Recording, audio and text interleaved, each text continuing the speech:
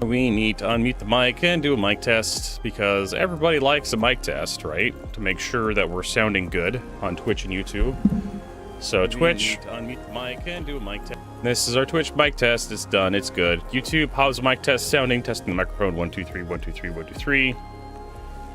We need to unmute the mic and do a mic test because everybody likes a mic test. Yes, there we go. All right. We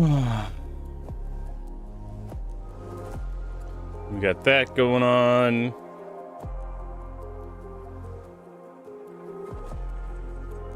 Need to adjust our camera so our green screen works. Okay, now we can start. Good morning, everybody. Welcome, welcome. Welcome, Shimpasta. Welcome, Rand Prince. Welcome, War King. Welcome, Yuzen. Welcome, Realized JPEG. Welcome, Bullet Man. Welcome, one and all. All right, so are they selling last year's? That's one thing I wanted. That they sell like best in show paints from previous years.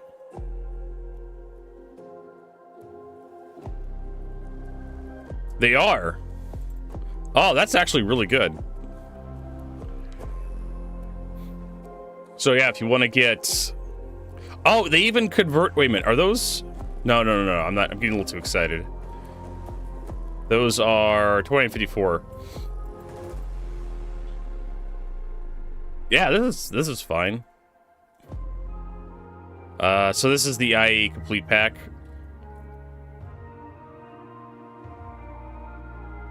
$29.51, $29.50. So yeah, this Cutlass one, this Cutlass one's gonna sell like hotcakes, I guarantee. And it's $7. I figured they would charge a little extra for like premium skins or some shit like that, but these are actually pretty reasonable.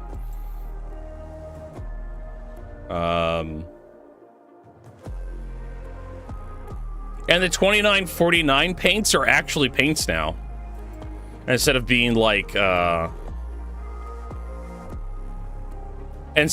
cross chassis upgrades. I mean, these are quite possibly some of the ugliest paints I've ever seen on a goddamn ship, but I mean, they're there. $29.49. I don't think anyone's rushing to buy the $29.49 paints. And there's the Argo MPV. Just the cutest little diminutive little ship. Yeah, like I think this is fine. Gives people an option who bought the ships later on to get the best in show paints. On one hand, it's going to make the paints a lot more rare, but on the other hand, people who actually enjoy it can actually show off their colors.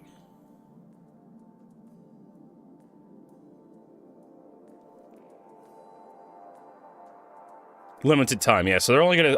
I'm assuming they're only gonna sell these during the Intergalactic Aerospace Expo every year. I know it goes against exclusivity, and they can shut up because people who got in late in Star Citizen can actually get this crap.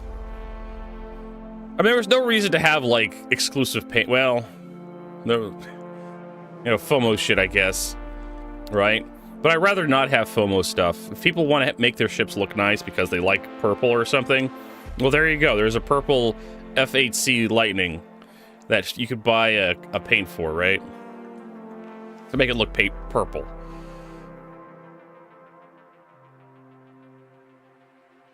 Hey, Rainbow Wrangler, welcome.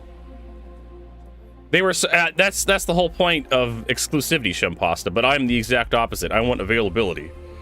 If people want to be able to spend their money, they should be able to buy it, right? On the official website. And I don't mind that it only shows up once a year. So, what if you don't own the ship, but you still want the best in show, right? What if you bought it in game? Well, now you can come to here and just buy the, I don't know, you bought a Redeemer with in-game credits. Right? Now you can come here, spend $13 and get the best in shows paint from $29.53 because you like the Redeemer a lot and you like the paint. I mean, this is obviously CIG breaking down and realizing they need more money, I guess. For some reason, they feel like they need a lot of money this year. They've been selling a lot of big stuff. Oh, everybody should buy that white and gold paint.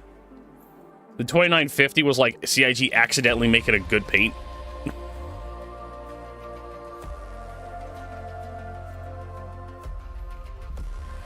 As opposed to $29.49. So yeah, like this is, I unironically, not sarcastically like this. If customers want to spend their money, take their money from them, give them what they want. But my best Hammerhead and Polaris is useless. Didn't the Polaris win one year? No, that was this year, right? Yeah. I should have the best of show paint, right, for my Polaris.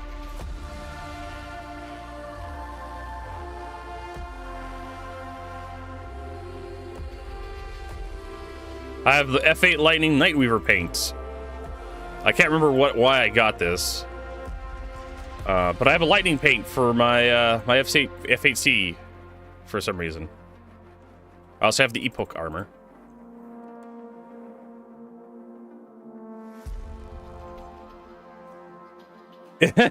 Well, the idea of exclusivity, Dreadtide, is that by having the scary boogeyman, woo, of like, you can't buy it forever.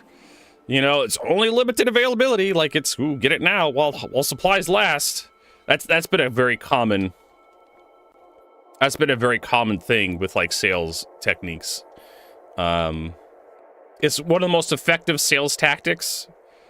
Is appealing to people's sense of fear. Like, you're afraid it's going to run out. You're afraid you're going to miss your chance. You're afraid you're going to be rejected if you don't, you know, buy it. There's always a little bit of fear in every commercial you watch. Especially insurance companies love to sell fear. Sex also sells too, but fear is far more common emotion to appeal to. Especially like you're going to miss out. The kind of you're going to miss out fear, right? Buy it now, or you'll never be able to buy it again. And you're going to look like some fucking dorky loser that doesn't have the thing, right? That was available when it was available. Eventually I put my foot down and said, you know what? I don't need to spend a bunch of money on Star Citizen.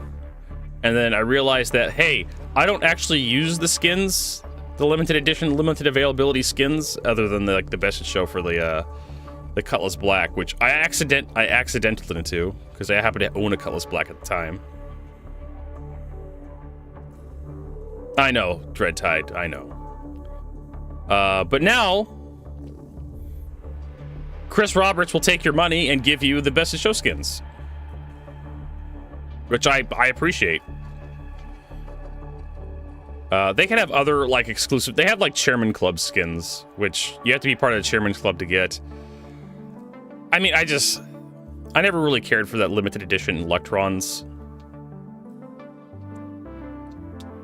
Right? I never really cared for that kind of stuff. How much is the Grey Cat MTD?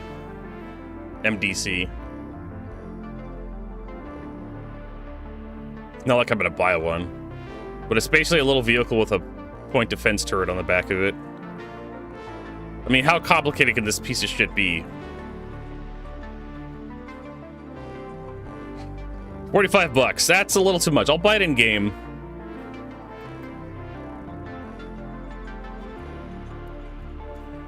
So you have the MDC and the... I can't remember what the other one's called. The MXC or something. God, the paints for this thing is not even that great. Why is it white space? Oh my lord! I know they're really proud of this thing. Just buy it in game when they release it. In about 6 months, it'll release it in game. Oh, they have the little 18 van, Baracus paint. Little 18 skin.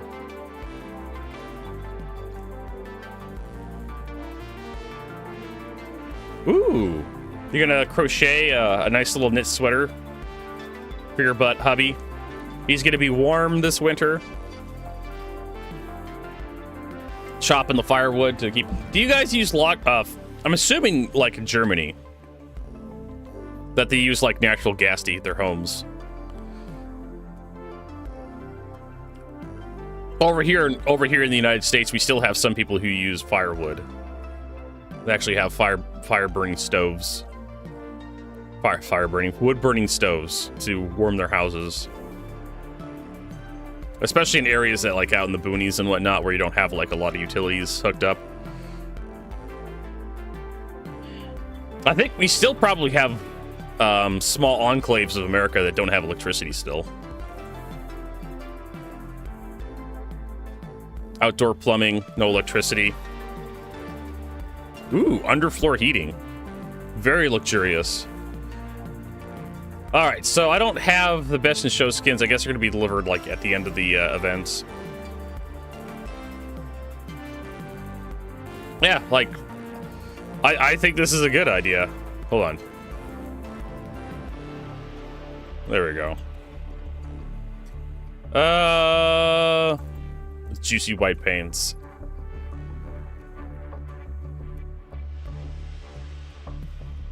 Yeah, exactly. Like, thanks. Yeah, thanks to Edgy all day. Best in Show 29.55 paints were 29.50 paints were already priced over $500 on the gray market. I wanted those for a long time.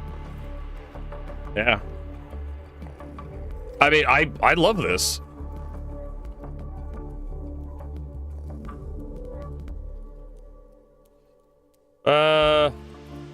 Thanks for Sig for removing. Thank you, Sig, for giving people the choice. Giving people the chance.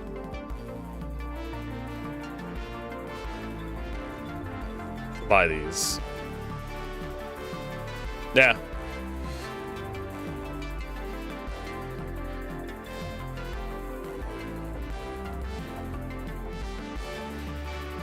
Yeah, that's what the end of the rainbow and Nerdfloor hating. There you go.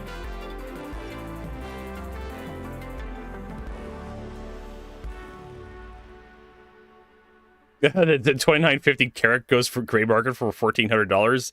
The fuck you say? I mean, if you want to make RMT resellers really sad, you just devalue whatever the fuck they're selling to the point where it just doesn't make any sense to actually sell it anymore. And this is how you do it. You take what you have already, right? These best in show paints, which are going for like over $500 on the gray market because they were exclusive, right? And then you sell them on your webpage for like 11 bucks. And then suddenly the gray market implodes because they can't compete with the official website. It's wonderful. No, not only are these paints like reasonably priced for microtransactions. Remember, okay, yeah, 11 bucks for a Scorpius paint or $5 for a Pisces paint is very reasonable as far as microtransactions go. $19 for a Carrack, but you got to realize the Carrack's like a $600-800 ship. I can't remember how much the Carrack is. I think it's over 600 now. So a percentage, as for percentage, if you're spending $600 a ship, you'll probably swallow 20 bucks for a skin for it.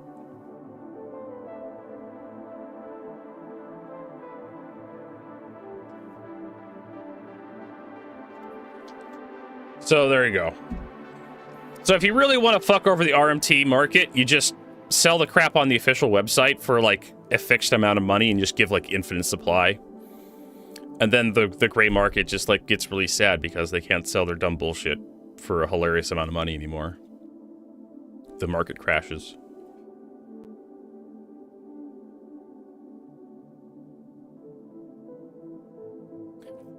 There you go.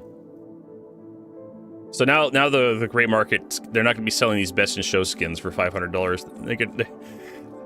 They could sell it for like maybe $8.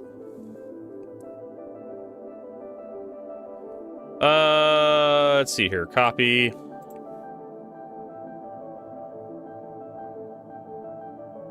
Ever wanted to?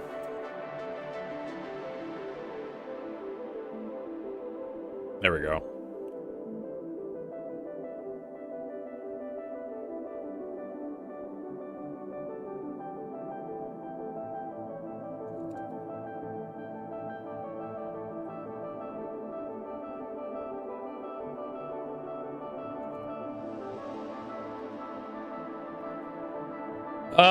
Actually, you know what? I think it's supposed to be plural possessive, so it's many years.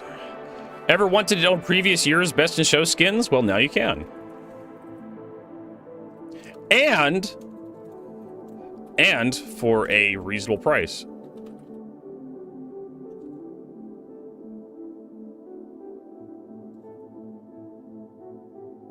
No longer have to chase these down.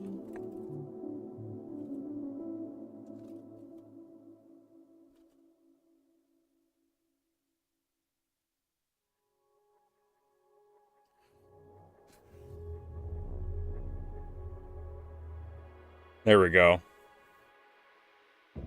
I don't like the white and gold, just like pee in the snow. But what if you like peeing in the snow, Rainbow Wrangler? What if you really enjoy spreading some gold on some fresh fallen snow?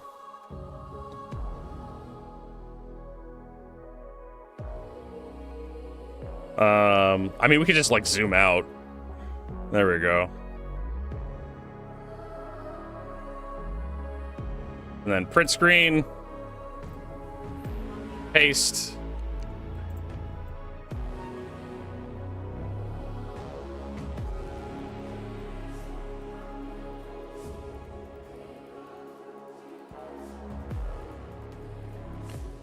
And then we'll just like...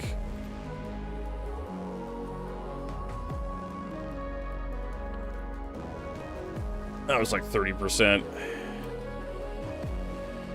Alright, that's how it's supposed to look. I'm not gonna judge out loud. Where is it? Pictures.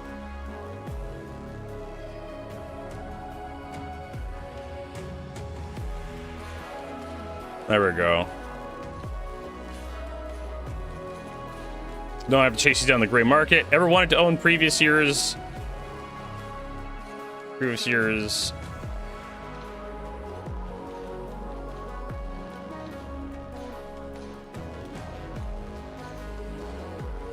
No longer do you have to chase these down on the gray market for 500 plus USD.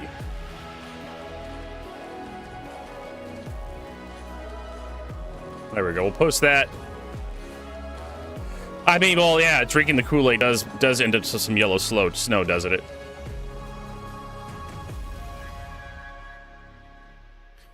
Let's see here. That's... Oh, no, that doesn't work. I'm telling fucking everybody.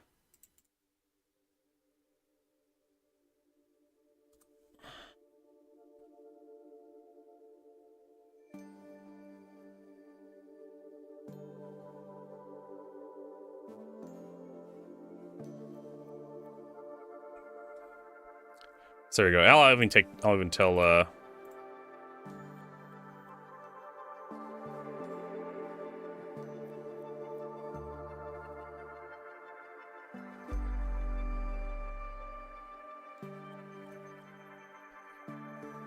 right, so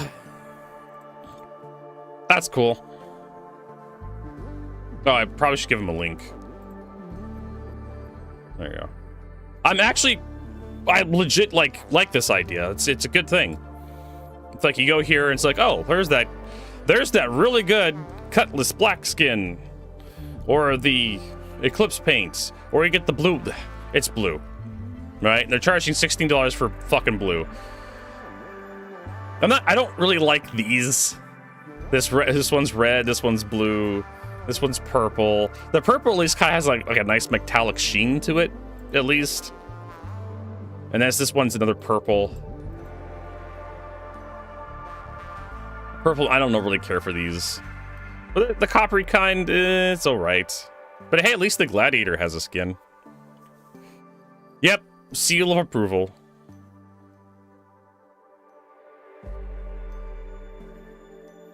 Fair be honored, Rainbow Wrangler. She actually gave me an emote. Let's see if I can find it. Oh my god, like...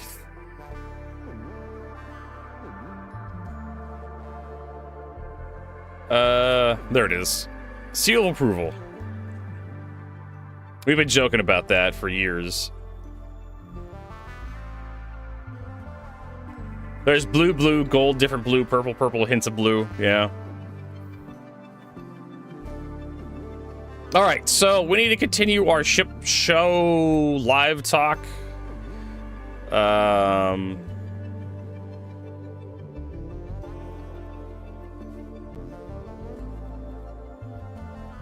Boop.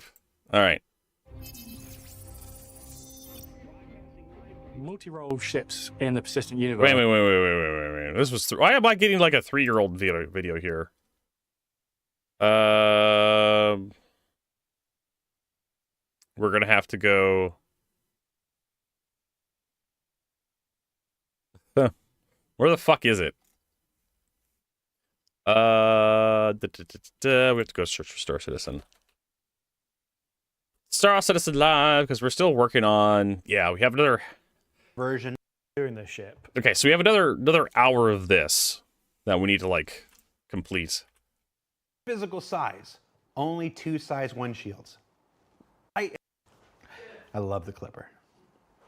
Why has the Clipper, despite its massive physical size, only 2 size 1 shields?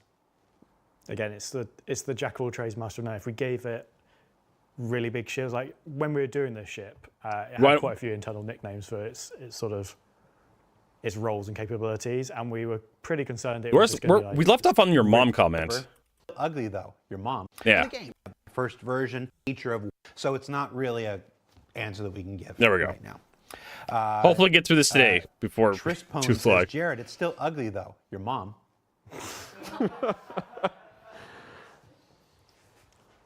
I love the Clipper. Why has the Clipper, despite its massive physical size, only 2 size 1 shields? Again, it's the jack of all trades, master of none. If we gave it really big shields, like when honestly, we were the doing Clipper this should ship, have a single size it had 2 quite a few shield. internal nicknames for its sort of its roles and capabilities. It's so and we were big. pretty concerned it was just going to be like, when people first heard about it, they're like, this is going to break the game. Like, we need to have some form of like balance and control on it. And that's sort of why. And the balance control, they gave the Clipper awful internal components. It has all size 1 components, and the thing is massive. It's a skyscraper, right? It does not have the components commensurate to a ship of its size. It doesn't have That's a probably huge amount of Dread Tide. shields. If you want to leave, come And back later. As a benefit of having size 1 shields, it means you can actually craft size 1 shields. Like if your shield gets destroyed, Fucking you can go Rainbow. craft another Hurt one yourself on at the board planetarium. and go fix it. Probably the first Whereas person to ever size utter 2 that shield, utter that probably not phrase. gonna fit. Like we wouldn't have had space to fit it in the. It would have got even bigger, taller, longer to fit. Also, it's quite Drake, isn't it? Yeah. I think it kind of fits with the theme. Too many guns, too few shields. Yeah. Colour Send it. It's fine. And this next question on the Clipper, we originally had Rich on the show from the vehicle experience team.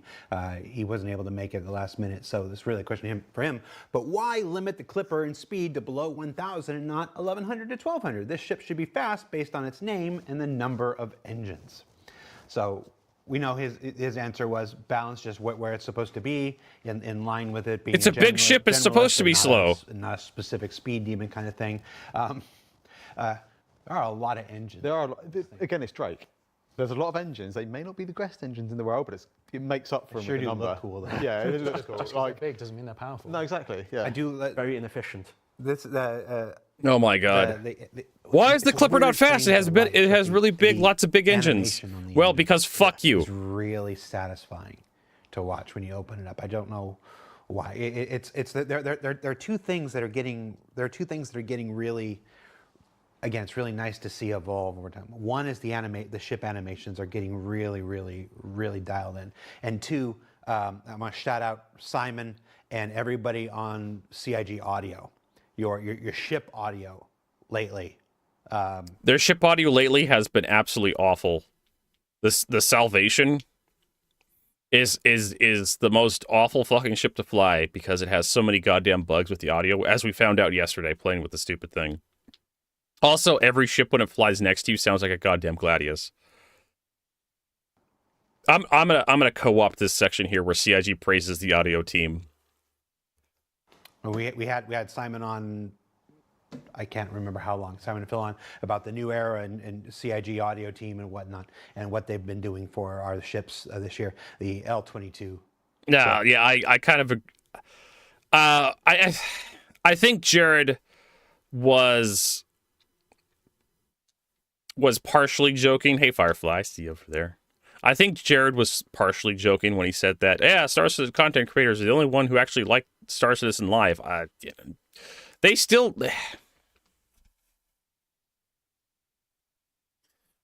This had 72,000 views, which is actually really low for like a corporation's stuff. Let's go look at like Warframe.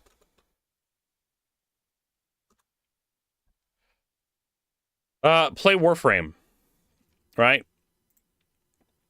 Do they have like yeah, Warframe TennoCon 10-year anniversary celebration 2 weeks ago, 55,000 views. Warframe November 2025 official kickoff, 53,000 views. Warframe The Teacher's Quest first look, 35,000 views.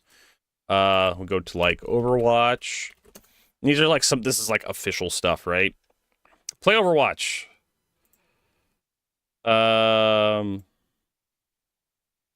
Premieres. Vendetta New Hero Gameplay Trailer, 581,000 views. BlizzCon ticket sales announcement, 28,000 views.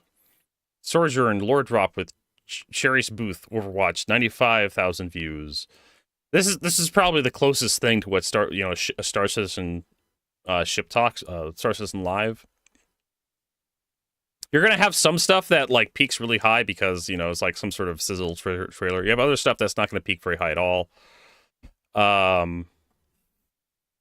Yes, exactly, Firefly. A weekly commitment to have some videos, right? It's supposed to be like they were supposed to have Chris Roberts too, like a weekly thing with Chris Roberts.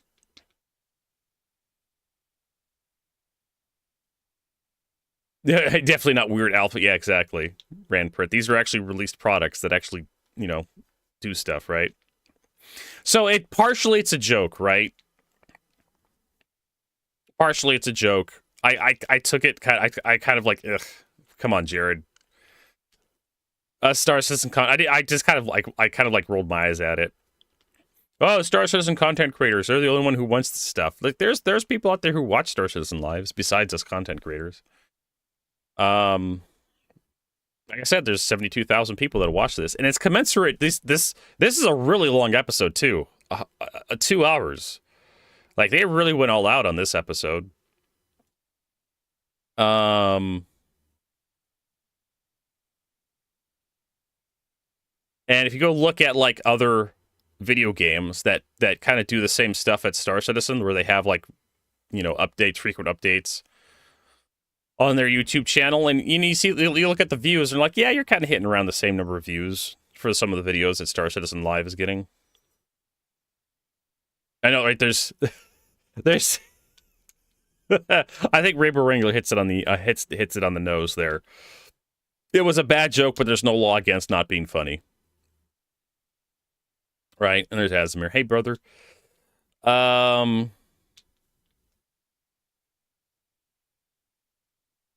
So I get why some content creators would be upset about that, because it's like, I mean, in hindsight, you look back at it, it's supposed to be a joke, right?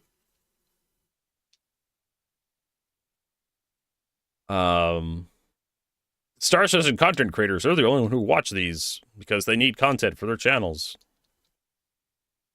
You're basically calling all your content creators bottom feeders at that point. Eat trash. You need us to create content so you can have content.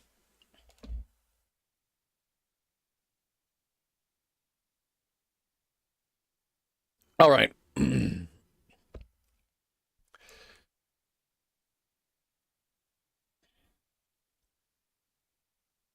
Yeah, there'd be more to talk about if Star Citizen actually was a better game. I definitely agree with that.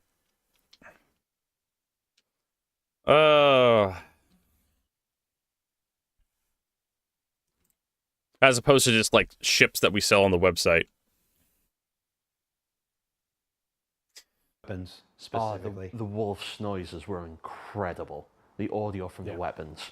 Like, I know it makes no sense to the vacuum of space. I don't care. Looks cool. Speaking of the wolf, we only had one question here about the wolf. Will the kits for the wolf be available in-game for AUEC? Yes. One of these days. Eventually.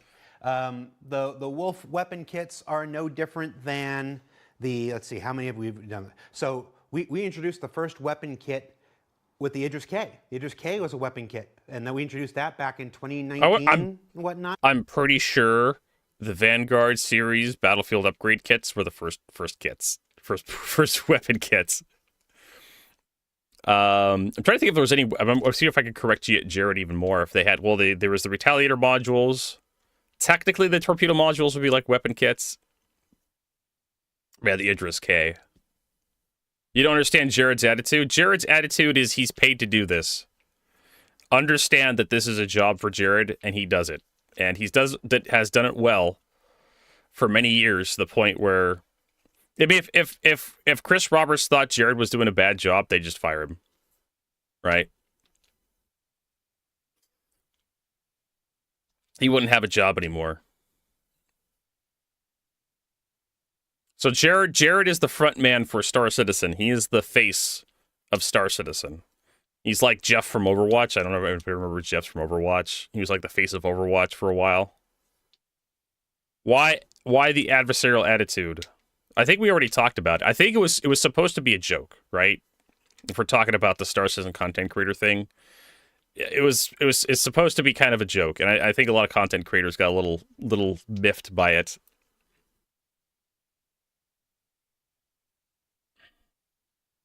But he's here to like sell Star Citizen as a successful product. He did it CitizenCon 2. There is a subset of the community which doesn't particularly care for streamers. He talked about devs deserve frappuccinos. I mean, I think the devs deserve coffee. They just have fancier coffee than I ever had back when I was a mechanic. But that's kind of a thing in the tech field, where you can't pay your employees a lot very well, but it's kind of expected that you have perks on site, like nice coffee, nice chairs, air conditioning, heating, air conditioning, sit-stand desks, that kind of crap. But they don't get paid all that well. So that's one of the things you have to realize, that a lot of developers, a lot of publishers don't pay their employees very well, but they give them good perks most of the time. Especially if you want your employees to work a lot of overtime, like crunch, you better have some nice soft chairs to sit your ass on for like 10, 12 hours a day. Exactly what Firefly says. Good ergonomics are a requirement if you want your people to work long hours in office. If your office sucks, people are just going to immediately start looking for a new job for a company that has ergonomics. And so it's kind of like a Cold War between all the various publishing houses that are, trying to make video games, trying to make money off video games. We're trying to hire the best talent at the lowest price possible. And it's difficult to retain that talent long enough to actually complete a project. And so in order to keep people around, you have to is it better to give everybody like a $5 extra hour raise, or do you just take all that money you would be spending on raises and buy like a cheaper cappuccino machine for the entire office, right?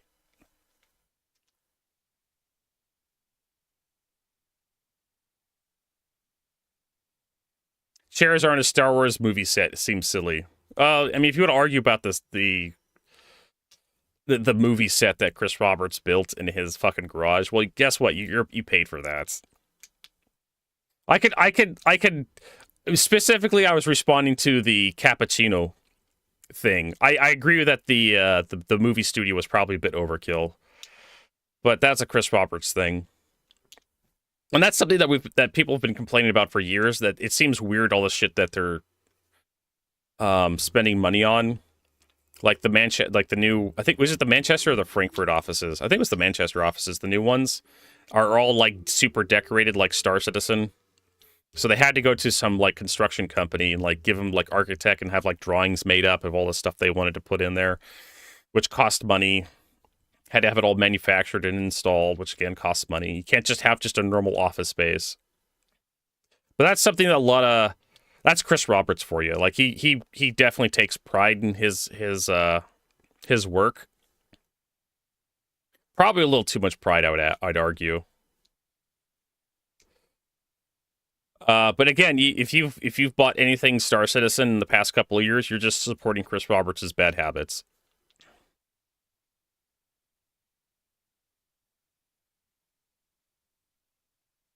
It was a pretty childish rant. Like I said, if we're going back to the caffeine one, like I think I saw that and I just kind of like whatever. Like they don't deserve caffeine. Like yeah, they do. But they did have a margarita machine there, and I'm just like, I don't know. Like a margarita machine?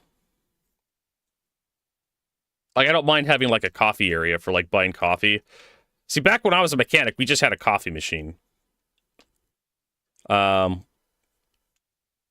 on where I worked, if it was a big enough company, they'd actually do the math on what it would cost opportunity wise to have like a coffee, just a drip coffee maker versus having a company come in and set a coffee vending machine up. And it turned out it saved more man hours to have just a machine that was serviced by an outside company. They actually have these coffee vending machines. If people haven't seen them. Let's see here.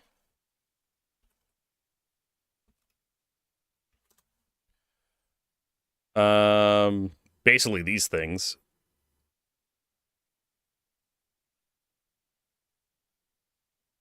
This machine is going to blow up. This is so stupid. There is a coffee vending machines that you don't see anymore. So we basically got one of these, which is you come up here, you put some coins into it. Well, ours had a coin. This one has a card reader. You make a selection of what you want. You want your black with sugar, with whitener. Whitener? You mean creamer? Sugar and whitener. Get regular coffee. There's a coffee latte, vanilla coffee. Yeah. I'm going to get coffee latte, whipped cream. This one, 1D6. This is basically what one of my companies installed in our business, because it turned out the mechanics. Come on, take my money. The mechanics maintaining the actual drip coffee maker we had, the little crappy thing we got from like Costco, took too many man hours out of the day.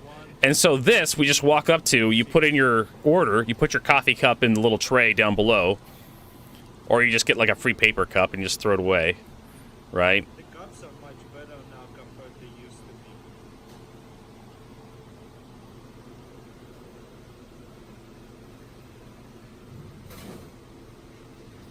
be. Oh wow, that's cool. It opens up for me. So there you go. This is literally what we had Boom. There's my. when I was a mechanic. You walk up to the machine, you put in a couple quarters, Oh, by the way, and it just shits out your coffee into a paper cup, and you sip that on your way back to your workspace to like change out a tire or something. And that's what we had, right? You just have a vending machine company come in, and either the company pays the vending machine company to service it, or it's coin operated, and whatever the mechanics put in is what covers like the service cost for the vending machine. And they're super simple to operate. You just got to put coffee grounds in there and like some sweetener, some powdered, Dawn dairy powdered creamer. You put sugar in there or something. You have a little hopper for sugar. You have a little hopper for like creamer, and then you maybe have some extra chemicals and whatnot you put in there for like a mochaccino or something. But yeah, it's just coffee grounds, sugar, and then creamer, and then it mixes. They got a little machine that mixes all that crap together and shits it out into a paper cup.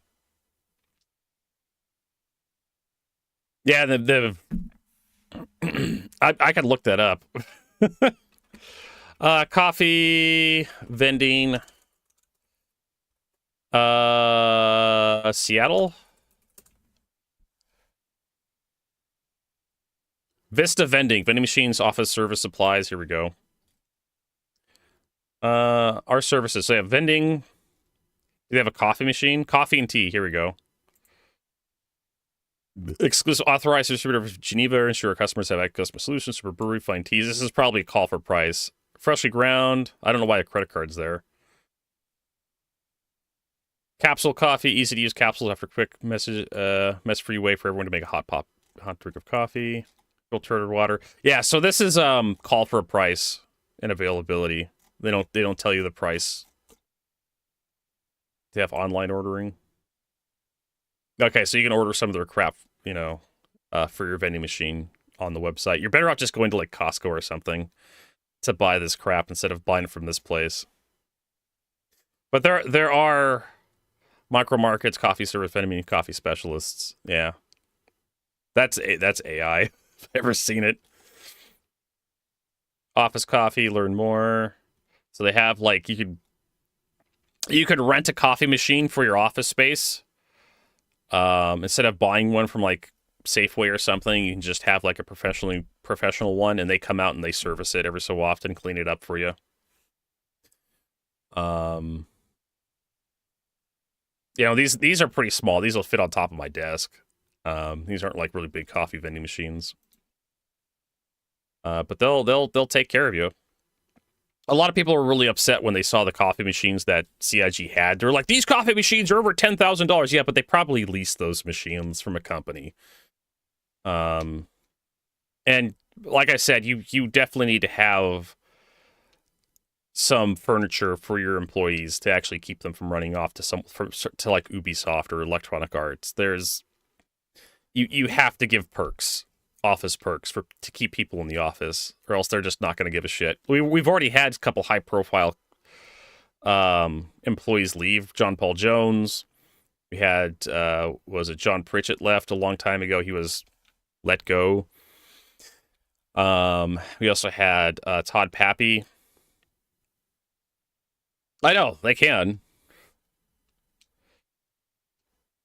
but it's about getting the most bang for your buck.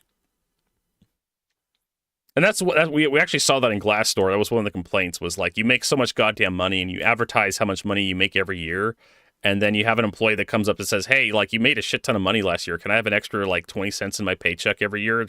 And they're like, no.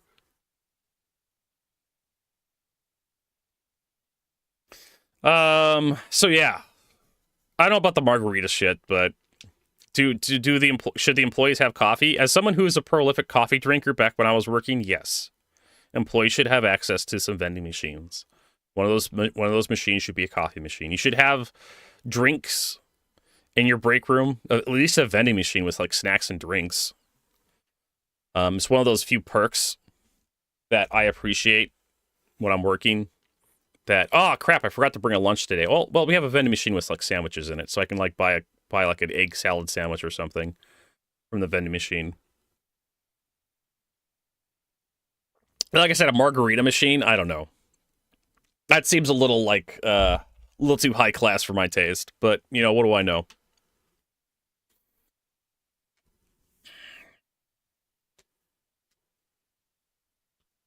Should backers pay the fee for vending machines? Yes.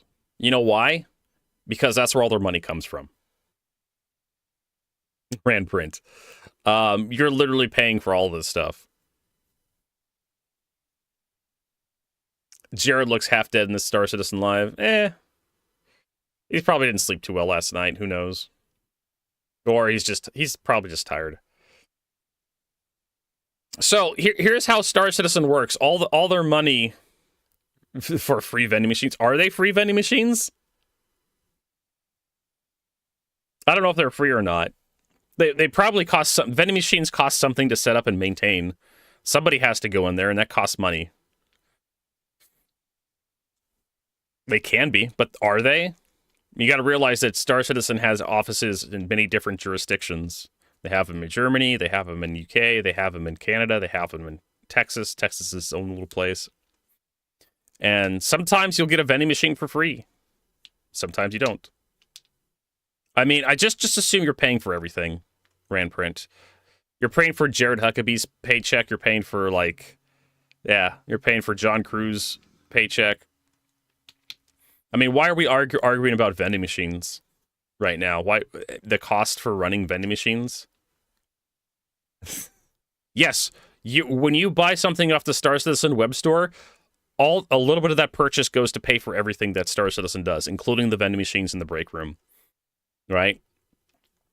Maybe the margarita machine was just for CitizenCon celebration. Chris Roberts went out and said, you know what, let's get a margarita machine for our employees so people can actually enjoy the day. Like a little pizza party. They had pizza there too. Jared Huckabee was like shoveling it into his mouth. He unhinged his jaw like a fucking snake and swallowed like 3 slices of pizza at once. It was disgusting. So, like everything, if you buy an $11 skin, on the Star Citizen website, a couple pennies of that goes to everybody that works on Star Citizen, whether you like them or not, including a couple pennies go to the vending machine in the break room.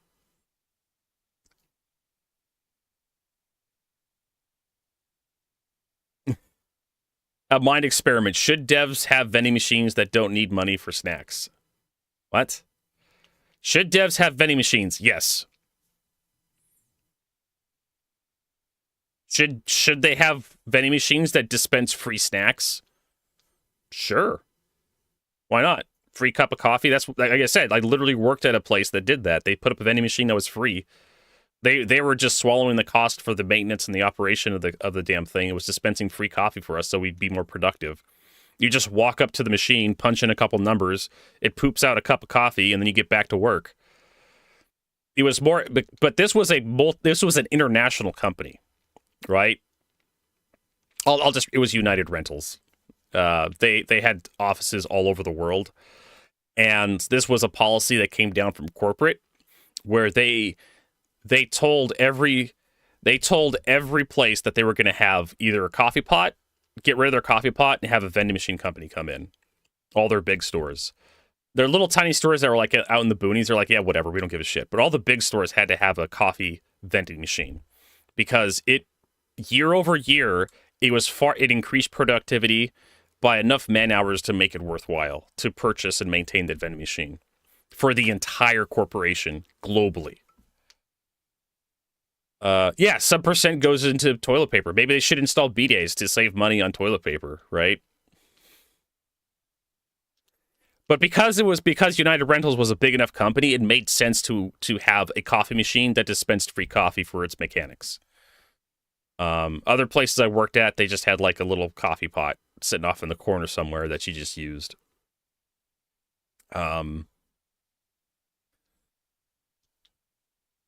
Some places would have a vending machine too, like dispensing like drinks and like. A horrible person. If there was a machine to work with friends with free bear claws, it'd be much less productive. Well, that's kind of like how it goes. Like having a machine that just does the coffee, you're spending less man hours fiddling with the coffee pot and like maintain, because that was the problem with like United Rentals is that you'd have to have somebody fiddle with the coffee pot to clean it up, do more grounds, fill it full of water, start the coffee pot going. If you wanted to have coffee, there's actually maintenance in that. But with just having another company do that, you just have to it takes less time for the mechanics to fuck with the coffee pot to make a new pot of coffee every couple of days. Well, every day, really, if you want fresh coffee.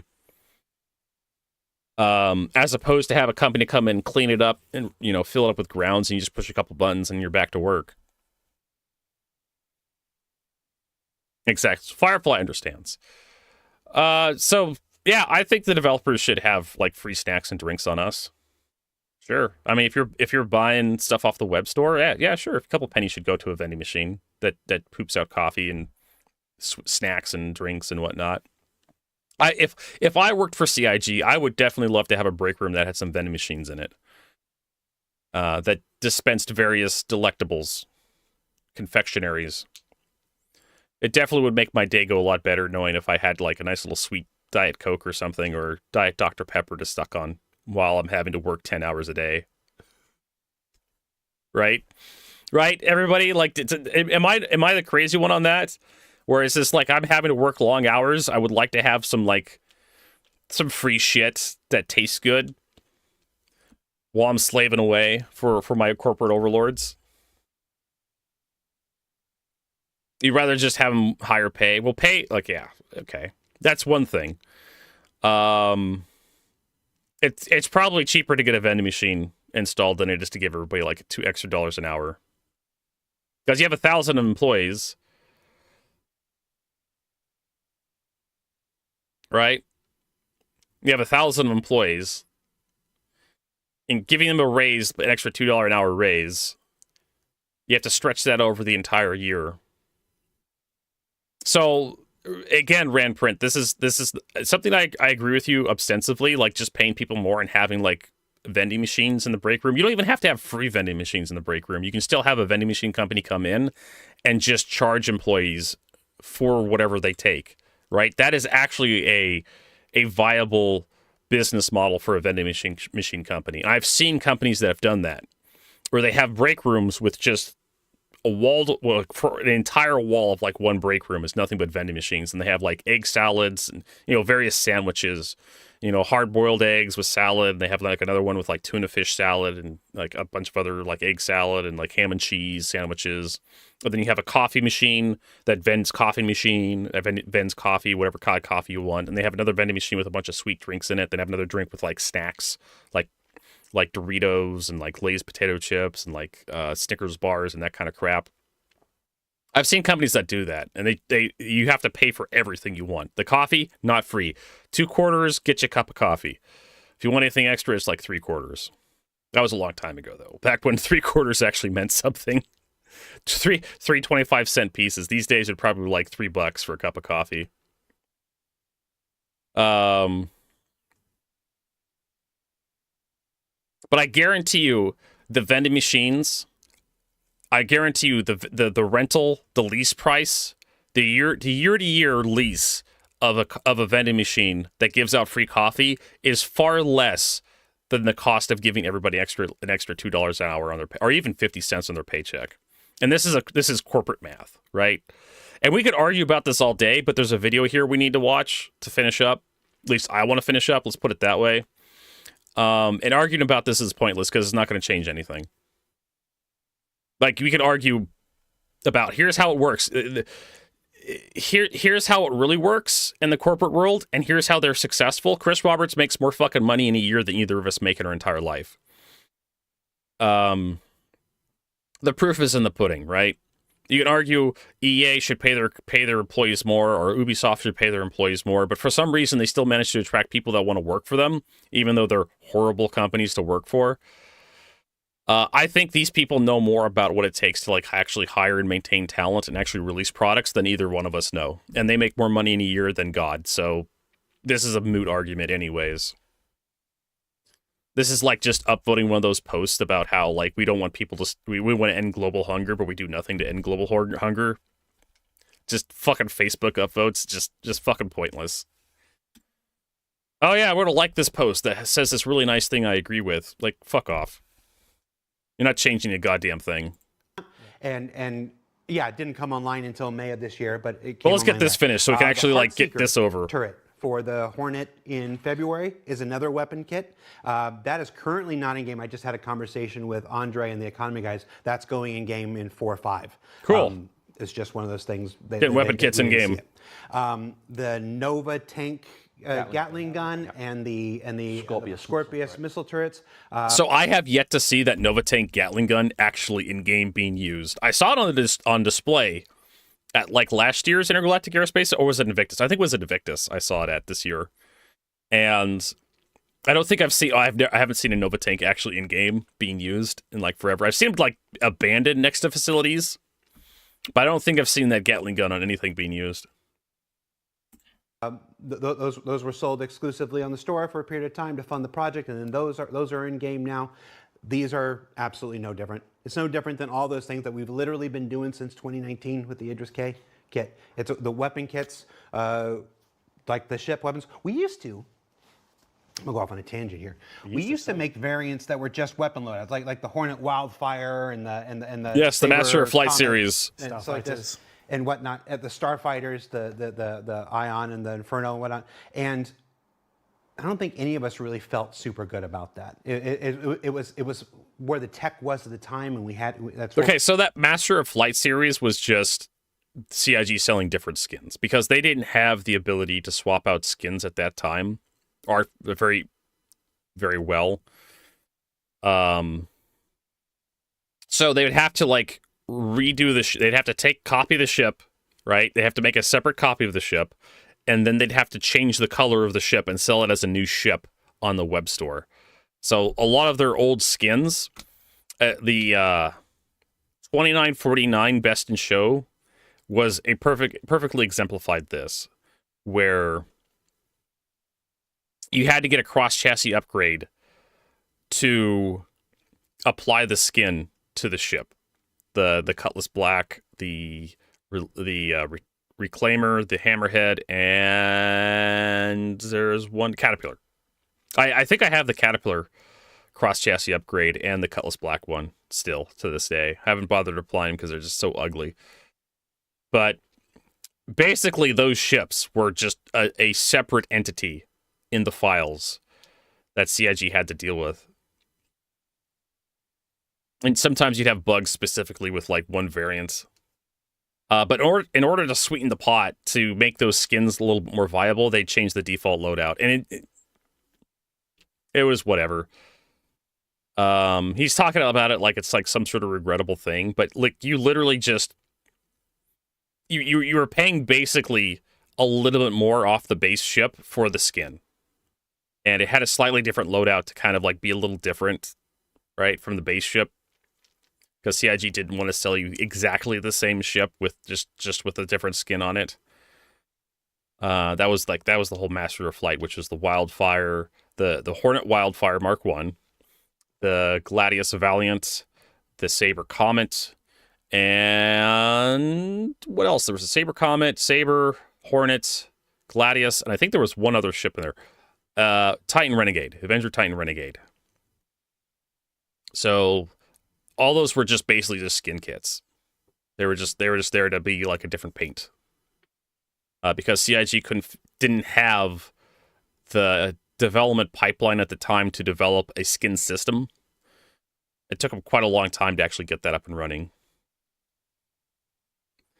And so in order to sell skins to the user base, they basically just had to sell a second ship that had a slightly different load. And they changed the loadout to make it a little bit more palatable to people. And it was fine. I think the Saber Comet cost a little bit more, but it's if you look at the base cost for the Saber at the time versus the Saber Comet, you were essentially paying for the skin. It was like $10 more.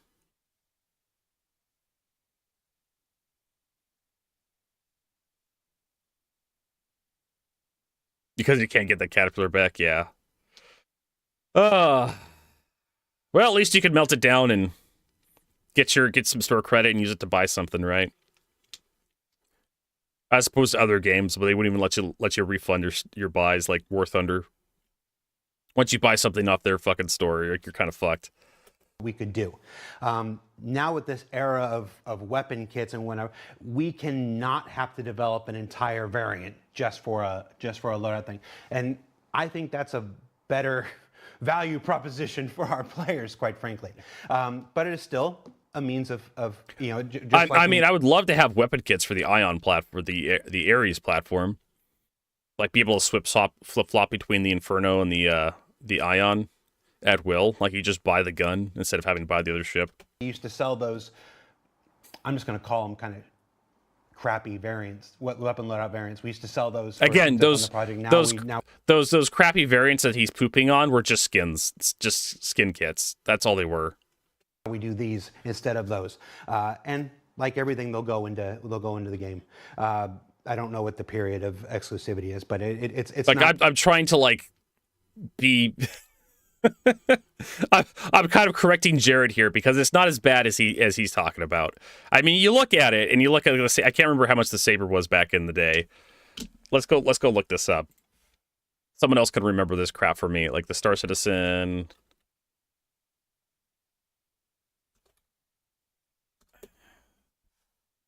Let's see if Star Citizen Wiki remembers.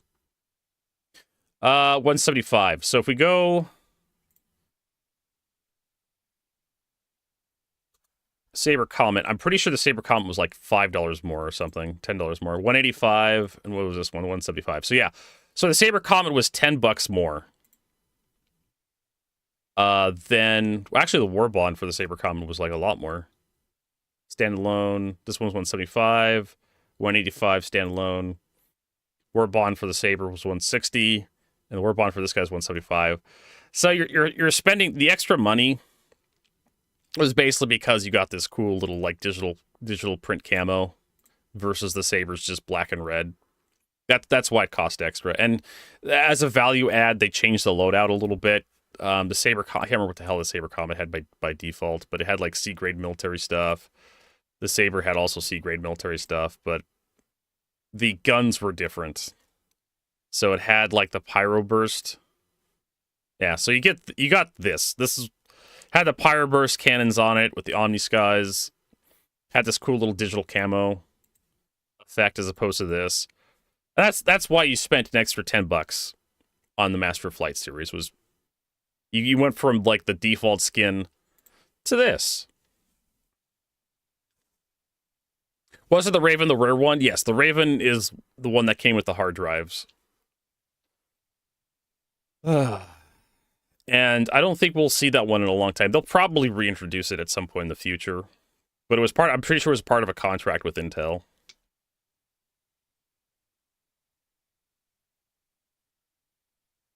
Well, I felt lied to. We have X amount of ships. They're going to keep selling more ships, Asmer. Like they have to. They can't. They make too much money every year. They make way too much money on ships. Just like Star Trek Online. They have to keep selling this crap. Or War Thunder. They have to keep selling new vehicles every fucking year. War Thunder's just... they just have to keep doing it. It's impossible for them to stop. If they want to keep having free drinks in the break room, they have to keep selling spaceships every year. It's not hardcore and defined. It's like the Heartseeker turrets going in now because it just is. But yeah, those will go in. The Idris K weapon kit will go in at some point back when I leave here. I don't think it's in right now, so I'll go and I'll talk to economy after this. Idris T. The Idris T kit, right? Idris T. We've done weapon kits for a while now, and stuff like this. So they all make it into the game eventually. So no. Can I just mention one wolf thing? Yeah. Is I know the paints were a little bit broken when they went out. Right. It hurt me, but it was either that or broken damage, and it was deemed broken damage. The ship to yes. Apparently, the ship properly, paints, even if the paints were a little bit were broken, breaking the ability for the front, wolf to take damage retros somehow. Yeah, crush me. Yeah. But it's been fixed. It was fixed within a few hours of the build going. It was just something that was too late for us to fix for the release. And yes, Chad is reminding me eventually a way to get the railgun for the Idris M from the Idris M. In the fitness shop. Big shop. Big shop. Yep. I think the big mistake is because of everybody crows, assumes right? they go into UEC shops. Yeah. And that's never been what's said. They will be attainable in game. So for a long time, UEC shops were the only way we could do that. But now loot is diversifying. People have just seen the physicalization of helmets and stuff like this. There's going to be certain things that you can only get through loot. Crafting is somewhere around the corner. That will be another way to attain these things in game. And Wicklow, everybody's favorite. Everyone's favorite Banny. Which some people online, not completely incorrectly, have dubbed crafting light. When it works.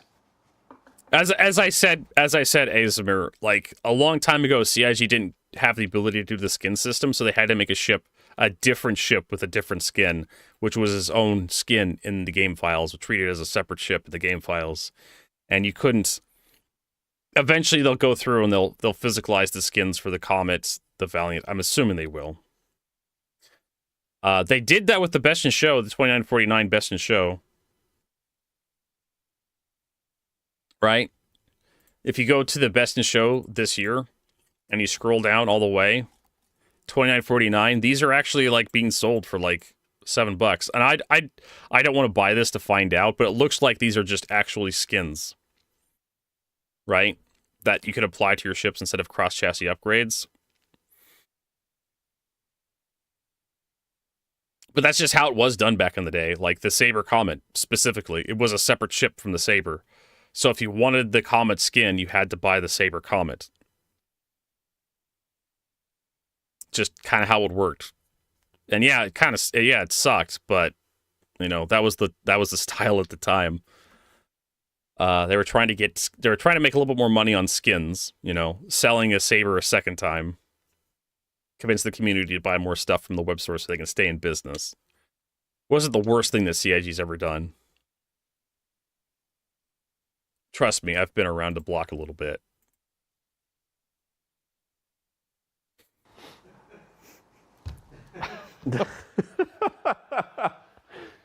Despite what some people online have said, I've never sat here and lied to you, not once in 11 years. I'm not going to start now. But all of these Citation different ways needed. are ways to achieve, or ways to acquire things in game. It's not just automatically UEC shops. That said, the Wolf kits will eventually be in UEC shops. I'm just making a point that it's not just automatically that. All right, so let's move to some general ship questions. Really excited about the Generalist class of ships, seemingly formalized by the Clipper. Any other manufacturers that we might be seeing some Generalist ships from? You mean like the 100i, Definitely think it's 300i? There'll definitely be at least one more. I'm not going to say any more than that. We're just going to reveal the entire 2026 schedule. The Reliant, All right. the Reliant There's gonna be Core, I another guess. Generalist ship. There'll be another Generalist ship. I'm trying to scratch my head thinking Reliant Tana. what we signed up for. I can't remember. It's been so many at this point. I'm surprised the Yeah, Reliant series doesn't have an industrial like. And I don't know if this is the Crafting next ship. question, but why we've changed the categories and gone through them all. Yeah, in 4.4, people probably logged in and saw that a lot of the categories were kind of fixed and updated on their ASOP. I had a bug come across my desk for ground vehicles displaying as ground. Ground. Yeah, that was my favorite. And it annoyed me immensely. So I went into our tools to have a look at it and just discovered this web of broken stuff. And as you do, you start pulling at the thread and fixing one thing, and then you realize the inconsistencies. So we went through and aligned them all. We got rid of ground as a career, because whose career is ground? So all the combat vehicles that are ground vehicles are now combat with their like subclassification, and that just morphed into Get relooking at them all. ground. I love it. Light, medium, heavy freight. Yeah. We also realigned some of the categories because they were done 5+ years ago when we didn't have the range of cargo ships we have in game. Yep. So we've sort of normalized that out to new numbers. I can't remember if we've published that or it's our thing we're going to do, shipyard. Yeah, no. We are. It's one of those things. You and I did the shipyard back in 2016, 2017, and we say every year that it's time to update it and whatever. Yeah. We are going to find time to do an updated shipyard in 2026. That's another thing that's coming in 2026. It's absolutely needed. I got to get these other teams I'm building fully up on board, and when I'm not, whatever, then I can go back to that stuff. It also knocked onto the web as well. Like the web store is an entirely different set of data, saying an entirely different set of things. So I had to make a post. I had to make a post last week because we are part of the things. People are like, "What does Jared actually do when he's not filming like this?" Well, you're not really filming, are you? Yeah. What is Jared's day job? Is this massive store audit that we're doing. So we made a mistake. We've been trying to add. We've been slowly working out definitions for all the different roles and the types and adding them to the website. And, Jared, use your words. Rome's not built in a day, but I made an update to, and it was me. It was me who did it. I made an update to, I can't even remember what ship it was, and I removed part of a definition that I didn't mean to remove, and I had to oh nope, that's not an actual change. That's me trying to do a good thing, messing up. So we put it on there. Jared, we want more video content because we like it. I like it too. And there will be more video content. Yeah, you should produce more video content. Probably not back to what it was at the high day, but I am bound and determined to do more next year than we did this year. That's another thing. I don't know how I'm going to do it. Save this for like New Year's Eve. This sort of is art. No. It's kind of our New Year's Eve. They might work New Year's Eve. I'll get in trouble. Have you made any good progress on the Caterpillar and Ironclad command modules? Yes. Next question. Oh, okay, fine. No, it's fine. That's all you want from me, Jared. Go ahead and say it. So the actual Parasite stuff for being able to take control of the large ship and fly and control it. We've actually got the first playable coming up very soon. They've used a prototype of existing ships, but the Ironclad and the command module have been built with it in mind.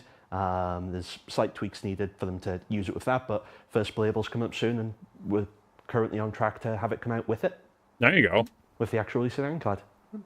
Oh, wait, was there any truth to the rumor that you just took the command module of the Caterpillar, stuck asymmetric wings on it, and called it the Clipper?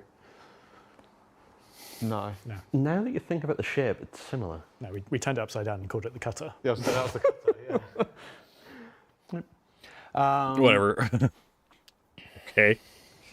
Kind of awkward. 5 new ships released at this year's IE, yet all are missing a practical, quite useful element. Downward-facing landing lights.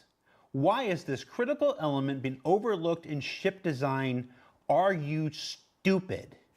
Maybe. I added that last part. I mean, possibly. Sounds like something the community would write So in Twitch chat. I think it depends what context we're talking about. Because if the practical purpose of them is the same reason that people wanted really, really powerful headlights and lights on the ship, it's to help them navigate in the dark. So it's easier to land and go about on dark planet surfaces.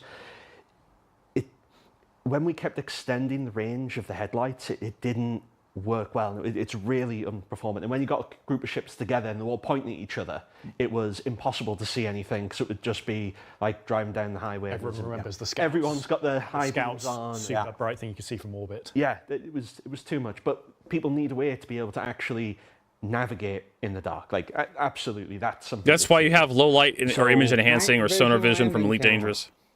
So, we do have plans for a solution. It's a system called, we're calling it LAMP. Lamp.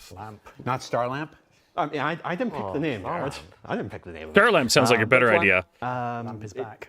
It's to. I love Lamp. Oh, I love that film. The entire purpose is light amplification, so it's to let people be able to fly and navigate at night. It's currently in early stages. We don't exactly know when it's going to be going out, but what it does is it puts light amplification on all of the canopy glasses, so you actually be able to see what you're doing in the dark. Yeah. If people have Fucking God. I have this shit for reshade already. I don't know what's taking them so fucking long. used the FPS scopes with the light amplification, it's a more expanded version of that For your cockpit glass? for your cockpit Yeah. glass. Oh. So that's the solution to have you navigate at night. Now, if the question was because it's cool, Yeah, it is bit cool. chips. Yeah, just blame me. It's fine. It only took them like 14 years I still to want it put some in low light the amplification Still one. Especially on into our That's the one ship that cockpits. took off and landed vertical. Two lens. Yeah, so that was good for that. Yeah.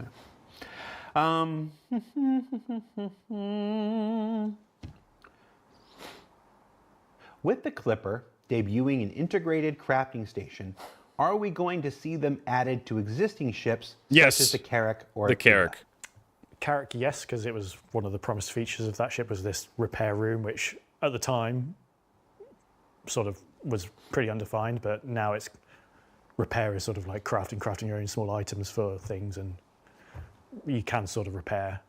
Maybe adjacent CIG just to it. really wants you to spend money as We were America. talking about the kilo. We can't remember that being a thing for it. I don't So remember that either. I think that. if someone has some hard evidence for that being a thing, and you can sort of repair, like crafting your own small items for things, and you can sort of repair adjacently to it.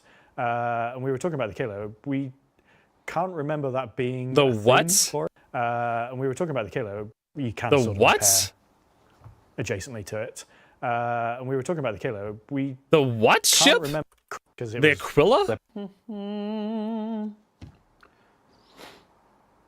With the Clipper debuting an integrated crafting station, What fucking ship are they talking we going about? to see them added to existing ships such as the Carrack or Aquila?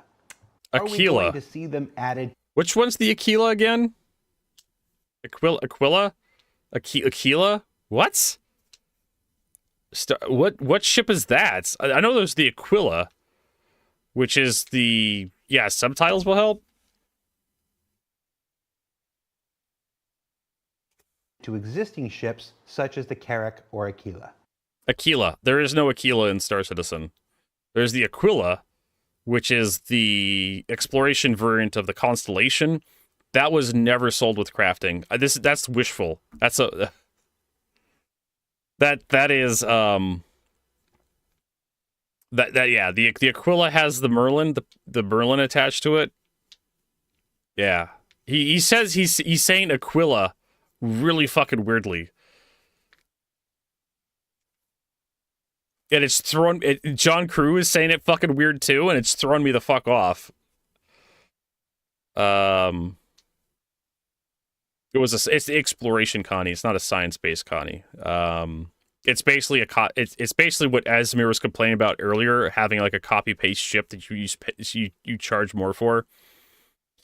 It's almost exactly the same. The one thing that the Aquila does differently versus the Constellation Andromeda is it removes one of the turrets and adds like a scanning turret, if I remember correctly. The top turret is changed out for a scanning turret. And what else? I think it loses its side missile launchers and it has like scanning things that pop out. But other than that, there isn't much difference. The cockpit glass is different. Other than that, there's really no difference. I think maybe the base loadout, the components are a little different between the two ships. Aquila. So the Q, which is pronounced qua, the QU sound, which is pronounced qua, Aquila, is pronounced Aquila. Hey, Kevin. I wonder if is there an official pronunciation? And this is the problem that Star Citizen, that just CIG Star Citizen has in general, where they pronounce ships weirdly. Like Idris, there's like 5 different pronunciations. Is it Idris, Idris, Aegis? I pronounce the QU sound as qua, Aquila. Let's how to pronounce Aquila. This is probably AI. Welcome to this pronunciation video. Today we will be focusing on a new word that you might find challenging. A constellation resembling an eagle, also a genus of eagles. Dive into today's word. Aquila, which means a constellation resembling an eagle, also a... Like, if I'm going to take a...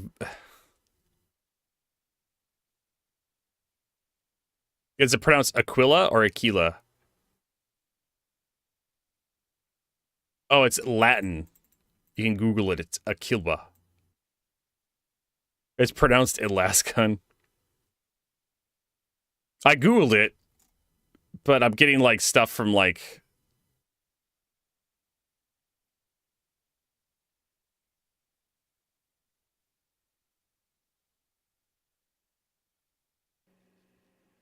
We are looking at how to pronounce these names, as well as how to say more interesting. A 1st century Christian missionary married couple described in the New Testament. How do you say them? Aquila and Priscilla. Aquila and Priscilla. There you go.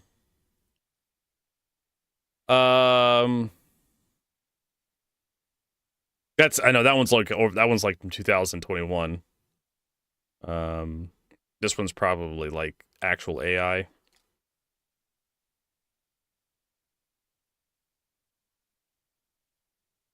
This one's how to pronounce.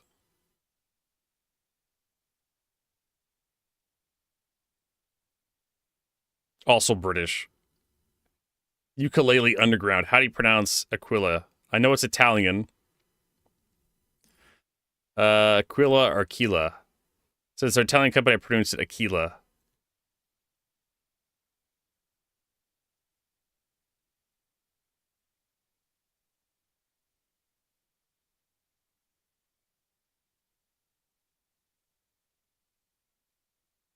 I don't think Star Citizen has any like official documentations where they pronounce it.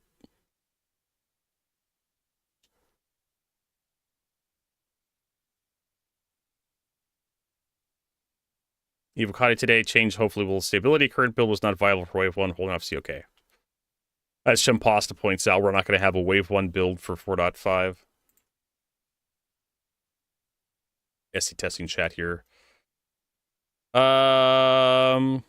Was available for Evocati, but not for Wave 1. Yes, but I pronounce it Aquila. Because I pronounce the Q. Google the phonetic spelling for Aquila.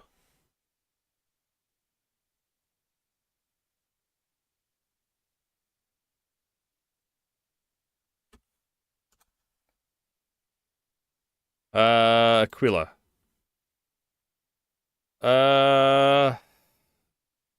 Aquila.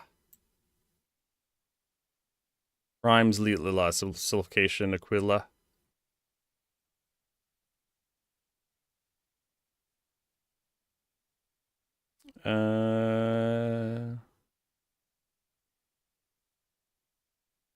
Aquila. Etymology from Latin.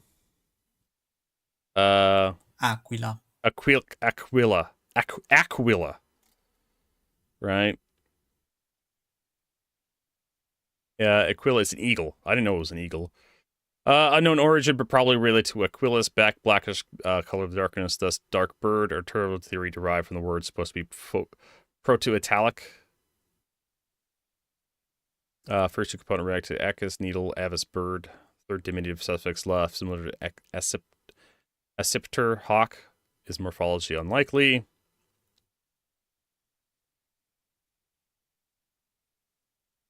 So it's an Aquila is a standard of Roman legionnaire.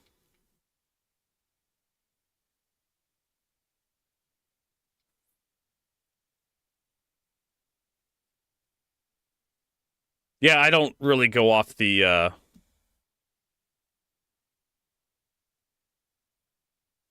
yeah, I don't know much about how this stuff is supposed to work.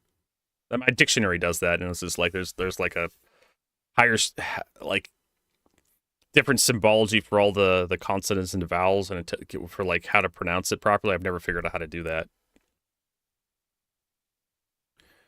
But yeah. So there you go. They actually have a pronunciation. Aquila. Aquila. So it's Aquila. Because it's Latin. So why the fuck they didn't spell it this way?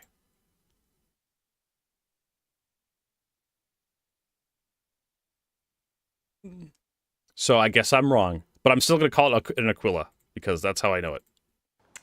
Character, because fuck you, I'm an American. One of the promised features of that ship was this repair room, which at the time sort of was pretty undefined, but now it's repair is sort of like crafting your own small items for things, and you can sort of repair adjacently to it.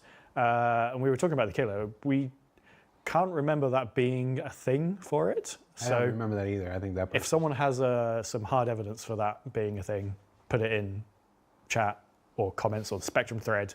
Tag me on Spectrum. Send your comments, Care up, John Crew. Yeah. We spent like a good hour today digging through every single bit of the old marketing material for every generation of it and couldn't find a thing about it on the Aquila. See, he did. He pronounced it the way I pronounce it. Aquila. Aquila. Tomato. Aquila. If anyone has got anything of it, just tag me and John Spectrum. Yeah. I do look on Spectrum, but it's... You just don't reply. I don't reply because I get a lot of tags. Okay, so here's another one. With another large ship added, Perseus, conspicuously lacking the option to reserve a name, even if it wouldn't be visible in game, can someone please give us an update on the intentions around ship naming? We've had absolutely no word in years to confirm or deny that the original reservation system is still aligned with the team's philosophy. If it is, then what's stopping you from adding ship naming simply on the web hanger side, so we can reserve the unique names we have in mind? So from a vehicle content point of view, there's two things there. Since we introduced vehicle naming and serials with the Hercules and a slew of other ships, we've done the setup on all the ships to support having names since then. So anything in like the last American baby 4 years? 4 years. Yeah, at least 4. Has the setup for it. We're not, at least from an art point of view, not particularly happy with how it works because it's basically a fixed size, maximum 32 carat long length string that goes on the exterior of the vehicle. If you name your ship B, it's the same size B as if you had 32 Bs in a line. So it doesn't look great. I mean, it doesn't react to the paints. We get to pick the font and the color in the current system. So if you pick, you've got a black hull ship with white font, looks great on the default. You go put a white paint on it, it doesn't react to that. We need to enhance that. So it. Oh my God! So you know paints. You know how you do that? You know how you take care of this problem? I'm going to show you how to do this. So you take Microsoft Paint like this, right? And you do white And you do a fill solid color like this. There you go. And then you take that, and then you do black text, and you do like, this is my ship name.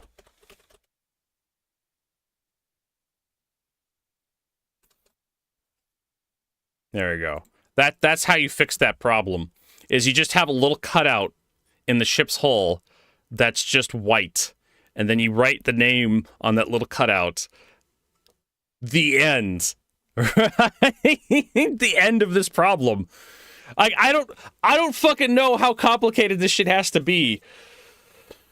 Just put little strips on all the ships. That little strip is the same fucking color on every that little spot where the ship name goes. It's the same fucking color. And if you have like, I don't know, and if you have someone that has like that little strip and they want to call their ship name B or something, right? And you're like, oh, that's really tiny compared to the other name. Fuck them. Fuck that person. That's their ship name. It's B, right? At some point, you just have to throw your hands up in the air and say, fuck it, and just walk away from the problem and say good enough, right? The pursuit of perfection is the enemy of just good enough. And this is what we're spending all of our fucking money on. Because we could have ship naming. We literally could have ship naming if I was in control of this department. Because I would just force them to have like a little strip that's 32 characters long for your ship name. And if you took one character, it would be a 12... Design people can't do that. I know, that's why I'd fire most of the design people until I got someone who could do it. Or who would do it. You cannot do that on a stealth ship. Watch me. Fucking watch me do it. Have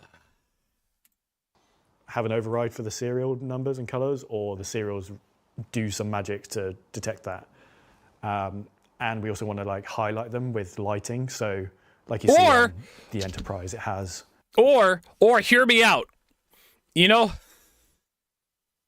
I need to get GIMP out here. Hear me out. I'm going to fire GIMP up here. You know what allows you to... You know what really works really well? When you have, like, multiple colors. We're going to do a new file here. Yeah. We'll do that. So, if we're going to take our paintbrush here, make it really big, and we're going to do... Let's see here. Let's see here. Roy, GBiv. Red. Oh, we need, like... There we go. Come on, let's get this a little better. If we do red, green, right? We're gonna make a little rainbow here. Kind of, sort of that kind of sucks for it to go because I'm doing this freehand, so fuck off. Red, green, blue. You know, it's Roy G. Biv. Red. Actually, you know, Vertigo, you already fucked up. It's Oh,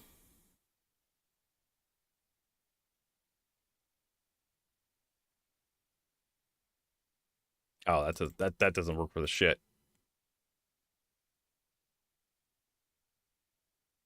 What if I could actually select this as a pattern?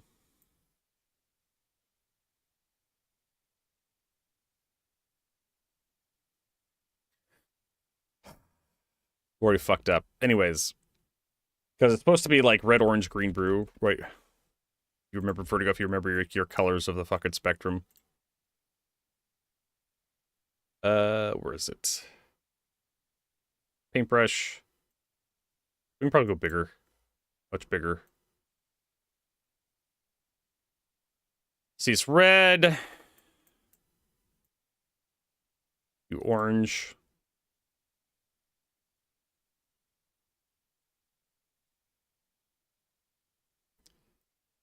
Roy GBF, red, orange, yellow. All right. Then it's green.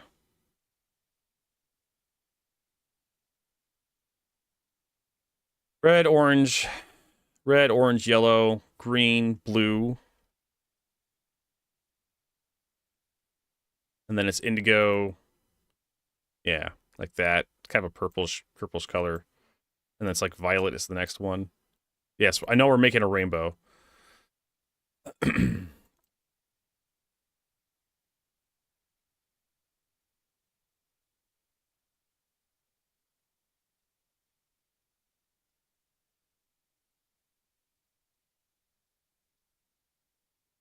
just like all colors mixed, right? I just want violet. I don't know how to make violet. That's good enough. So, okay. You know how to write text on like any color? I'm going to show you all how to do it. We're going to do a quick tutorial here. So we're going to take white text, right? Or we can do black text. And then we're going to make a instead of 12 fonts, I'll make it 48. Okay. So this is our text. Right? And we can make it much bigger. And you notice the white text when it hits... Oh, you fucker. I hate it when it does that to me. And you notice when the text hits the yellow color, it really is hard to read. Right? So if we do a new layer here, I'm gonna show John Crew it's this fucking easy. So then we do, let's see, your path from text. And then we're going to select... no, we're going to select from path. There we go. Select from path, and then select grow by a couple pixels. And then 2 pixels, yes. And then we're going to fill, right? We're going to select our color here, go to black, select, and then this is just how you do it in GIMP. There we go. Edit, select, none. That's how you do it. You notice, you noticed how now you can read the text even when it's over the yellow portion versus when it wasn't. Just add a black outline to your fucking white text and you can read it on any fucking color. It's that simple, right? That's all you have to do. It doesn't matter what fucking colors. You could read white text on any fucking color, on any background, if you just put a couple pixel black border on it. And this is something we've been screaming at CIG to do forever. It's just all you have to do, CIG, is just add a 1 pixel black outline to the text and you can read it on any color. Right? And sure, it looks like shit. Right? As you can see here, like HC Vertigo making this demonstration. You can also do a drop shadow. If I can remember how to do it in GIMP. I should probably look up how to do a drop shadow in GIMP. So if you back up a little bit here, select our text. There's a way to do a drop shadow. Let's see here. Tools. Do they have just a generic drop shadow? I swear to God, they have like a drop shadow. Shadow and highlights.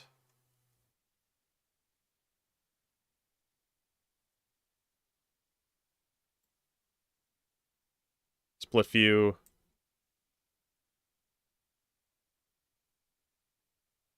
Yeah, I don't know.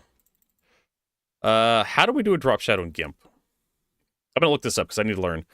How to do a drop shadow in GIMP. It's something I need to learn how to do anyways.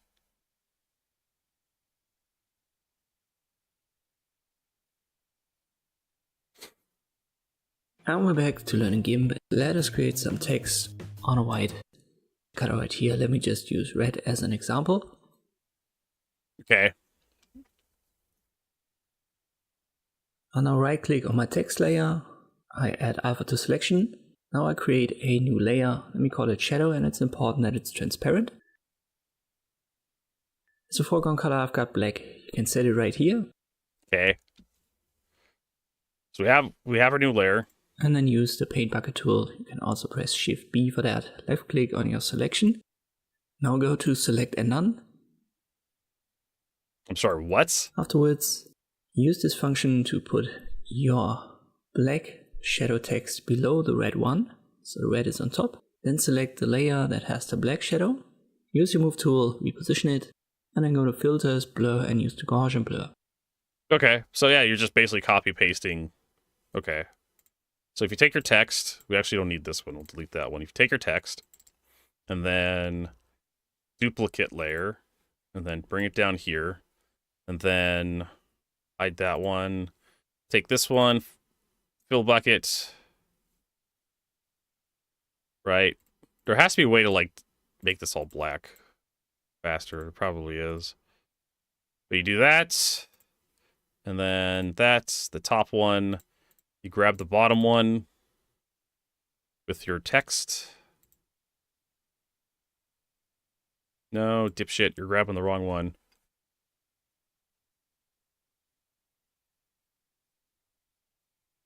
There. It's that fucking simple. Look at that. I could read this. Right?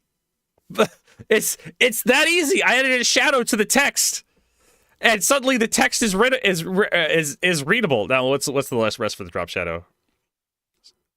So we're gonna do a Gaussian blur. Check the preview and then adjust the size right here. And let's say at around 15, you can see. Okay, so we'll add a Gaussian blur to this layer.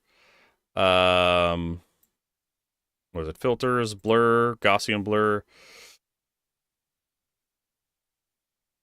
And yeah, we can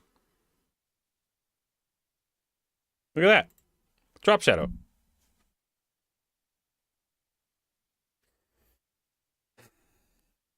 It's yeah, just add a drop shadow. Like honestly, like it's still kind of hard to read the H, so I should probably like reduce and make that blur a little bit better, but yeah, especially the leading edge of this H right here is kind of hard to reach, but because of this. But this is a lot better than just not having anything, right? If we don't have anything there, it's very hard to read that H and that R because of the yellow streaks. But yeah, like it's just add a make readable function. I'm like the make readable function would basically just be like a drop shadow for everything, right? But there you go. Now I know how to do it. Add a drop shadow to my text. I'm gonna give this guy an upvote. Thank you. A good shadow. If you want to have a harsher shadow, just go lower with the blur. And afterwards position it some more if you have to. But there you go, folks. Like John Cruz over here, like, oh, we just can't get the naming function to work right. Oh, it just looks so bad. We just need to go back to like formula, right? Little lights that illuminate up the name and the serial number. And we need that to work with the dynamic scaling side of it as well. So from a content side of view, it works. We're not particularly happy with it. There's also a huge amount of work that goes on the platform side that they would need to answer. I know it's a hugely manual process because of the way so many people own so many ships, and because it's unique names, they do it in a wave system. So you need to go work out the owners of every ship, divide it into waves, let each wave have time, and like I say, it's manual, and then it has to be approved because people on the internet put naughty words on the outside of their spaceship. So I am okay. So just because you have to have it manually approved, like you have to have moderation, you have to have someone look at it. So I mean, the obvious answer to that is AI, right? Like you have to have like an AI chatbot look at it and then flag. If someone does a submission, you have to flag it for review. That's the only way you're gonna have to like millions of accounts, right? Everybody's changing their ship names every other couple of weeks. You can't have like a group of people. I mean, you could if you made more money, right? Obviously, all this stuff they're talking about here, like it's no big deal. It's all a design problem, like getting the ship names to look proper. Like you just cut out a chunk of the hull. You like I said before, you just take like a flat spot of the ship hull that holds its name and its serial number, and this is the spot of the hull where the ship name goes. Right? Let's take a look at I don't know, the Polaris or something. Do I have a ship just ready to go? I do. I have a list of ships already. Let's see here. Here we go. Ships. Aegis. Do we have any big ships? If the Idris. Sure, why not? Here's from the first tour that was a long time ago with the Idris, but this is good enough. So you just find a part of the ship right here, like the stand. This is an excellent right here. And click the background, add a new layer. You take that, or a square, round to corners, like that. And you can fill it with like the black paint too, like that. And then you can we're gonna grab it here, we're gonna rotate it like that, so it kind of lines up a little better with the rest of the ship.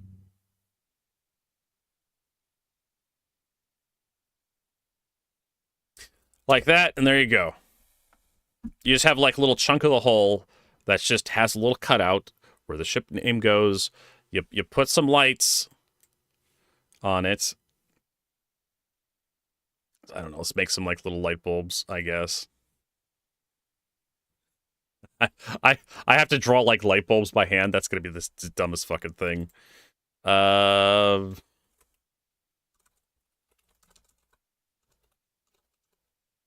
I am spending way too much time fucking around with this.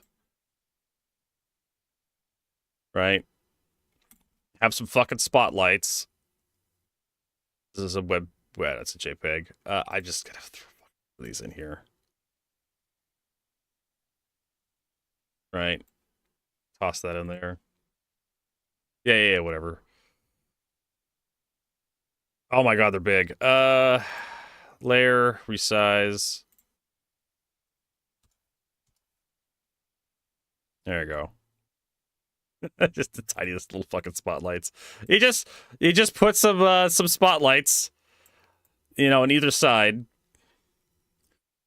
Kind of rotate them a little bit. Right. Where am I? Hey, I want to rotate that.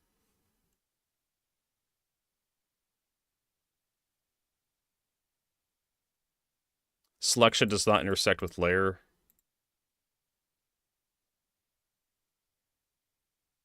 There's select none. There we go. You kind of rotate your lights a little bit.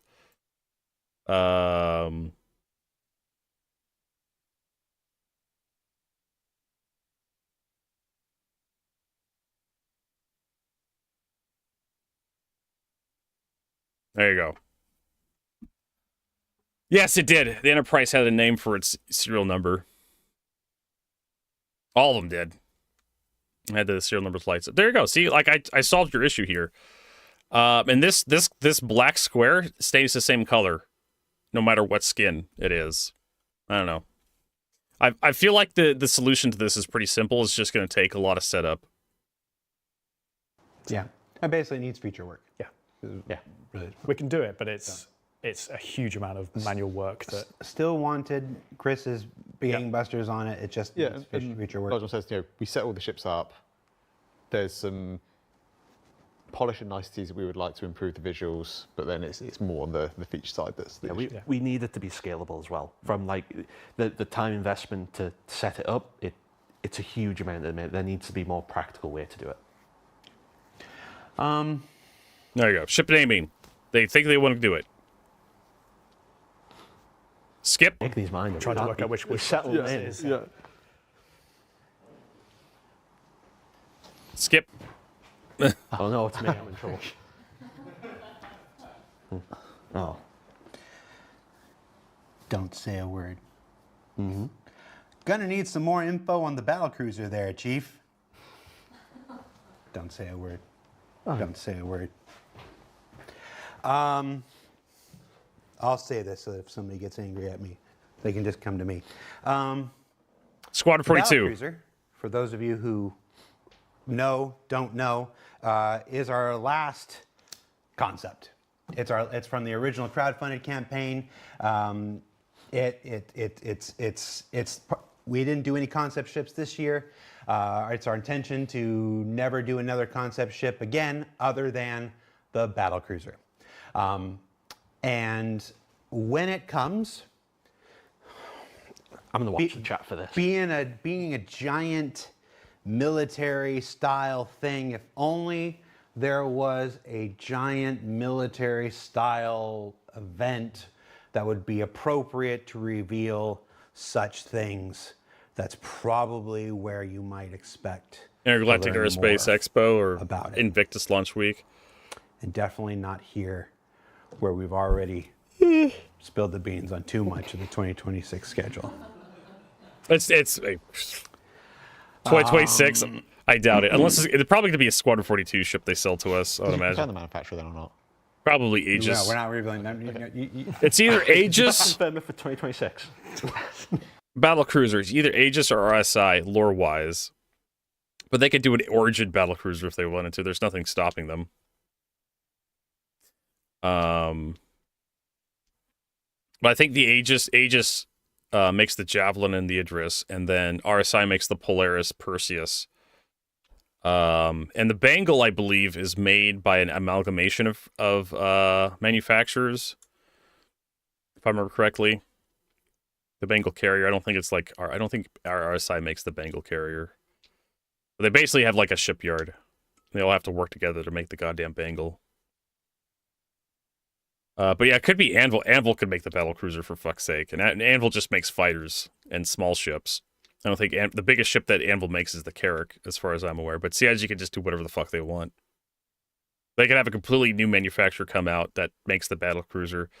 But usually what happens with like large military ships, they usually have the shipyards, right? Usually you have a shipyard that's run by a corporation, and they just put out like the ships, right? They don't say like, oh, this is an Aegis ship. No, it's just like it was made in this shipyard. Sometimes you'll have like countries that have like government-owned shipyards, and they'll be producing government ships for like the Navy or the Merchant Marines or something. I don't know, but anyways, if it was going to have a manufacturer, it would probably be Aegis. Aegis. I feel like we're not Did done I? 2026. Did I? No. You didn't. Citizen Joel's like, open development. Open development doesn't mean we just say everything that comes into our brain. I mean, Chris Roberts did that years ago. Development is. It's never what it's going to be. Open development. It's been very open. All right. Have you identified a stopping point where SC will have enough ships?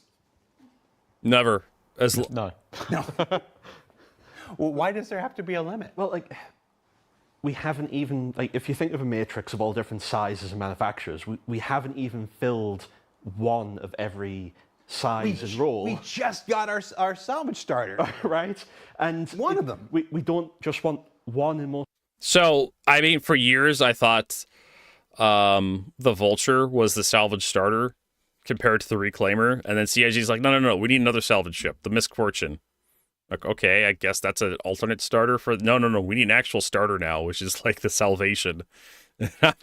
They'll never stop selling ships, ever. As long as there's like money to be made by selling ships to nerds, Chris Roberts will be selling you starships. None of this like, oh, we haven't made all the starships we want to make. Like, bro, there's enough. There's over 150 flyable ships in Star Citizen. There's over 200 ships, I think. It's going to be almost impossible to balance all the stuff they have. They're just going to have to like start lumping ships together and making them very generic. The difference between one ship to the next is going to be just how it looks. The slots, because people want a choice, right? Some people don't like RSI, some people don't like Drake, some people don't like... Those are all terrible Origin. people. Granted, but we want people to have options, and we haven't even filled out the basic matrix yet. And like our alien races, we've got a few more systems to make and a few more, places to go. And I think there's a lot of opportunities there. And some ships are just going to be completely There's worthless. One alien race that is in the lore that we've never done anything with. The Kurthak? Yeah. Shout out to Wingman. Just deep Yes. lore there. Fusion Jose Gaming invented it, and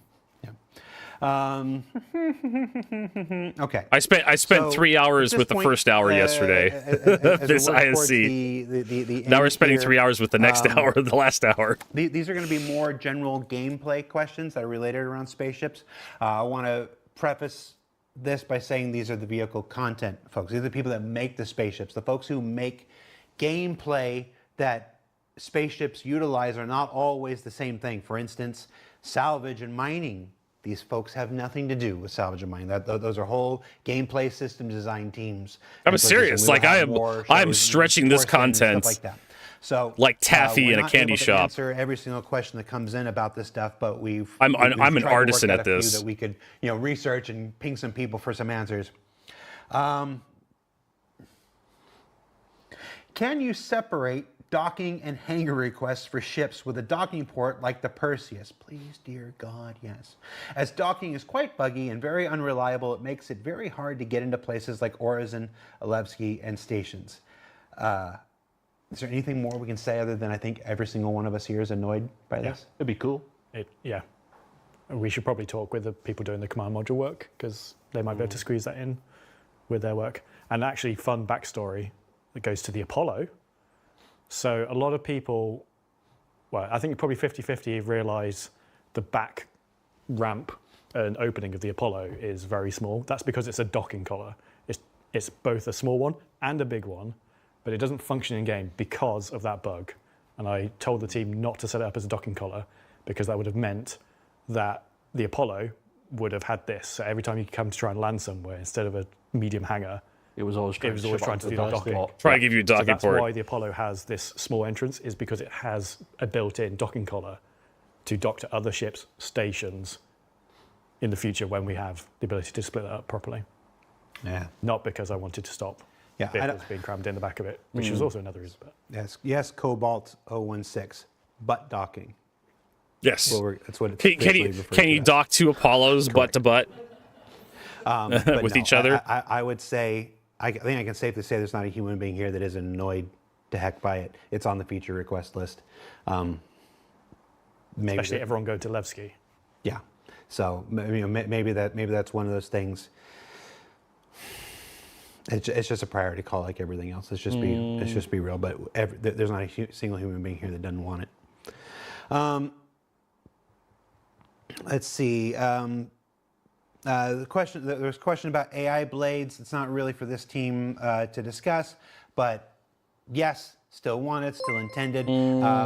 You might have seen some struggle Fusion. with the MDC. Thanks for that follow. Recently, and I mean that's essentially what is a PDT, but an AI blade controlled turret and whatnot. And you see. You're seeing right now, live and in real time, some of the limitations with the current implementation of that. I know that we were you were bugging things up, and you were chasing this stuff down. I'm watching. One of the pleasures of my job is I get to watch John pop up in like half dozen different chats, like this needs to get fixed, and this needs to get fixed, and this needs to get fixed, and whatnot. So it's still intended. It's still the thing. It's ships like the Clipper and the Generalist, solo players it is our intention never to leave solo players behind. Yes, it is a massively multiplayer online universe. Yes, you'll be able to always do more with friends and with colleagues and allies. Some of the ships I bought on the idea that multi-crew was going to be a thing, and I was going to be able to have AI crew. We're very passionate about that. That is still at the core of our. One of the reasons why I don't own really anything bigger than a Carrack. I do own a Polaris. We talk a lot about NPC crews, but I really have no desire. Space Duck. Thank you for that follow. Yeah, I've seen a lot. I have no desire to buy any more big ships. Well, I don't really have a desire to spend any more money on Star Citizen, but I have no desire to own anything like an Idris. Because I know it's going to be really difficult for me to fill that out with actual people. And without AI crew, like, you're not going to be able to have every turret filled on every ship you own. I don't know why some people decided to buy these Javelins. I guess maybe they know enough people to fully crew a Javelin. Spectrum Reddit talking about, fine, flight blades, some parts for Space Duck. It's easy just to get the rest of it in. That the where we've had to implement them, just it isn't how Blades are going to have to work. We've had to use our current systems in interesting ways to get them to function the way that they are, and it's just not how Blades are going to be. No. How much does 7-Up pay me? Oh. Quick, 10 of Dr. Pepper. This is all the sugar I'm allowed for like an entire year. Do we get commission? Oh. Still say with it. Oh, you can't see. No, they can't see it. Can't see mine. It's fine. It's shop. He's got Dr. Pepper. There it is. Camera's it. Camera. There you go. Yay, Dr. Pepper, one of my favorites. Where is that camera? Will ships like the Perseus and other multi-crew ships for that matter ever get missions with scalable payouts rewards that actually encourage multi-crew? I don't see the point of any multi-crew ships like the Perseus when nothing in this game rewards group play, as rewards and credits are always split. If you... Again, this is not one for the vehicle content team, but if you follow along with the monthly report, it's like this. You'll see occasional mentions of Mission 2.0. This is, I mean, I'm not going to, yes, I'm going to sound a little like a broken record here. It's another refactoring of the entire mission system in order to... We're going to refactor the entire mission system again. We all wanted to do. For years, missions weren't able to give you rewards. You could never complete a reward and get anything other than credits for that and stuff. It's just one of the challenges of we run a live environment during the development of our game. Most games get to do all this secretly. You would never get a mission system that doesn't have, things like we can give you an item for a reward and stuff like this. The mission system that they're currently working on and whatnot is the thing that we've been specking out for years. It's a thing that will unlock incredibly dedicated developers like Elliot Maltby and Yorin and all those. Okay. When you only trust us, bro, we'll fix it, right? That's basically what he's saying. But yeah, I mentioned this earlier in the broadcast that they're now selling previous year's best in show skins, and I will not stop talking about this because this is something the community and myself specifically has been asking for, was the ability to go back and buy previous year's best in show skins. I understood why CIG wanted to do limited availability, like you have to own the ship to get the skin for the ship during the best in show. But I always side with the people that want to spend less money on Star Citizen. Because now if you own a 600i, you can get like the 2953 Best in Show skin for $16. And you don't even have to have the 600i for real money. And it's not even War Bond. I just realized. Yeah, you could use store credit to buy this stuff. So, I mean, there's another good value. CIG, I really appreciate CIG not having to use the War Bond. I know it took a lot of restraint. So yeah, you get that wonderful white and gold black skin for the Cutlass Black. I wish it wasn't black, but whatever, it is what it is. You can. And it's only like $11. And who doesn't have $11, at least $11 in their bank account right now, right? So there you go. We already looked at that. Those two names that you start to sound like a real jerk because you don't list everybody else. Max, and I'm blanking on other names. They're going to think, thanks for not mentioning me. But all those members of the mission team, they are chomping at the bit. They want here. I sat here for 2-3 hours. Oh, sorry to hear that. Benoit at the beginning of the year Jose. saying that the 2026 poor guy living paycheck to paycheck should be. We've done a lot of talking about 2026. And I want to say this as honestly and as candidly as I can. I'm using the word should be because the other maxim that I run into the ground is the only constant in game development is change. It should be a marked change from 2025 as far as feature work goes. It won't be the relentless pace of 2024 or 2023 as far as broken, half-finished things. But we took this year to get those proverbial ducks in a row to develop these things further along. So it is, you'll see with engineering on the horizon, and then crafting tech preview after that, and then hopefully all on its way to base building and a whole host of things like scanning and radar improvements and stuff in between. 2020, it is everybody's hope that 2026 is going to have a lot more stuff like that, including mission system work, which is how I got on this. For Disco directly, are we going to see more normal SCL and ISC schedule next year? I was going to say there are no normal SCLs or ISCs. Yes, again, I think I said it earlier, not back to 2024 schedule, not back to 2015 schedule where I was doing 5 shows a week. But I want to find more ways to. Are we going to have regular back to this YouTube shows again? The reason for the change this year was elucidated back in February with that show with Benoit, but it was also big changes in my role here internally and my responsibilities and stuff like this. So we're at the point now where I can go back and we can go back and with feature work coming online, we should be able to tell more stories. It's hard because quite frankly, when you're doing content, you don't want to spoil the content. You don't want to, it's hard. No, it's not. You guys have been doing it for years. Every single week. You're breaking my heart. World's smallest violin. Dark territory and a line of mine. All this, there would have been no discovery for anybody whatsoever, and we just really try to avoid that. We're a game company. It's important. A lot of people are working to make this tremendous content. They would like for you to experience it in game, and I agree with that. So we scaled the shows back, but with more feature work coming online next year, we should be able to spike the shows up a bit.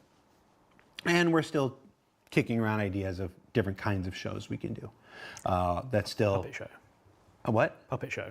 No, oh my God, yes. Another puppet show. I know, right? It's been 13 years. When are we getting the Polaris and other newly released capital ships into PU shops? That goes back to the answer I gave earlier today. Not every ship is going to UEC shops. It's just not. The ships will be attainable in-game. These ships will be earnable in-game. That's not the same as every ship goes into a store. This is one of those things that more Wicklow Perseus's. If I speak on his behalf, but I've literally heard him say these words. It's like the idea that you go into a Hertz rent-a-car and rent a Nimitz-class aircraft carrier, like it just makes the brain itch. It's like there should be other ways. That's where crafting comes in. That's where to be able to build your own Polaris comes in. So like this, and then other ways, reputation gains and stuff like that. There'll be many more ways for you to attain these ships. You have to steal a Perseus, basically. UVC. It's just or salvage frankly boring and not particularly interesting, which are, I guess, are the same thing, and just not diegetic with the universe that we're building to put every single thing into a UEC shop. The idea that you go to New Deal and pick up an Idris is kind of silly. So finding other ways, but they will all be attainable in game. That's why you add like the an office of like the Navy or something. Oh, let me tell you how you do it. You're at the office of the Navy.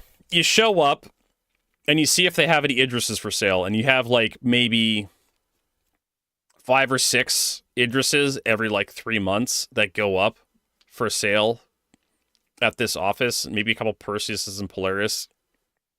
And you have to in order to even have access to this office, you have to have like good reputation, right, to even buy from the UE Navy. And so if they have any mothballed ships they're selling off to like people, you can go there and you can buy it. And they have a very limited number that show up every year to be purchasable by the and you can do that right now. You just have to have an office with an NPC in it, a little terminal, limited number of ships. I think the limited number of ships, per year, that would actually have to something CIG would have to code into Star Citizen. That doesn't exist right now. I need more water. Been talking for a while.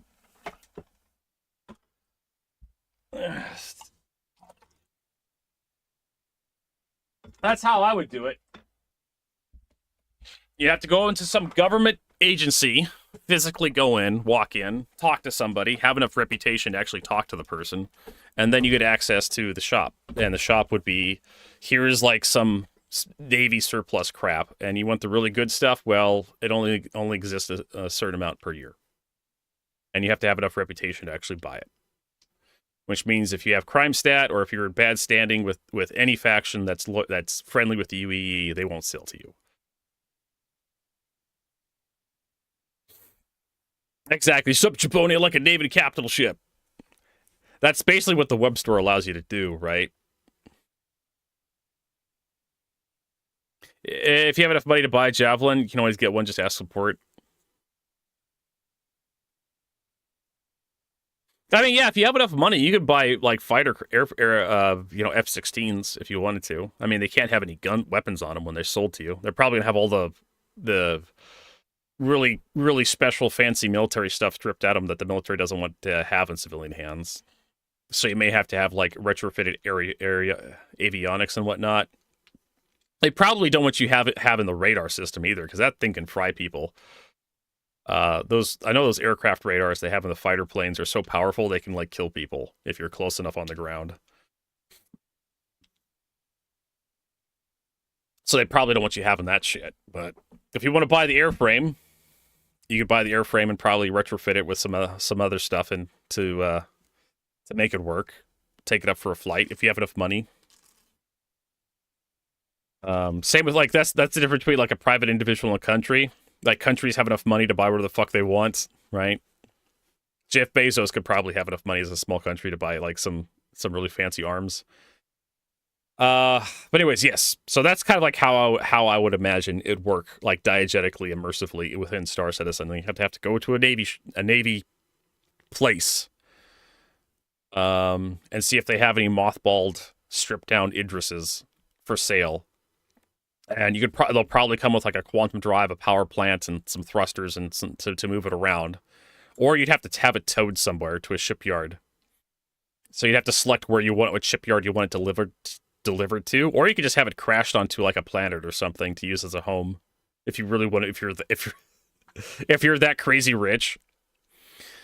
Who was that in Texas? There was like these crazy rich guy in Texas who did the Cadillac garden. I can't remember what it was called.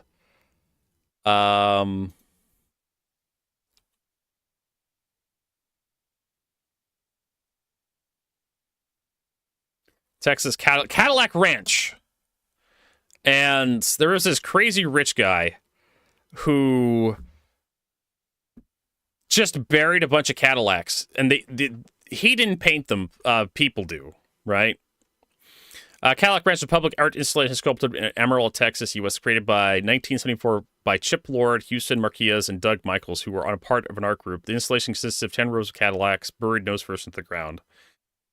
Installed in 1974, the Cadillacs were either old running used junk cars spanning a successive generation of the car line, defined evolution of the tail fins, according to Visit Amarillo. The cars inclined the same angle of pyramids of Giza.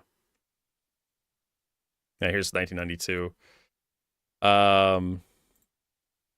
Chip Lord and Doug Mitchells were architects. Marquez was a student at Tulane University in New Orleans, Louisiana. According to Lord, Ant Farm was founded by alternative architect practice, kind of experiment attempt to subvert normal corporate ways of doing architecture.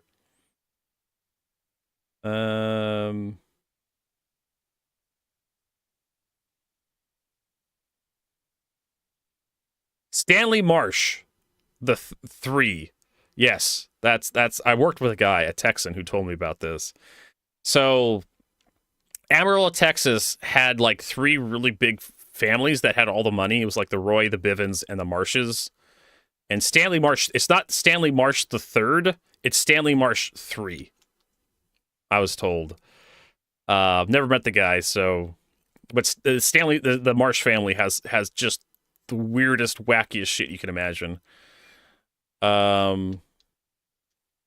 Marsh is well known in the city for his long patronage for artistic endeavors, including Cadillac Ranch, Floating Mesa, Amarillo Ramp, worked by. So the Floating Mesa is one of those things where they Marsh, where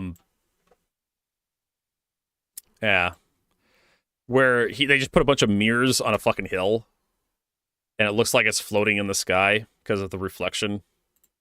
I don't know if there's like anything. that really shows. But the idea is like you put a bunch of mirrors here and it kind of reflects the sky and it looks like the Misa is floating.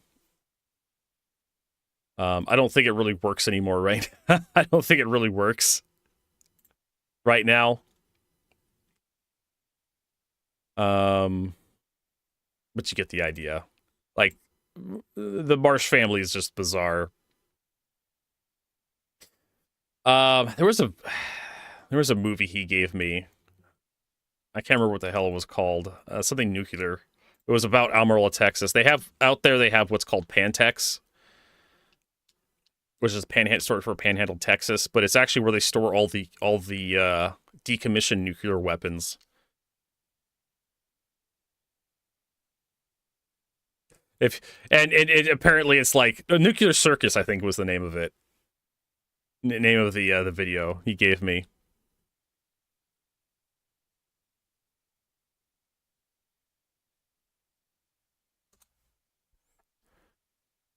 It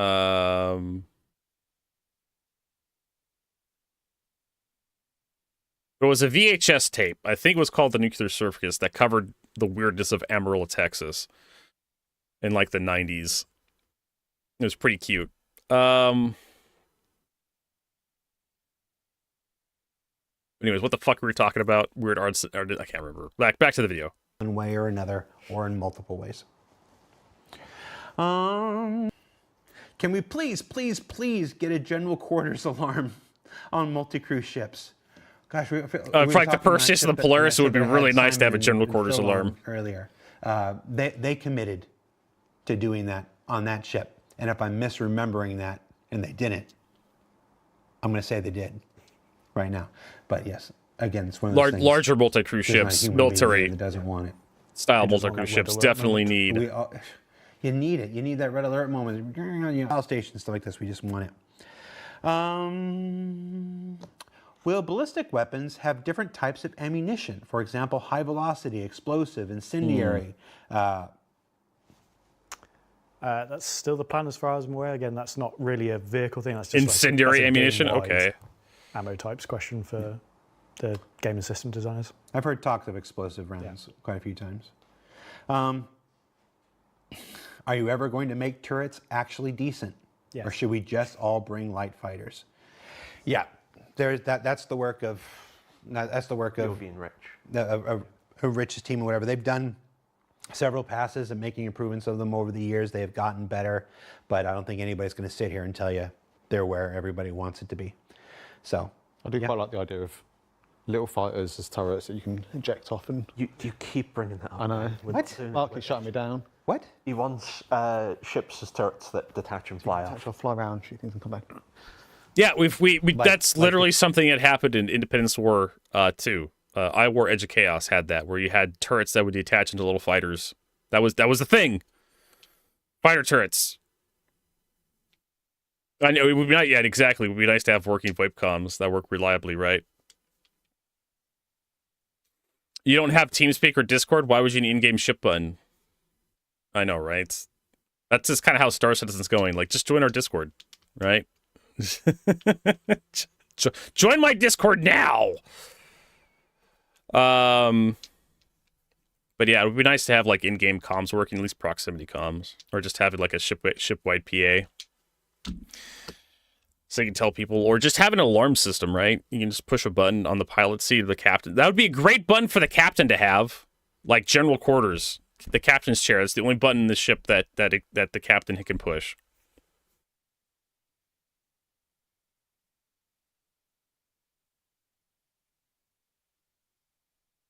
Opens of big ships. So for those of you who haven't played I War Edge of Chaos and seen like the turret fighters, like that, it's kind of a trip.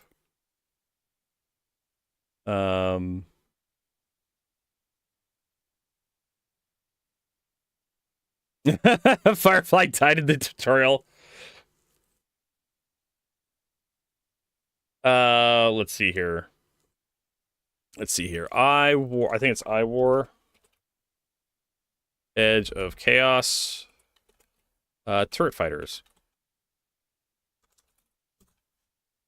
You get them unlocked pretty early.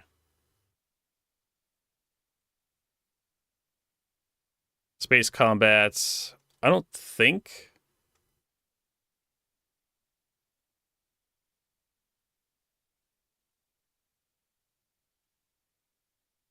Free space.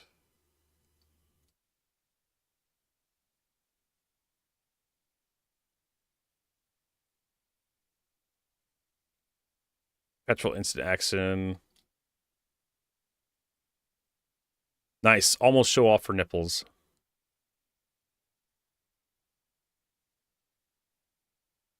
Cassava howitzers. I actually love this. Love this idea. But yeah, I think I have to do like just a normal Google search for this. I don't think we can get actually gameplay of them.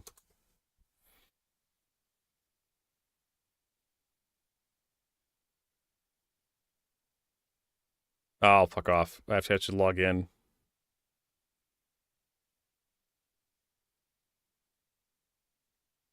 I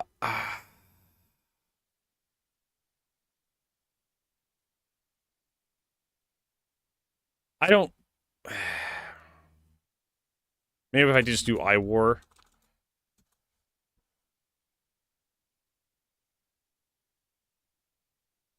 Great. Like, a lot of this stuff doesn't... Okay, how about just an image search? Can we find these fuckers?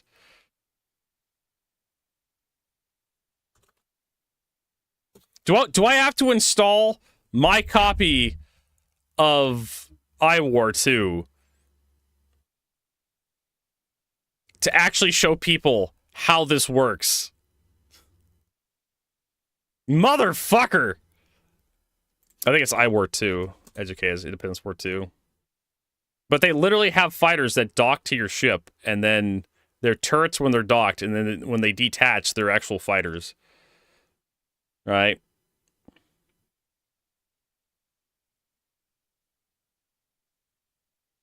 That's what CIG wants. They want, like, they basically want to copy-paste the Discord functionality. Like, motherfucker. I don't think I'm gonna, like, just... Like, this game is so...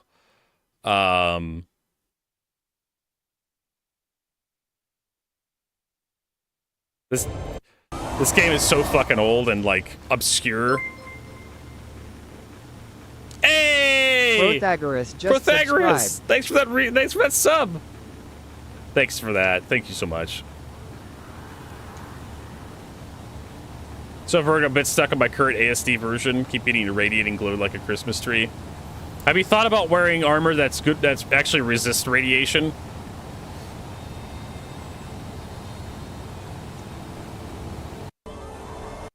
Hey, Cap. These marauders are blocking the L point with debris. Stop them. I'm a little busy right now, Clay. Mind if I deal with these guys who are shooting at me first? So this is like ship combat in this game.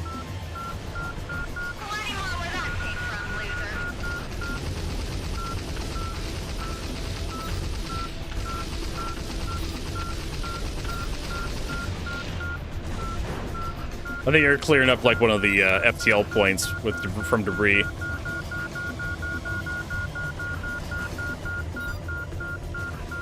So here's the thing, like those orange medipens. Okay, so every armor in Star Citizen is rated for some amount of radiation, and it acts like the Halo shield.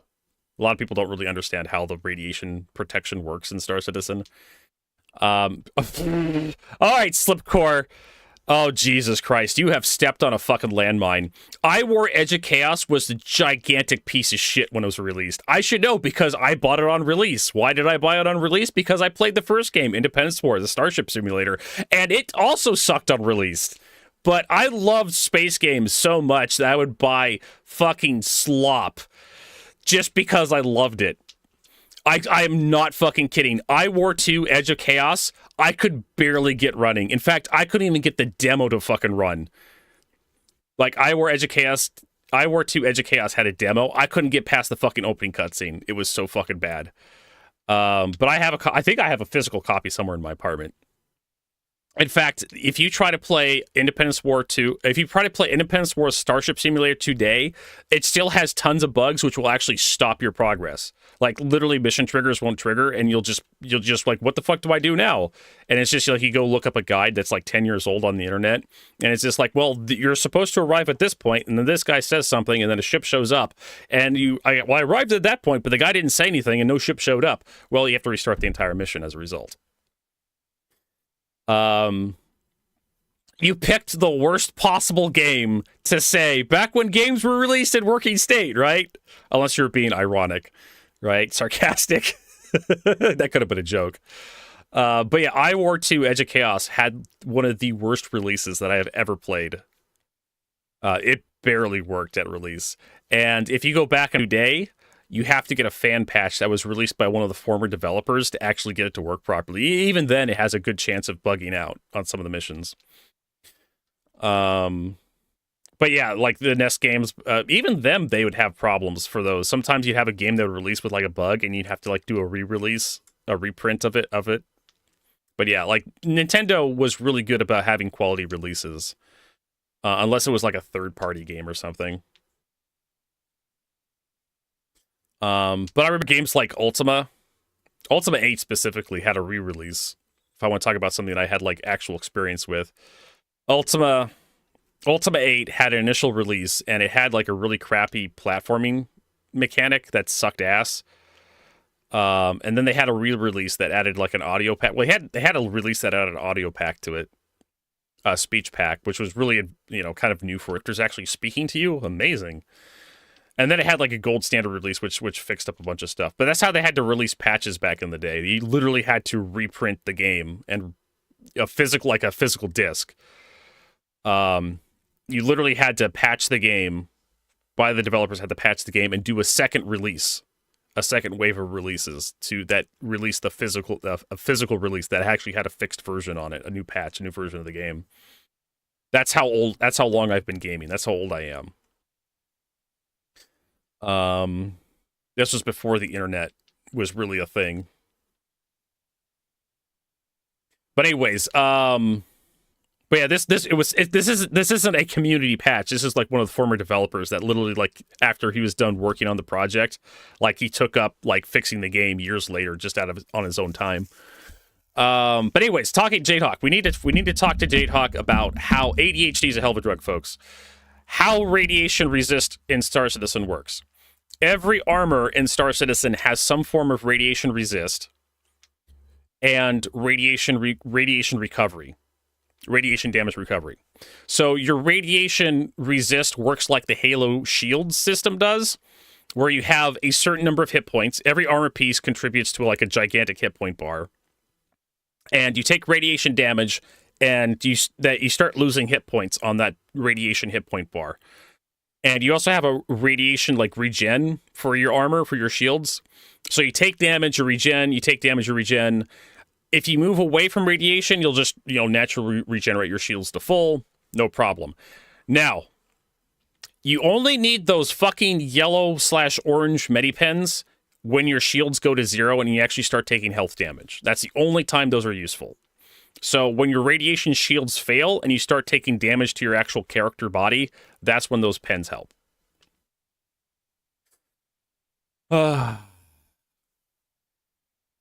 So if that makes sense. So the rule of thumb, the heavier the armor, the more radiation resist you have. There is a Sterling suit, which has like the maximum amount of radiation resist that any suit can have. And there's guys you can kill in the reactor core that actually wear the Sterling suit, and you can just steal it from them, and then you'll be okay. But the Sterling suit's like medium armor. It's not that great, but if you really want to operate in the radiation areas, that's what you need. But for the ASD facility specifically, radiation is directional, so you can actually hide behind objects. You just have to find which is actually cover, which is concealment. But you can take cover from the radiation bursts from the core. That's what I've done. I think I've died twice in the core to like radiation. One time was just from like incompetence on my part. I just got way too cocky because I've been through the core a bunch of times, and it was just like me being humbled by Chris Roberts because I just thought I knew better. And I was just like, whatever, I can get this done really quickly. I just go up, slap the button, go turn the machine on, and get the mission done. And then suddenly, zap, I take a huge amount of radiation, and I wasn't paying attention. And then suddenly my radiation shield fails, and then I'm dead instantly. Because I was literally right next to the core fucking with the device, trying to get the mission finished. And I took a huge blast of radiation to the face. One of my shields were like 50% already. Where is what place located at? ASD? I try to figure out. So there's pipes you need to repair. And if it's the mission I'm thinking of, you're going to need one of those Cambrio repair tools with the canister on it. Yeah, because you have to get a multi-tool. One of those pyro technical multi-tools. You have to make sure you install the canister on it. And you have to install the Cambrio STR or SRT, whatever fucking repair tool, salvage tool on it. And then you're going to find the pipe next to the display, right? If you know that big worm that spawns in that center area in engineering, you come out of the door to engineering, and you have those two guys milling about down below, and you go down the steps, you kill them, and then you have the stalactites, and you walk through those, and the two worm pops out of the fucking thing, and they start spinning at you. You jump across. In that area, somewhere in that area where the big worm pops out, in the center area, with that pool of coolant he's in, somewhere in that area, around there's going to be some broken pipes next to monitors, and you can repair the pipe and like activate the monitor and get a thing.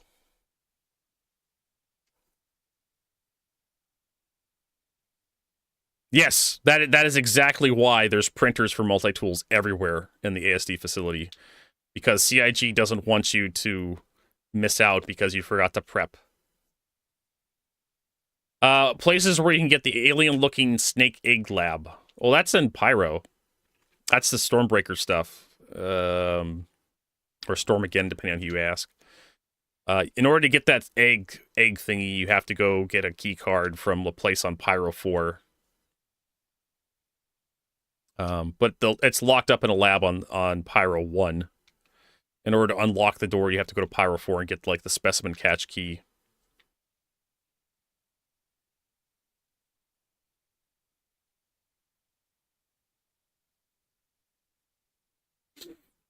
Spedder's like, remember the time Vertigo used to make 2,000 UBC in profit off cargo runs? I remember the time that CIG broke the Jumptown drug lab, and you were making millions upon millions of UBC with nothing to spend it on.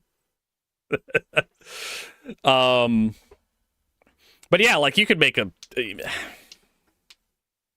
up an entire constellation. I mean, there were profitable cargo runs back then, but there was almost nothing to spend your money on other than like FPS gear, armor. But yes, I do remember those days. I do remember those days. But like I said, like there really wasn't anything to really spend your money on that was worthwhile. Like components really didn't do anything. Back then, like guns did stuff for you. Quantum drives really didn't mean anything because like every ship basically can reach anywhere in a reasonable amount of time because you only had like Selen, Daymar, and Yella, and then Levski was added. Delamar was added a little, and that was like as far as you can go. Was Delamar, and most ships could reach Delamar in a reasonable amount of time with what quantum drives they had, so you really didn't have to give a shit. The weapons changed stuff dramatically, though. People were like looking for the Omni Skies. And like FPS gear, like that was like what flavor of colored bullet did you want to shoot at? Do you want to shoot red bullets? Then you had to use the gallants. Did you want to shoot like slightly less red bullet? Then you use the P4AR or the arrowhead or something.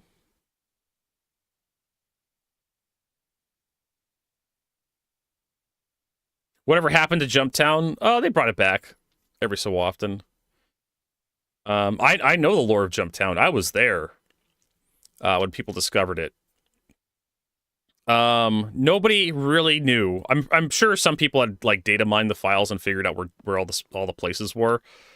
But when I discovered Jumptown is when CIG added the new beacon system to the game. Is when I discovered Jumptown. There was a system for putting down rescue beacons And one of the locations, you could set a rescue beacon for anywhere in the verse, right? Any outpost, any space station, any place worthy of note, you could manually set a rescue beacon to take you to. Or you could have there was a transport beacon. Rescue, medical, I don't think there was a medical beacon, but there was like an escort beacon and a transport beacon back in the day. Medical beacons didn't exist back then, I don't think. You were just expected to backspace, but like I said, there was very few number of places, and most of the places were pretty close to each other, so you can get right back to where you wanted to be without much trouble. But the idea of like the escort beacon was to pay people a certain amount of money per minute to just hang out with you, and so that was an option. You could also pay people to like pick you up and drop you off in places. If you were like lost in space, you can put down a transport beacon, have someone fly to you, pick you up, and take you back to Port Olisar or anywhere else in the verse. And that's how we discovered Jumptown existed. I opened up the beacon menu just to look at it on stream, and it was like, Jumptown, where the fuck is that? It's not even on a map anywhere. I've never heard of it before. So I put down a transport beacon to have someone take me to Jumptown, and it was like, it's a drug lab, and you can buy drugs here. And I think that's how everybody kind of collectively discovered Jumptown, was when the transport beacon in like 3.1 or something. It was like 3. something patch. Very early 3.0, 3.1 patch. And people came down there with cargo ships and discovered you could buy drugs and you can take them to Grim Hex to sell the drugs, and it was actually very profitable. In fact, it was so profitable that people figured out how to go there without much trouble, because there was no direct, there was a direct way to fly to Jumptown. I did it several times on stream, but there was no direct quantum beacon. You couldn't directly quantum to Jumptown. There was a special highway we developed where you jump to I can't remember which post it was, but you quantum jump to a certain place, you cut your quantum drive at a certain point, you then quantum to another location, and then you cut your drives over a certain point, and then you look for a very specific mountain range. I may even have the mountain range here. Let's see if I have it.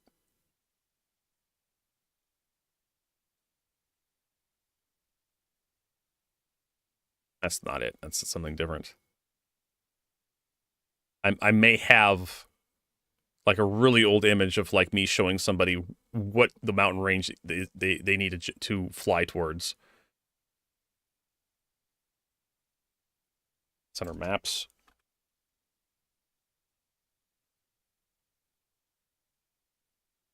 I thought I had one. I may have deleted it, but it's a really old picture of me circling like the mountain range for Jumptown.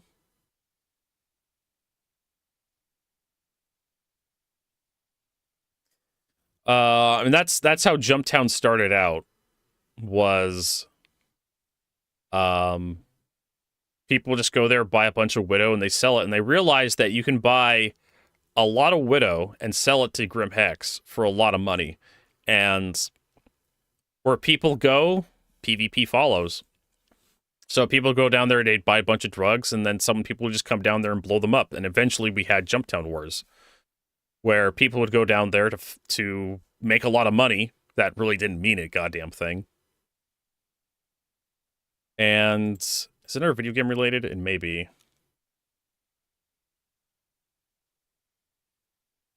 People would go down there to make a bunch of money, and then people would just show up and shoot them. And eventually people would like, you know what, we're going to go down there, and we're going to fight the people fighting people, and then we're going to claim Jumptown for ourselves, and then we're going to make a bunch of money. That doesn't mean anything. And that was essentially Jumptown Wars. And yeah, here it is. It's miscategorized, but here's where you fly to go to Jumptown. There was like a very rocky mountainous area, and then there's like a very flat area, and right on the seam between those two areas, there's like a little mountain range that you fly to. I knew I had one of these pictures somewhere in my inventory. So I'll put that in the Star Citizen folder. That's where it goes. In fact, that's going to be a map.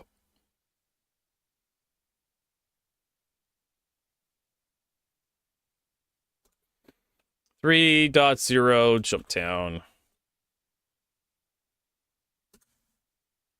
It's just a, old ass fucking picture.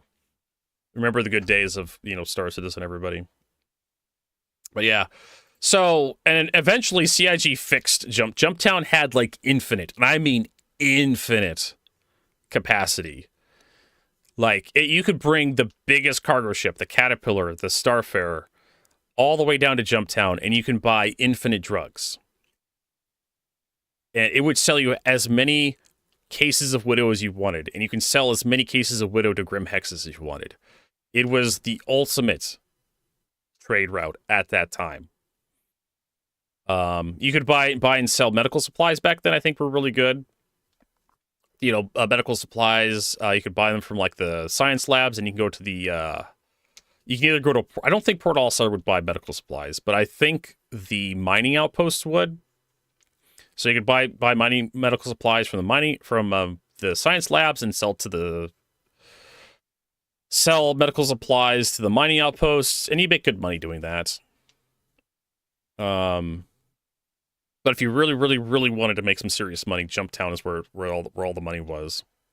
And you could fly from Grim Hex straight to Jumptown if you wanted to. In fact, I've made that trip a couple of times with the Argo MPUV.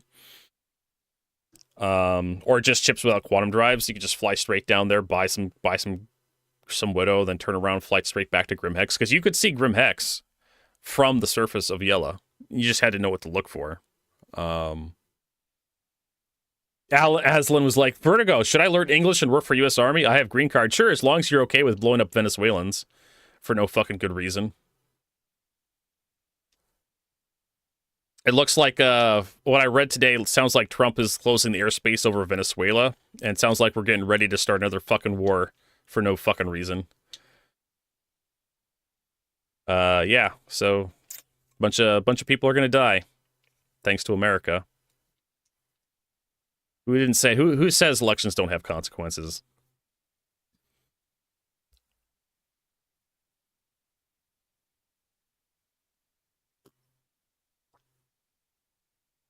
I'm not exactly proud of my country right now, or my government. I would say stay in Europe, find a country that actually has nuclear weapons, like France or Germany, and just live there. That way, America can't fuck with you. Because if you don't have nukes, you're going to be a punching bag for America for the next couple of years until we figure out what the fuck we're going to do with Trump or this new monarchy we're developing in America. New king we have. I don't know who's going to be the next one after Trump passes away. He's an old piece of shit. That's the problem with monarchies and dictatorships is secession crises. Who's going to take power after the supreme leader passes away? Well, actually, Jade Hawk, you have French nukes, if I remember correctly, sitting on your airport and some of your military bases. Yeah, if I remember correctly, French decided to loan Germany some nuclear weapons.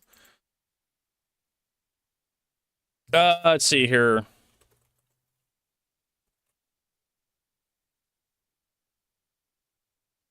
I remember reading this. Yeah, August 29th, 2025. Paris and Berlin to discuss French nukes' role in Europe. Yeah, I agree. Russia war in Ukraine, uncertainty caused by Donald Trump's White House are forcing to rethink on nuclear weapons. Growing international instability is prompting France and Germany to break a decades-old taboo by opening talks on how France's nuclear deterrent could underpin European security. France and Germany underline that France's independent strategic nuclear forces contribute significantly to the overall security of the alliance. Reads a 5-page document. Outlining the conclusion of Friday Franco-German Defense and Security Council in Tolen. And that's probably not how to pronounce that. France and Germany will start strategic dialogue led by French president and then Germany and the German chancellery. France is the U.S. only country with nuclear weapons amid Russia's war in Ukraine. U.S. President Donald Trump's unpredictability. President Emmanuel Macron has offered to start talks with European countries to discuss how France's nuclear deterrent contribute to the continent's security. German Chancellor Friedrich Merz, I'm assuming it's Merz, said on campaign trail, he was open to the idea, a major about face for Germany, as Berlin has repeatedly refused similar offers in past decades. Under France's nuclear deterrent doctrine, there is a European dimension to the country's so-called vital interest, in which weapons are designed to protect. However, what exactly that European dimension entails, in which circumstances France might deploy its nuclear capabilities beyond its own borders, is left purposely vague. Unlike the United Kingdom, France is not a member of NATO's nuclear planning group. On Friday's conclusion, France and Germany also pledged to implement decisions taken at this NATO summit, mean booster in defense spending to 5% of GDP by 2030, increasing weapons arsenal. Paris and Berlin announced a new Franco-German initiative to develop a European early warning system, space-based missile early warning system based on Odin I project and working in ground-based radars. Is double Jewel, open to European countries. France and Germany also used Friday Council to push for a stronger EU role in Ukraine, Europe's defense more broadly. I thought I read something that said that France was deploying nuclear-capable like cruise missiles or something to Germany. They were on loan, essentially. They were just kind of parking some of their planes and crews in Germany airfields, just kind of temporarily, as kind of like a show of force. I vaguely read something. Maybe it was like a Reddit headline or something. But they're definitely, France and Germany are definitely in talks to like extend the nuclear deterrence umbrella wider over Europe. But diplomacy? I don't know. France isn't the United States. France isn't Donald Trump. But yeah, nuclear deterrence is one of those things. Do you run a nuclear deterrence is one of those things. Do you really want to pull the trigger on that? Probably not. Nukes are one of those things you don't want to use, but you also want to have to kind of like convince people not to fuck with you.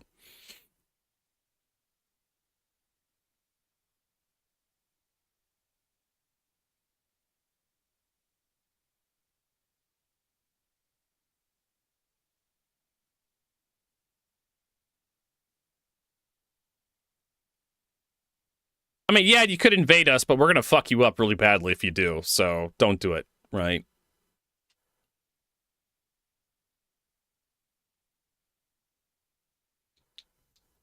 France is worse. I mean, like, I don't live next to France, so I don't have much of an opinion. And this coming from a German who tends to be very right-wing in his own right, complaining about one of his neighbor countries that's currently going through a lot of unrest right now. France has got some problems with their economy and their society. They're having some budgeting crises, and they can't. The population is constantly burning everything down when the politicians try to create a budget that actually works. This is just from what I've read, but I'm kind of an ignorant American on this. I don't live in France. I don't live in Germany, so I don't really have much of an opinion. So, but yeah, I hear France is having a hard time with this economy right now. And of course, a lot of people are, thanks to Trump's global trade war. He's kind of like punching down on everybody.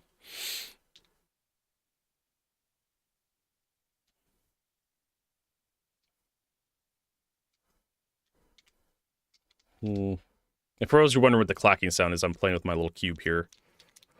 But anyways, I'm not going to talk about this, J-Doc. We're going to go back to Star Citizen Live, and we're going to keep watching this. We're taking like an hour's worth of content and stretching it to 3 hours. For those of you who are just tuning in and watching me, wondering how Vertigo does it, this is how I do it. Like, I literally get distracted every fucking point. We go down into the weeds. Detachable turret pods? Yeah. That just fly around? In the back, you fly around, blow some stuff up, come back, land. Marky's shut me down. All right, space! Good. I'll accept that reason. I will, if people don't like that one, I will bear that cross. You know, it makes sense. Replace my monitor cable real quick. I've been talking for so long, I burned out Firefly 212's monitor's cables. HDMI cables malfunctioned because of me. Just because we can doesn't mean we should. Okay. Open development. I mean, they could have just the Merlin just attached to a turret mount, and you can climb into the Merlin, and you can like turn the Merlin all over the place and shoot the guns, and then detach and fly away. I mean, the Merlin exists, right? This is a thing that can happen. Chat's going real fast. Hold on. See, they love it. That's not my what I'm seeing here. Oh, okay. Team Mark, if you agree with Yep. not doing it and it's Yep. a bad idea. Team Ben, if you think it's a good idea. The LGBT Alaban says, love it. fix the things in game first. Oh, I could be really snide here, but this is a comment that comes up very often, so I'm going to address it.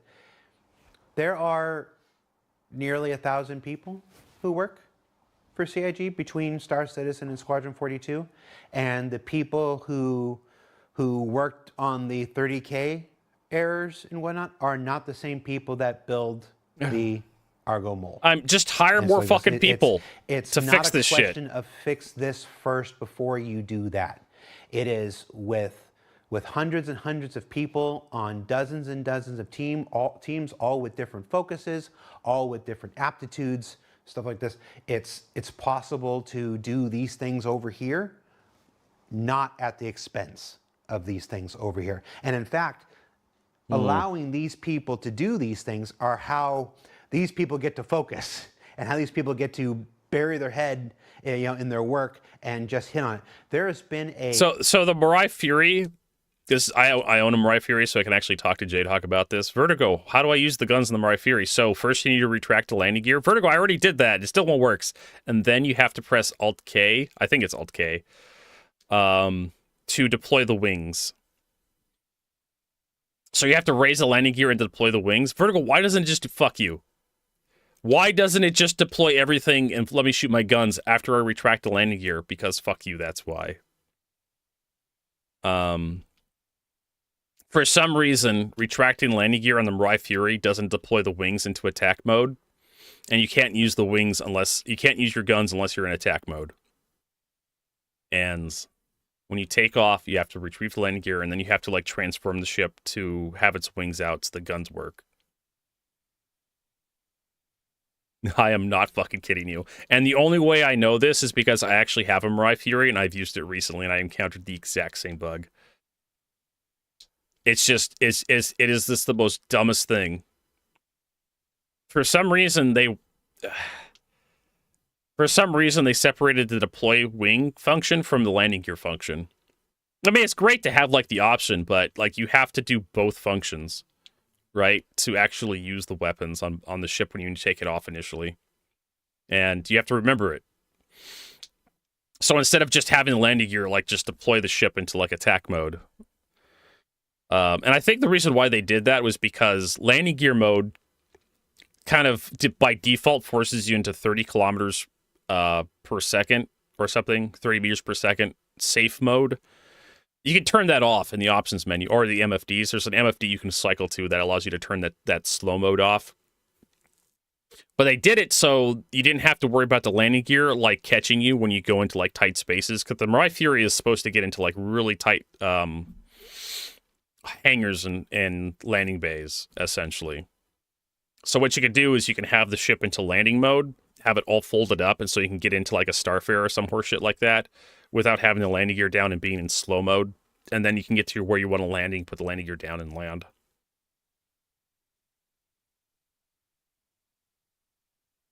The Fury is complete. It's the TIE Interceptor, but it's not the Guardian. You're thinking of the Guardian. I think there's a commercial on it.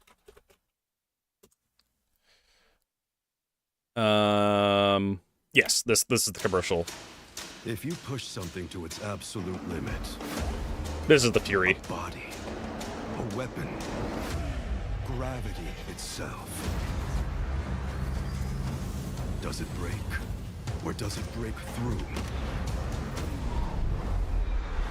The Guardian is just a fatter version of this ship. Beyond expectation. Class-defying maneuverability. Transformative integration of Xi'an tech and design. A revelation in short-range combat.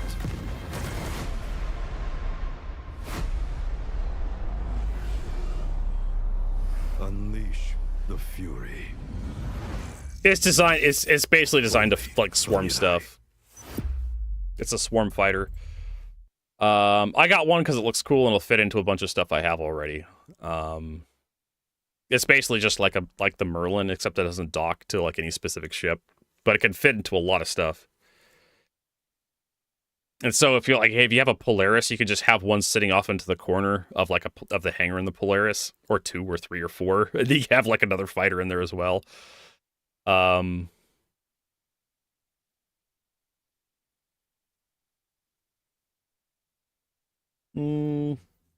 So, I mean, the Fury's not exactly a brilliant fighter, but it is a fighter. To give you an idea what it is. But that's what we're talking about. Freight elevator strike team going since just before, was it Race for Stanton? Was that one? And they have not stopped. There's been a little strike team, and I'm privileged to be in that chat, and I get to see them every single day. They have not stopped one day since Race for Stanton dropped, working and fixing freight elevator stuff and all the various edge cases. And there's plenty of people out there who love doing cargo running, because and it's nice we're fixing that gameplay loop. Teams working to put other things in the game to keep engagement going, to keep the game, alive and thriving while they keep their heads down and focus on that. So it is not ever a question of fix this before you do that. It's all right. We're doing both. Fusion Jose. We're doing both with 2 different teams, 3 different teams, 5 different teams, 10 different teams. Hopefully we'll see you later. And things will be done in their time, which is not always the super delightful answer. I mean, kind of sucks to be told it's not tomorrow. Not as bad as John's nerf to the whole D and whole E cargo. That's just trash. But but no, it's just I want to take that opportunity just to smash it, because I see that, and it's a totally normal thing to think that you can't do this, you should do this before you do this, but that's just not the way game development works. All right, we're wrapping up here. Are we? I'm going to do one last question. That's really a series of questions. Probably from Shem Pasta. Let's see how much I can get away with.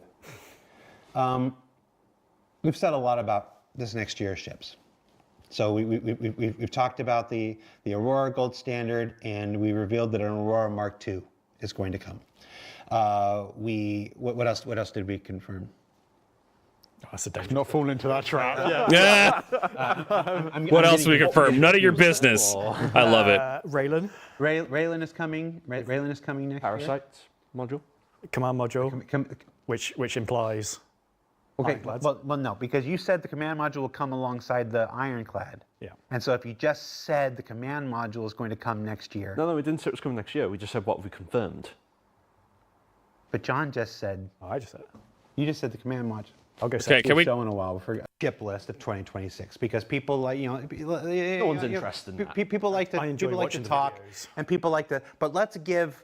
I hit the content. I hit some of the content creators at the beginning of the show. The people who do the what are they working on? What is it called when they do the watch? Watch parties. Watch parties. That's what we're doing right now, Jared. When they sit there and they react videos. That's what it's called. Reaction videos. Let's give people. Let's give them something to react to that they can feed the beast, because they do wonderful service for our project and get the game out. Marketing, yes. Let's reveal the manufacturers of every ship in 2026. Because we know what the schedule is. I hope someone's got the list. Let's reveal the releasing or working on. Releasing. Two different. Just the manufacturers. We know RSI. Releasing ships in 2026. Drake. Not Origin. Yep. RSI. Aegis. Yep. Did you say RSI? Yep. RSI. Anvil. Yes. Misk. Yes. A Misk ship. Oh, Kruger. Kruger is getting another ship. Kruger's getting another ship. Grays. Grays is getting another ship. Origin. Origin. Back. Origin's back, baby. Another ship next year. Gatak. Gatak. Because they talked about the Sulin. Or the Rollin, I should say. Oh. Your favorite color? Oh, Argo. He means Grey Cat. And Grey Cat. And Grey Cat. Grey Cat's getting a vehicle next year. So those are the. I'm pretty confident those are the. I'm trying to rack my brain. These questions hurt me. Yeah. Those are the manufacturers who are releasing new ships in 2026, and immediately people are like, oh, Consolidated Outland, forgot again. No Crusader, boo. Oh, We haven't had an Origin ship release in a while. I love Crusader. Maybe it's going to be the G12. Those are just the ones we're releasing on. Those are just releasing, not the ones that are being worked on. There are other manufacturers being worked on. Yep. Imply from that what you wish. Reveal the new. Let's just push our luck. You revealed that there's going to be another Kruger ship. This is not another Wolf variant. You want to. Let's give him the name. Let's give him the name. And let him speculate. I'm totally panicking that this is the none of this. That's going to be some kind of fighter from Sorry, Kruger. Let's make sure it wasn't a working Right. title because we have some. Or some small utility ship from Kruger, because Kruger makes guns. So the Stingray, lore-wise. the Stingray will be the name of the next Kruger ship. Probably a some medium point next fighter, year. maybe People from can guess. Kruger. People can speculate about what Honestly, that is. Kruger doesn't need any And more then ships. They should stick to the let's- Merlin and the Wolf, Let's in my end opinion. on a high note. This is IAE. We're about to go into the finale. Well, it could be the finale G12, where because that's the last thing Origin has as concept. Back and whatnot. But it could be like more than just The that. big ship for IAE this year was Perseus. I mean, it was always like a big ship. The big ship for Fleet Week. But the fact that they didn't say Consolidated Outlands next year means that the Pioneer's not coming next year. So also leads to, I'll speculate, Jared fed me. So base building's not, well, at least the Pioneer's not coming next year. They may do a little base building like the Galaxy, because the Galaxy is an RSI ship, if I remember correctly, right? And they said manufacturers. They didn't say how many ships from each manufacturer is being released. They just mentioned, hey, we're going to have ships from these manufacturers next year. But the fact that the Consolidated Outlands was conspicuously missing means the Pioneer's not coming. This confirmed next IE, yeah. The Stingray, it could be a variant of the Wolf that has a bunch of missiles on it or some shit. It's going to be a very flat ship, I suppose, with a long tail. That's what I would think about the Stingray. Kind of like a flying wing design.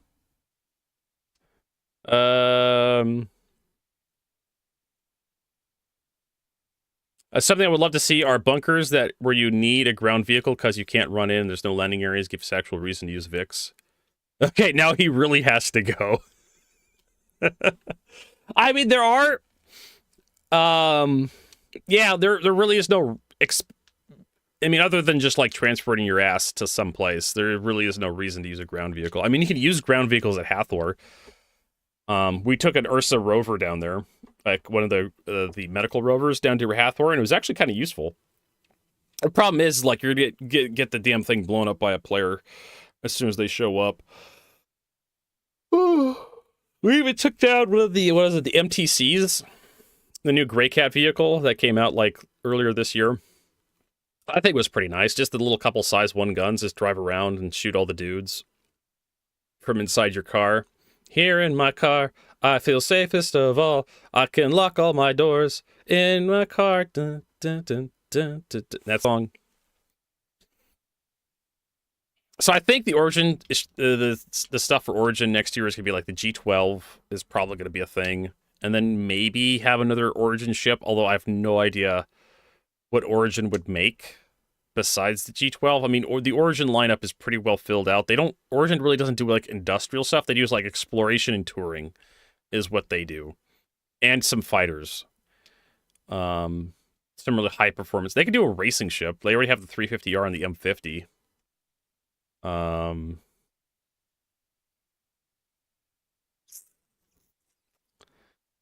don't know. Maybe some sort of base building thing. I mean, you could also BMW does Origin 2K battleship. Yeah, I mentioned that earlier, that Origin could literally make a battlecruiser. Also, I was thinking about that Firefly Origin. I literally was thinking the same thing. They could have an Origin base building ship. Well, BMW makes trucks. They make semi-trucks, right? We don't see them here a lot in the United States, but you see them in Europe. They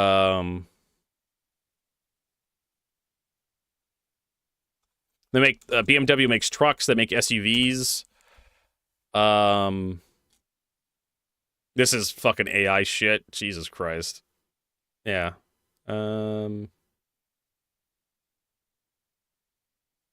This is more AI shit, I'm pretty sure. AI slop is infecting the internet.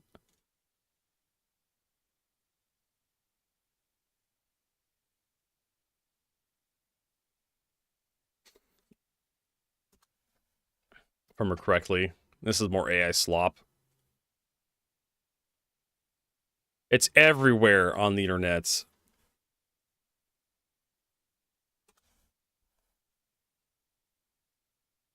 Yeah, BMW makes trucks, they make SUVs. I believe they make semis as well, but you don't see a lot of them in the United States.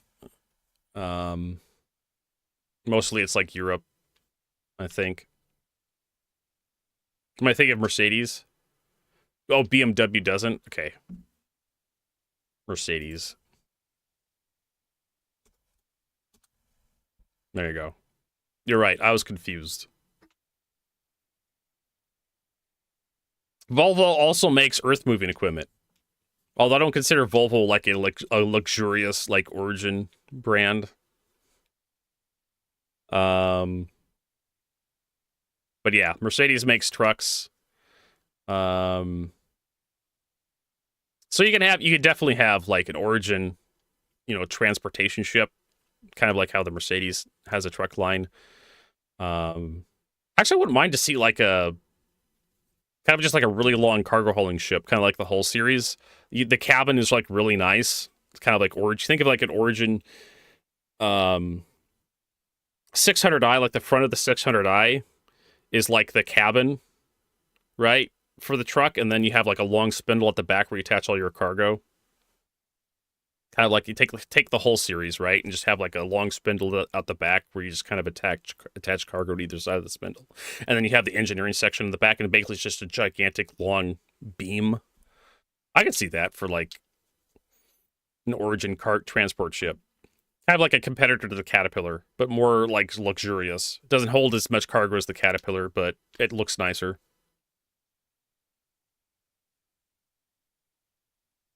Volvo makes coffin haulers mostly. Really?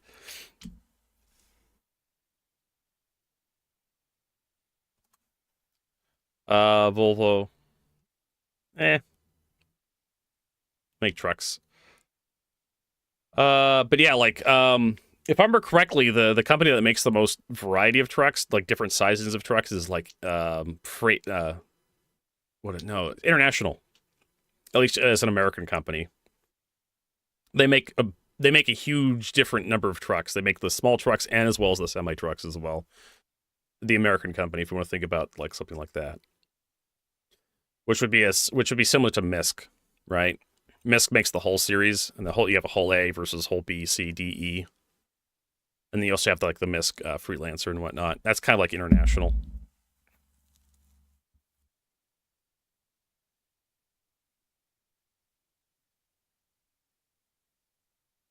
Anyways, let's keep watching. This year we're almost done. Idris. What was the big ship for IE last year? Polaris. Polaris. Oh, the big ship for IE last year is the Polaris. Go ahead.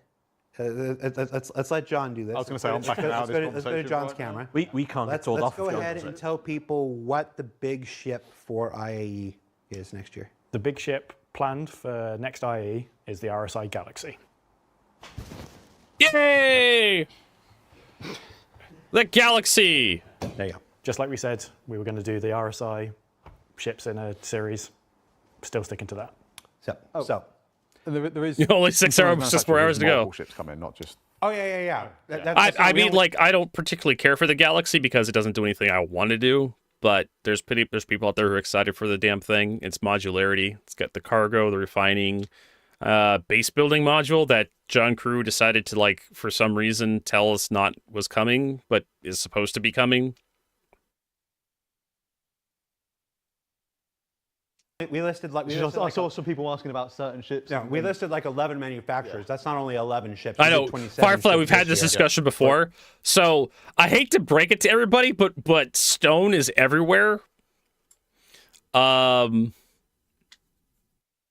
would be the most luxurious item because terraforming plant. Well, of course, terraforming is kind of like ubiquitous in Star Citizen, but getting a tree to grow somewhere and produce wood would be extremely difficult considering the size of the universe. And so having like a nice hardwood like mahogany or something, or cherry, oak, especially woods that had like a really, really long like growth cycle, like oak, that would take hundreds of years to like get a large enough sized tree to actually chop down and make a usable piece out of, would be the most luxurious thing possible. But of course, space is also like in a spaceship is also like space and weight is something that's like a luxury in a lot of spaceships. So just having more space inside your ship to like stretch out and like just have more shit inside of it. Also, just having just a gigantic slab of granite in your ship is also kind of like this kind of like styling on people, because your ship doesn't have good enough engines to actually push this amount of weight. I can see where CIG is coming from, but yeah, wood. Just having like wood floors in your actual wood floors in your ship would probably be like enough to show off just how wealthy you are. Yeah, but you can find stone anywhere. The universe is made out of fucking rocks. Like gold would be worthless in like a game like Star Citizen, because you can get gold from just about any planet that has planets that don't even have atmosphere. Would probably have a bit of gold on them. No, but you can make marble in a fucking lab, or you could mine it from someplace.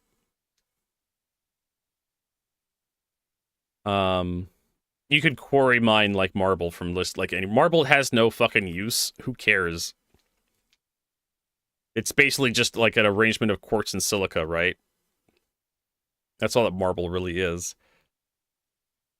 And you can make it in a lab or a factory or something. Who gives a shit? Wood, on the other hand, has to be grown. And some varieties of wood have to be grown for a very long time. And wood doesn't grow everywhere. Sure, it grows on trees, but trees don't grow on the moon. So you have to dedicate large portions of like your land mass on a planet that can actually support life to growing stuff you're putting in your starships. Yeah, diamonds are more common than you think. Same with like titanium. Why is titanium so expensive, Vertigo? Because titanium starts out as titanium dioxide, and you have to remove that oxygen from titanium to actually get it to a metal, to a workable metal. It's a bit like aluminum. Same with like aluminum ore. Like it's difficult to get the actual raw aluminum out of the ore. You have to be very, very clever about it. Exactly, yeah. That's why the gold pressed latinum. The gold just encases the latinum. There was actually a whole episode on that with like Jade Hawk's probably referring to this episode of Star Trek Deep Space Nine where I was trying. It was a Ferengi episode where Quark gets his hands on like a cache of like gold pressed latinum from somebody that hates him, and they managed. At the end of the episode has Quark just like inside this little pod that has all this gold pressed latinum, and as he's like picking up and listening to the latinum, like he's clinking it together, it like just crumbles in his hands because there's no latinum inside it's just the gold. It's just worthless gold. Did I get my Best in Show paints? No, I already have them. I didn't buy any Best in Show paints, but they're available to anybody who wants them, which I think is cool. But anyways, let's continue. Finish this off. This is going to be another 5 hours. How many ships next year, but it's close, if not. Jesus Christ, we're not even finished yet. So some of those manufacturers have multiple. Some big, some small. Yep. But yeah. But all right. So yeah. That's been 2026. Star Citizen Live. Lots of ship talk. Are we done yet, Vertigo? I hope you enjoyed it. I hope so. I hope you had some laughs. We had some good news. We had some bad news, but all throughout it, we had some real news. And as always, I'm eternally appreciative to John and Ben and Mark, who are willing to come on here and speak candidly about this stuff. Sometimes a little too candidly about the 2026 schedule, but it's all right. Open development. Don't choke, Jared. We kind of need you, mate. Just as you went for the bite. No. Anyway, thanks for watching. Remember that Twitch drops are going on right now. Star Citizen's first Twitch drops are on Twitch. Yeah, I think we're still going with the Twitch drops. Set up for our stream or not. Other people handle that stuff. But if they didn't watch, if you didn't earn them watching our stream, there's dozens and dozens and dozens and dozens of Star Citizen streamers out there. You can watch them and earn a pretty cool set of light armor that matches with a set of medium armor and some heavy armor, and honestly, it matches with like the concierge armor we did. So what's the name of the armor? The name of the armor is the Epoch Geist Epoch armor. Personally, I like the according to like YouTube, the pronunciation guide. Concierge armor on the heavy version of this armor. I think I really like the heavy version of the armor. I don't like the helmet. It's just not for me. But I like to mix and match personally. So Twitch drops going on. If you didn't get them watching this show, you can watch any one of our tremendous Star Citizen content creators on Twitch right now and earn those. So do that. Next week. You got a hole in your lip, Jared? What the fuck's happening there? Part of my red vine fell off. Our red vine's heads are falling off. What was I saying? Next week, ISC comes back with a special dedicated to engineering. We're calling it Talking with Torsten. And by the time I get done talking about this episode, just in time to watch that next episode. I've given up. I just dropped my... Put it into your fucking mouth and chew. Everybody. Thank you for watching. Jared. Thank you as always for continuing to support Star Citizen as we're closing out our 13th year, moving into our 14th year. I think those numbers are correct. And yeah, I won't see you live again before the end of this year. But when I see you live again, it'll be a brand new year, and we'll be off and seeing what 2026 has to discover, has to reveal about Star Citizen and its continuing development. So I'm Jared. That was John. That was Ben. That was Mark. These are Red Vine's Crazy Delicious Thanksgiving treat. See you later. Take care. Remember to spay and neuter your pets. The spay and neuter your pets. That's a Bob Barker special right there. It's Bob Barker from Price is Right. Yeah, Price is Right. You old heads. I know that meme. Bye, everybody. All right, so there we go. We're done. We're finally finished. All right. Jesus Christ. All right. What a fucking show. Vertigo managed to stretch out another hour into like 3 hours. How long have we gone? Yeah, we started at 8 today. It's 11:30. Hold on, is that going to work? That button, yeah. So 3 hours and 20 minutes. But anyways, Rob says, Vertigo, why are they selling the Best in Show paints? Because people want them to sell the Best in Show paints from previous years. I've wanted CIG to sell the Best in Show paints from previous years because I know that, because I usually side with the customer, right? I try to side with the customers, and customers of Star Citizen say, CIG, I really like that previous year's Best in Show paint. I would like to purchase it from the web store. And CIG's like, no, you have to have the ship when the Best in Show happens to get the paint. And a lot of people have been sad over that. But this year, CIG decides, and I hope they keep doing it, CIG has decided that you're allowed to purchase the Best in Show paint for a ship, even if you don't own the ship on the web store hanger. So if you bought the ship, if you acquired the ship in-game, somehow, some way, through Wicklow, through the executive hangar, through the UEC cash shop, you are allowed to have that Best in Show paint, and you're allowed to put that Best in Show paint on your ship, which I think is a good thing. This reduces the amount of FOMO that Star Citizen has, which is anti-consumer in my opinion. It's designed to manipulate people into purchasing stuff that maybe they don't really want to purchase, or maybe they don't have to purchase. It's very manipulative. I don't like it. But it gives the customers more choice what to do with their money. And honestly, like $10-11 for a skin is not that bad. I mean, even for the carrot carrot's like $20, and this is like, I don't know about that. But the carrot's like $600. If you're going to spend $600 on a ship, you're probably okay with spending $20 on a skin.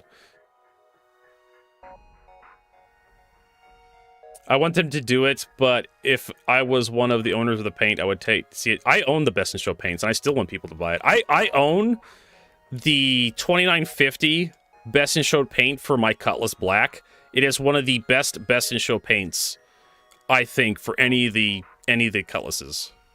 or probably the best paint, one of the best paints in the game. It's that white, gold, and black paint with the gold trim for the Cutlass Black. I think that's one of the best paints in Star Citizen. And I am perfectly okay with CIG selling that skin again. It's like $7 on the web store. So you're going to see that paint everywhere now. If stuff is not exclusive, it's not special, I disagree with you. I don't care about specialness or exclusiveness.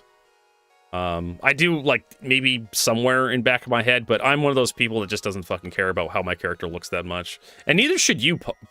You run around with one of the ugliest fucking characters in the game. What the fuck do you care about exclusivity or specialness? Like, oh no, everybody's gonna equip that skin to their Cutlass Black. So fucking what? CIG's gonna make more fucking money as a result. And everybody's gonna have a good looking skin for the Cutlass Black. And then maybe CIG learns that people really like that skin and will make more skins like that for their ships. Like the, what was it, the Heron paint for the Perseus, which is basically the same paint. So, I mean, yeah, you're going to see it more often. It's going to become more common, and it's going to become like... But that's how fashion works. People... This is like a Reddit mentality where a large portion of people decide they like something, right? And then you have a small group of people decide they don't like something. And they're like, why is this thing very popular? It's because people like it.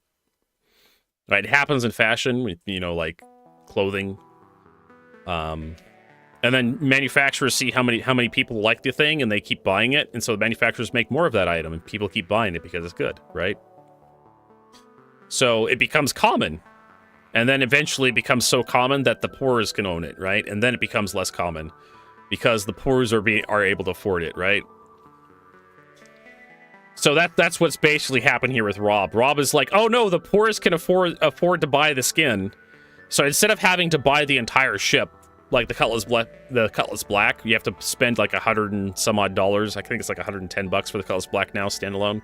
So instead of having to purchase the Cutlass Black at the time when the skin was offered, so you have to have the right amount of money at the right time to get it.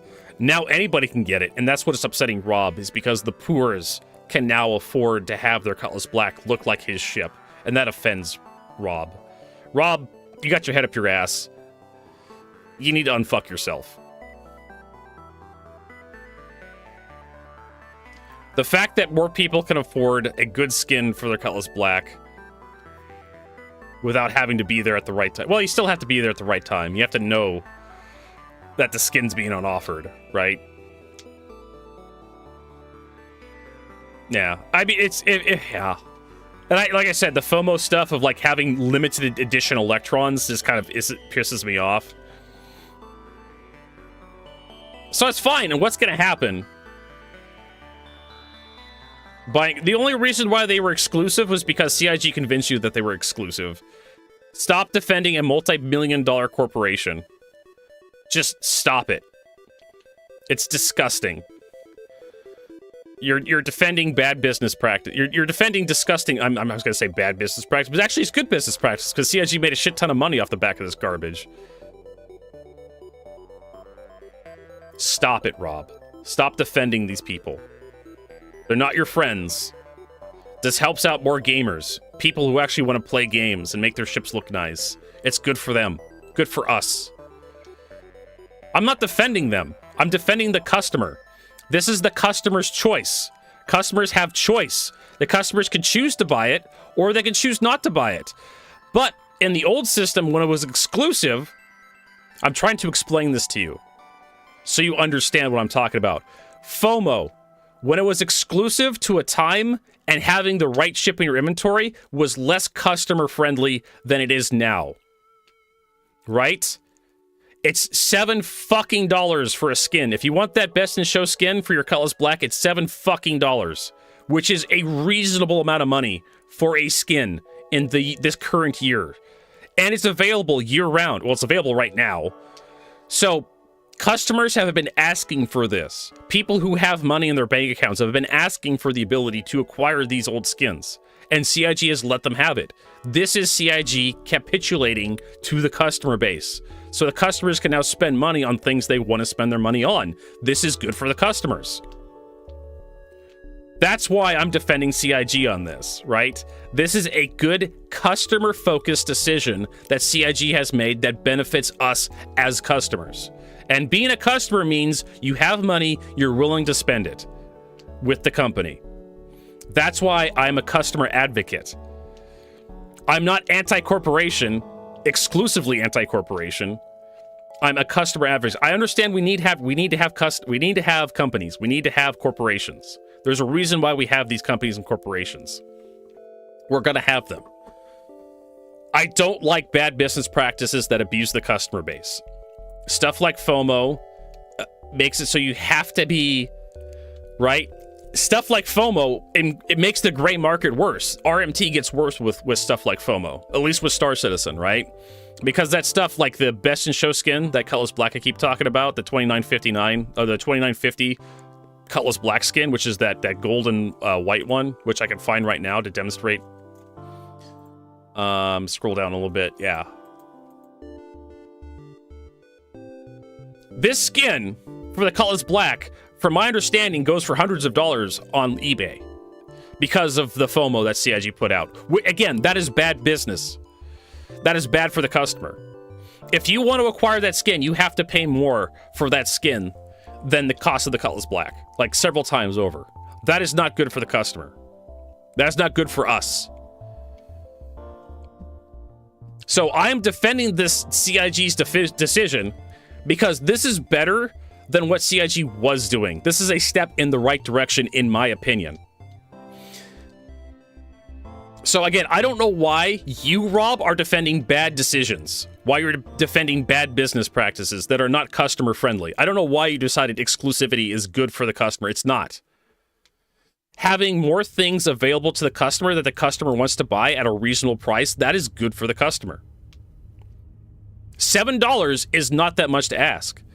People want to buy this because it's a good-looking skin. So the people have the money, they have the desire, but it's not available at a price they want from the places they want, right? That's what makes the previous system a bad system. If you want to own it, you have to have the Cutlass Black at the time it was offered. Not everybody was there for that because we have people who are new to Star Citizen that joined just recently before 2020. That's when this was offered. This was offered like 5 years ago in 2020. And so people who joined within the last 5 years didn't have the opportunity to acquire this skin. Hey, Jirla, thanks for those buddies. Appreciate it. Helping me pay my rent. WJirla70 tipped $50. Throwing money at Sig is silly. Let's throw it at Vert instead, for he is wise and knowledgeable. So I am defending CIG. Yes, I am defending CIG. I will say it again. I am defending CIG over the decision to allow the customers that want to buy this stuff the ability to buy this stuff from the CIG web store, which is better than buying it off eBay, right? Because eBay, you can get scammed. I've seen it before in my web chat. I literally saw someone get scammed out of a cross-chassis upgrade from a Caterpillar. I can't remember who it was, but someone literally got scammed live on my chat. I was trying to warn these people, like, be careful with this deal, but one guy was being really friendly. He's like, sure, I got a Cutlass, I got a Caterpillar or cross-chassis upgrade I can sell you right now. And they didn't get their money. They didn't get their money for that. So you can buy it from the CIG web store, which we all can trust, right? It's the manufacturer, the people who actually make this crap, so we know that our money's gonna go through and we're gonna get our item. And it's $7, right? $7, and it's available to anybody who wants to buy it. You just have to have an account. You don't even have to have the damn ship, right? You could have had an Aurora, right? If you don't even have to have the ship to purchase, near as I can tell. You could just buy the skin. And if you have like an Aurora, that's even better customer facing, right? Because if you just have a starter ship, right? Like the Salvation, right? You bought a $45 ship to start you out, the Aurora or the Mustang, and you're like, I want to grind for a Cutlass, and I really like this skin, so you spend extra $7. So you're like $45 plus 7, that's like $53. That's plus tax. That's all the money you've spent on Star Citizen. Isn't that just better, right? Instead of having to spend $125 US on plus tax on a Colors Black at 5 years ago and then accidentally get this thing for free? Rob, don't you kind of understand what I'm saying here? This is a better deal for the customer. This is a better deal for us. People want this thing. And it's only $7 if you don't even have a Cutlass Black. You just, I have an Aurora. Yeah. Anyways, what the fuck am I doing? Azamir, check my message, please. Let it through, moderator. What the fuck is this? You got fucking timed out or some horse shit. Oh. Yes.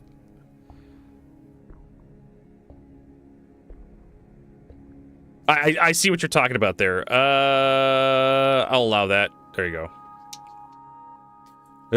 I see why the auto mod caught you. I have to switch over to a different screen to check my auto moderation. But yes, that's why I'm defending this decision by CIG, because this is better for the customer base, the people who actually want to spend money on this stuff. And people have been asking for years for this. And honestly, CIG could have charged at least double these prices for these exclusive skins. What word? It's destroy the blacks. Destroy the black. That's what the Automod caught. Honestly, like, I can appreciate Automod catching that. But it's an AI system. So I'm pretty sure even speaking that to the microphone may get me in trouble by CIG, or not CIG, just in trouble by Twitch auto moderation. But yeah, don't say that in the chat. Apparently Automod doesn't like it, and that's not me. That's like just Twitch. So yeah, like Vertigo, they should give this kit away for free. They did back 5 years ago, but you had to own the ship, which was a $125 ship. You had to own the ship to get the skin. So yeah, now you don't. So that saves you a bunch of money. I don't understand why this is a problem. I would rather them start with new paints and sell them each year. They don't even sell the Best in Show paints this year. Yeah, they do. They're selling them right now. But yeah, they're selling the new paints right now too. I mean, if you want to buy the whole 4-pack, I think. No, they're not selling the Best in Show paints this year. They're only giving them away. So they're doing the usual FOMO stuff with the current year's paints. So you have to have the ships, I think, but they're selling previous years, which I'm fine. This is fine. Again, this is more customer friendly than what CIG's been doing the past years. You can at least, hell, I would say just leave like a 2-year gap. Like this year and last year's paints are like exclusive, at least for 2 years, and then you could buy like after 2 years they go back into like just onto the web store during the Intergalactic Aerospace Expo. You can buy the previous 2 years or the previous years after that. So it looks like this year's skins are going to be exclusive for 1 year until the next Intergalactic Aerospace, which is fine. A 1-year exclusivity period for your Best in Show. That gives you like the FOMO experience. I would also love the really old Best in Show paints to show up in like the loot pool. Like the 2949 paints. I would love to see these like drop somewhere.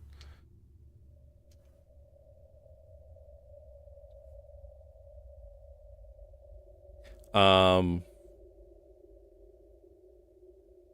would rather them start with new paints. Yeah. That's basically what they're doing. They create new paints every year. Rob. I'm not quite sure what Rob's trying to get across there. It's probably some like a language barrier thing. But they make new paints for every ship. Best in Show or otherwise. Like you go to the paint shop and they're constantly making new paints for the ships to sell.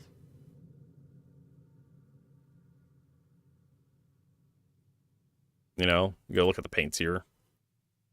And they're constantly like, yeah, you know, the Lumere pack, and you know, there's new paints all the time. They're selling old paints as well. So every year they pick a new ship, or they pick ships to make new paints for. And then same with Best in Show. The Best in Show gets voted on, and they're like, oh, we're going to create a new Best in Show paint this year, and that looks like it's going to be exclusive for a year. Oh, yes, I would love to see a shark tooth Perseus. I love the shark tooth paint for the Idris. I think it was a pretty good one.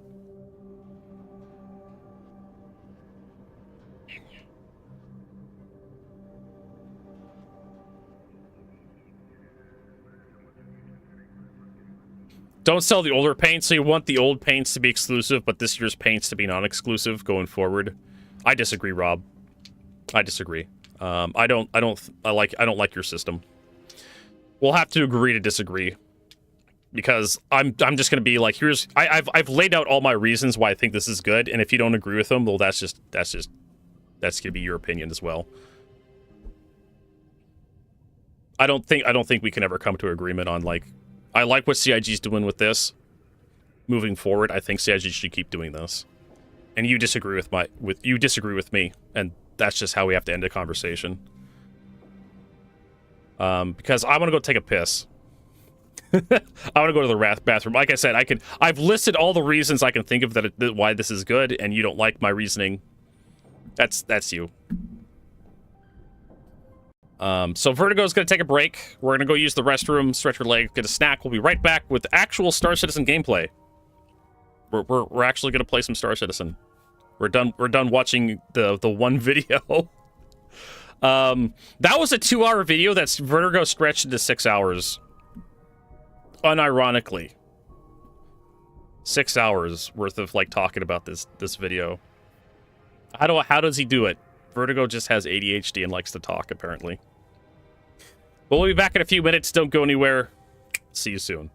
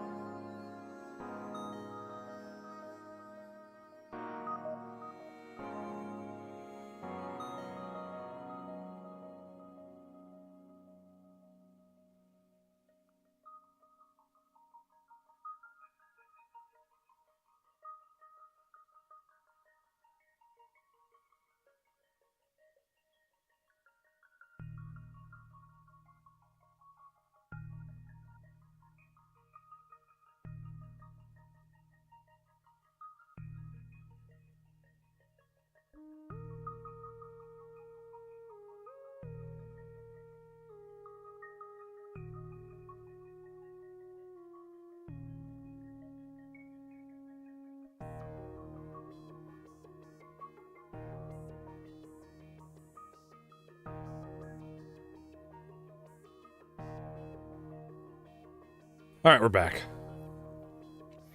Let us... Yesterday, last we left off, we could not load into Star Citizen at all because the servers were down after CIG released the Evocati. Thank you, Drilla. After CIG released the Evocati patch yesterday, it caused the activation servers to go down. So we played Helldivers 2 for the rest of the day. So I would love to get back into Nyx to see if we can't...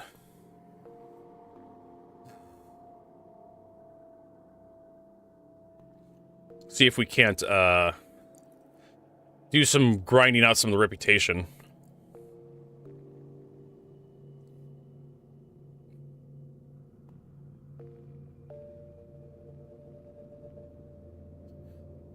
Fucking Zach. Alright. And yesterday we did a little bit of salvaging with a Salvation. It's a good little ship, but... Yep, we have some cheese. We have some Swiss cheese. And then, of course, we have some pepper jack. We also got some vegetables. We got some cherry tomatoes. Basically leftovers from, like, Thanksgiving. My mother, she thinks she's planning... Bless her heart. My mom thinks she's serving for, like, 20 people. But it was, like, 4 people. And, like... Grandma doesn't eat that much anymore, so she just kind of nibbled. She's like a mouse. She ate a little bit of cheese, some crackers, and that was about it.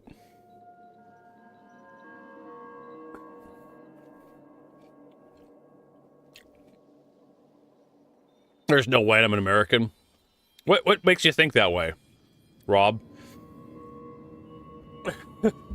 Am I just too different from all the Americans you've met?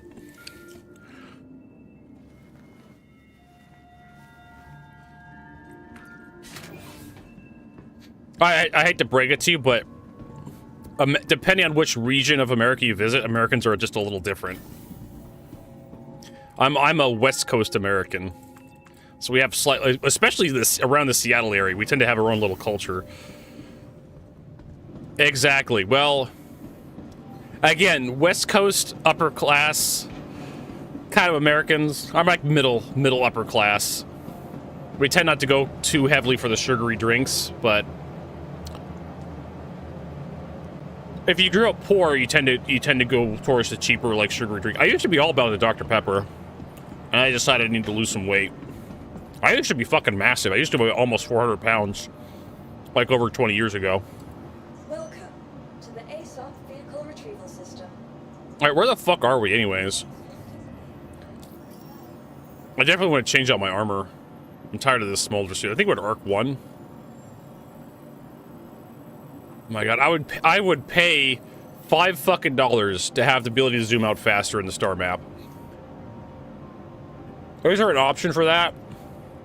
Star map zoom speed or some horse shit?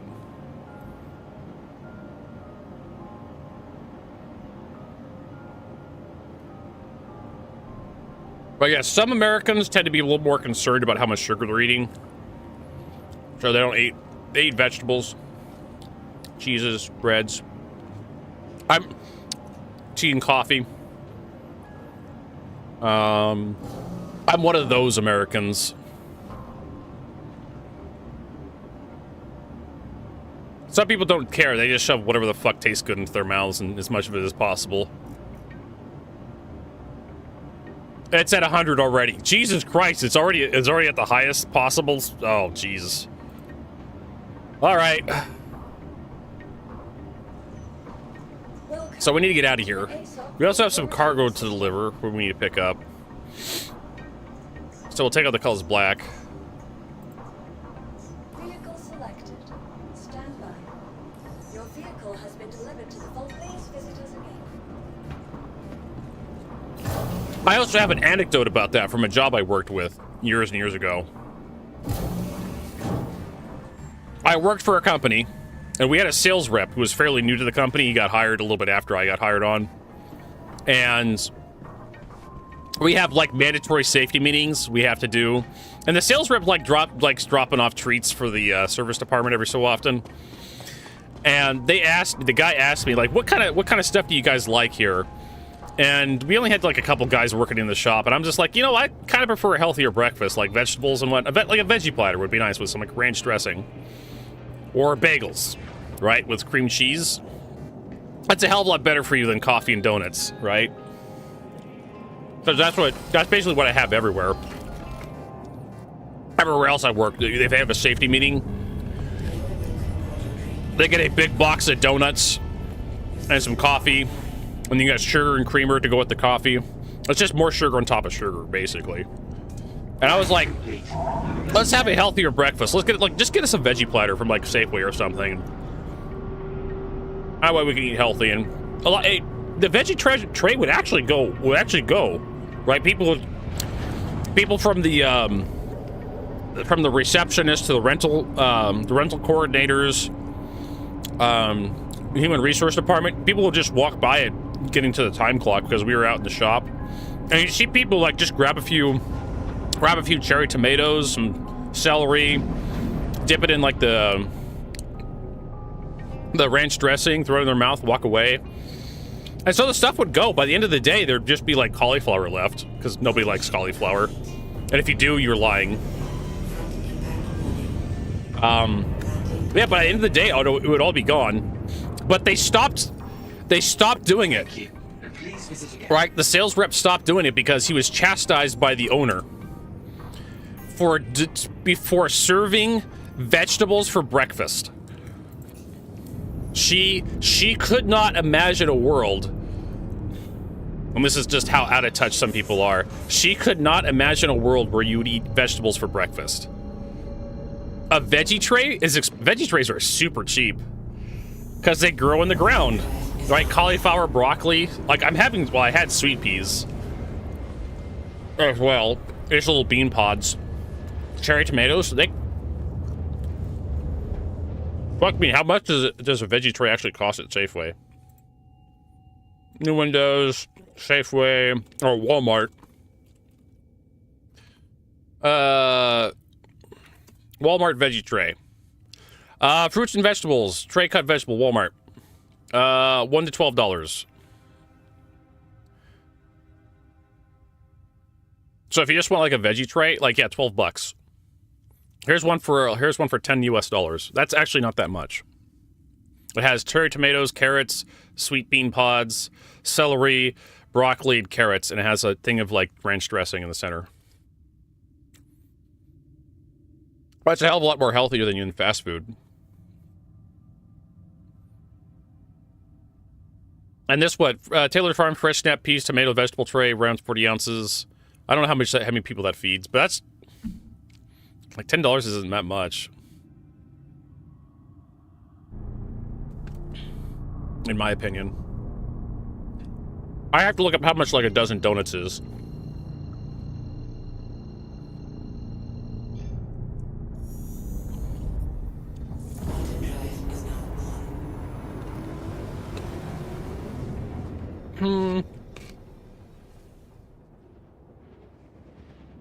Well, the thing is, you can grow your own vegetables too in your own garden. You want cherry tomatoes? My landlord grew cherry tomatoes. He loves that shit.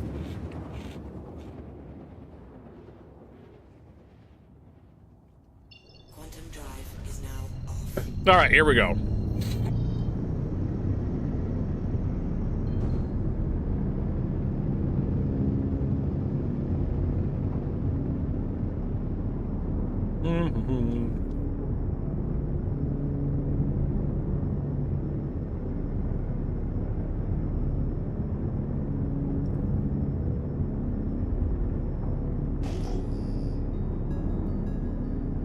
Hunter.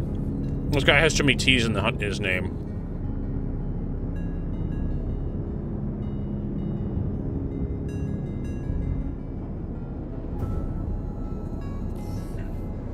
Dun, dun, dun. But that's one of the, Rob brings up an excellent point, which is worth talking about. The trappings of poverty, where unhealthy food is actually a lot better, is a lot cheaper for you than healthy foods.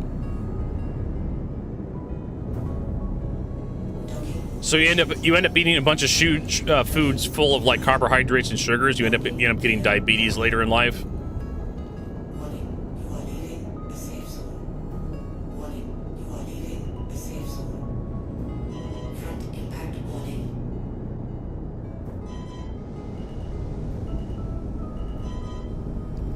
Foods that are better for you and have more nutritious value tends to be more expensive.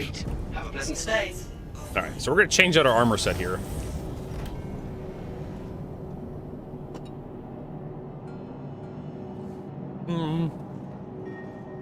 Hey, Dovikin.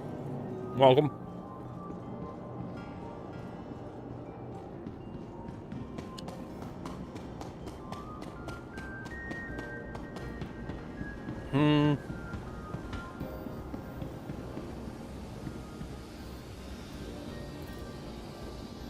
All right, so move all that over.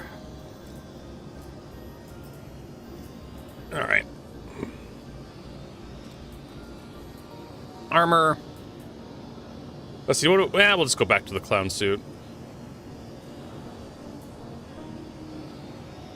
The helmets. Have to uncheck everything, there we go. You remember how to use the inventory system? Not really. Core.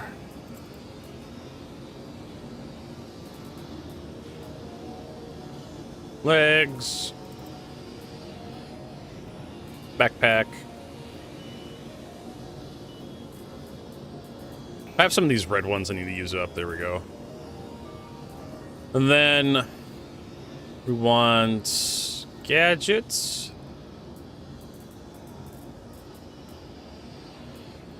We can definitely take the blue one out. All right. Or we can take the red one to match with our, I don't know.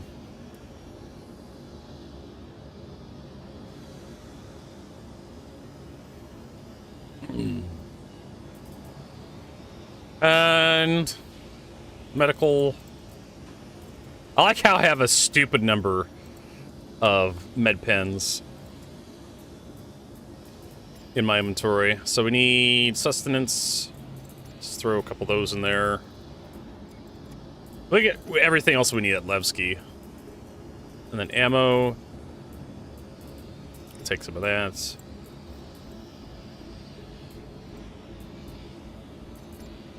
There we go.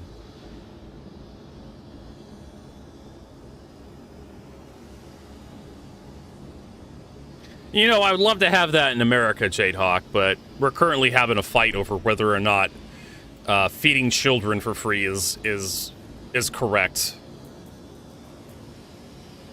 It's pretty funny seeing Christians fight so hard against the teachings of Jesus Christ.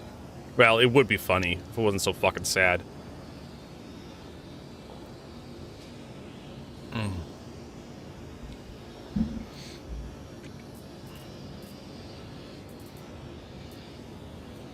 What else? I need a med tool.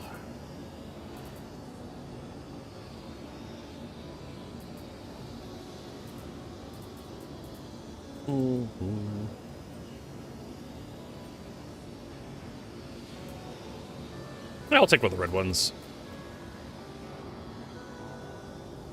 Having a different colored multi-tool from a different colored med tool definitely brings the ensemble together.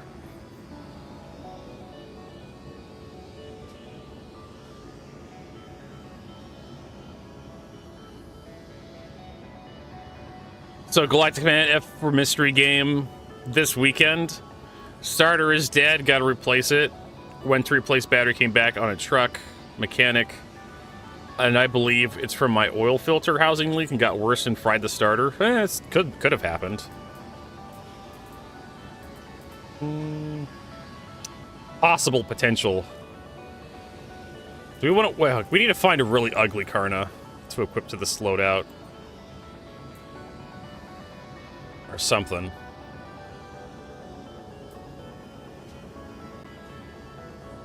We still have that kill shot for you, Galactic.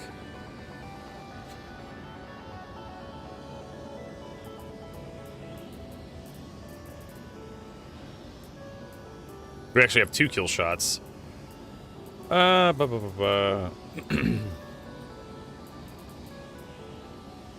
Just going through all my old stuff.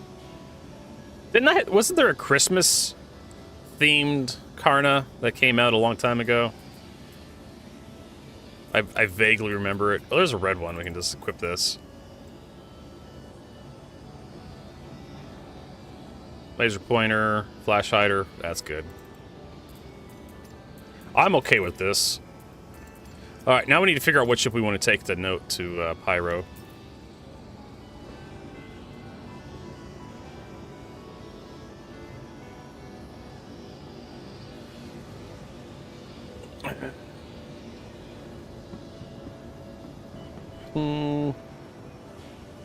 Right above the exhaust manifold. Ugh. To the ASOP vehicle retrieval system. All right. So the Mark II Hornets over at Levski, we were over there at one point. You know, we should probably do something with this lightning. Since we do have stuff for it. We can probably put a bunch of Omnis on it.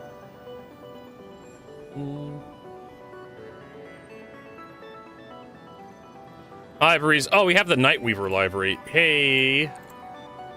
Polar, we have Glacier. Honestly, I'd rather put, like, stealth coolers on this thing. I don't know. Lux Core. I think didn't we do, like, a build for this thing? Or a VK00. I think we did a build for this thing. And I think we came back like civilian shields, Lorica. Civilian shields. I can't remember what power plant we settled on. I have a JS400. I think a Lux Core. Because we found a build that actually worked really well. I could use every fucking thing on the damn ship.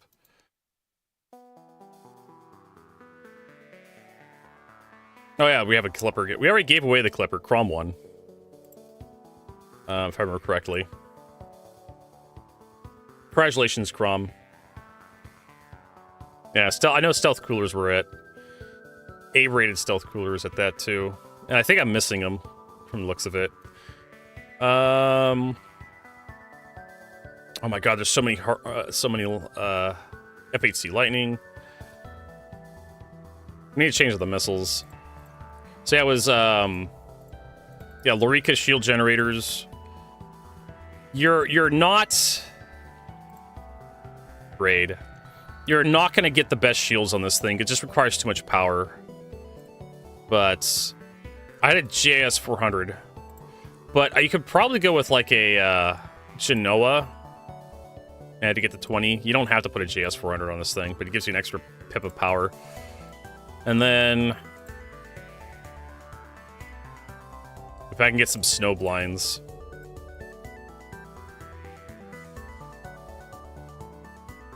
I could probably stay with a Genoa. Right, which is actually purchasable. Actually, max power generation. Yeah. Genoa is your best one, which is industrial A grade. Yeah, I know. Change the guns. I was gonna do like Omni Skies or something with a fairly good velocity, projectile velocity. Take a look at here. Size 3s. Something with good DPS. Where is it? Total damage dealt. Where is it? Range, speed. Sort by speed. So Singes / Best Driver, Panther, FL33. FL33 suck. They take way too much power. Same with Light Strikes. Really? How bad are the Omni Skies now? 1800, 1400. NBD 30s. Omni Skies 1400. Yeah, I could deal with the 1400. With the Omni Skies. 1400 I can deal with. You can also put like the laser repeaters on there too. I don't think I have enough CF laser repeaters to fully equip it. Also, I probably have enough Dominator missiles. No, I only have 7. I need to go buy some more. God damn it. I'll go buy some more of those. So this thing has tarantulas on it.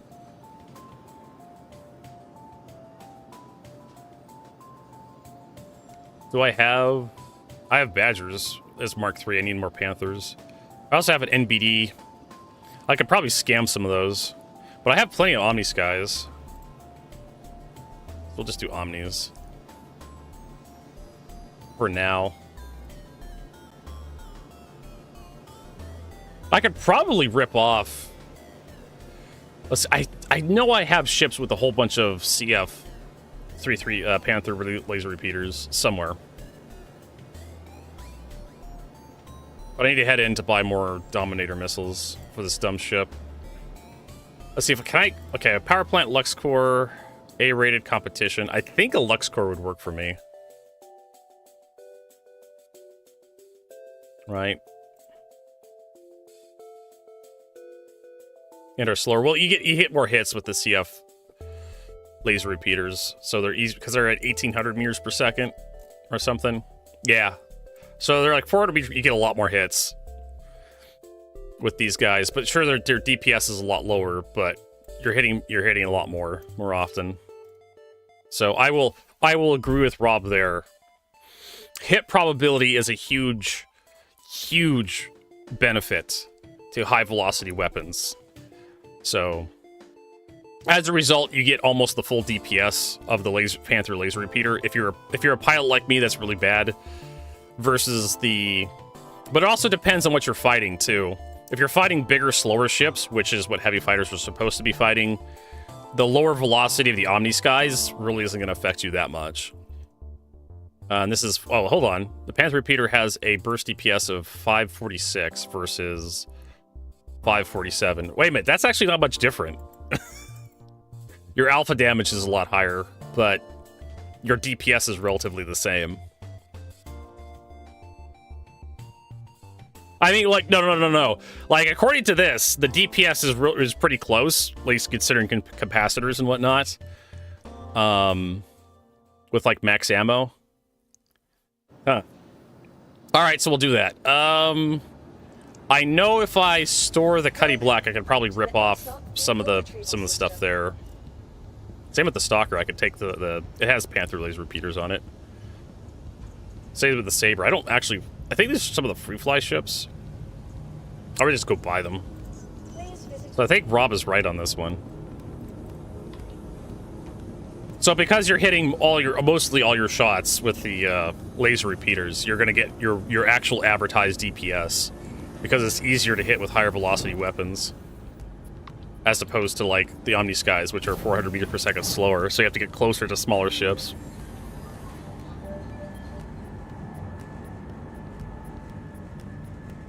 But considering how many weapon mounts the Lightning has, yeah, you're gonna do some serious hurt, regardless of the weapon's DPS. If you hit with everything. And that's how I think the difference between like all the fighters should be.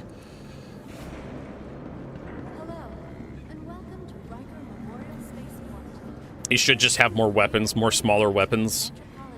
Maybe you have like a light fighter that has a few big weapons, or just a whole bunch of small weapons.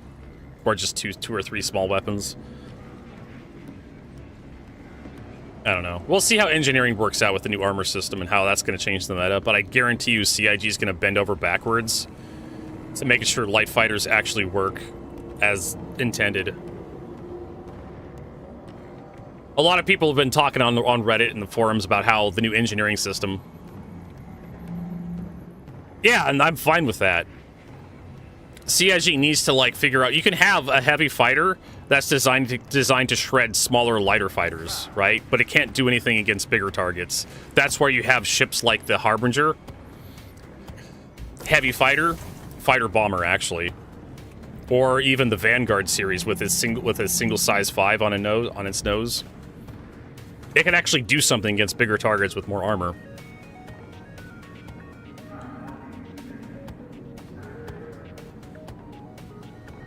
Size 2 bubble shields, yeah.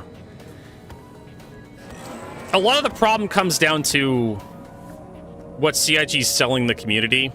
If we didn't have 150 fucking spaceships, if we just had, like, I don't know, 90 spaceships spread throughout a whole bunch of different classes, I think the balance for Star Citizen would be a lot tighter. But one of the problems that we come up with is heavy fighters. How do you make heavy fighters viable when maneuverability is king? Right? Because you can't do energy fighting in space. That just doesn't work. Because you're always going to be looking at the ships that's shooting at you, or be in their blind spot.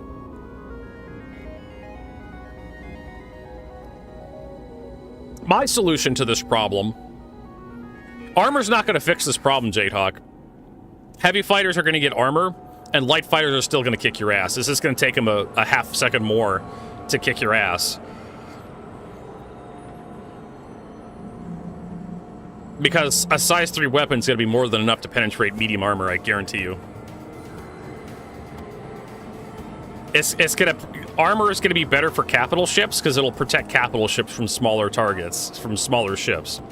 You'll have to come at them with torpedoes. Or you'll have to board them if you don't have access to big hitting ships, or if you don't want to throw torpedoes at them.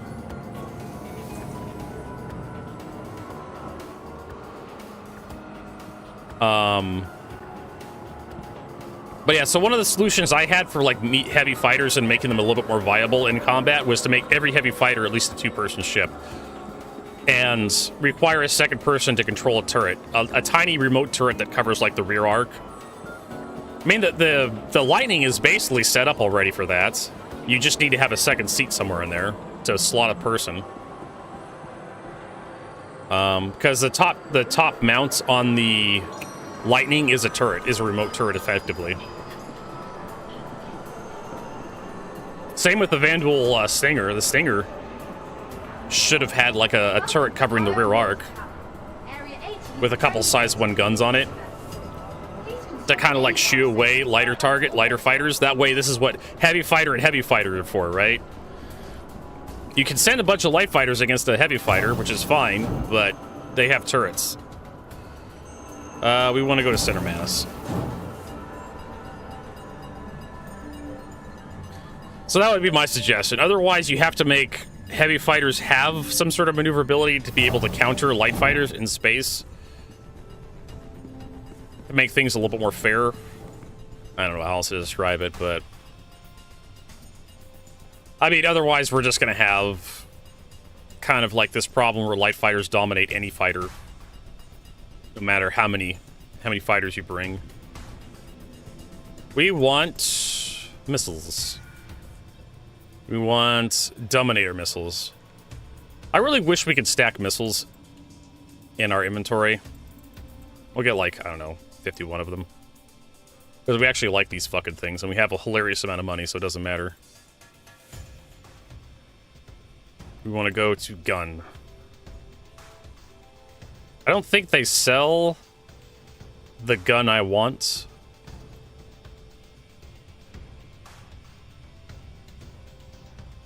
Because I want the... Yeah. Or we have to go to all categories and then look for Panther. Oh, they do. Do they sell the Badger? They do. So, that's what the other problem with the UI in Star Citizen need to fix. This shit disappears for some reason when you go into... Yeah, see, when you go into like the actual category and then you scroll down and look at the guns they have in stock, for some reason there's a second page that's missing. Oh, there's the Galdarines. There's Panthers. So maybe I scrolled past them. Maybe I'm just an idiot. We'll buy like 6 of them.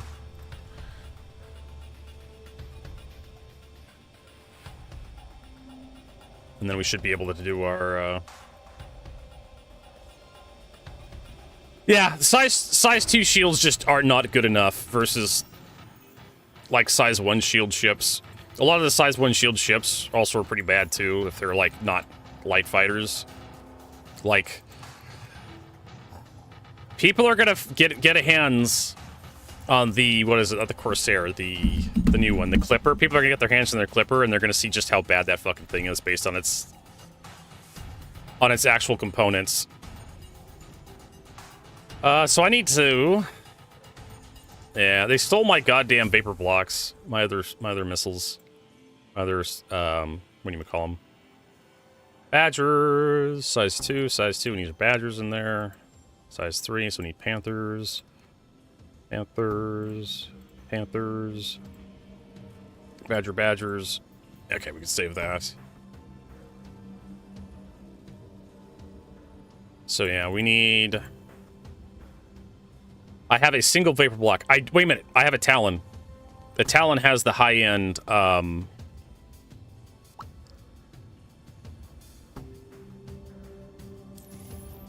the coolers, right? Now, B-grade coolers would probably be enough, right?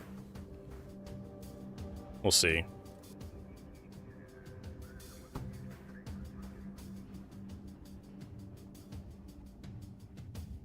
Vapor block. Nah, it's still enough. I mean, this is the pass before we have any cooling, so even with the default loadout.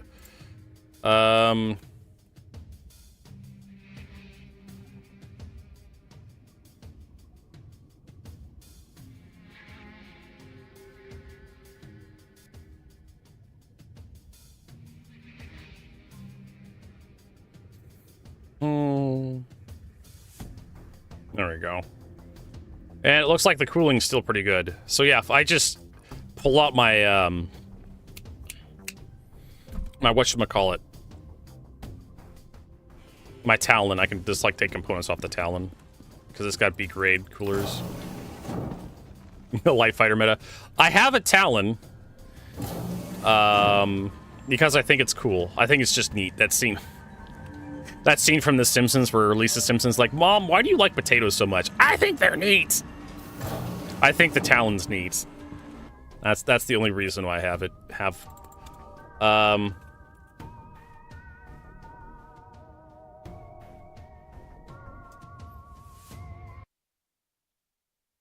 see if I can find it. I'm a big boy today. No, I gotta find something else quick. Why don't you bring this potato? That's pretty big. Mom, you're always trying to give me potatoes. What is it with you? I just think they're neat. That's the best I got. Vertigo, why do you have a Talon? I just think they're neat.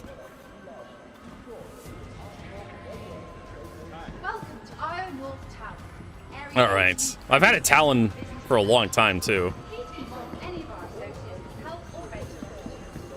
There you go. Fusion Jose game is back with us. All right. So we got the lightning. We just need to get our new coolers, stealth coolers on the lightning. Head to Rec Room, so we'll do that. Anything else we need here? I can't think of anything else I need. I'm basically good to go. I got all the ammo. Levski will have anything I'm missing for my FPS gear. For ships, I may want to set up the I think the Corsair is already set up and ready to go. Ah! Ah! Yes, the caca. Caca! I really think we need to have some kind... I mentioned this on the podcast I was on last Saturday, I think it was. With Paul Shelley and Griffin Gaming. We have ships designed by birds that kind of look like birds. Why don't we have a ship designed by a human that looks like a human, right? What I suggested during the podcast is we need a ship like Mega Maid from Spaceballs that's a refueling ship. So that when it goes to refuel, like it unzips its pants and it flips out this hose where its cock would be and it fills up your spaceship, right? That's what I think we need in Star Citizen. Human ship, looks like a human, it's a refueling ship. There we go. What's my group about? I basically just do whatever content's available in Star Citizen. Fusion Jose's like, that's probably a little too much for me, Vertigo.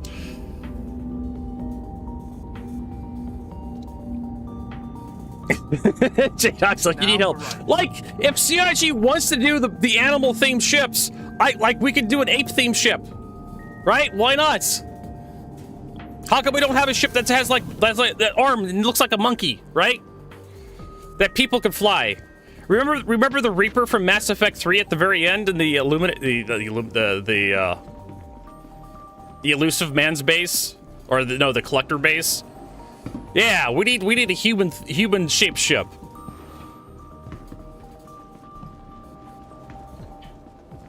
I mean, it just makes sense. I mean, they struck first. The Terravon struck first with bird-shaped ships. It takes all of us working together to keep Okay, that's so much better, Jurla. Refueling off the tits. I love it. Or we can have a bird-shaped Terravon ship that's a refueling ship, and we can call it the Tit that refuels you.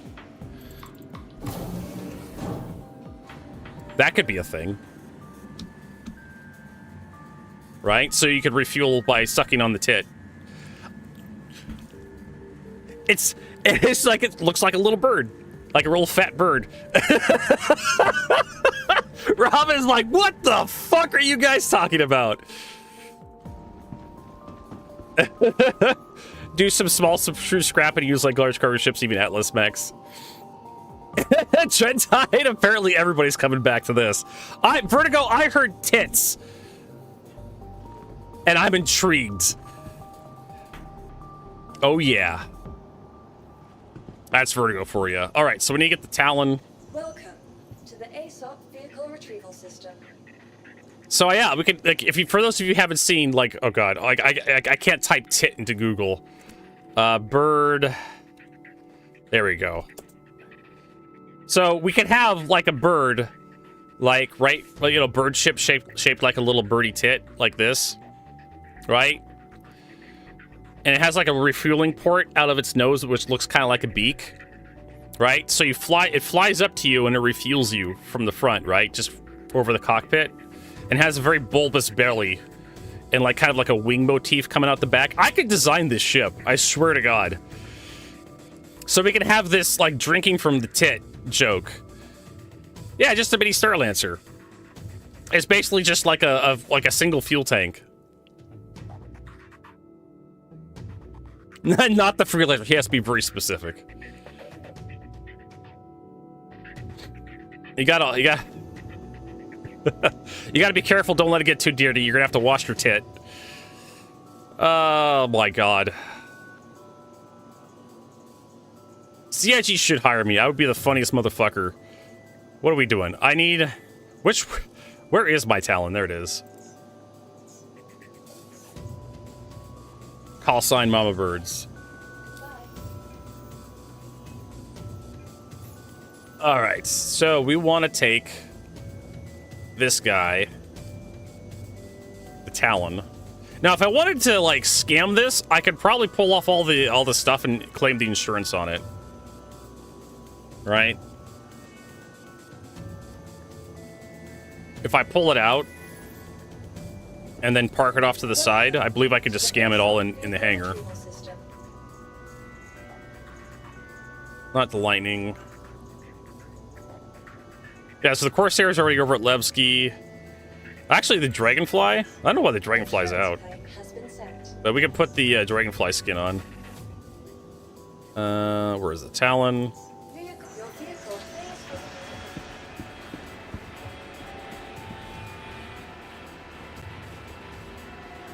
Short-beaked hummingbird? Yeah, I can see it.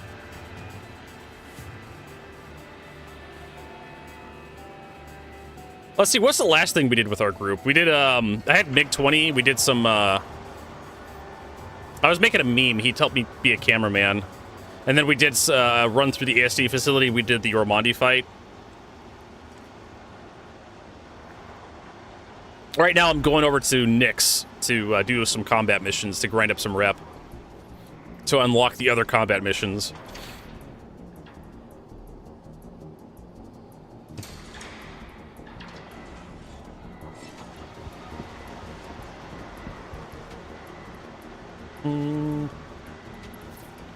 Rob apparently wants to join me.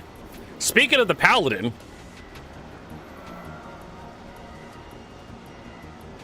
we could definitely take the Paladin out, or the Perseus.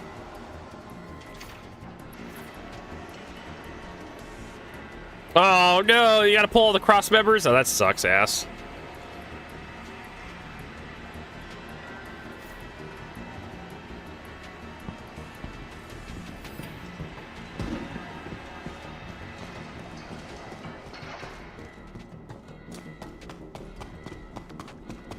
hate having to deal with like frame stuff.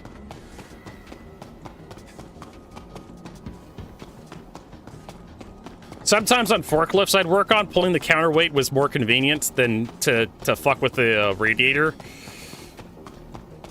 Like the counterweights on some of these forklifts are like 6,000 pounds. You have to get a crane and some like eye bolts through the counterweight, or another forklift to like lift off the counterweight, set it down, and like then you get to fuck with the radiator so much more conveniently.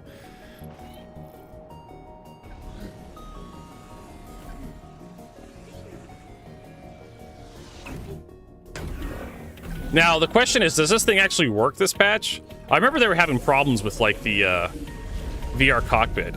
But hey, the nice thing about this thing, if the cockpit doesn't work out for you, you can just open it up, right? And fly like this.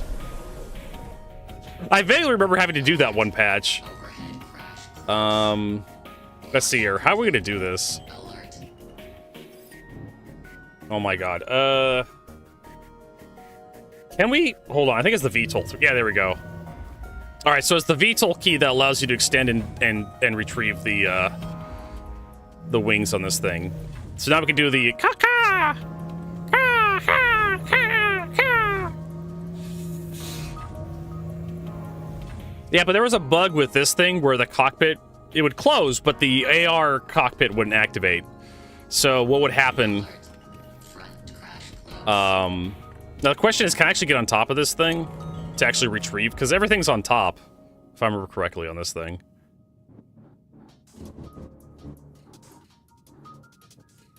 I think it's all on top. Also, we need to, like, detach. I don't know. There we go. Ship port's unlocked. Oh, no, not an ad! That's why you should subscribe to HC Vertigo here on Twitch, so you don't get any ads.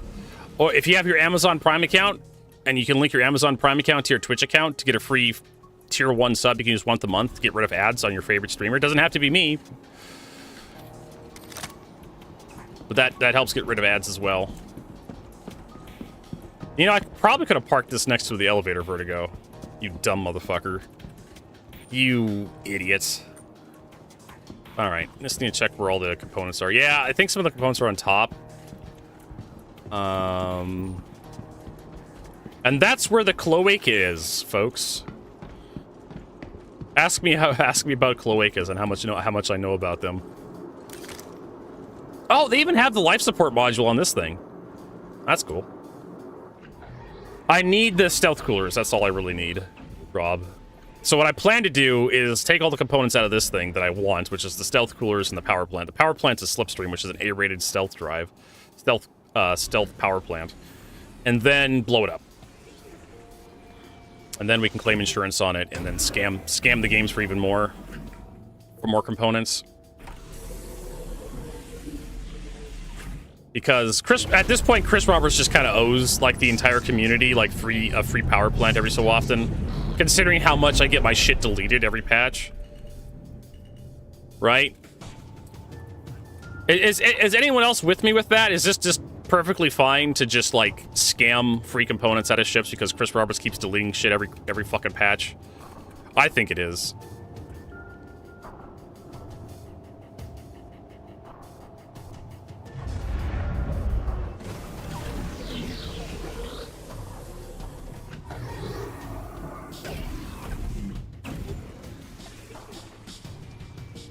You're a welder and you can barely afford food? What the fuck? Welding should be like one of those professions. And you should be able to make money wherever you go. Doesn't California have a whole bunch of shipbuilding they're doing right now? Okay, so we need the coolers, which are on top. How the hell are we gonna get to the top? I have a... trying to think here. I could get a Geo out and jump on top of it. 3 weeks ago. Yeah, well, you know, being fresh out of school doesn't help. Open all and self-destruct. You know what? Oh, I just realized what I could do. I could use this ship over here to fly on top and pick the components off. Yeah, it doesn't help that, you know, you just graduated college, or you graduated school, And then Trump becomes president and decides to pick a fight with the entire fucking world. You know? And now the economy's in a slump as a result. Ain't nobody fucking hiring as a result. And the people that are hiring ain't gonna pay you worth a shit.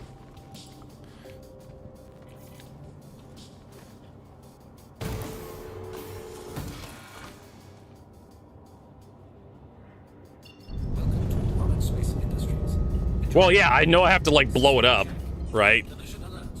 So I have to remove the components, destroy the Talon. That way it doesn't save the, Alright, this is how Aegis ships are made. Let's see here.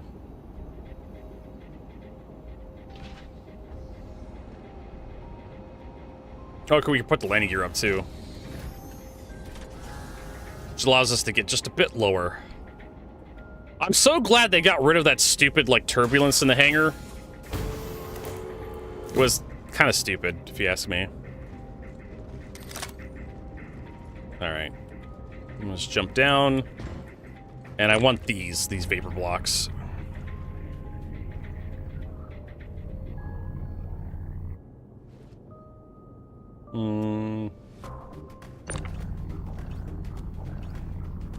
So I wish you best of luck, Fusion Jose. I don't know how long you can hold out. You know, I wish the economy was better. It's really rough right now for a lot of people. I'm trying to do the best I can. With what I got these days. I know the power plant's in the front, closer towards the front. So I need to move the ship forward. I think it's up here. Right underneath me. Really?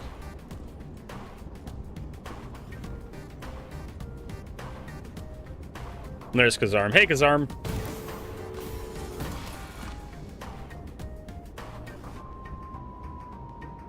Dun, dun, dun, dun, dun. Where the hell is this power plant? I thought it was on top somewhere. Yeah, there it is. It's forward. Okay. And we should be able to get it right there. Let's see here. Yeah, I gotta get experience.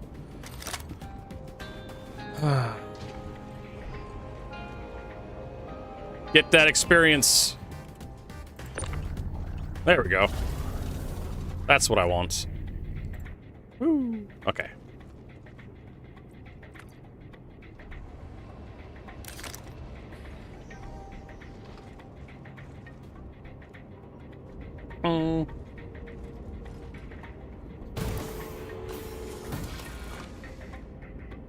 Am I playing Star Citizen tomorrow? Yes.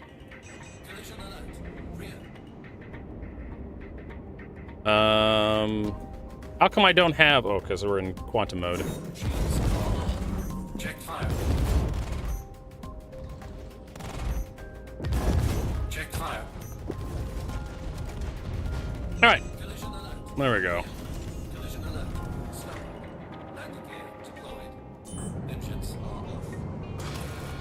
Sure, that's fine, Jade Hawk.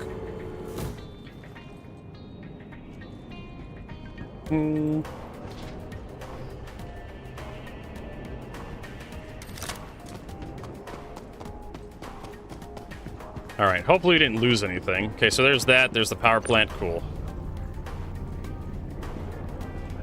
Slap these sons of bitches. I find it funny, like, the components disappear after, like, a certain number of meters. Like, you could literally push the components far enough out that you can't see them with the tractor beam. That is actually funny.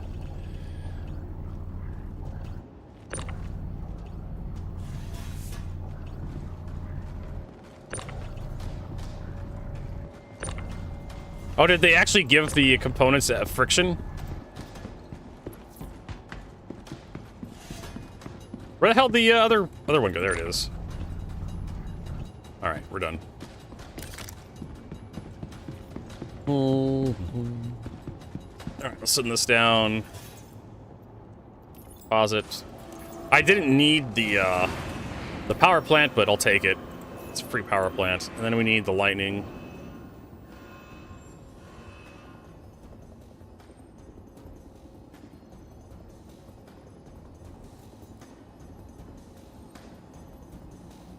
And Glacier, we're gonna do vapor blocks. Yay! I don't know if the LuxCore power plant's good enough, but it probably is. And then we need to Dominator. So we did all the Dominators. We got all the Panther Laser repeaters. We got all that. Cool. I don't know if the VK00 is good for like Nyx. It may be. Do I have my Mark II out already? Yeah, I do as at Levski. All right. Now, Rob, we should probably go into Discord. Do you want to take something other? Do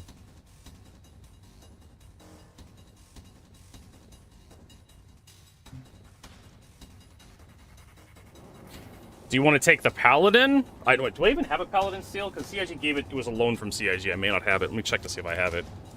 I think the Perseus is like still over by Nyx. Which I have on loan. Perseus, yeah, it's Levski's on Nyx. Polaris is over here though. Probably open up like my in-game chat so we can actually talk to him. There we go. So now I have party chat open. But you can't see party chat while you're looking at your ships. What else? That's over by Levski.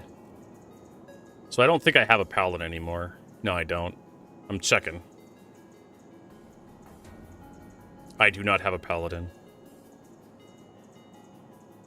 Drat. Lightning.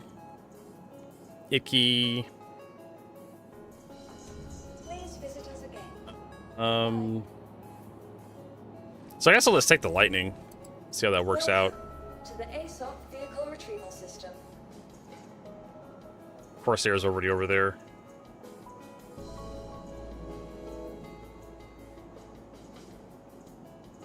I spent all this time equipping the lightning. So this Crusader C1 Spirit, this is the, Is that the best in show? No, that's not best in show. I was like, is that the best in show? That's the Wicklow one. I thought the Wicklow ones were, like, named differently. Or in Aegis. Oh, I can't wait for that search bar to come next patch. I'm so looking forward to that. Double check, make sure we got everything. We have 3 things Cruise Lux. We have a bunch of meds. We're ready to go.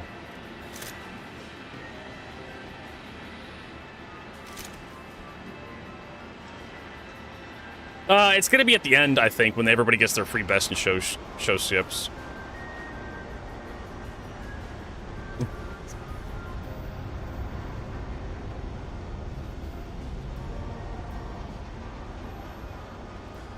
Fuck.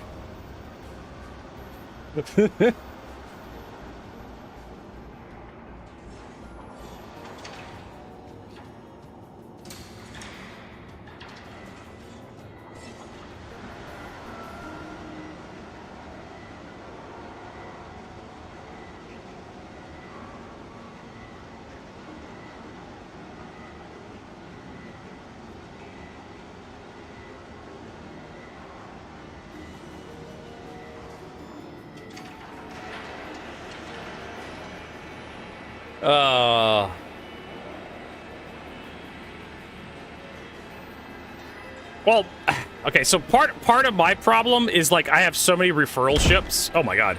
I have so many referral ships. I've been doing this since 2016, right? Been streaming Star Citizen, so my referral code's been used quite a bit over the years.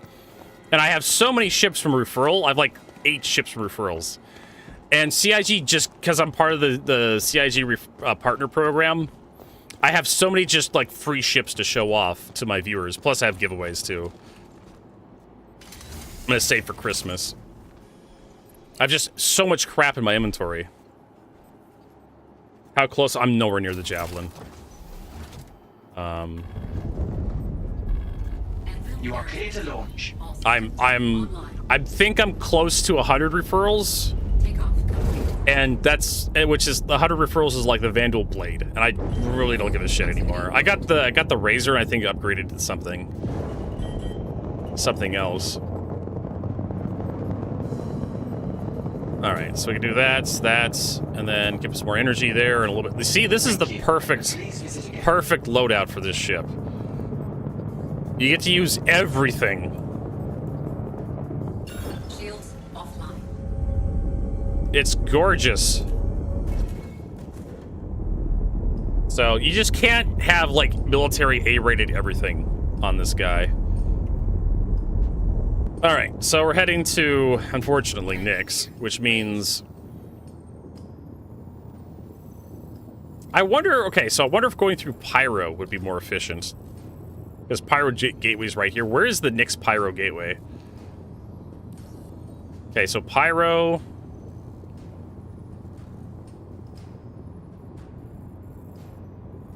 There's the Stanton Gateway over here. If they're like right next to each other, it would actually be a lot more convenient to just go through Pyro, but I don't think they are. I think they're like on, yeah, Nyx Gateway's opposite of Pyro, so it's going to be better to go through Stanton. I have crewed ships over there. My Perseus is over there. Everything, just about everything's over there. Oh, Jesus Christ. I barely have enough fuel to get there. So, we're going to have to stop by Arc 3. Get refueled. And then we'll have to head in the Nyx. Should have taken a more fuel-efficient quantum drive. So I spent all this time. Well, I could have taken my Polaris out, put the fighter in it, but I just wanted to get going. And we've been fucking around today, talking so much.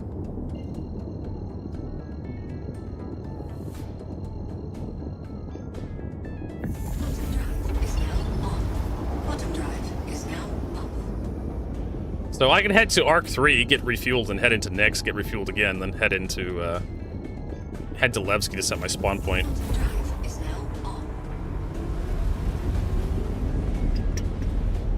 That's no problem. So we got that. What else we got? Get rid of these fruit and veggie trays. Temporarily disabled for stability. We're holding off wave 1. Fires flared by Sunday. Okay, so Sundays we may get a wave 1, which is tomorrow.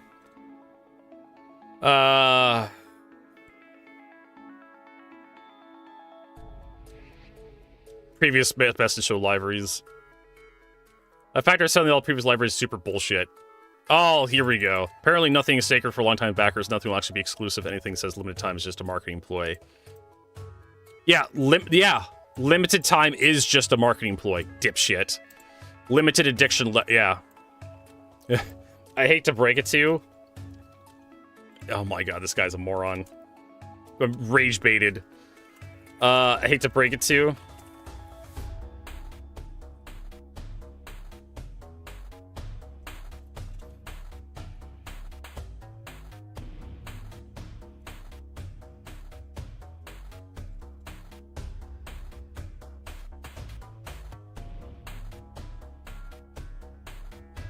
There is no such thing as limited edition electrons.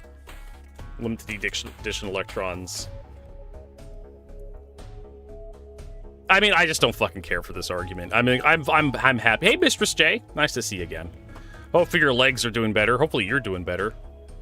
Hopefully Moo Masher's doing well too.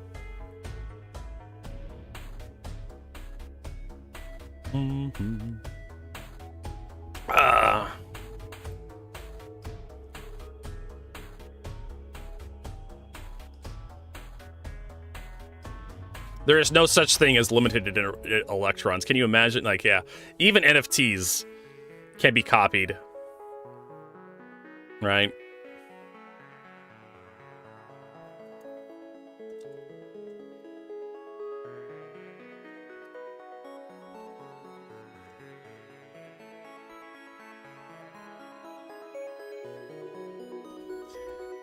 I am happy.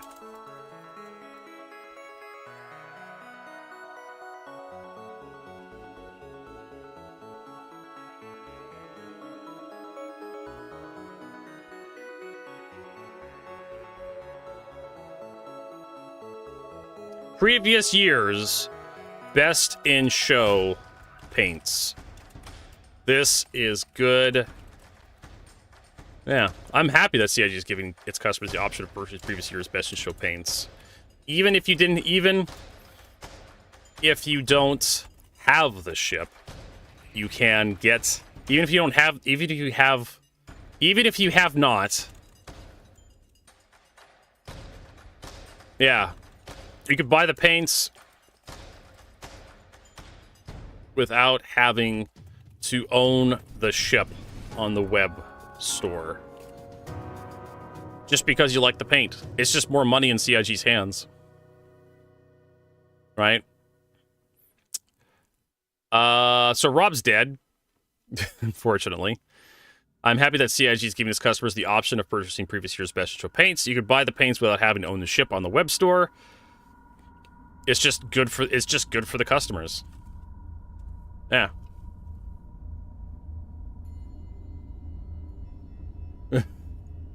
This guy, like, yeah. Just what a gatekeep bullshit, right, in our game.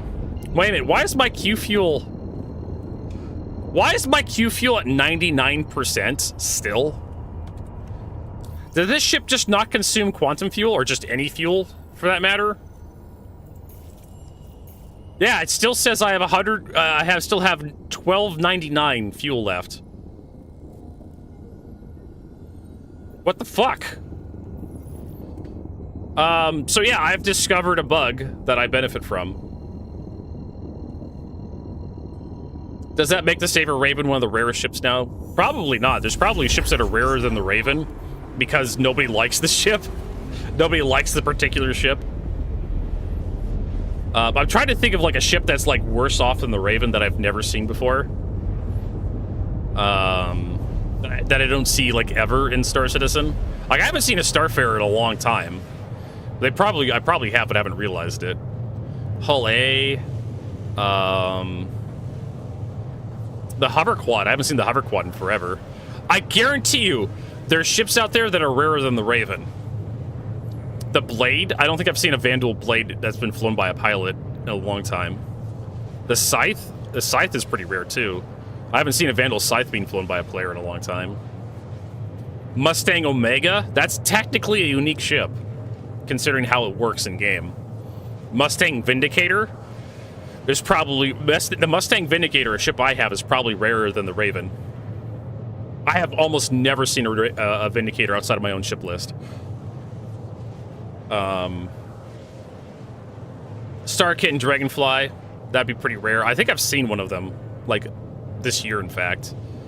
Maybe. But I saw it on the website. I'd like to get one. But it requires people to actually use my referral code before the thing is up, but... You know, I don't exactly pimp my referral code that hard. What else? But yeah, I haven't seen a Saber Raven in a long time. I've seen the stupid Firebird. Yeah, we're down to 75. So apparently I've just started using quantum fuel. Like, does tabbing out mean I just don't use quantum fuel? It can't be. Okay. Yeah, I didn't use quantum fuel, like getting to MiC 3. For some reason. Gladiator's pretty rare. I'm pretty sure... it depends on what we're arguing here. Are we arguing, like, ships that are owned by people or ships that you actually see in the game? I see gladiators, like NPC gladiators all the time, but I almost never see player gladiators.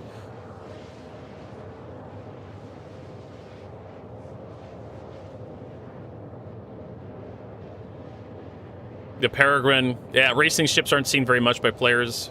The Furies. I almost never see Furies. I'll see one abandoned every so often, on next to like an asteroid or something, or next to a base. 350R, the 300 series being flown by players. I see 300s every so often. 350R. I don't think I've seen a 350R in a while. So you may be right on that one.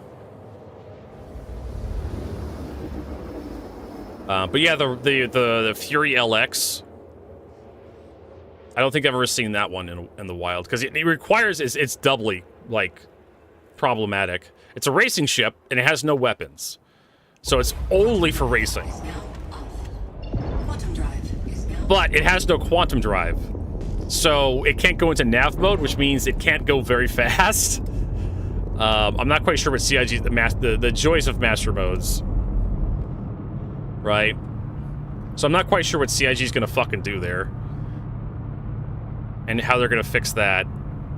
Alright, so I need to stop and get a drink of fuel here. So I'm going to land, and I'm going to buy some fuel and store the ship and retrieve it, because we're at 50%. And for some reason, we didn't use a lot of fuel getting here. I'm not quite sure what happened there. It was like 99% when we hit MiG-3, which is not how that should have worked. So the Fury LX, it requires transport for another bigger ship, at least a Freelancer. Freelancer max size ship.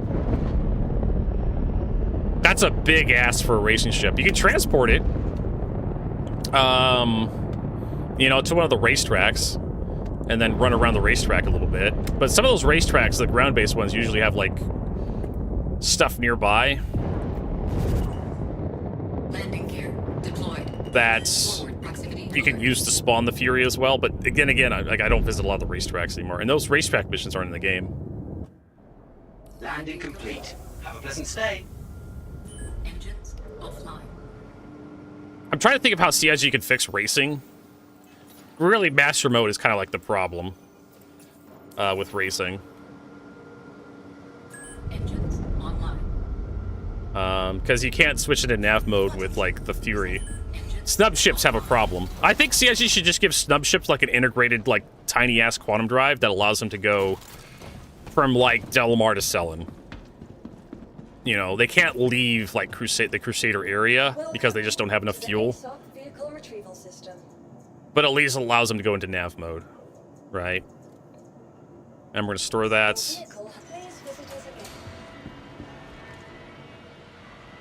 Which is, honestly, I'm fine with racing ships not having guns. They should be focused on racing, like the Peregrine and the Fury LX.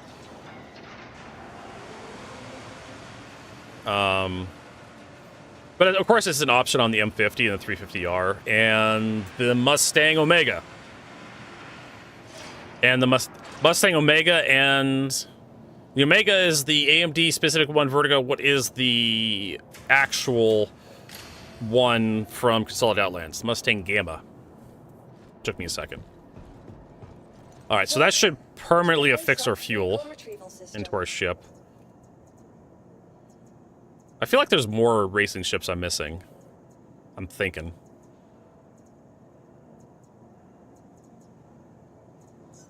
Your vehicle has been delivered.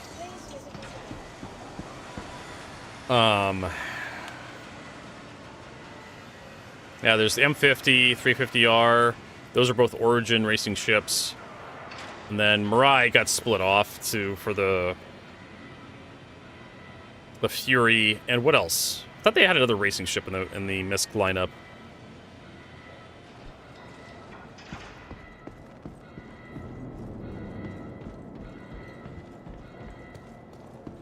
Well, afterburners should be like limited by heat and fuel. That's how it used to be a long time ago. Boost used to be its own resource, and if you used it all up, you couldn't boost anymore. You were just kind of dead in the water, and you just got your ass kicked. So you actually it was a resource you had to manage. Heat hasn't been a thing in Star Citizen in forever. Like, even back in the early days, heat was basically an ignorable mechanic. Oh, and okay, so I'm still thirsty. I thought I still had a fuel problem. No. But yeah, heat, you just take the best coolers you can. You don't have to worry about heat. It was about the time they added Hurston to the game, Hurston ArcCorp, where they actually fucked around with heat affecting quantum drives. And your quantum drive would slowly heat up as you traveled, and eventually would hit 700 degrees Kelvin, which is about the melting point of lead, and then it would turn off automatically. And so that limited how far you can go in a single quantum jump. I think different quantum drives heated up at different rates, but you basically were guaranteed to like stop traveling through quantum like halfway to like R-Corp, if I remember correctly. Landing gear raised. I was kind of fine with that. It wasn't that bad of a thing, but some people really thought it was obnoxious for some reason. And actually, Thank you. because there was a bug where you could underclock your quantum drive after you engaged the jump to stop it from heating up. In fact, it would cool off as you were traveling. So it was like, what, big whatever. Yeah, I don't like the mana bar for a lot of this stuff. I think your fuel, your hydrogen fuel, should be like your true limit on how much boost you can use, how much afterburner you can use. I kind of agree with you there. You should be guzzling. I mean, fuel should just be flowing out your engines when you hit that afterburner button. Like, you start consuming, like, you have minutes of fuel when you hold down the AB button. You go from, like, hours of operation to, like, minutes of operation while you're holding that fucking button down. Maybe seconds. That's basically how it works with, like, afterburners with airplanes. It's like, as soon as you press that button, you're just dumping all the fuel into the fucking engines to get more speed out.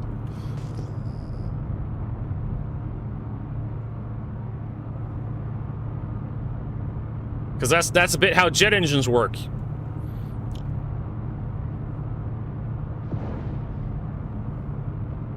The more fuel you dump in, the more combustion you have, the more combustion you have, the more thrust you get. But after a certain point, you're just kind of wasting fuel.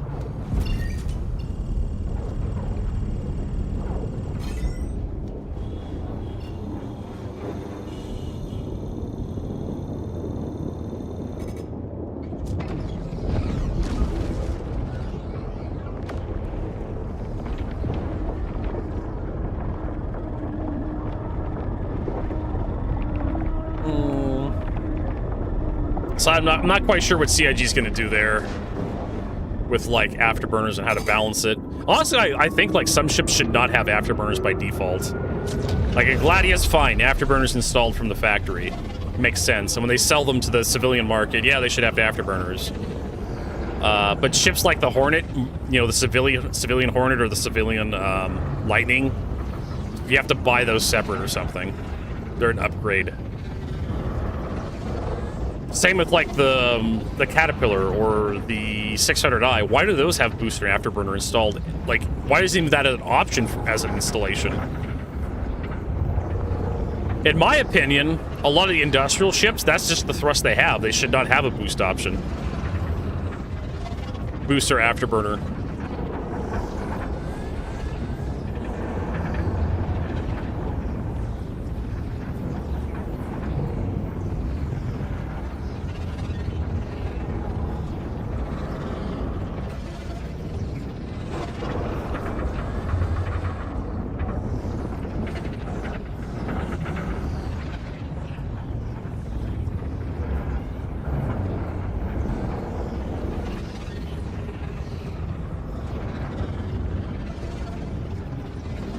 Yeah, why does a freelancer have afterburner? Doesn't make any sense. All right, let's see if we actually end up in Nix here. Well, it's blue, and it says Stanton Gateway, not Nix Gateway.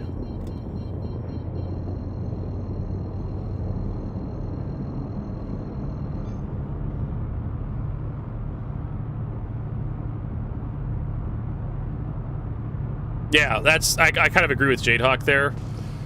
Heat should be like an overall thing. Like, the entire ship should have, like, a limit. But heat should be more of a long-term problem in a combat scenario. Like, if you're in combat for several minutes, like, then you have to start worrying about heat and, like, maybe thinking about, like, withdrawing a little bit to cool off if you're in space, outside of, like, a nebula or something.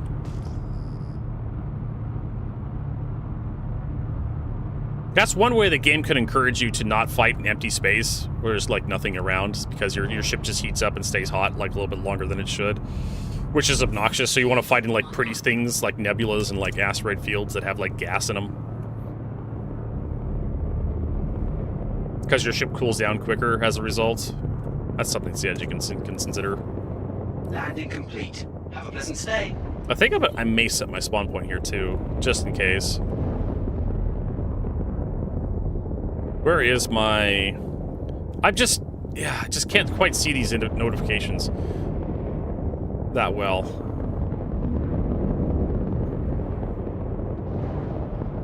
If you just move if you move the indicator closer to the center of the screen, CIG, I wouldn't have to look so hard for it. There's a reason why it's called a heads-up display. Because you don't have to look away from the display to do anything. He hates the Bluesky. I don't blame you, man. It's immersive, right? It's cool looking. I'll give CIG that. It's the Bluesky elevator, it looks cool, it's immersive. But it's still obnoxious. Alright, so we're here. We're gonna store the ship. I need to get something to drink. My character's getting a little thirsty.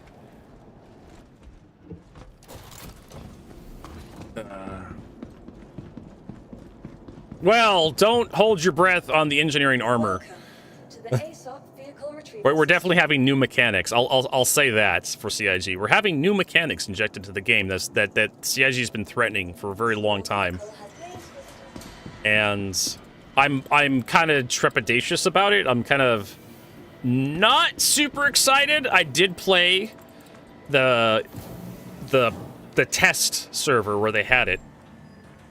And the fire was there, the components took damage, heat was a thing, right? Your ship would actually heat up and you had to cool it down using the coolers, so that's cool.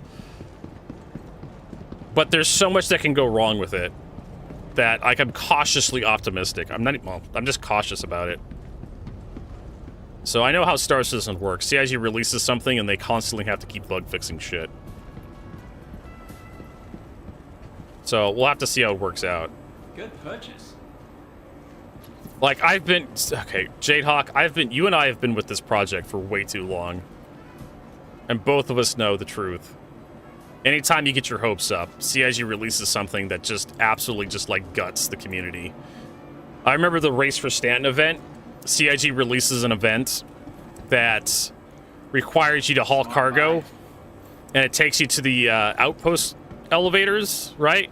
The outpost cargo elevators that everybody and their fucking mother knew were broken. Anybody that's done cargo in Star Citizen at those elevators, for like since CIG added physicalized cargo, knew those elevators were broken.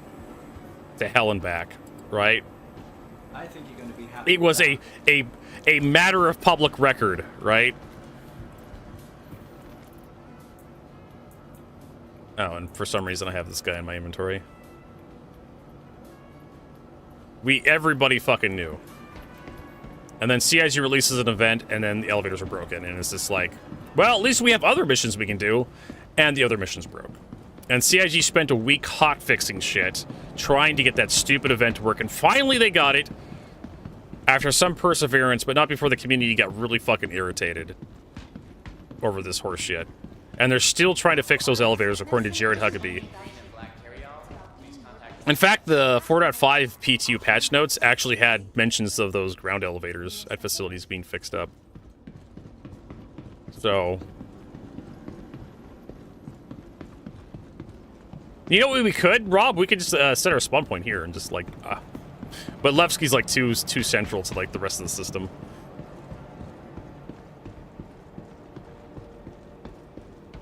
All I hear is backer noise. Yeah. I mean, the CIG, like, if you want to talk about backer noise, like, every complaint that anyone's had this year has been drowned out by how much money CIG's been making. If their funding tracker, right, if that funding tracker on their website, that number they control on their website is to be believed, they have made more money this year than last year, and last year was a record-breaking year. So the people who are paying Chris Roberts to develop Squadron 42 Star Citizen, they're still okay with paying Chris Roberts to develop Squadron 42 and Star Citizen at the pace he's been going. So Chris Roberts right now is like Woody Harrelson from... I have to look up that scene, or that gif.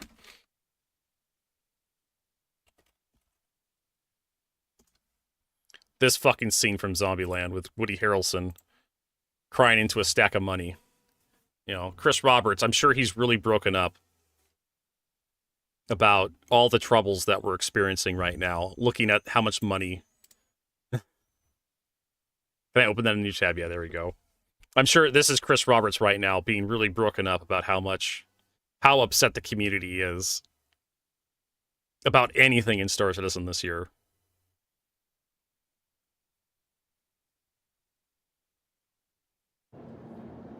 All right.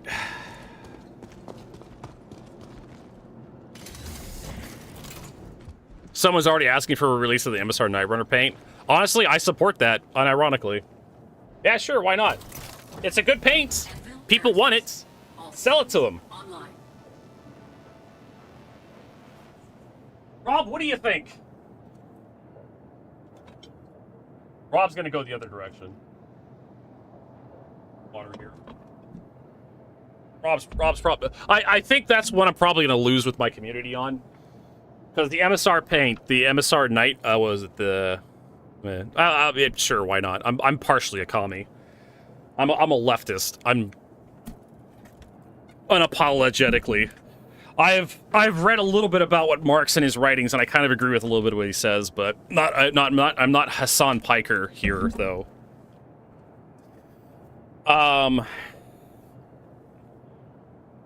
So the MSR Night Runner paint was actually a really good paint for the Mercury Star Runner. Kind of black and gold trim.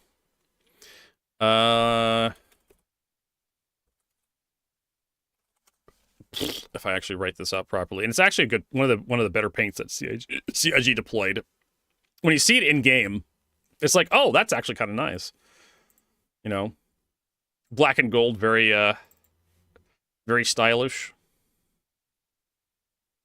right? For the MSR, and then there's a lot of people who own an MSR who would love to have this, but it was one of those that was only available for a limited time when the MSR, I think, was concepted. And there was a little mini game you had to play to get access to it.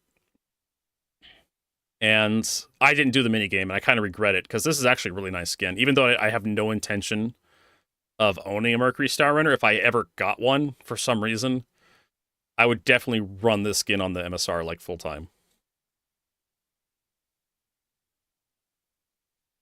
Ah, Jadehawk. You've just won, you've dated yourself, and you've like revealed your location.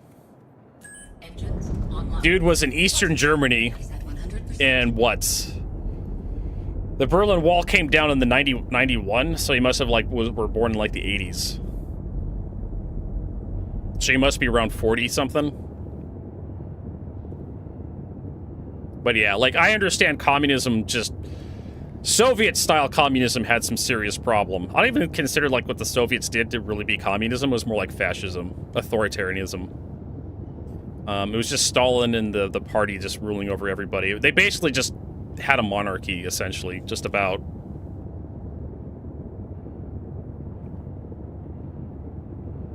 But everything has its problems. But you like to shit-talk the Soviet Union, but they were literally like a world superpower for a while before they collapsed of their own incompetence. And everybody likes to shit on Russia right now for not being able to fight Ukraine, but nobody wants to pick a fight with Russia thanks to all the fucking nukes they have.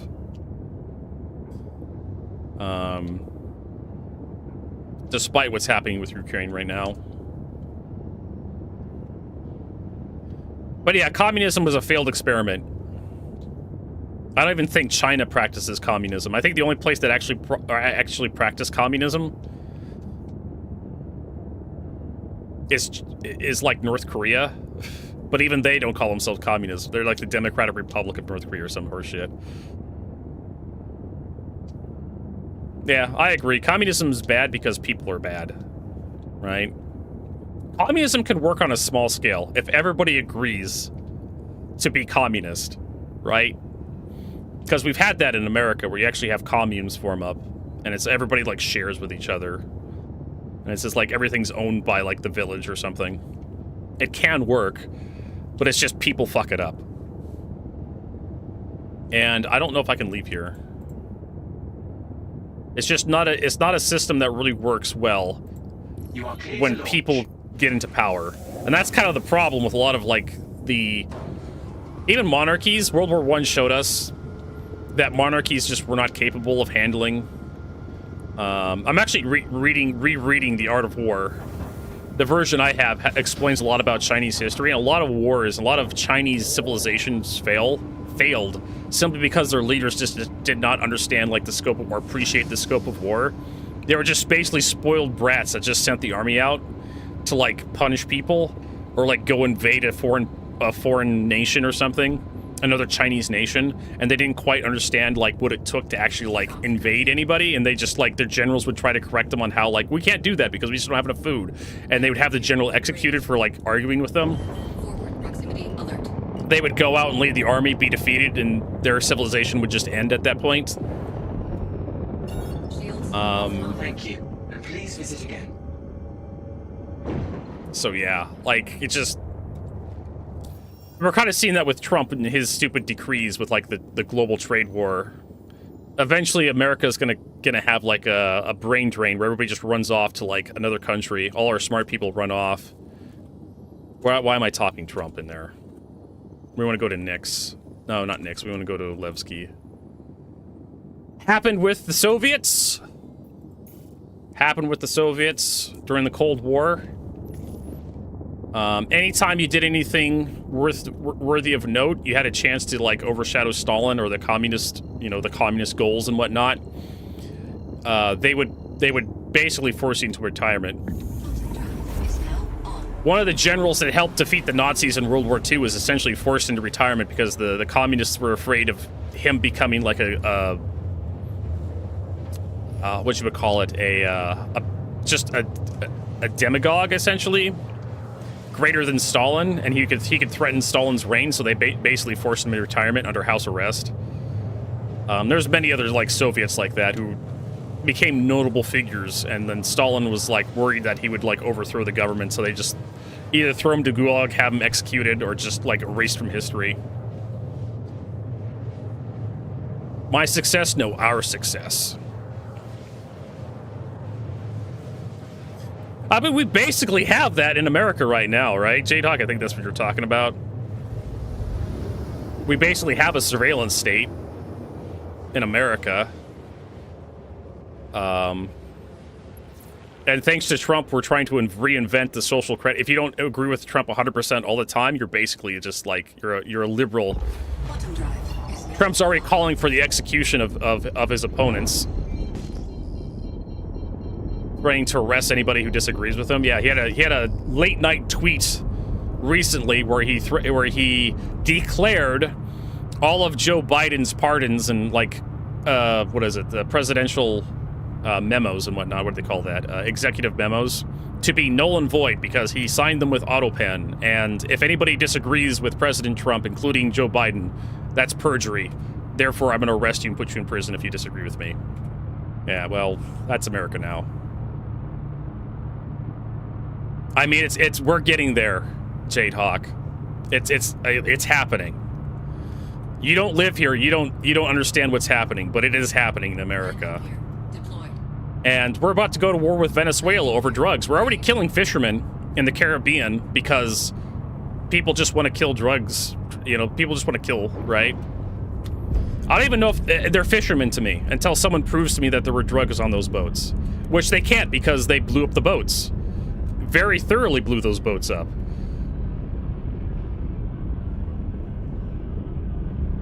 So now Venezuela is going to be invaded by America. So Americans' problems can easily become someone else's problems. Even you living in Germany. You're not even close to that. Well, we're closer than America's ever been, Jade Hawk. And thank you for downplaying the problems with my country right now. I don't appreciate that. Not at all. Vertigo, you don't know how bad it is. It's getting pretty fucking scary here in America, Jade Hawk. Jesus fucking Christ. I had it worse, Vertigo. Yeah, we don't want to get that bad, but it's heading that direction. You don't know how bad it is, Vertigo. You're right. I don't want to find out how bad it is, but it's heading that direction. Jesus Christ, you gotta fucking argue with me every goddamn time over this shit.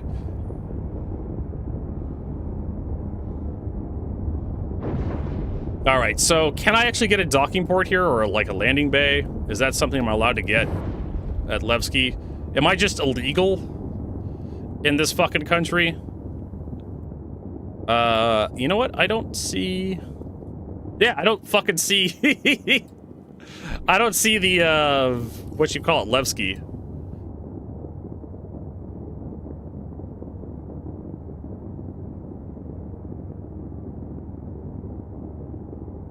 So they're already abducting people and sending them. I mean, sure, they're brown people, right? Sure, they're brown people, but eventually they're going to start arresting people that voted for the other person that didn't vote for Trump. They're arresting brown people just because they're brown, and they're sending them to countries that are just absolutely fucking terrible, based on nothing but their skin color. And they may be here, you know, on a visa or something. Right? Can I even land here? I don't even know. What if I warp away and come back? You know, what was his name? That Albero Garcia guy? That they sent him to, what was it? It wasn't Venezuela, it's Argentina. That fucking huge prison down in Argentina, like he's fucking Riddick from, like... Fuck that fucking book. Oh my god. Turns out they just made up everything. They had a whistleblower come out and talk about it. Like, yeah, we just... He wasn't a criminal or nothing, and then we arrested him by mistake, and they made up a bunch of lies about him, and we were like, no, he's not really that, and then I got fired.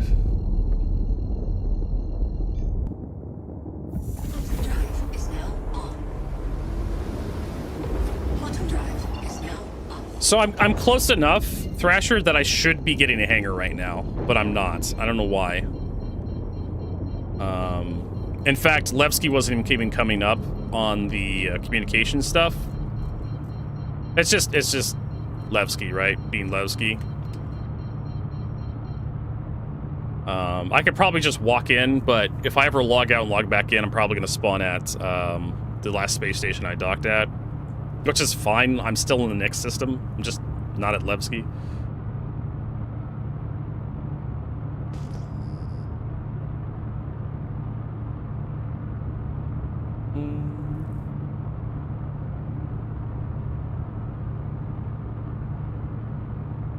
All right.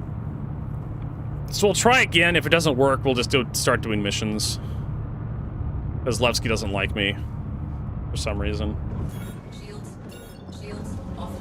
So yeah, like I mean, we still have some of the courts that are fighting back against Trump, calling his shit out for being illegal what it is.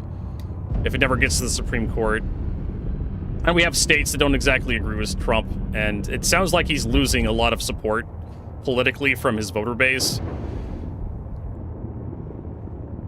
Because they don't exactly like what he's doing. With, like, the economy. The economy is a very big issue in American politics. If a lot of people out of work, that definitely changes, like, who's in charge very quickly. Alright, so I got nothing. I pressed the button. I'm pressing the button. And these guys aren't opening. And if I switch over from my boop, you'll notice that Levski Landing Control Services is not here. So I'm just assuming that it's just not available, which is fine. Whatever, fuck it. I already have my spawn point set at the previous space station I was at, so we can deal with this. This is fine. Go up and look right. There is nothing here, Thrasher. There is no marker for any hangar that I've called for in here, and the F-8C should land in one of these hangars, right? It's a bug. It's a bug. And the medium-sized hangars want to go into my hangar. Well, it's gonna kick me out, right? Do you have a hangar, Rob? So here's where the open space landing pads are at, and then the medium hangars are over here. I need to find Rob. The radar is kind of useless on this ship. I got it set for 5 kilometers, and I don't see anything. Yeah, I think it's just the Nix system. There's Rob. Okay, I'm following you, Rob. I think it's just the Nix system is just for some reason malformed, just not set up properly. Yeah, the doors are closed on my end. Vertigo, what is the use of those Drake mules at the Pyro Outpost? So the Drake mule was sold to the player base for loot.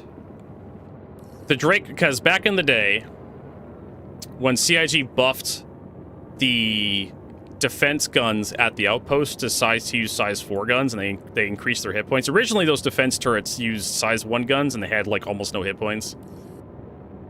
Gave me a hang. Yeah, well, welcome to Nix, Rob. I guess we're not landing here because I'm next to you. But anyways, so back in the day, CIG upgraded the defense guns, the defense turrets at those outposts from like having almost no hit points to having like size 1 guns, having a bunch of hit points and size 4 guns. At that point, it was really difficult to fight those defense turrets. And this was back before you could target them too, I believe.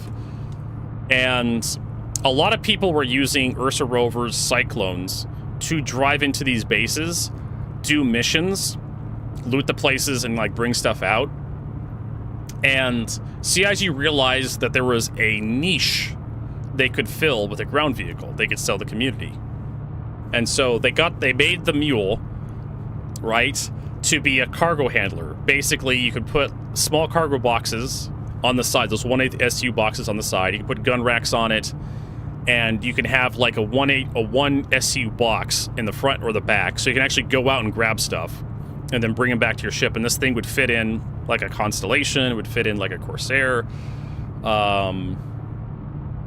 I think it could fit in a Freelancer Max, but it was small enough it could fit in most ships that could hold. I think a Cutlass Black could hold one as well. And that's what the mule is for. Oh, I don't fucking care anymore. I'm not coming back. I'm just gonna go out and do a goddamn mission. I'm tired of fucking around with this Star Citizen and its bugs. Alright, what do we got? I got my spawn point set at the Stan space station, so I'm not gonna leave the Nix system. So we're fine. We need to intersect. So that's what so the mule is at those pyro outposts as a forklift. It's essentially a material handling device for immersive sake. It's not for you, it's set dressing. Kind of like the coaster underneath your drink. It does something, but it doesn't do anything for you, right? It prevents the drink in your hand that you set on the table from leaving water rings on the table, wooden table, and like damaging the table. All right, here's an 86K one. Terrorist Tappy Ace Keelik to be neutralized. And then we'll share that.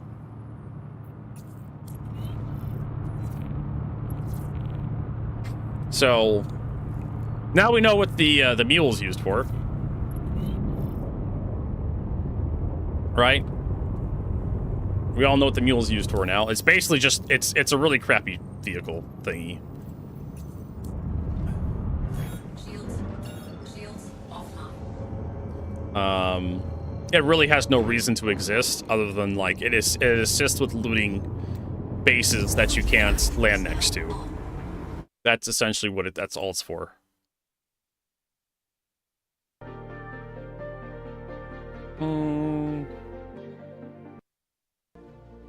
Let's do some Stellaris. So I mean, I would have flown back there, but we've just been kind of fucking around today, and I just want to get some content in, some actual gameplay in. And Nix is fighting me, and I've learned over the years, if Star Citizen's fighting you on something, just stop trying to fight Star Citizen, because it'll always fight you on something. Can't get a hangar, just go land someplace else. Just learn to walk away when Star Citizen's starting to piss me off. Quantum drive. That's if you're wondering about my mentality, like I've been doing Star Citizen for so goddamn long, I just have to learn to walk away from certain things. That if certain pieces of content or certain things aren't working right, just walk the fuck away from it.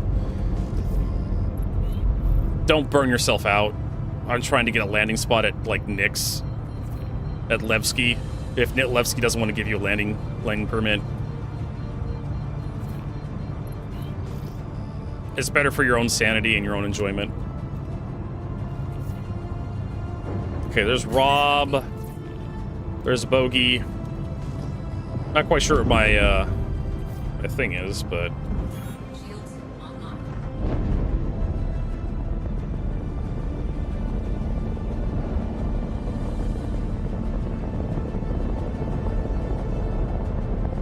I mean, it could be anything from a Constellation to a Corsair.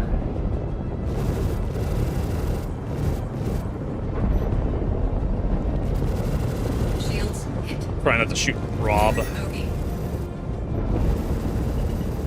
Looks like a Mercury Star Runner. Got something for you. Cool, I was able to avoid that cross-section. Sneaking missile. Hey, Rob's going for me. Cool.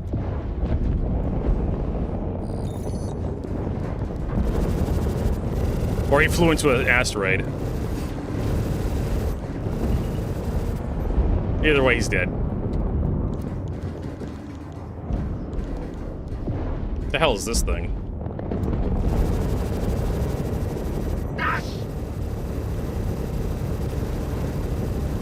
Oh, it's another MSR.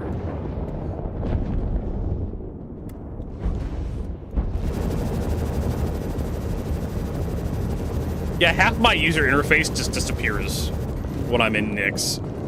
Shields hit. I don't know what the hell our problem is.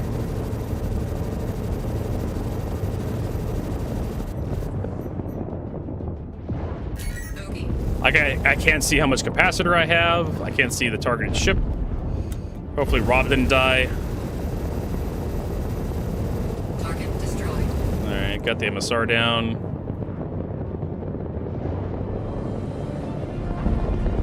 I think this guy's still moving. Well, he was. Now he's dead.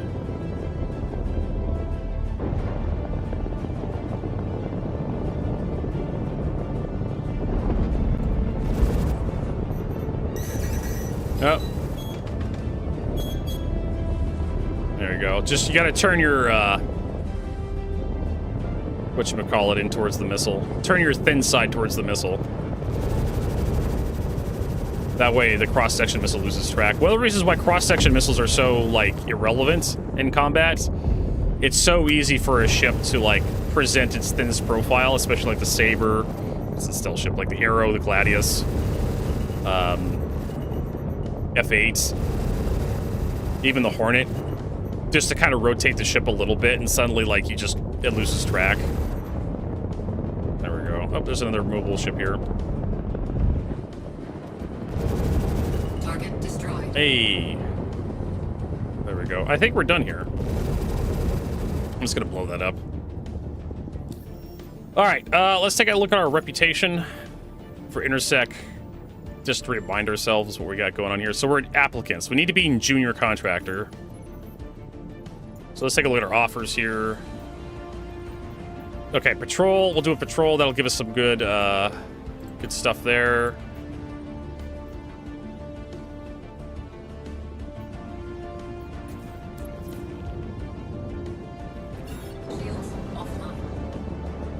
Need to keep one eye on my fuel because I do have a VK00 drive. It's kind of fuel hungry.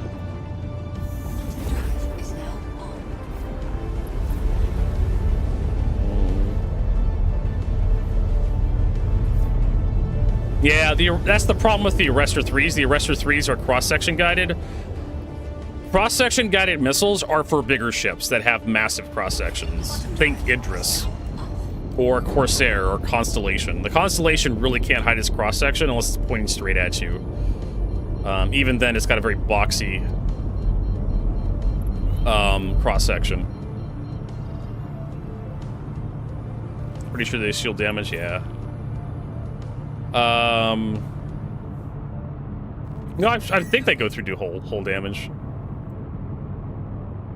Let's see here. Ready to scan. No targets. Want to put my shields here. Something like that. Shields online.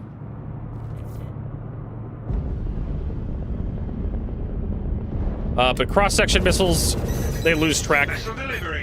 See, look at that. I just deployed countermeasures and then turned my ship just a little bit. And whatever the fuck missile he threw at me, like, just lost track. If it was an EM-guided missile, it probably wouldn't have lost track so easily. Target destroyed. Shield down. Woo! I think I just ran into something. Shields offline. And I have to run away because my shields are down, and I don't know how...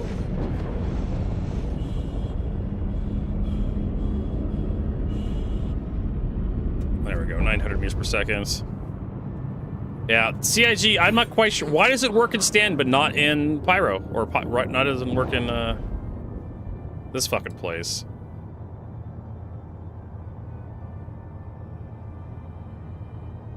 My shield status is this one number right here, this tiny fucking number.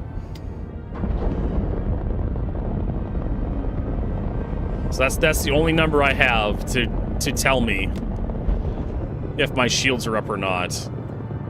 I don't even know what my hit points are for my ship. Okay.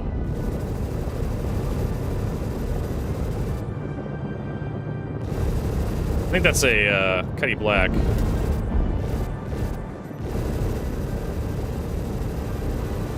Shields hit. I'm heading out. Take care. Oh, we had to protect the ship? I didn't realize that.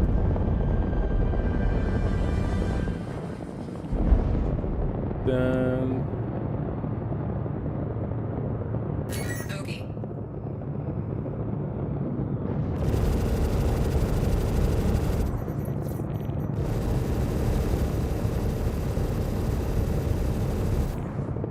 Alright, let's go to patrol coordinates. Rob's going over there. How much fuel we got? 78%.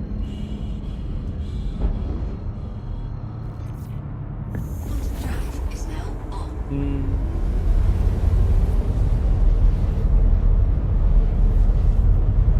So also another problem with missiles is the missile UI is super confusing. I don't know why CIG decided to change it but never touch it ever again. They changed it like 2 years ago. The one they had before this iteration was so much better for use, but they decided that they wanted to change it for some reason. And there's no indicator to let you know visually that you're ready to fire the missile. The missile's locked and ready to go. You have to listen for the audio cue. And I know you hear that a lot. But even then you can fire it without the audio cue and it will track. Some missiles will track. So I don't even fucking know. But your EM guided missiles are the most reliable missiles this patch to use. Shields online.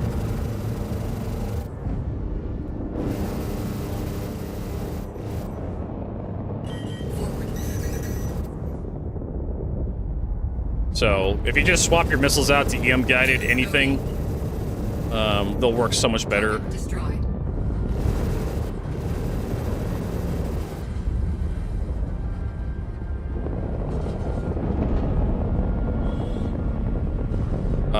Cross-section and infrared are pretty terrible. They don't work worth a shit. There's no reason to not use EM. Why are these guys not shooting? I mean, like, I guess I get a freebie today on missions. Target destroyed. Shields hit. Okay. I mean, I'll take it. I'll take the freebie. Star Citizen has been fucking me over so much over the years that I'll just take it.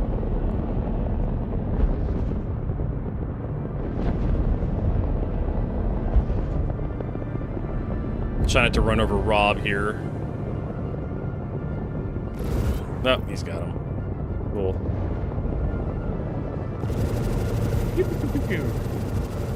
Alright. We should have another mission here in a little bit, right?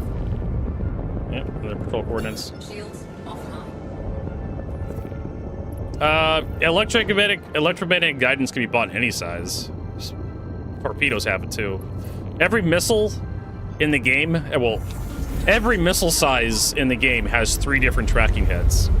Has infrared, electromagnetic, and cross-section.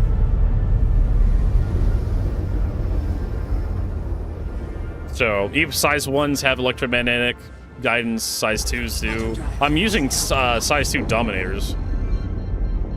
That's because capital ships have hilariously large emissions. And you can't change out the capital ship components for anything else, so you're pretty much stuck with whatever you have for emissions is what you have for capital ships. You don't have an option. And you can turn stuff off or down, I think, in the capital ships, Rob, to reduce your emissions, but still, torpedoes are really good against capital ships. Yeah, you're gonna have to go look up. Size 2 is Dominator, size 3 is Thunderbolt. I know you can buy the Thunderbolts at Area 18 Center Mass, I believe. Because I buy them there. I buy them at Area 18. Size 4... I know Vipers are the IR. Size 4s, I'm trying to remember what the size 4 ones are.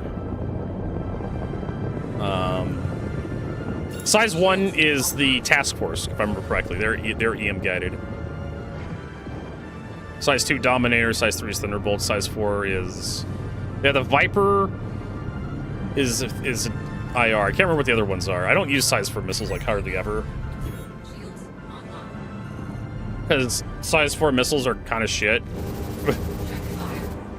They're really expensive for what little they do.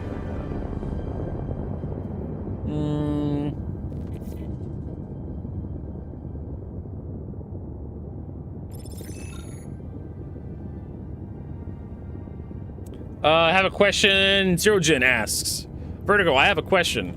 I don't play that much. For PvE combat, does the Asgard struggle compared to something like the F7CM? Is that the Mark 1 or the Mark 2 or the F8C? So heavy fighters are basically PvE fighters. Maybe they can like slap in. Maybe the heavy fighters can slide into some PvP if you're in the right kind of fight. If you're fighting like bigger stuff.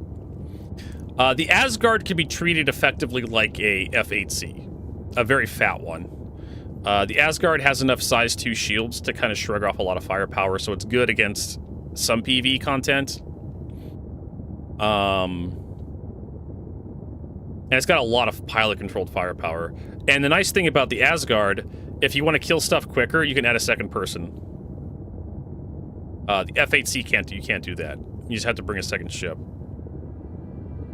So, and also the Asgard can carry loot. If you find any cool loot you want to bring back, that you can't put into a Mark II Hornet or a Lightning, the Asgard can do that for you. You can also do the Asgard's better simply because of the more variety content it can do. While the F8C, the FC Mark II, like the Hornet Mark II, and the Lightning are very specifically ship-to-ship combat. Yeah. And I think the Asgard, I was going to say the Asgard is probably better at higher level bounty missions, NBC bounty missions, simply because it just has a lot of firepower. It has a lot of size 3 guns on it. Plus, it can put a person into that underneath turret for an extra 2 size 4s. That's a lot of firepower. But what holds the Asgard back is, sure, it has good shields. It has decent shields, but it's also really big. It's really fat, and I have to check what the Asgard has. I think it's like 4 size 2s or something. The Asgard.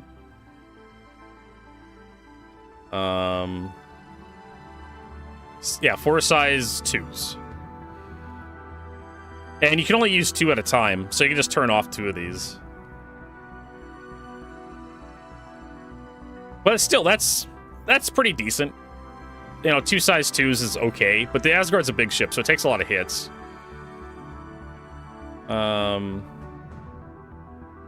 So if you're thinking about getting an Asgard, I can recommend the Asgard. It's, I think Exodus, my org leader, has one, and he loves the damn thing to death.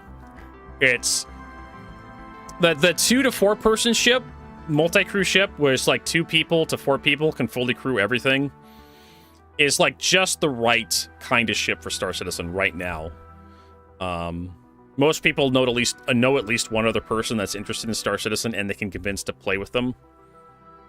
Or you can join an org and you can find at least one other person in the org that's kind of interested in playing at the time.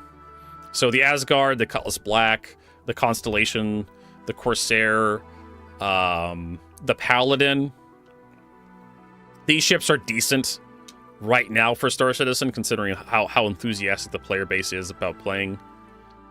The Asgard specifically, like, you can do a lot of different content. You can bring ground vehicles with you. Ground vehicles, especially the Ursa rover, is actually really good. The Nursa rover is really good for like Hathor. You can go down to the laser operation, the laser sites. You can load a Nursa rover in the back of your Asgard or a Pisces Rescued. I would recommend taking like a Nursa rover or something because you can actually do ground vehicles. And you can take the Ursa rover to like the Hathor facilities. And you can drive the Ursa around and shoot stuff with it, and then you have like a respawn point and medical respawn point as well. So yeah, like, I don't particularly like the look of the Asgard. I think it's just like a really fat Valk. But use-wise, the Asgard is pretty decent. It's got good firepower, pretty good, okay defense. We're gonna kill this terrorist guy. Okay defensive with like his 2 size 2s. You can't use all 4 of them. When engineering comes online, the 4 size 2s share. The 4 size 2 generators will probably come a lot better. Oh my god, Rob, you are so ugly. Look at that face. Get that thing away from me, Rob. So if you have something like the Asgard already, you may want to consider getting something different. So it's up to you. Zero Jin. Like I said, the Asgard is not a terrible ship if it's like the only one of its kind you have. If you have something bigger and better, what's like a if you have a Perseus, the Perseus does exactly what the Asgard does, right? The Asgard is basically like that 2 to 4 person ship. You can crew the you can crew the Perseus with like 2 or 3 people and get a lot of value out of it.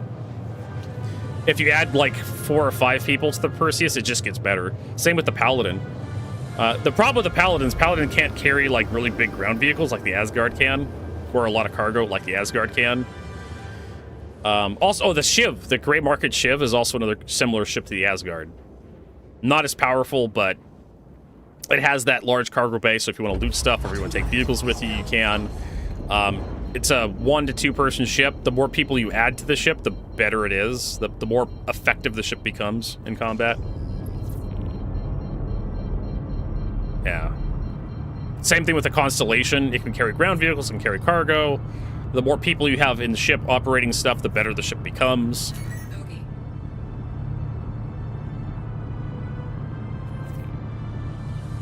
And the Asgard, like, you can have like 2 people in it. Boom.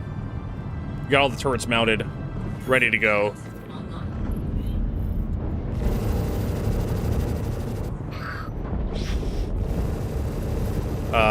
Freelancer 2, like, but the rear turret on the Freelancer kind of sucks. Freelancer TAC? No. Starlancer TAC.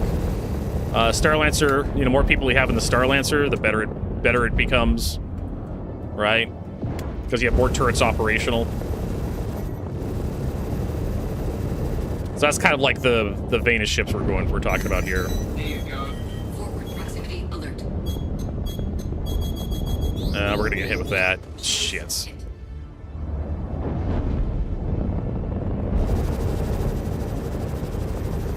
Help! Target destroyed. Oh my god, my frame rate. Killed that ship and my frames took a dump on me. Alright. The hell is this? Oh, it's a Hornet Mark II. Oh, it's a Gladius. Fuck you, Gladius. Eat shit. Oh my god, this Gladius is gonna kill me. Forward proximity alert.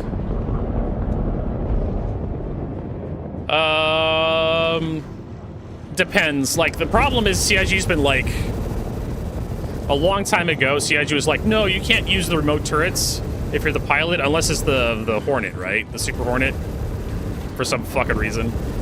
The Super Hornet was the special one on that. Then CIG, for the past couple of years, they've been kind of, well, if the ship has a remote turret, we'll give it to the pilot, like the Carrack. For a while there, the Carrack couldn't use its top turret. The pilot didn't get that, but then CIG just gave it to the pilot. What other ship? I'm trying to think of that had that problem. The Shiv, for example, too. The Shiv really shouldn't have that remote turret as pilot controlled, in my opinion, but it is. Which gives it a hilarious amount of firepower.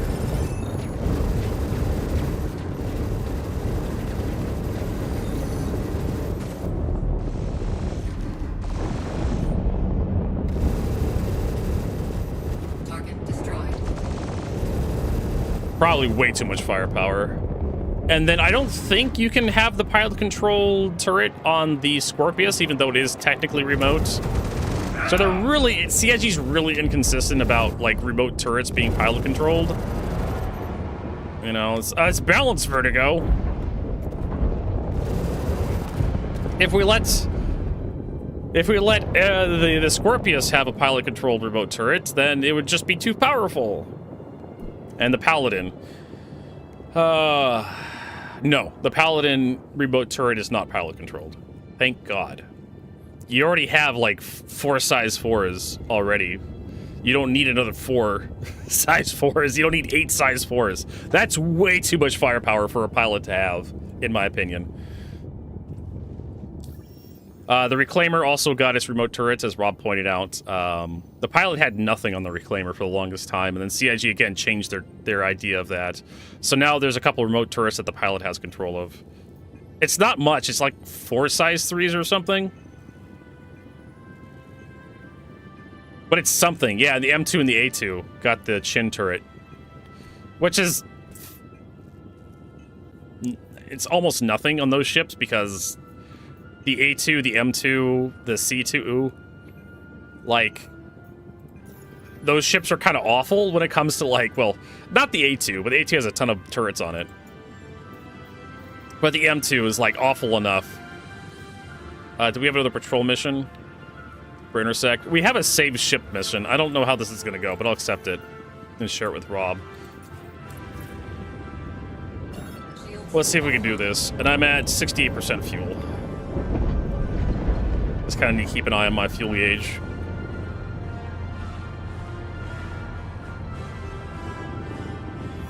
Well, technically, the Redeemer, you do control one of the remote turrets. The chin gun on the Redeemer is a remote turret that the pilot controls. You can actually have that. You can actually hand off that chin turret to like another player if you wanted to. Same with the Paladin. The side guns on the Paladin that the pilot controls, those are remote turrets that you can hand off to other players. And so the pilot just gets missiles.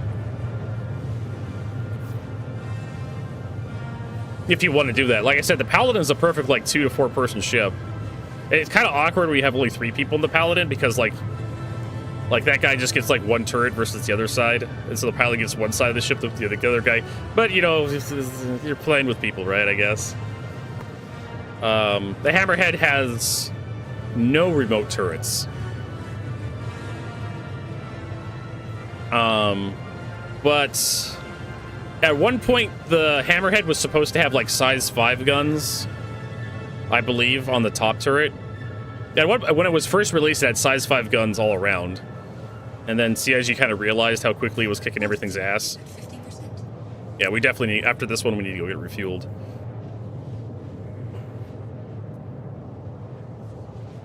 I'm not sure about the new remote missile turret that the Scorpius has, if the pilot gets to control that thing, or if you have to hand that off to another person. But it should be in the shops right now.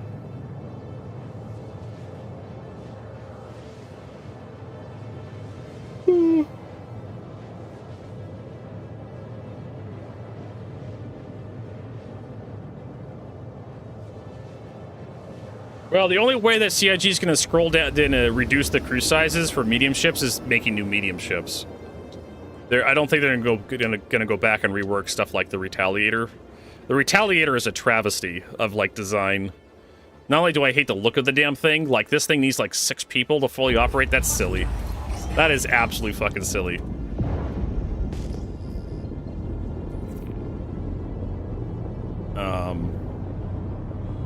A pilot and, like, 6 turret gunners or some horse shit. I can't remember how much it takes to fully crew the Retaliator.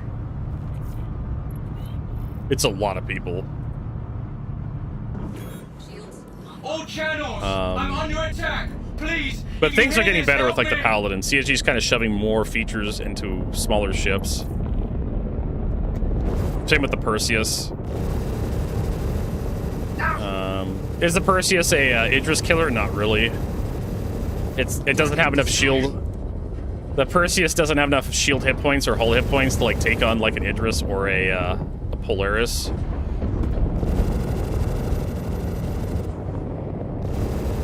By itself.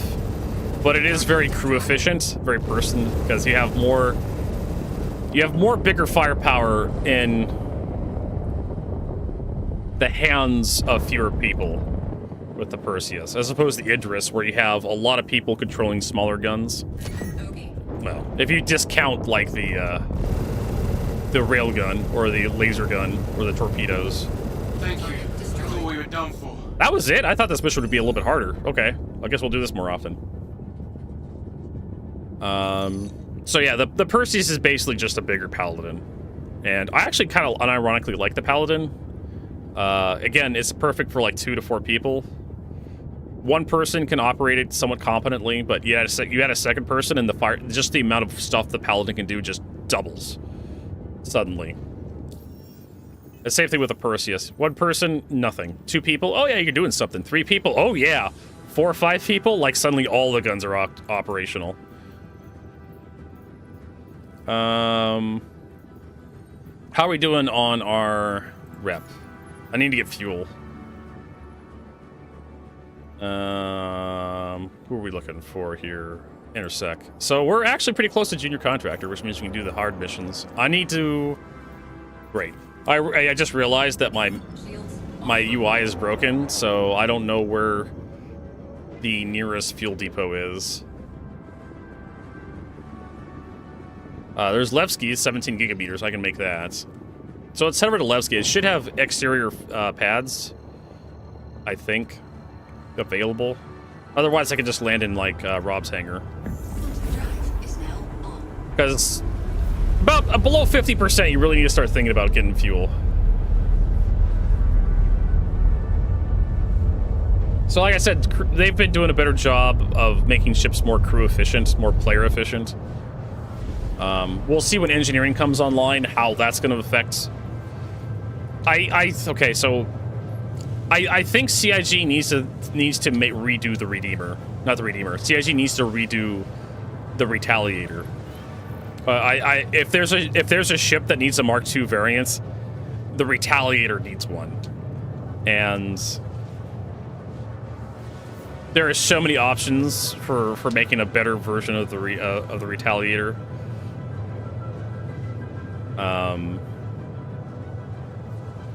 There's so many different ways that CIG can redesign the bomb bays to make them look a lot better.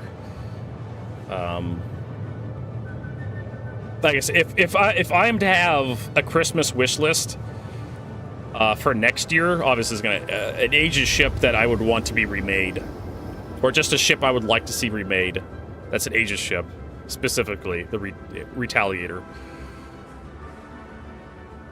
I would love to see fewer remote turrets on the damn thing, so you could have a crew of maybe 4 or 5 people. I don't give a rat's ass if the pilot controls the torpedoes. I really don't. They could add a bombardier thing, a guy that gets a remote turret view, and like the Polaris, and he can just throw size 9 torpedoes 360 degrees around the ship. Don't fucking care about that. I love the loading system, the torpedo loading system of the Perseus and the Polaris. So if CIG physicalized, had like an internal magazine for torpedoes and just kind of had them drop out of the ship, they don't have to have those stupid racks that actually have the arms that come out. They get rid of that idea. We don't need that. So you're gonna do it like the I'd love to have the Perseus, honestly, but Polaris would work as well for the torpedo rack system. Just like having like one, you know, rotating magazine in the center of the ship, or two, that you can actually see and you can get access to like load torpedoes in there somehow. Would be cool. Maybe a couple remote turrets with size 3 guns, you know. You could have like a couple man turrets as well with size 4 guns, I guess. Give the pilot access to a couple size 4 guns as well, who knows.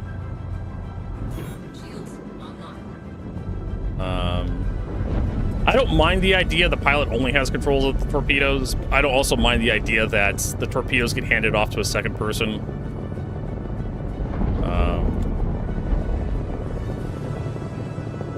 2 Polarises and 2 Idrises. Okay. I think I see a Idris over there.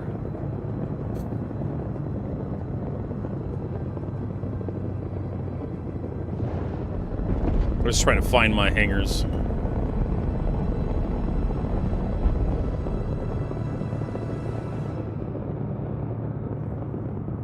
Yes. Hey, Marcus.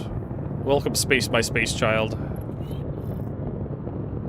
Well, it looks like Rob's hangar's opening, so I'll just use Rob's hangar, right? I can get fuel into Rob's hangar. Docking initiated. Docking denied. Wait a minute. No, I can't because you're already landed. Let's see if I can get a hangar. I have to get my own hangar. It doesn't look like it's gonna give me a,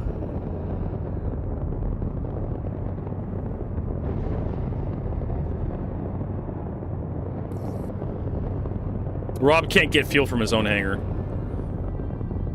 Yeah, look at this. There's tons of Polarises here.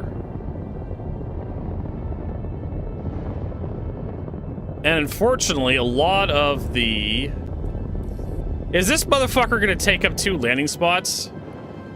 What a fucking piece of shit. Forward proximity alert. Landing complete. I just want some fuel.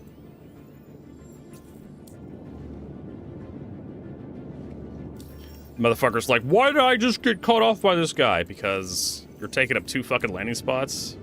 I just want some fucking fuel.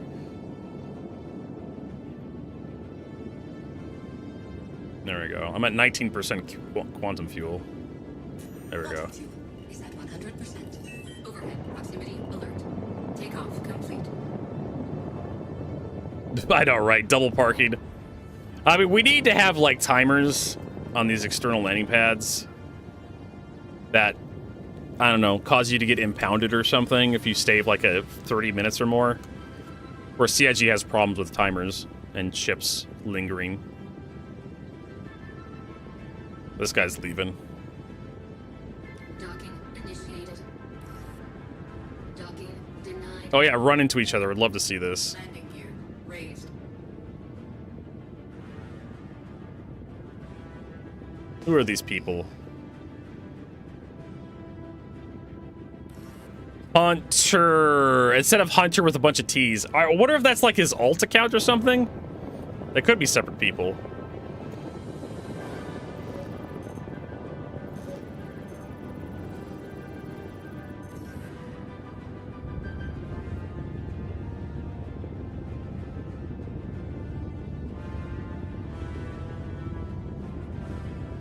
Yeah, some Metagel in there. Oh my lord.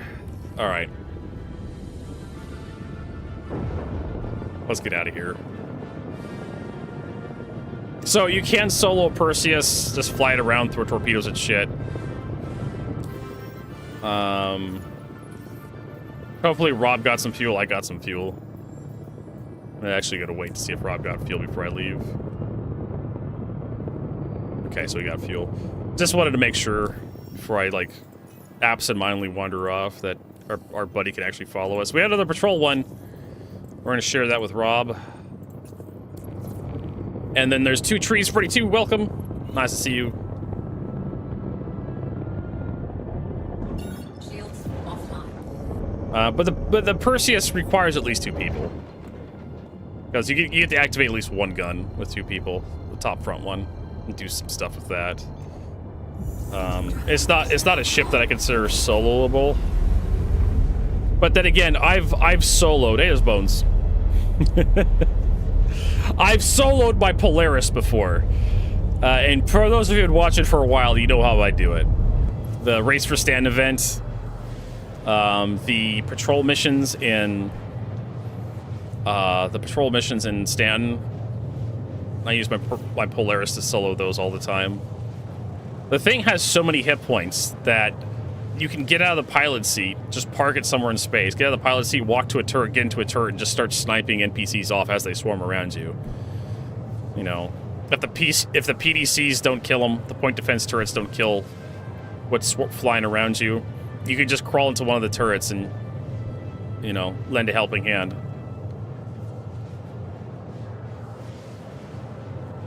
Largest ship that can be soloed, Idris. You're rocking the 400i. Good taste, good taste. 400i is one of the best looking Origin ships in my opinion. A lot of people don't like that really thin nose, but I think it's fine. It does require like a little bit of crew to help like use the remote turrets. Yeah, I mean, welcome to like taste, right, in art. I don't like the look of the Clipper. Right? I don't like the look of that fucking thing, but there's tons of people that bought the stupid thing, so obviously I'm in the minority here.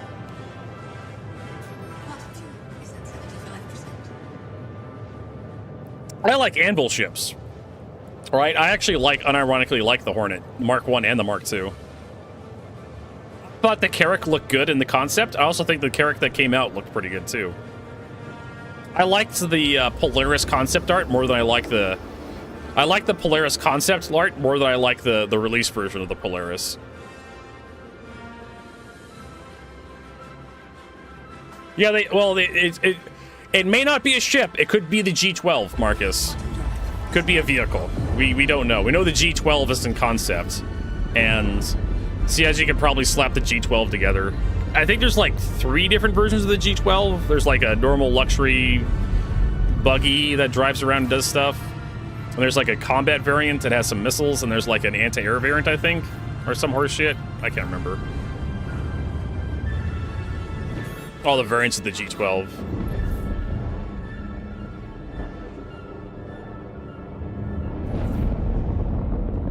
Your Perseus Thundercloud paint. Yeah, I got this new paint for the F8, and I think it looks pretty cool. I can't remember what I got it for, but I got it for something. I think a lot of people got the F8C lightning paint. But yeah, there's a lot of paints. I talked about this on the podcast with Paul Shelley and Griffin. There's a lot of Perseus paints that are just gorgeous. Oh, I love them. And then you go look at the Polaris paints, and I'm just super disappointed. Like I said, I love the Perseus paints. A couple of them are kind of like, but the Heron paint, Paul Shelley, Griffin, and me all 3 of us loved. That's that white with gold trim paint for the Perseus. That's a good one. So yeah.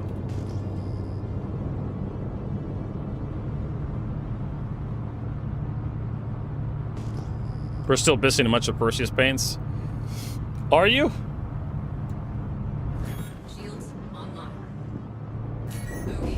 Alright, let's just kill this thing. So, I just wish we had better Perseus paints, other than the kind of, like, ugly ones we got. In my opinion. Polaris. I don't really like the release of the Polaris, and same with the Perseus kind of suffers from this. It's too greebly. They really needed some flat spots to kind of break up the greebliness of both ships a little bit. Just have some nice flat spots that look like they're up armored. Maybe around the very, very tip of the Perseus. Would have been nice to have just nice little greebly less spots that are just flat panels. Especially areas on the ship where you could have like decals, or that's one of the problems with the 2949 best in show paints with the gigantic decals on the side. With how greebly like the Caterpillar is and how uneven the surfaces on the Reclaimer are, it messes with the decal a little too much. So you need to have some flat spots to put decals where the greebliness doesn't mess up the decal, in my opinion. Because I think the exterior of the Idris is fine. It could have a couple of spaces for like some more greebles, but I think the Idris is fine overall. In terms of like how it looks. I never did really like the look of the Idris, either pre-rework or post-rework. Back when the Idris was just concepted, I think it looked especially ugly. But like I said, a little less greebliness on the Perseus, and definitely a lot less greebliness on the Polaris. But it's probably a little too late for that. Like I said, you need some flat spaces for like oh, if I redeem the FAC gold ticket, I got the paint. Thank you. Thank you for letting me know. I knew I got it for something. So yeah, if you redeem the gold ticket for the gold ticket event for the Lightning, you get this paint apparently. What is the ugliest ship in my opinion? The ship I hate the look of the most, just offends me the most to look at. Give me a moment to think. Quantum drive is now up.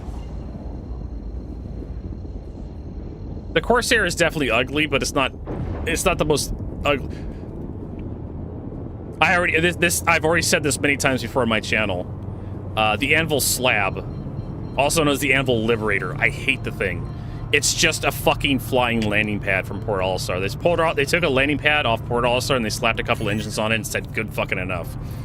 That is just the most disgusting looking ship ever in Star Citizen. I figure CIG phoned that shit in. It is a ship that is bereft of any sort of, like, ingenuity or creativity, in my opinion.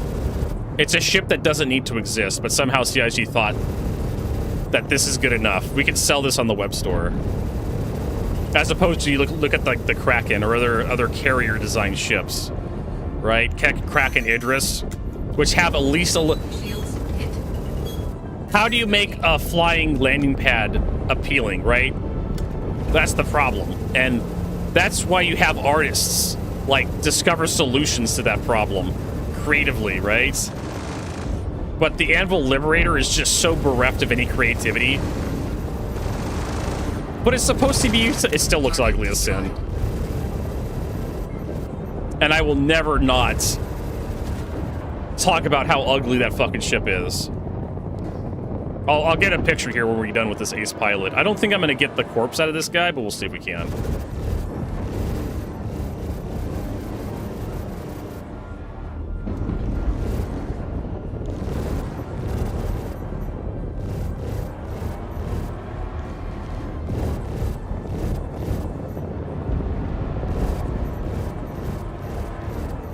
I mean, we may get like a good medal or something out of him.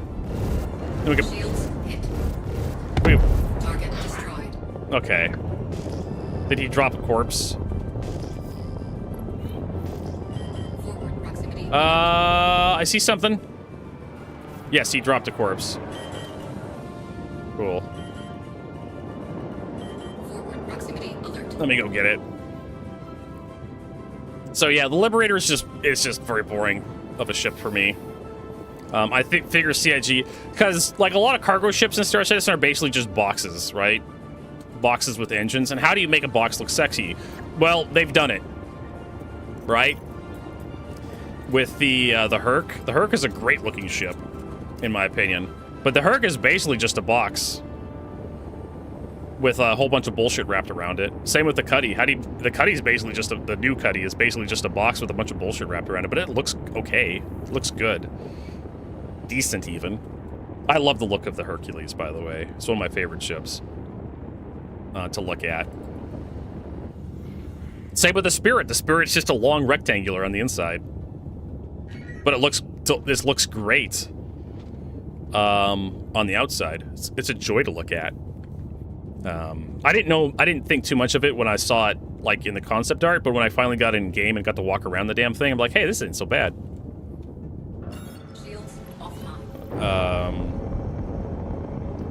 So let me look up a ship. Let me look at the ship up here for you real quick. The Anvil Liberator, just to show you just how. And there's also what other Anvil ships are there? Yeah, so here's the Anvil Liberator. It's just a flying landing pad. That's all it is. I need to mute my mic so I can sneak.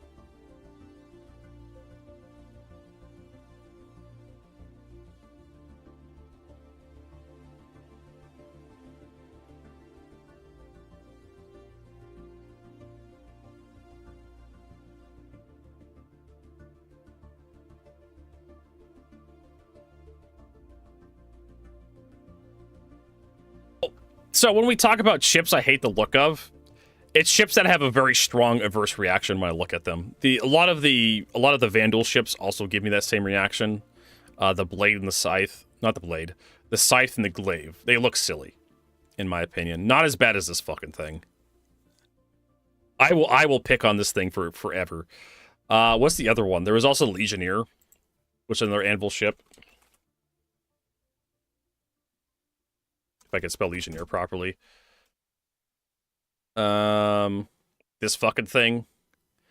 At least it looks unique, though. Right? The Legionnaire kind of looks goofy, but I don't hate the Legionnaire as much as I hate the Liberator. You can kind of see the Anvil DNA with like some of the fat gunships, the Paladin and whatnot. You can definitely see how this informed the Paladin.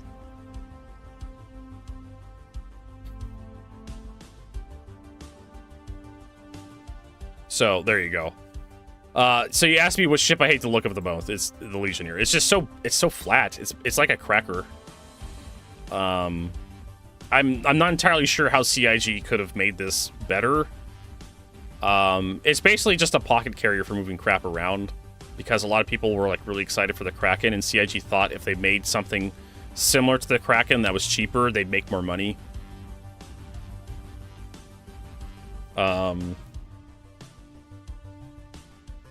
But yeah. But I hate the look of this thing. It's just so unoriginal, just devoid of any originality. And also the interior is pretty stupid too. Like, it's a ship designed to transport ships, right? Across long distances. And it has absolutely no guest quarters. Senior Mukul! Thanks for that resub. Senior Mukul! Subscribed for 79 months. 79 months. Gameplay Loop is their Jib Liberator.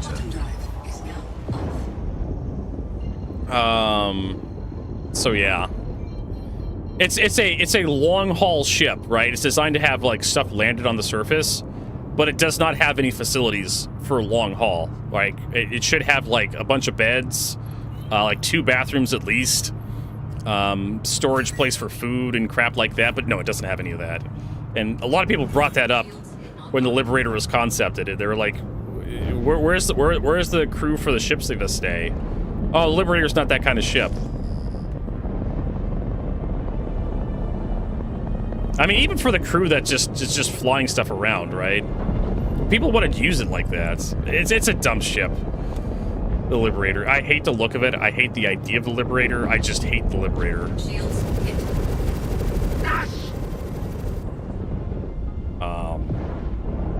What other ships, Vertigo, do you hate the look of? Just to look at. Like I said, Scythe, Glaive, I don't like them. I like the new ones. The new ones actually look pretty cool. The old Idris, I hate it a lot. But the new Idris is fine. It's basically just a flying box with a bunch of greebles on it. The Polaris, I have a negative reaction when I start to see how much greebeliness it has. Wish they kind of toned it down. Target destroyed. It's really hard for me to think of like a ship I just hate the look of. I'm assuming Rob's getting the ace pilot. Bogey. Yes. Yeah, well, the Liberator is just basically a hovercraft. And they basically admitted that when they did a Q&A with John Crew. They're like, yeah, it's just a hovercraft.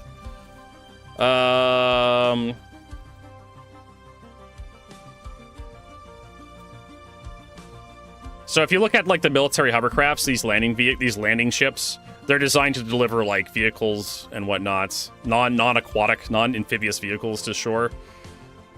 So they have bigger motherships that deploy from these hovercraft deploy from, and those bigger motherships will have like they're gigantic fucking boats.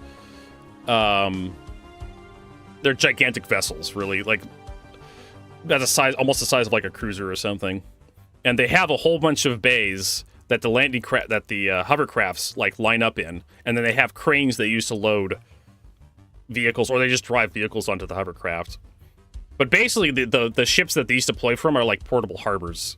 So you drive the hovercraft into the center of the ship, and then you can like lower stuff into the hovercraft with cranes, or you can drive vehicles onto through special ramps. You can also have people like walk onto the hovercraft, and then the hovercraft deploys from the ship, and it can slide up on the land, deflate like this, and you can drive stuff off the hovercraft onto a beach.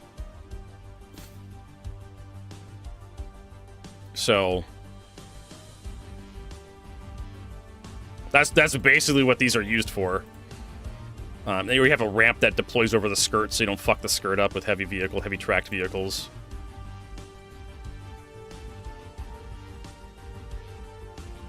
And this is basically what the Liberator is designed after. And honestly, some of these hovercraft designs I'd rather have instead of the Liberator. I'd rather have this than the Liberator, quite honestly. LCAC, yeah. I'm pretty sure this is probably Chinese or something. What is this? Zebra class, Soviet designation. Okay. Air cushion landing craft, LCAC, air cushioned landing craft, or landing craft air cushion.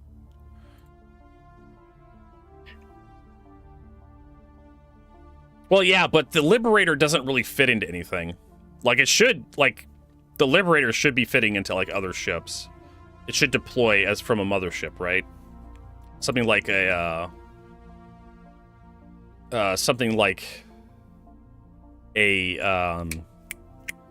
Bengal carrier should have a few of these in its bays, right? And it's mostly designed for deploying ground vehicles or troops. So this thing is pretty much just like, oh, it has like 2 landing pads on it for like ships, and has a garage bay for loading vehicles. But they got rid of this weird step design, and then they enclosed the whole thing kind of like the Ironclad, and it had a gigantic ramp. And then the top of the thing was like a hangar or a landing bays, and the bottom was like nothing but vehicles. I would maybe see that. Or if they just enclosed the whole thing and said, oh yeah, it's just for deploying ground vehicles. It's basically like an Anvil equivalent to like the Herc. It could deploy like 6 Nova tanks or some horse shit. Plus, or it could carry a bunch of cargo. Oh, Rob, accent, that's fine, Rob. I'm not crying over it. Let's see here. Mercenary mission. What are we doing here? I was gonna look at my rep here. Being rather vain. So I'm almost ready for the next level. Alright, Merc. Neutralize terrorist. Accept that. Share that with Rob. And I'm down to 65% fuel. Sorry, Rob, I was talking a bunch. You know how it is. Someone asked me a question, and I had to keep talking.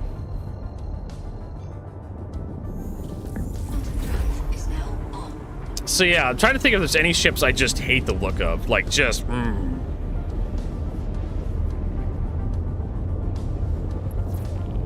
Hey, Rob gets a nice little break, smoke break for Rob. What Vertigo's talking. I feel like there is another ship out there that I just do not like the look of, but I thought of it. The Razor. I hate the Razor. It looks so awful. It looks like an F1 car in space with all these little winglets. I hate it. Even though I have like 2 of them in my inventory. One which I bought because it's a stealth insertion ship, which I use for like solo insertion. No, the Cartwall is fine. I like the transformation stuff the Cartwall does. It's okay. Oh, fuck off, Galactic. The Starfarer has a... the Starfarer exterior is fine. Like, the interior is the problem I have with this ship. Like I said, I don't hate the look of the Starfarer. I'm kind of ambivalent neutral on the Starfarer. It's not brilliant. It's not CIG's best work, but it's not the worst they've ever done. The Razor is probably the worst that CIG's ever done. That's actually made it in game that I can think of. Actually, look design-wise, right? Look, the look of the damn thing. Even the 600i, which I don't particularly care for, I still don't mind the 600i that much. It's basically just a gigantic flying egg. Welcome back, Fusion Jose. We're talking about our favorite ships to look at, or in my case, my least favorite ships to look at. So far, the Anvil Slab and the Razor, and the Vandal ships, the Scythe and the Glaive. The Rock DS, also another awful vehicle. We were talking about ships, but if we want to expand it into, like, vehicles I hate to look at, the Rock DS would be at the top of the list for ground vehicles I hate. Hate to look at it. I hate what it does. I hate how CIG designed it. I hate the reasoning behind CIG gave the Rock DS to live. Like, it's for cave mining, everybody. The thing can't fit into any fucking caves, it's too big. The Grey Cat Rock itself is better at cave mining than the DS, because the Grey Cat Rock is actually smaller than the DS. The DS should have been the surface mining one for, like, hostile surfaces, where everybody had, like, their own life support shit, but what do I know? The DS was a mistake. And then what else? The Nova Tank. Everybody likes the Nova Tank, right? Everybody loves the Nova Tank. Vertigo doesn't. Oh, no. Even worse. Even worse. I thought of it. I thought of a better answer. The Storm. I hate the Storm. It's terrible. I hate it. It's ugly. It's... oh my god. That fucking thing exists. I hate using it. I hate driving it. I hate looking at it. The Nova Tank's better than that fucking thing. There's also, like, the, what else is there? The Mule? No, the Mole. The Drake, the Drake Mole. Or the Mule. Drake Mule. I don't particularly care for that thing, but...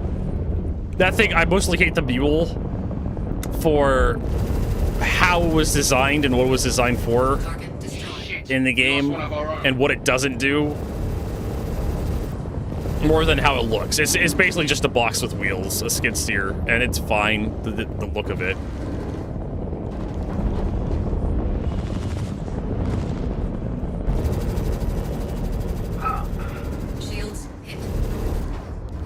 But yeah, the Rock DS, which was a travesty unleashed on us by CIG. And then the Storm. I'm trying to think if there's any other ground vehicles I just hate. The Hover Quad. The Hover Quad is kind of ugly and just eh.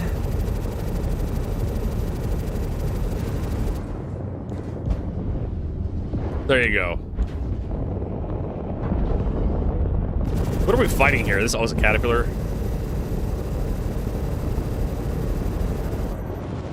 Try not to shoot Rob here, or run into him.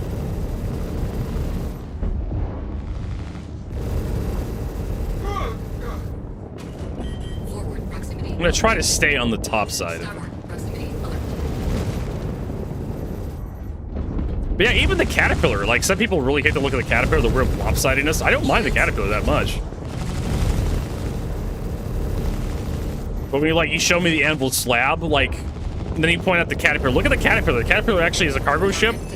That's actually extremely unique, right? CIG actually, I don't know who designed the caterpillar, but whoever designed the caterpillar, the exterior of the caterpillar, like, that's art, right? It's unique. It looks nice. It looks nice. It's interesting to look at. It may not be the best thing you ever wanted to look at. It may not be. You may not want to, like, condense the caterpillar into eye drops and, like, drop it into your eyes every morning. It may not be like that, but at least, like, you wouldn't be awful. right? If you had like an eye infection, the Raptor, yes, the Raptor's also pretty stupid. But can you imagine if like if Star Citizen, oh my god, we are going really surreal with this. If you imagine Star Citizen ships were like antibiotics, right? And how comfortable those eye drops were to like administer every morning was like how good the ship looked to you. I could tolerate having caterpillar eye drops. The Liberator, honestly, like someone would have to hold me down to administer that medication. Like, I'd probably, like, just tough it out with, like, an eye infection or something, rather than administering Liberator eye drops to myself every morning. Rob, please just... I know it's him. No, it's not. It's not him. It's not Rob. I was blaming Rob. I thought he was fucking with me. But there's another caterpillar. No, this is someone else's mission. Fuck him. All right.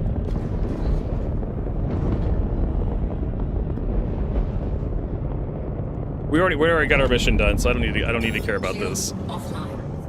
How much fuel? I need to head back to Levski. I'm 35%. I need to get some more fuel. 6 months insurance? Like, yeah, just Jade Hawk, just keep rubbing that salt into the wound. It's not even lifetime insurance. It's only 6 months insurance. It's a double stack gooseneck car trailer. There you go. So what else?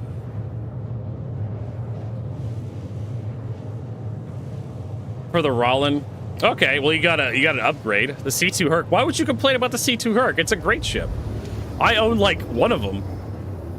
Thinking about owning the second one. What would I do with two of them? I have no fucking clue. But yeah, the Raptor's kind of a dumb ship. The Raptor's more of a joke, and I take the Raptor as the joke it's offered to the community. You know, it's whatever. Same as like the Big Benny skin for like the Freelancer that's in the new referral stuff. It's supposed to be a joke. Same with the Star Kitten stuff. Hey, I got my fucking heads-up display back. Oh, now it's gone. What the hell was that all about? I've been bitching about that for a while now. It's like, hey, you know, I'd love to have like my ship status display on the screen. And the game's like, here. You get it for half a second. Taurus. Hangars? Well, yeah, you get a bigger hangar for the C2. The Taurus is nice, compact ship, I guess. The C2 is a much bigger ship. But it's also a much bigger ship. You could put just an Ursa rover in there. And just have your own meds. But hey, they confirmed they're working on the Rowland next year. Right? Maybe it'll come in 2026, but don't hold your breath, folks. Would be my advice. Don't count your chicks before they hatch. Right? They talked about it on the Star Citizen Live for Thanksgiving, and don't assume all that stuff's gonna make it next year. Some of it will make it. I'm sure of it. Taurus. You know what? It's Taurus, just to piss you off now. They do talk a lot, Marcus. You are correct. Words are cheap.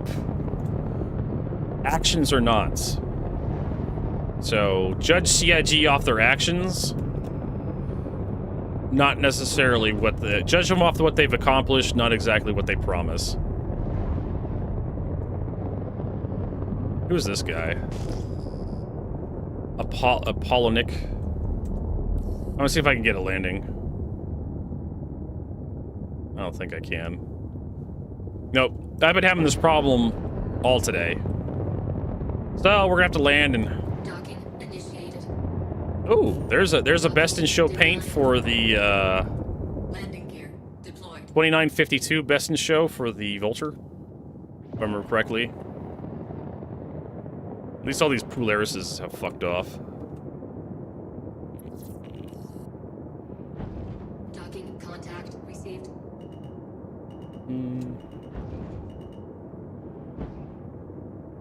Bod eyes.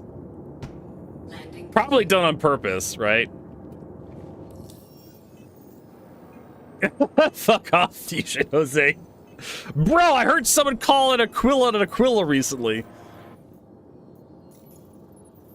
Can you imagine my, I had to clutch my pearls extra hard today, Vertigo, because someone called it how did Jared and, like, Steve Jobs, what's his name, the red hair guy that hates Drake?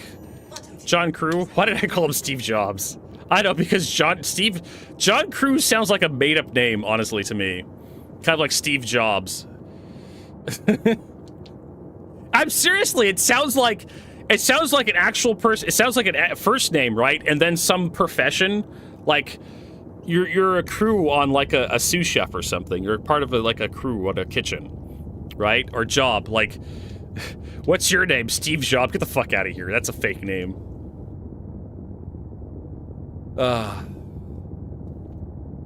What's your name?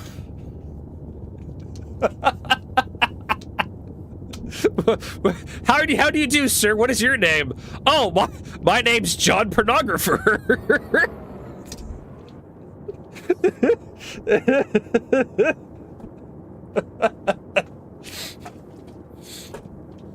Oh, my name's Johnny Pimp.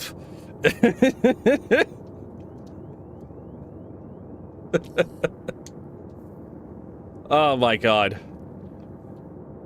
Vertigo's brain broke. How do you do, sir? What's your name? My name is Dr. Smith Doctor. Dr. Smith Oncologist. Wait a minute, isn't that what you do? No, that's my last name. My father was a very famous oncologist. He invented he invented oncology. It's named after my father. I'm sorry, it sounds like John Crew's probably, someone's gonna send a clip of this to John Crew. John Crew, I'm sorry, this is just how my brain works. His profession is proctologist. My great-grandfather invented proctology, I hope you know. He immigrated from Germany. His last name used to be Arseface. It was a lot worse. So when he immigrated over to the United States, they changed it on his immigration to proctologist. The lore on this channel is just unhinged. Oh my! I mean, we could be having fun, or we could be playing Star Citizen. Dr. Med Rick's Cave Explorer. That reminds me of like a comic I've seen from a guy. It was John Crew is his name, and it sounds like a fake name to me. All right, let's see if I can find this one. It does. It sounds like Steve Jobs. Steve Jobs sounds like a fucking made up name too. What are we doing? Cave Explorer.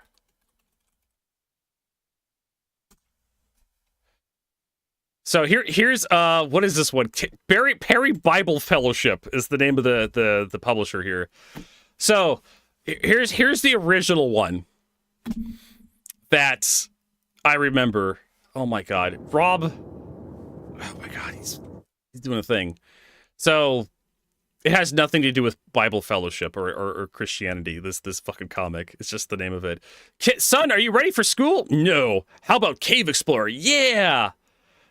And he's in the bus going to school, and he's like made a cave going to the school bus for his kid. Now, so here's the one that I know that's like an edit of it. Ready for school, son? No. How about Cave Explorer? Yeah. And he's knuckle deep in his kid's asshole. we're exploring someone's cave. It is so fucked, this comic. Oh man. Like this is kind of Vertigo's sense of humor. Who did I saw on Bluesky today? Doggos, rabbits. Vertigo likes a lot of cat pictures on his timeline. Helps desalinate him after like a hard day streaming. Look how comfy that kitty is. Fuck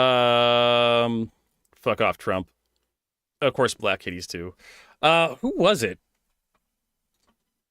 It was Zach. Oh god, extra fabulous. Like I need to expose you all to this. This guy is fucking just unhinged. His fucking comics. Ah! Goblins! Goblins! Do you mean goblins? Ah! The goblin! Ah! I mean gobbled! Ah! I got this! Don't you fucking dare, bro! Just the most unhinged shit. I see this guy on Reddit every so often. It's just the wow. I'm like, he apparently he went adventuring without pants. That's kind of what I'm taking the takeaway from this. What else we got here? Fuck yeah, it's payday. Oh shit, small online purchase. Yeah. Don't fuck me too hard, bro. And he hands him a card and says, please fuck me to death. This is the Star Citizen Wales in a nutshell.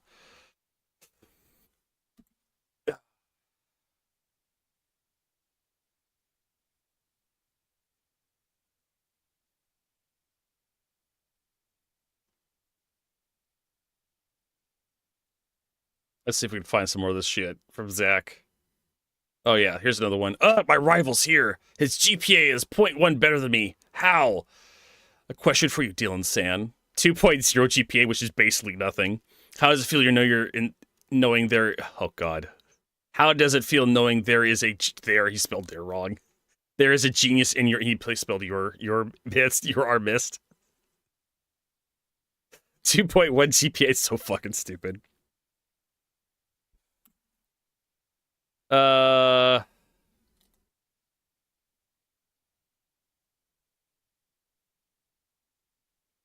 This fucking. Hey, do you have a condom, bro?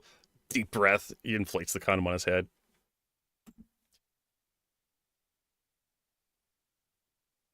Oh, this one's stupid.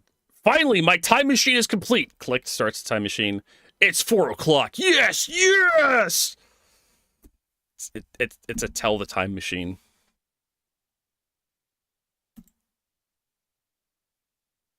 I should do like voiceovers for these comics and just like send it to him, send it to this guy. I think I could do that. Okay, I think we're at fuel. We need to get a mission. We need to stop having fun, folks, reading comics online, and we need to start playing Star Citizen. Fuck, what are we gonna do here? Command & Conquer soundtrack is good.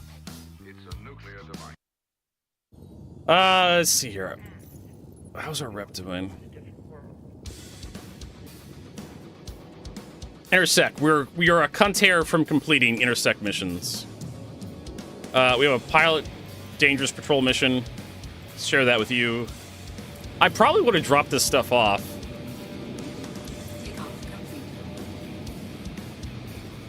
Before I leave.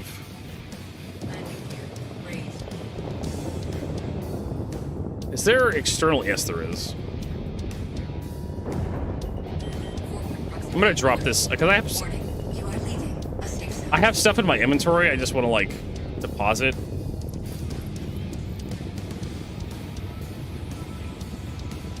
Yeah, your buddy got a 3 point. So he knew the difference between there, and there. Is that what you're telling me?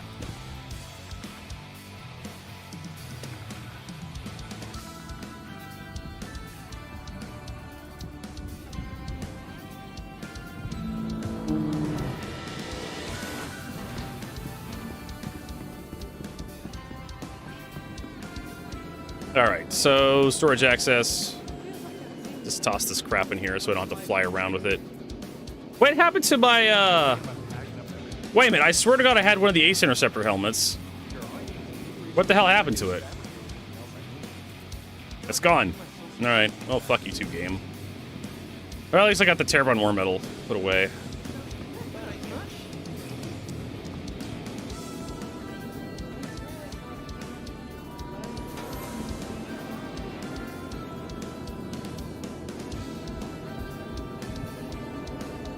how it should have ended. I think they still exist.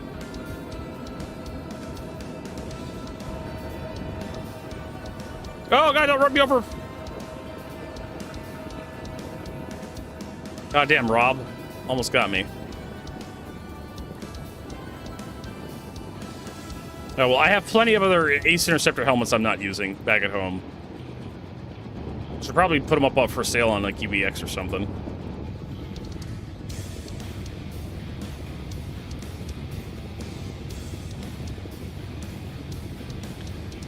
All right. Proximity alert. Warning, you are leaving. Shields offline.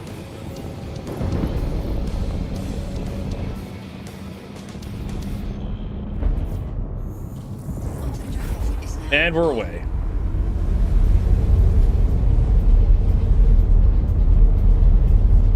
Oh my God, this thing is so loud. I need to turn down the audio just a little bit. It is rumbling in my eardrums.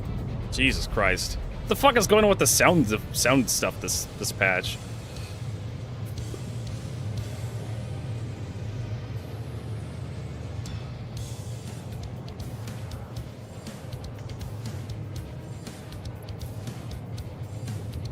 Cool.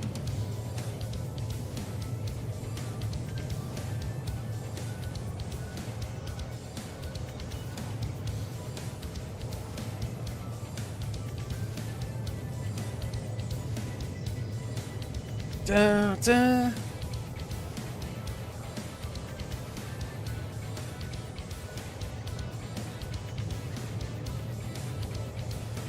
Yeah, we had that yesterday. Fusion Jose with the Salvation. I don't know if it's the other salvaging ships. I only tested the Salvation out for a little bit yesterday.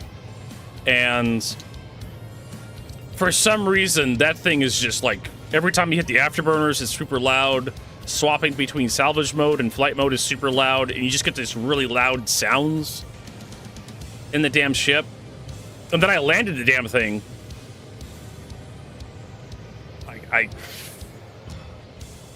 It's every... Okay, thank you. Okay.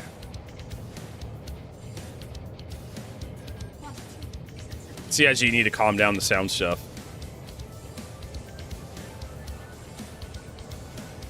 I always wondered why Star Citizen ships had so much hydrogen fuel.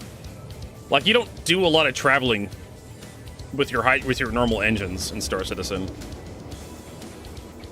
I guess CIG intends us to in the future. You usually use more quantum fuel than hydrogen fuel. Like, a lot more.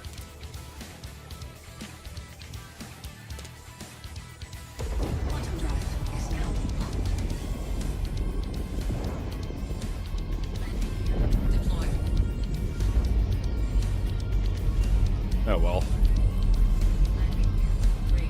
Yeah, the rumbling is pretty obnoxious, even at 50% volume.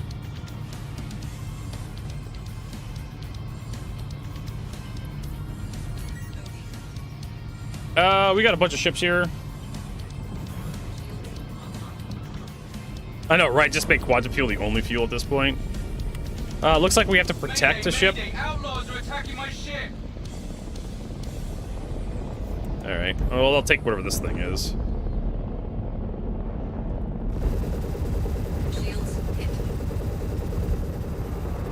That was a Gladius. That's the one thing I don't like about the laser repeaters is that, like, that pass on that Gladius, I should have killed that thing with, like, Omni Skies.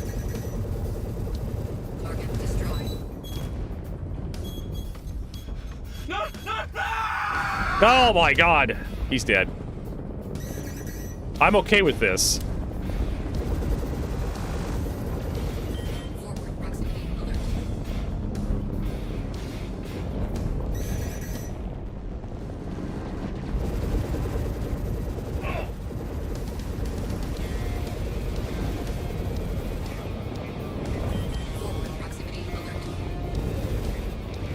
I should probably just leave. Rob left.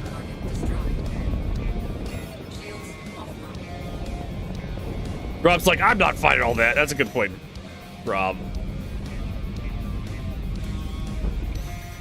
Fucking Merlin over here in his wisdom. Vertigo, just fucking leave. Look, they're not paying us to kill that. There has been a very few number of times in Star Citizen's history that I've run out of fuel. I remember there was a time when the Cutlass Blue was consuming more fuel than it was supposed to, and I ran out of hydrogen fuel. Flying it around once. That was like the most recent one I could think of. There was another time where I ran out of quantum fuel in the Reclaimer, and we tried to use Starfarer to top us up.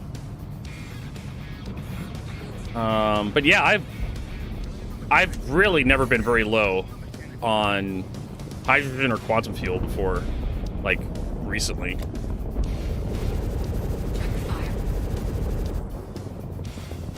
I don't know. I think CIG needs to like make some adjustments to the fuel systems to make it a little more interesting gameplay loop.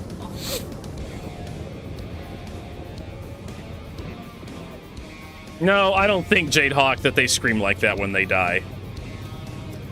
I think your last thought, probably the last thing you think of before you die as a fighter pilot is, oh no, and then you wake and you're in heaven. Right? St. Peter's right there in front of you. Like, how did I get here? Would be my guess. You probably died too quickly to like, really say anything.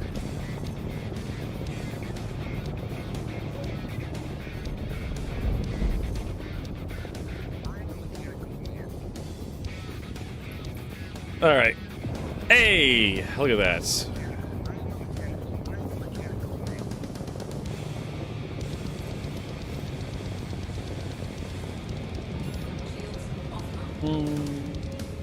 I wonder if I can go to Nyx and actually get a hangar. Like, spawn like a Perseus or something. Because if we're going to do these missions at the space stations, we're going to need a ship with a cargo bay.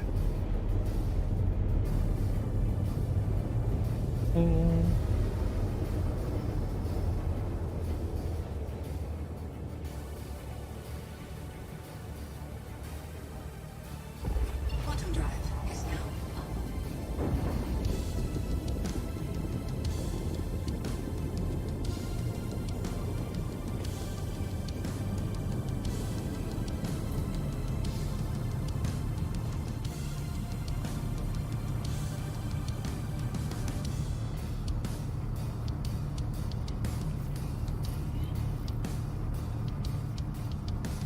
What are we doing here? Search area, so this is gonna be a freebie.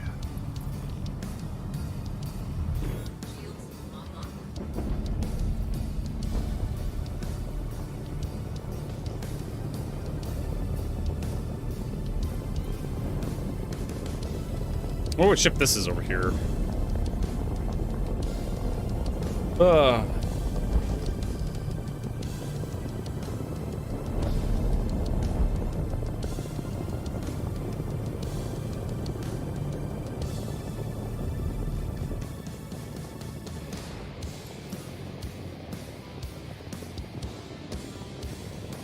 Is that a ground vehicle? That's a 51. Ah, Rob! Ramming. Filthy rammer. Filthy, dirty rammer.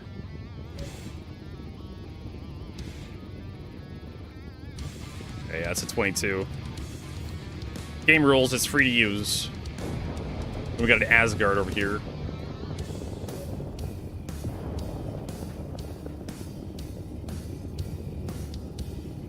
What if there's anything in it? Well, we can actually just look up its pants, right? Look up the skirt of the Asgard and see if there's anything inside. There is something inside. What is that? Oh, someone pulled out the power plant.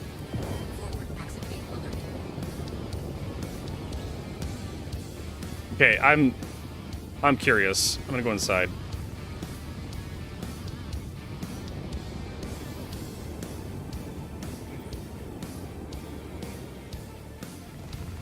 Well, this thing's already been soft death. I thought I had other contact in here. Oh well. I was just kind of curious what was inside of it. Someone pulled out one of the power plants. Salvage. Yeah, for some reason I noticed that a while ago. Trying to kill one of those things that was like abandoned. Like you have to target the nose to kill it.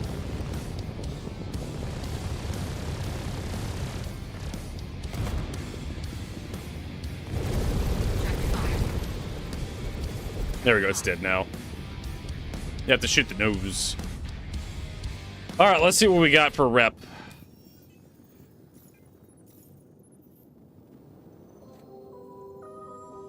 And we're a junior contractor. Yay! So we should hit in theory if the rumors are to believe. Operative extraction. Intersect offers defense solutions.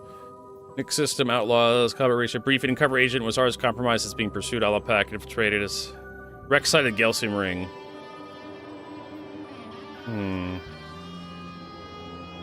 So there is a next level of mission. I'm trying to see if there's like the actual like infiltration mission. I'm not seeing it. Yeah. Investigation. Oh, here it is. Vandal Tech Smugglers. 1 million credits. So we do have the next level of mission. So I guess head back to Levski, get a bigger ship out. Like the Perseus or something. And then we can do that. Hey! Rob dragged me along. Nice to see the quantum leaking still works. So I got an hour to kill. But I don't have anywhere to be today.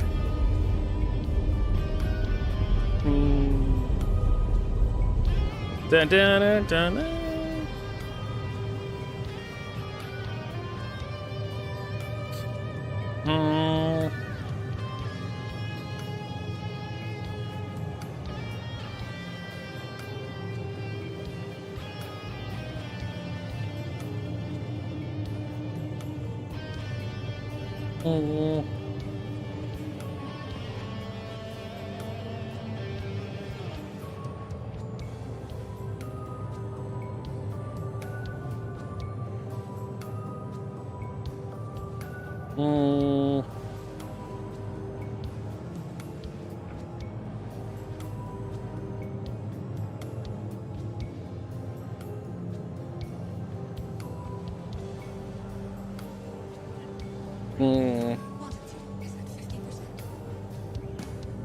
Yeah, fucking quick travel.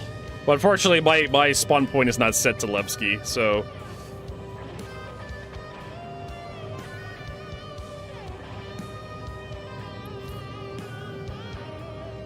It's set to Stanton Station, but it could work.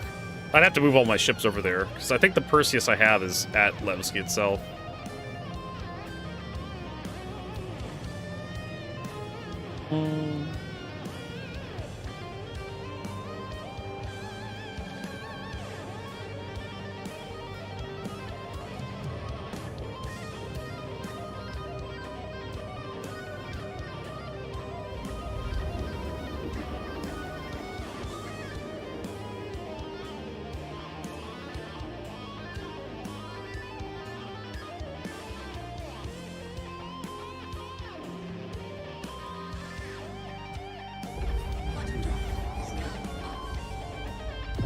Then I try to, like, not get myself into the habit of holding backspace.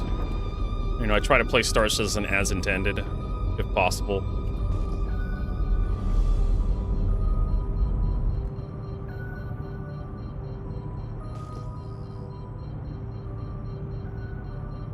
Because one day that, I know Rob says he's too lazy. One of these days you may not want to press that button. And then you're gonna complain about it because you've been playing the lazy way this entire time, and it's just like, oh no, I can't backspace because if I do, I'm gonna lose all my stuff.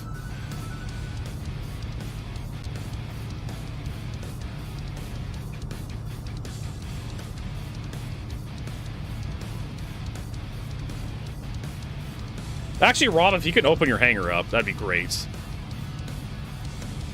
I'm gonna see if I can get some fuel first. I know I can't get any fuel in Rob's hangar, so I'll just use the external pads real quick to get topped up, and then I can store my ship in Rob's hangar.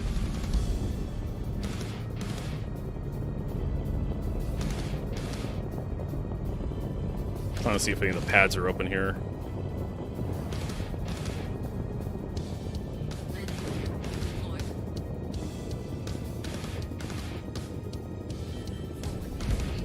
Ooh, there's one of those nice red Perseuses, red and black Perseuses. And we'll just get all this stuff checked off.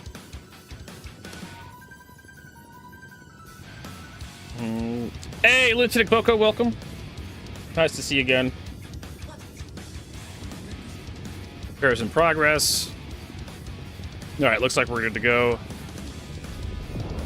All right, Rob, I'm trying to figure your hangar out here.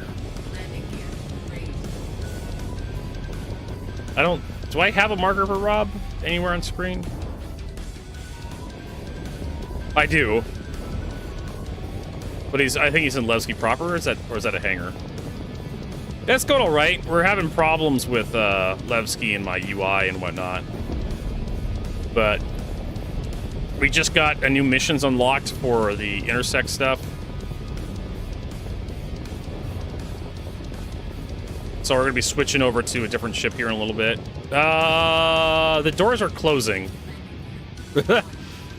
On me, and apparently didn't come over fast enough. Sorry, Rob.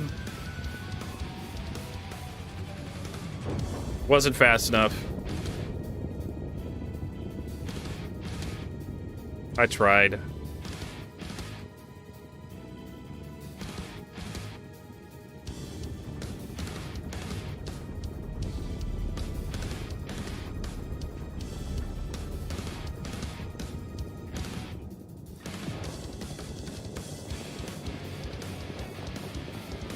I'm assuming this is Rob's hangar.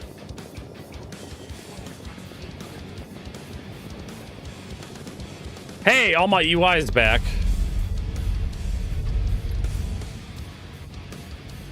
Apparently, I'm impounding. What? Why? I'm in his party.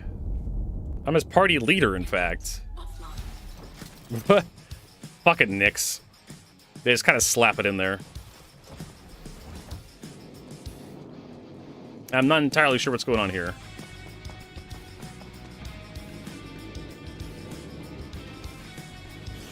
I mean, well, it's just the lightning. Like,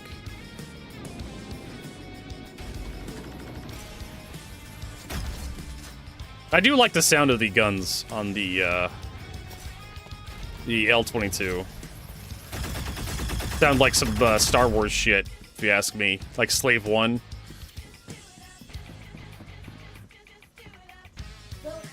Now, if only they can fix the sound of the rest of the stuff of the game. Like, the one thing...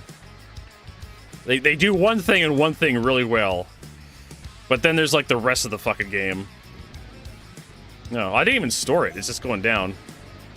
Sure, I'll give you some docking permissions.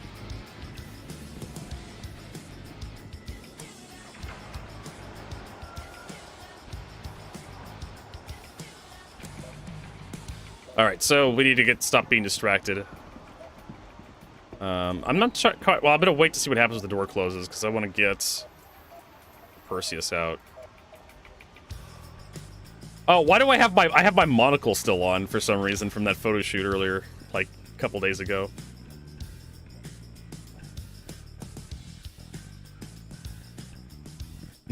I totally forgot about my monocle. And Rob's now locked in there. It's hilarious. All right, let me see if I can get the Perseus out.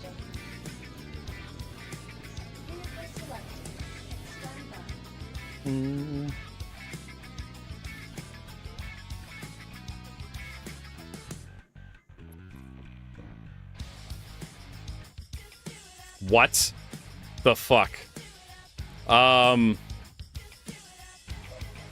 I have been repositioned into not here.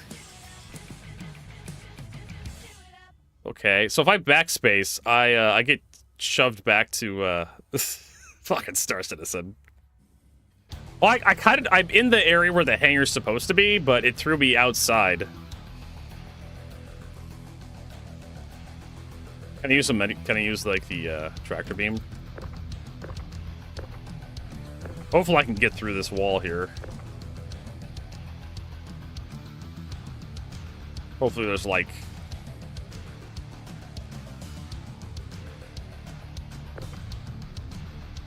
Rob, okay, so what happened is Rob crashed to desktop or something, and because I was in Rob's hangar when he crashed, it kicked me out.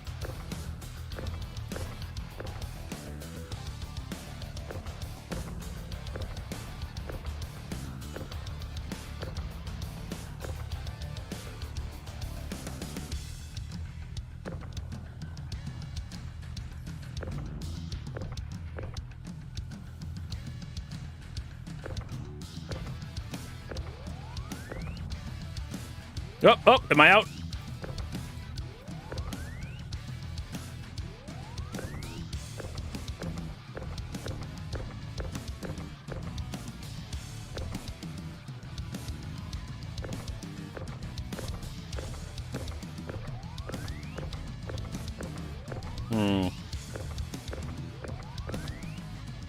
Yep, crash recovery. If I just stayed in place, I probably would have... Oh my god. This is disgusting.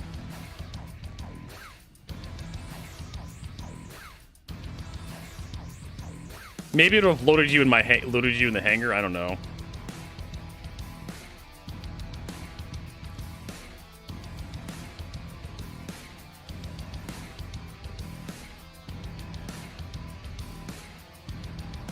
Yeah, I can't get out of here.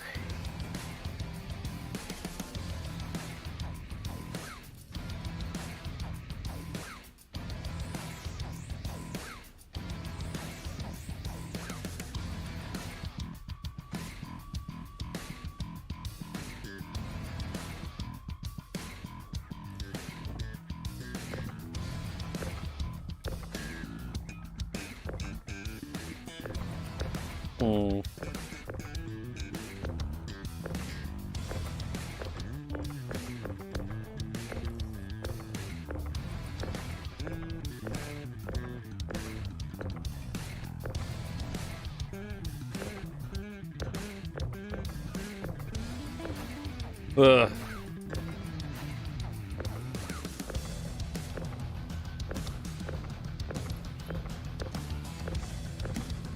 Oh man, sure, I could push you back in the Discord.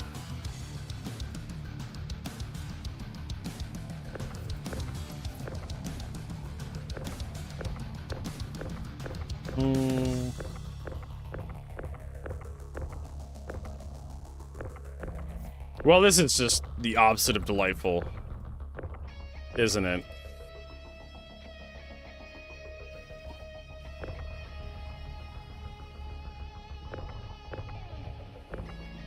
Alright, so I'm done with fucking around with this.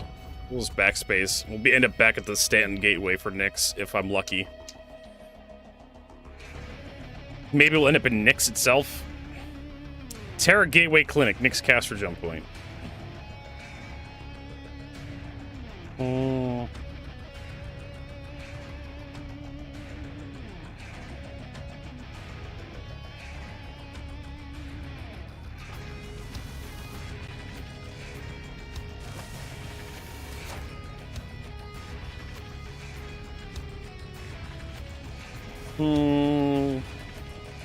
We'll have to fly back over to Nyx. I don't even think it's worth it.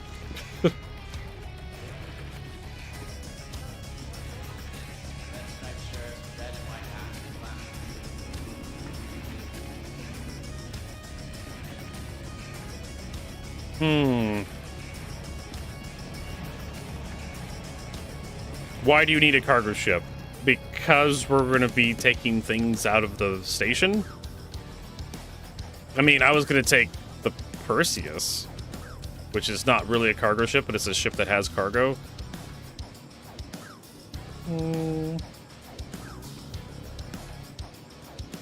Yes, the Vandal pods, right?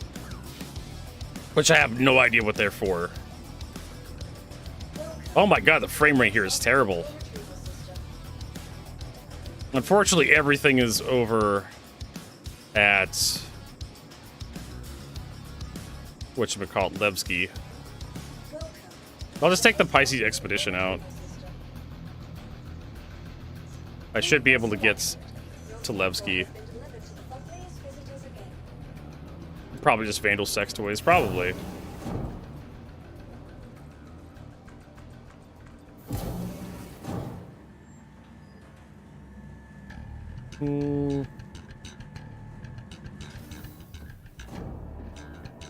Why is my frame rate ass inside my own hangar? Jesus. Yeah. What the fuck? Maybe I need to, like, log out, log back in. Like, yeah, I'm getting, like, massive, like, spikes, leg spikes every so often.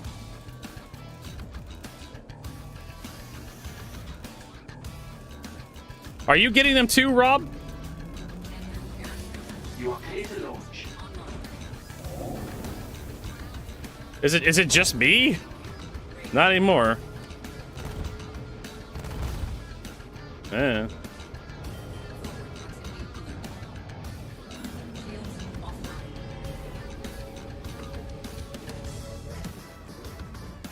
Thank you. And please visit again. All right.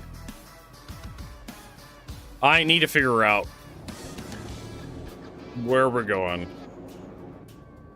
Because I have no fucking idea where's Rob?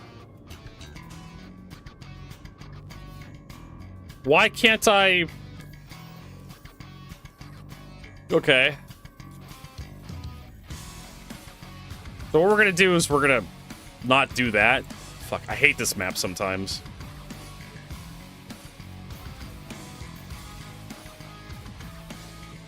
We're gonna just go to Pyro Gateway real quick.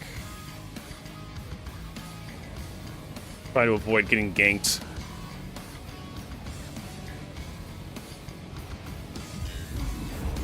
On the way to Levski.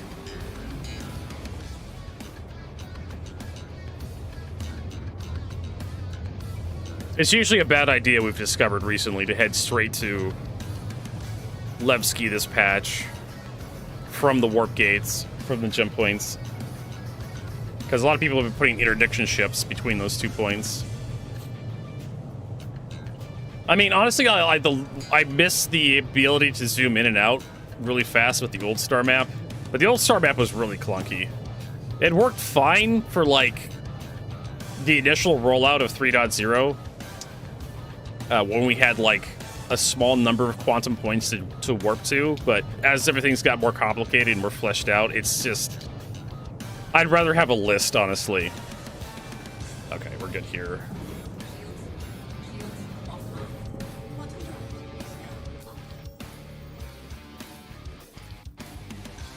I'd rather just have a list of crap to select instead of, like, having, like, the visuals thing that CIG's done.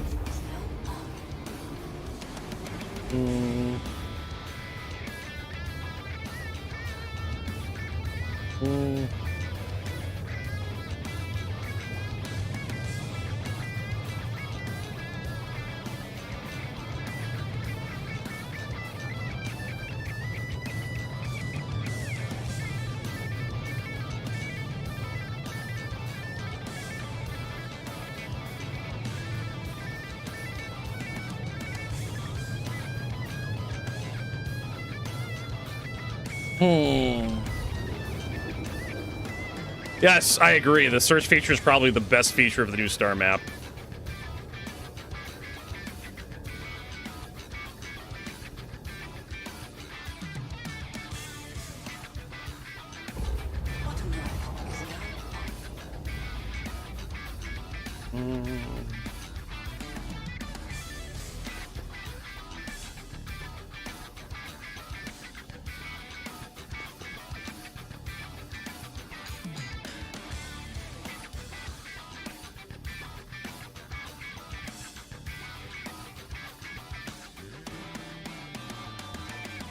Because if I want to go somewhere in Star Citizen, I just open up the star map, type in where I want to go, and hit enter, and the game's like, yeah, sure, we'll take you right there.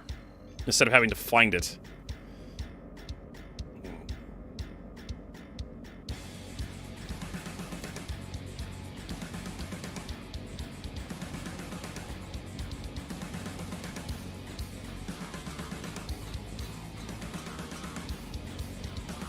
All right, this time we'll probably just abandon. Well, actually, you know what? Maybe I could get a hanger with this thing.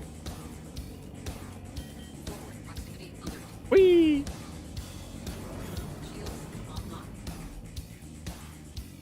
Good thing the Pisces is really small.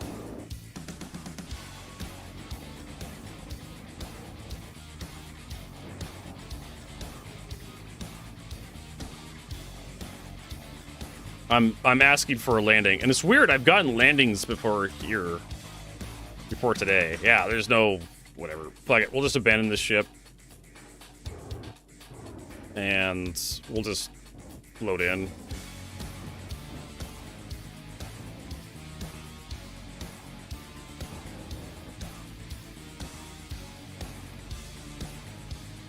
Trying to remember where the... Oh my god, this low frame rate's really pissing me off. I know it's over here somewhere, right? External access.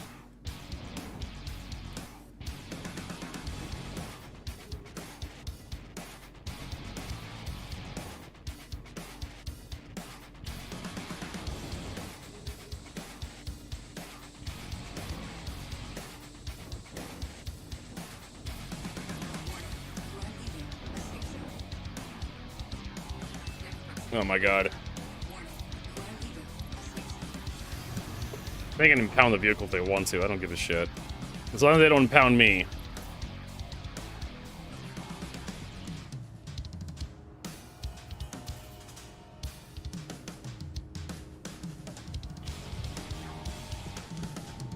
Alright.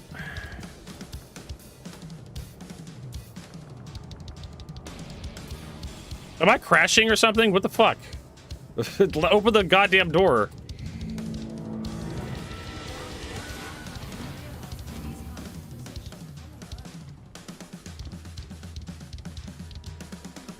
Also, this door is weirdly lopsided. Like, there's more material over here than there is over here.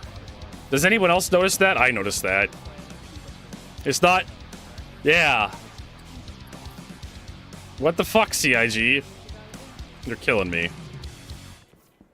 Like, you can tell like this is actual endpoint here for the door, but it's just, yeah, they just shoved this door. Oh my god, kill me. Elevator departing in 490,000 minutes and 94 minutes. What is that timer? I just noticed the fucking timer. How much time is that?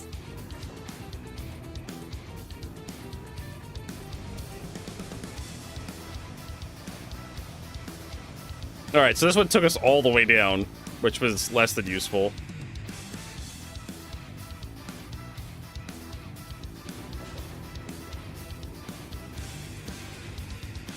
It was like nine. Is this it? No, this is Cafe Busan. 900. So it's 490,000 in 49 minutes. What? Here we go. Yeah. And I have crime stat 1 because I parked my ship. Yeah, see, this one's perfectly fine lined up.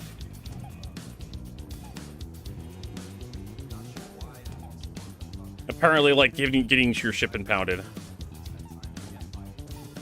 I have to do the math on that. How many minutes is that? How many hours, how many years is that? That's probably a couple of years, I would imagine, right?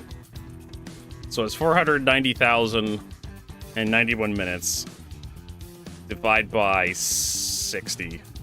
So that's 8,164 hours. So I know that's at least 7.5 years. No.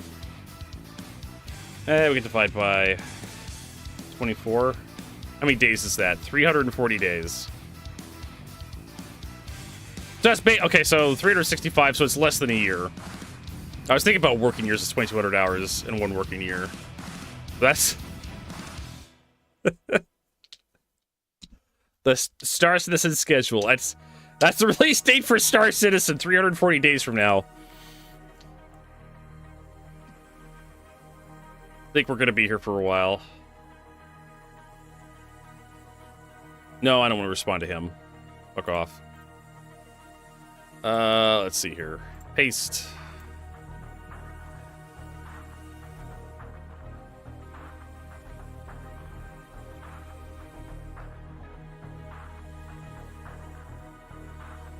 I should have cropped that, whatever.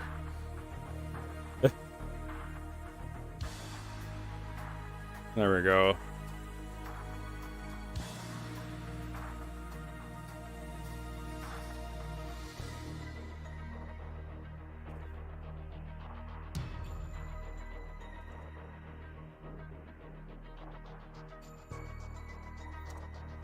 All right.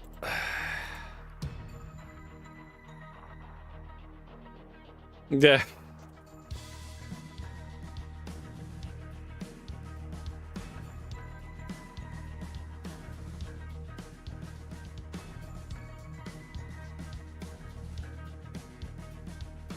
Date for a Squadron 42. True, right? Where is it?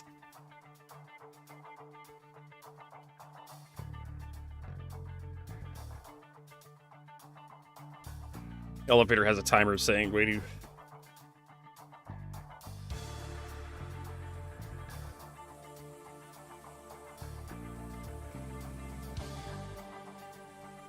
In 340 days. How do you spell carriage vertigo? There we go.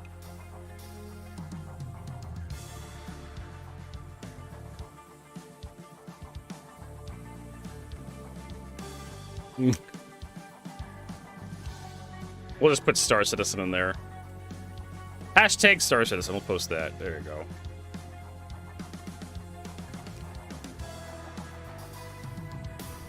All right, let's get the goddamn ship out. Right? Rob, we can do something with this.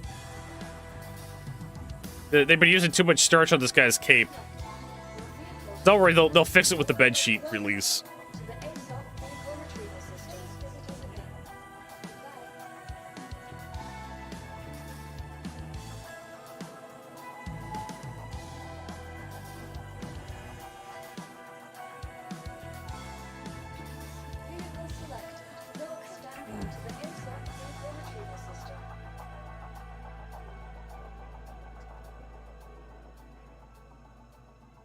It's giving me a wait. I may not be able to live at Bluesky or next. Yeah. I for some reason this place does not like me. Yeah, the fully bed sheets. I know, right? It's taken a while. Unable to deal with your request this time. That's usually a sign, a really bad sign. Rob, can you? I don't know. Do I see my ship anywhere? For some reason, Levski just does not like me. Rob's extra large hangar. He's wearing the Herschel Dynamics.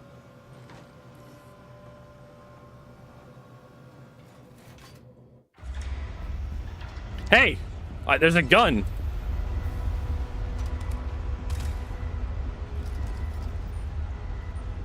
Oh, he's got like a pile of gun. I love it. Like, he's got... Why do you have so many arc-like pistols? Did you just decide to buy them one day, Rob? What the fuck? I also need to turn a thing on. Oh, hey, there's a Polaris. Fuck it, let's take the Polaris out.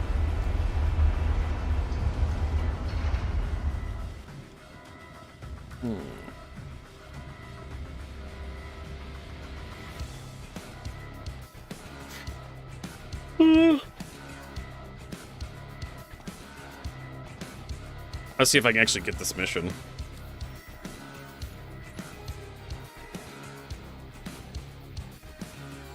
Vandal tech smugglers, accept. Okay, share with Rob. 1.2 million. Well, everybody gets a free arc like every time they spawn in, but you shouldn't have that many. So, I guess Rob's. This is Deacon Tobin with Intercept. Rob's a filthy duplicator.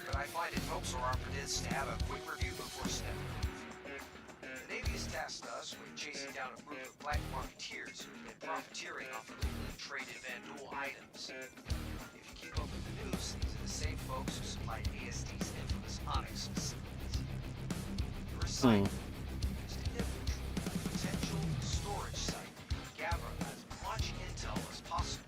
Mm.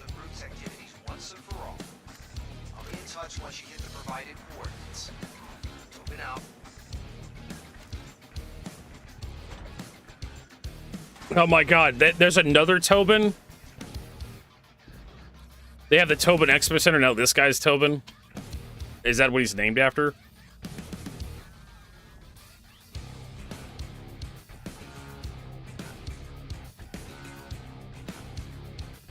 Wait, but they added a button to the Polaris elevator? Rob, you're gonna have to call for departure, I think, right? Oh my god, yes, Exodus, I know. I'm aware. Could be Tobin's in our game.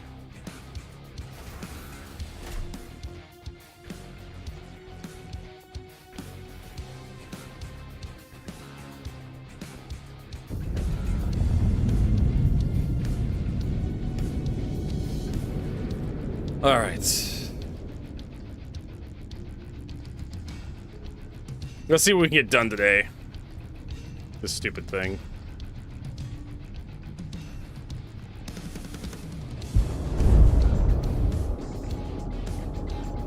Let me get in the captain's chair. I think I need to get in one of the turrets. Right? Man, they should have made this the pilot seat. Oh well. Is there anything I can actually do here? Besides piss off. I can exit.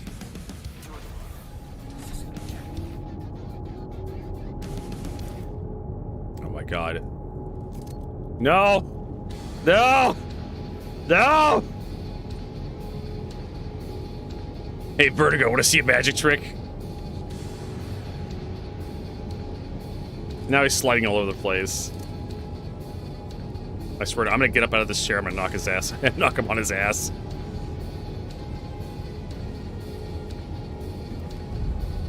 Watch him fall out of the ship.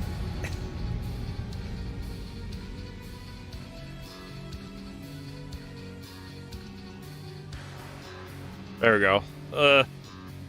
He's not getting up. Oh, there he goes.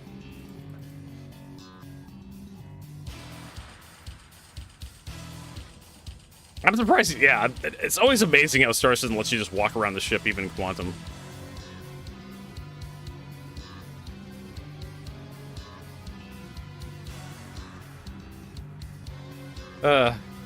Where'd he go? Oh, he actually did fall out of the ship. At least on my...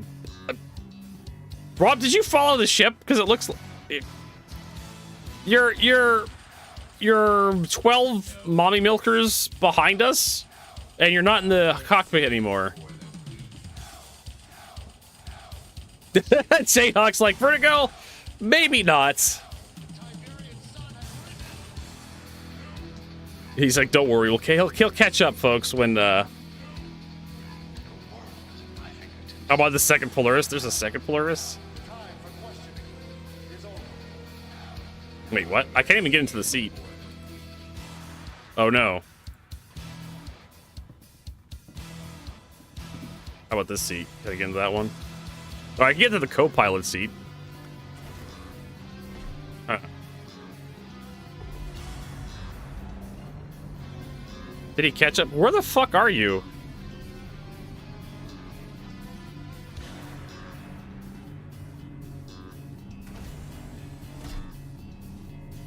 There we go.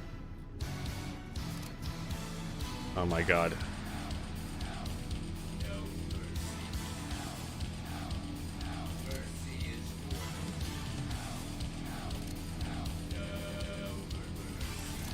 Rob. Jesus Christ. Wait a minute. I can't. Oh, there we go. I need to get to one of the turrets. I think we have, like, just fighters here, so, like, the top turrets will be fine. Oh, yeah, Monday we're gonna be dating everything. Sunday, though, will be,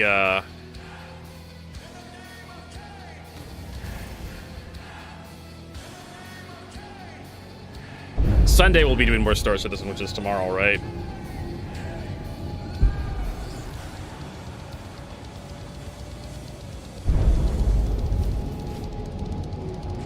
All right.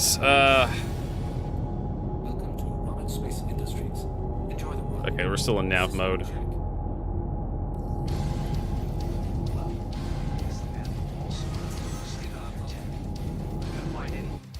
What the fuck is this guy talking about? Focus on neutralizing all Vandal threats and protecting the survivors. Okay, neutralizing Vandal threats and protecting survivors. Gotcha.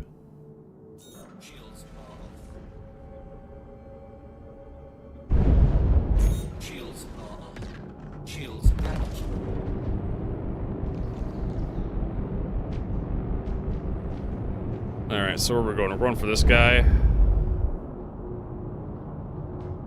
It just says Stinger and Scythe. Are these actually being piloted?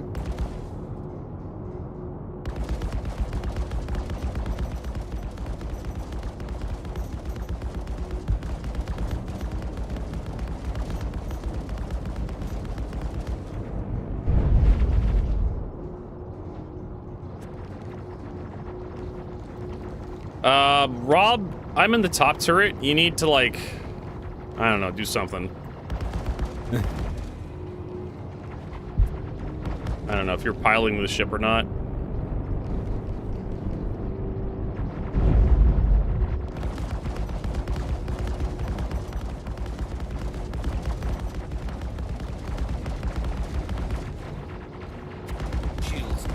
God, turrets are so awful at long range.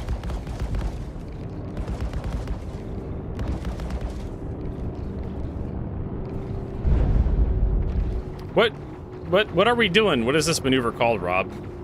They're shooting our bottom, and I can't. I have no firing arcs. I don't know if Rob crashed out. Oh, so Rob's out of the game.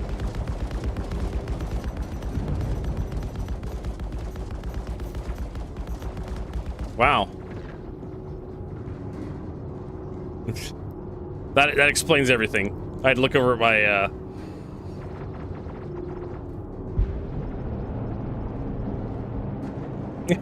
Sorry, I didn't expect you to actually crash out of fucking Star Citizen.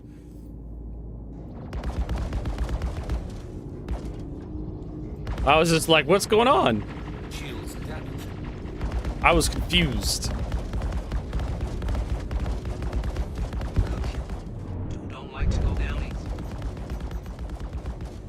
Oh my god, this guy won't shut the fuck up.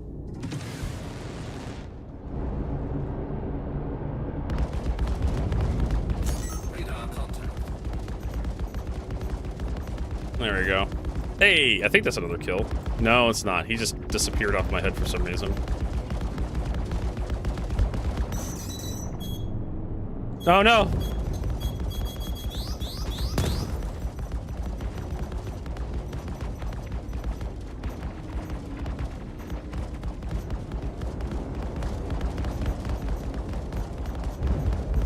Fucking Vandal Scythe.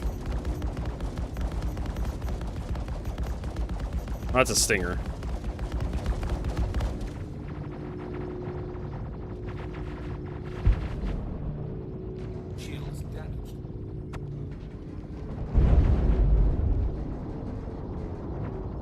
Alright, so what are we going for?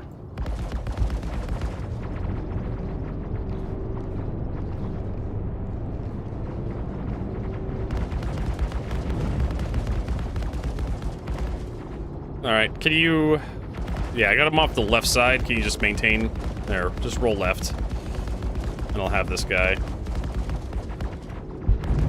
Okay, stop rolling. I think. Actually, the Stinger's a little bit more stable.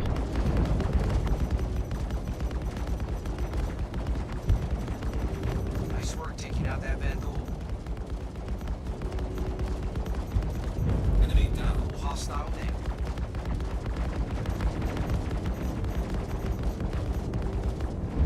What else do we have? Okay, we have another scythe.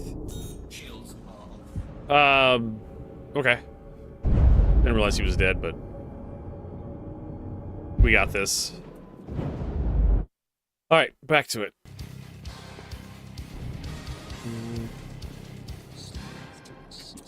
Cute Crows asks, why I don't understand. Why don't the Vandal just ram you? They do sometimes, because they're morons. The Vandal were built with like the idea of like ramming blades on them as well, which is kind of silly. The new Vandal ships don't have that anymore.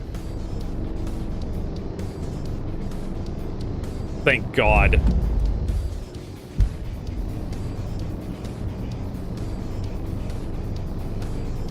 Nice work taking out that Vandal. Trying to remember where the entrance to this place is. It's around here somewhere.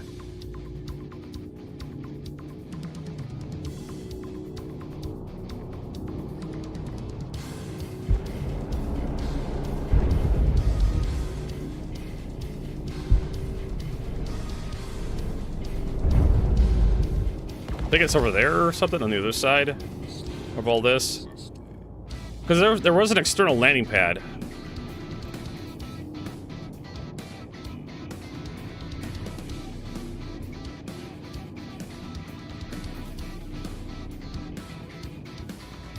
No, Cute Crows is not going with wave 1. They said maybe Sunday. I'm not holding my breath. It's going to be on the weekend. Maybe Monday when they get back from the weekend. I mean, it's fine. I don't have to have engineering this year. Seriously, they're... There's a fair chance that they're either one of the Black Arketeers we're after, or at least know something about their operations. Just be ready in case they try it.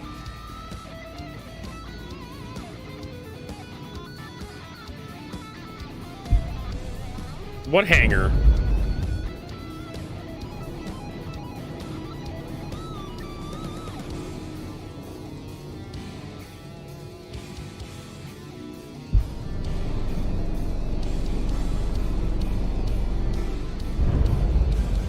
I think it's over there on the other side of this thing here, maybe. I know there's external pads out here somewhere.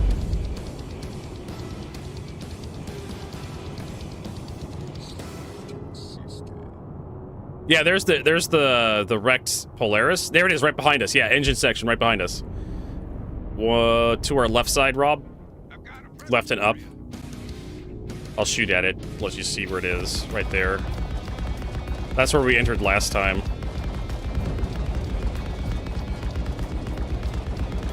There we go. I knew it was red or somewhere.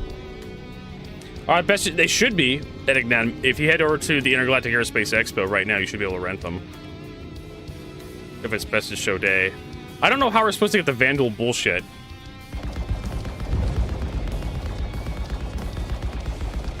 Out this way, though. I think we're supposed to take a ship that's actually, like, hangar ready.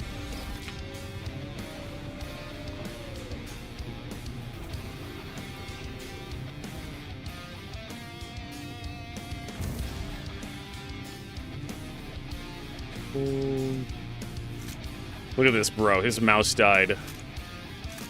This is why I like wired mice. I don't have to worry about batteries or rechargeable bullshit.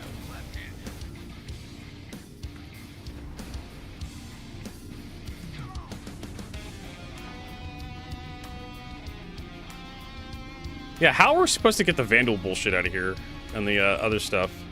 Does it have an external, like, elevator? Doesn't look like it.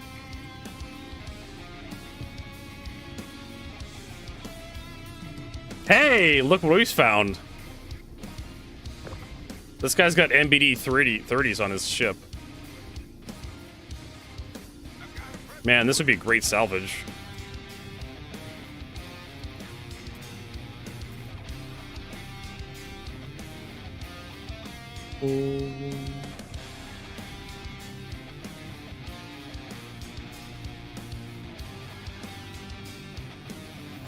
Oh, well, if you got 10 minutes to go before logging up, this takes like an hour or then some to do. Wish you had told me that like 30 minutes ago. I guess we'll just head in.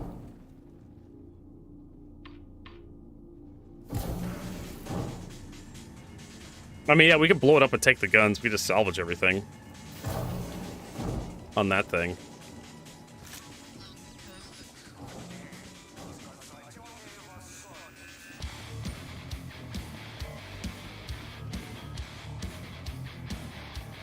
So yeah, how the hell are you supposed to get in here normally? Because I don't see how you're supposed to extract fleet manager. Okay, so you have a fleet manager terminal here. So do you have access to the other hangars? Through here? It just says entrance in pad 3. Huh. No idea.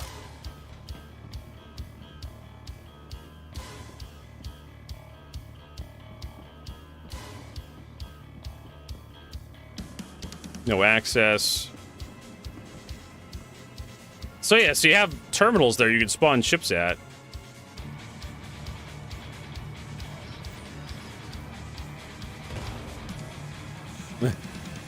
Like how you can just run through that explosive. So hold on, if I spawn a ship, do I get a hangar? I'm gonna spawn like a Titan or something.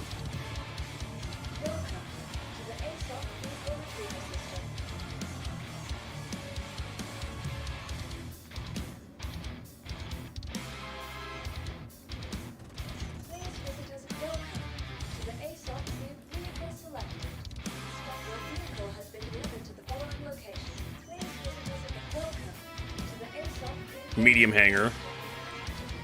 Okay. So I should have medium hangar here. Yes. So it does have its own independent hangar system from everything else.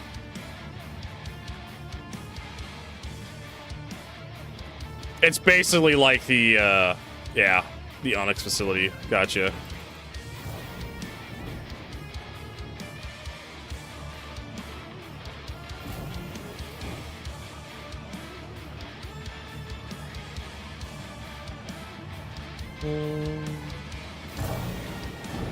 Alright, let's go see what Rob's up to. Now we've actually confirmed what the hell we're looking at there.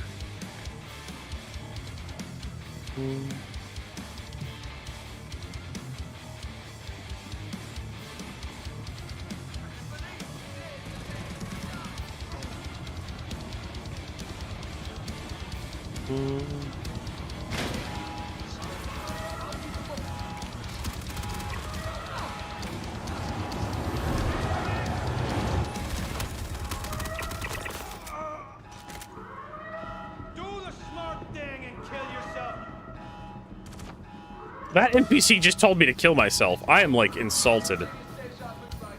I am, like, super insulted by that. That's rude.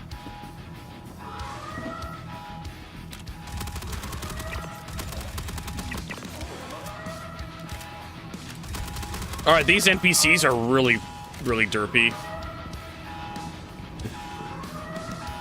Like, before this patch or this hotfix, NPCs were, like, damn near dangerous. Right?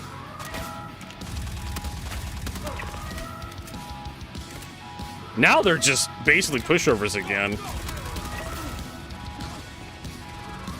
Alright.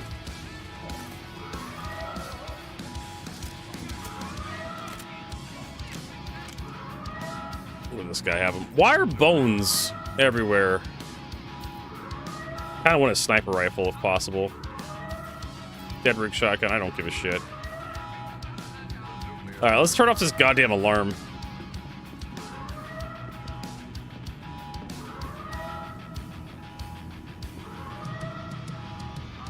So I can goddamn think.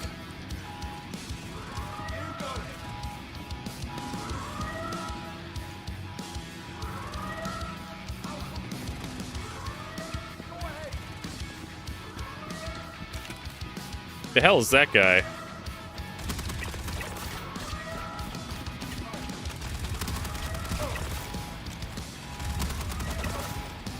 Well, they didn't much care for me, but they really wanted you.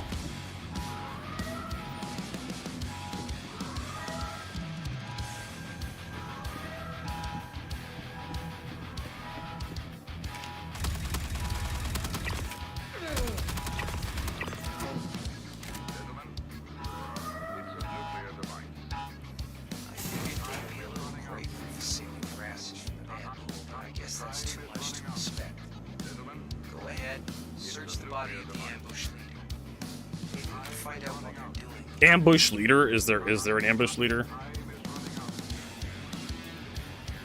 Alright. I guess. Which one's the leader? This guy doesn't have anything on him.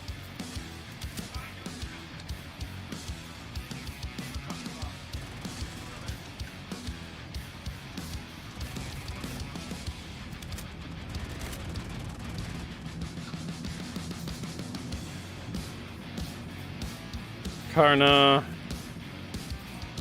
Hey, there we go.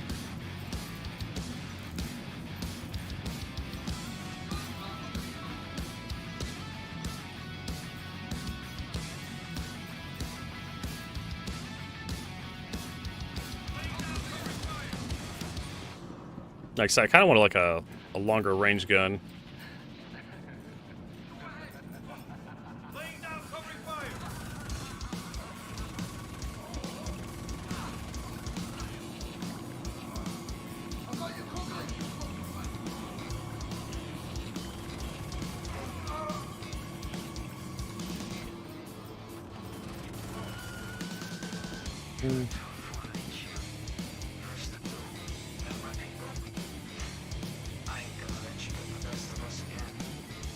I'd be ready next time.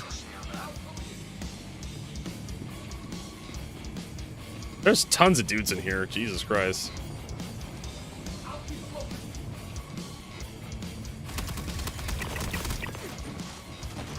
And here's like the new boom tube. Wait a minute, equip swap to what? Oh, we also have like the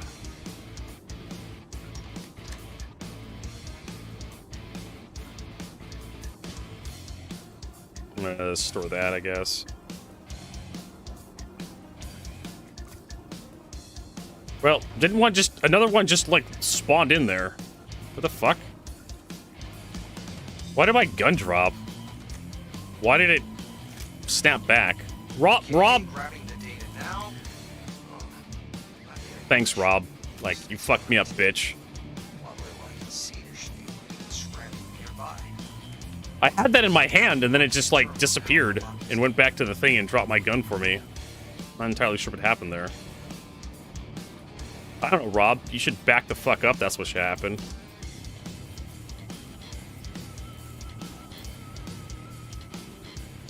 Alright. Well, it's yours now, Rob. It's whoever fucking gets it. That's how Star Citizen works.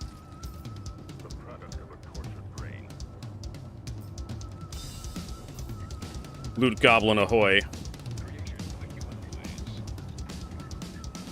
Let's see here. Kill shot, Ripper SMG. He also has like, what is that, arrowhead sniper rifle ammo? I should take some of that. Alright. So where's the card? I'm searching the guy, I don't see any card.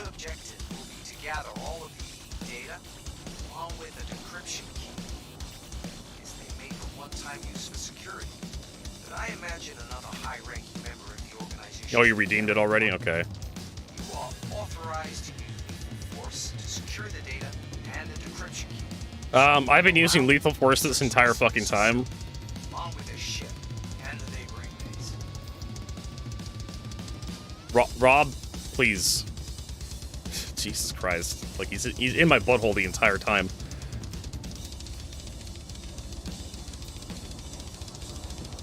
Alright, I guess we can, like, go...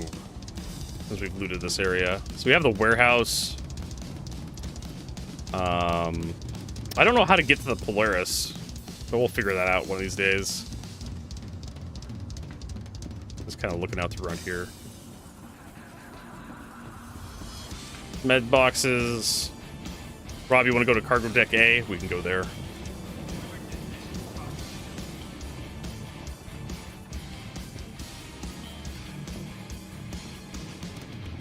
Rob's like sliding sideways on my screen.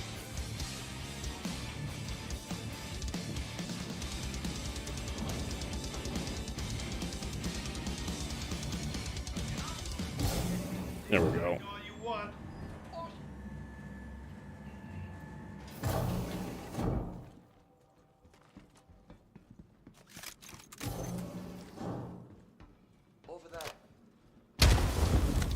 What the fuck was that?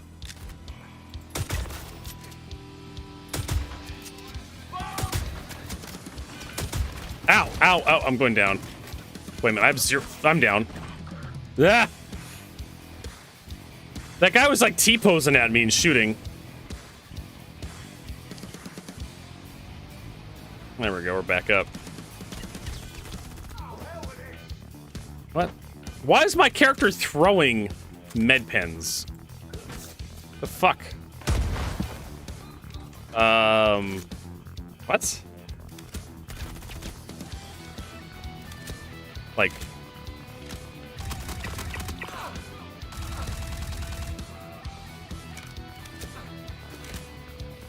Yeah, I don't think that boom tube is as good as you think it is, Rob.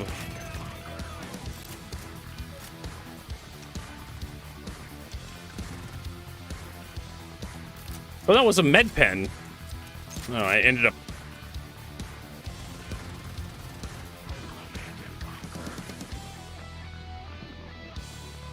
Alright, whatever. What are we doing?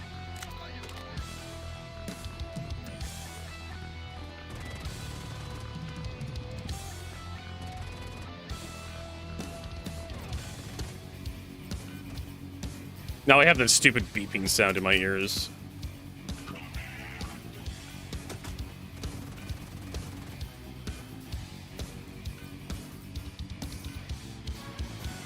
That's real fun. Alright, yeah, I used one med pen and I threw another one at Rob.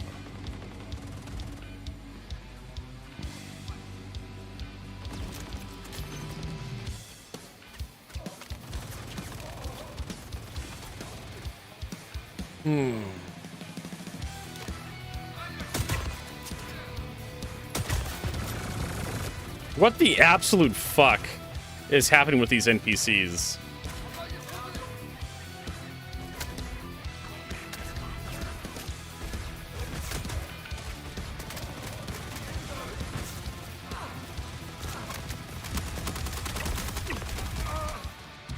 Wow, that could have gone worse.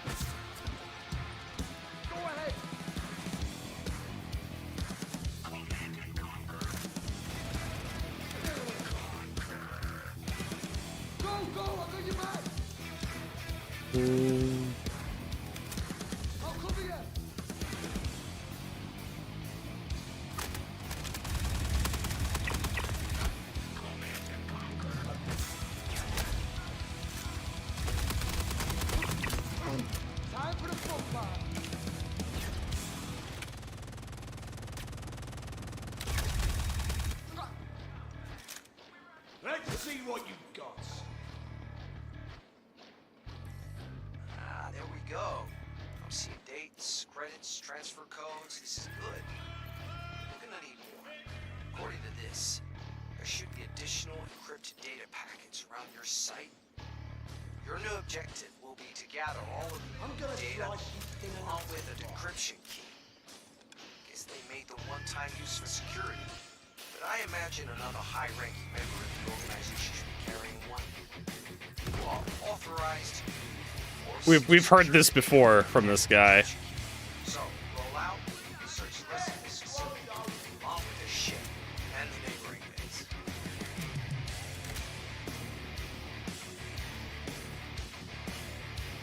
Yes, you just med pen through everything, right? That's how I do it.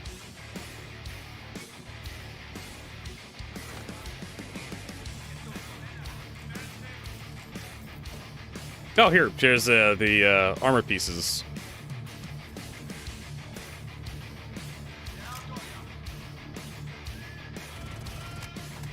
Oh my god, am I getting shot? What the fuck? Oh, no, I don't want to be on that. NPCs are too accurate for, like, the...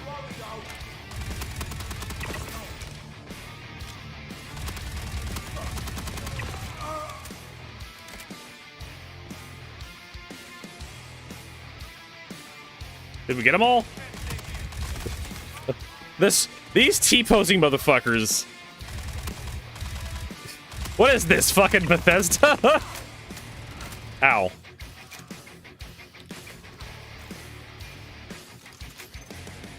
I'm gonna need some detox. I think I have a detoxipin on me. Where is it? Yeah.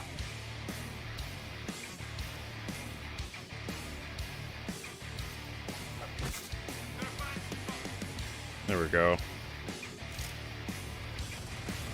50% is big ask. We got here. That's car and a rifle, sure.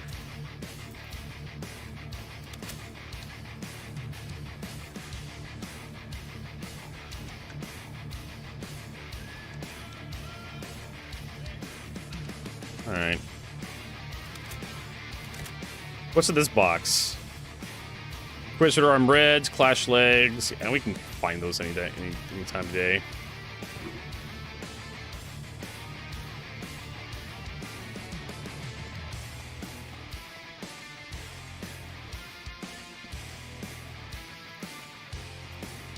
I got multi-tools, fuse. I don't know if I'll need the fuse.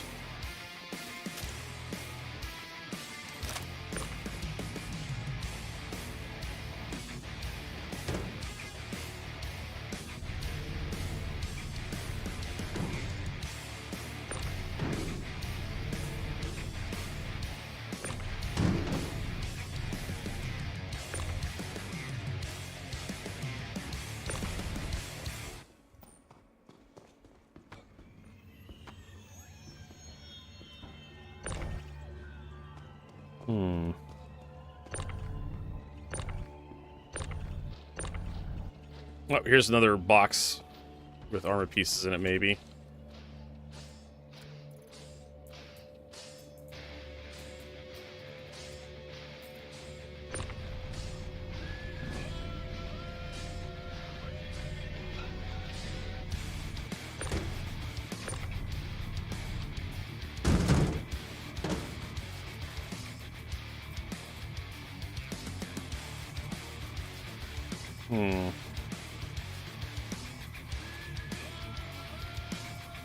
I don't know if we're gonna have radiation problems in here, but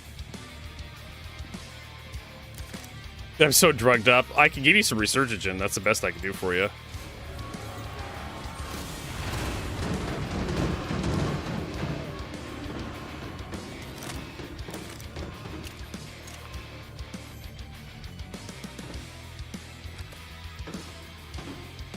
There. That'll last you for a while.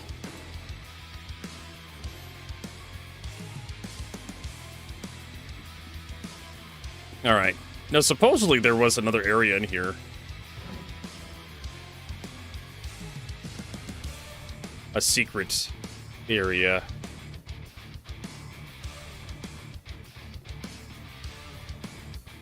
I mean, it looks like it would be over there, if anywhere. Kind of look around a little bit.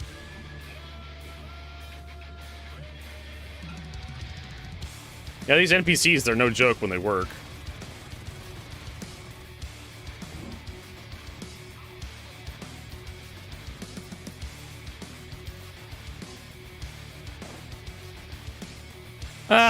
It could be just a joke someone told me on to make me like all paranoid and shit.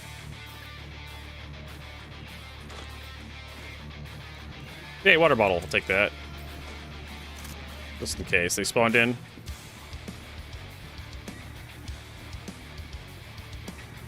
Someone fucking with me.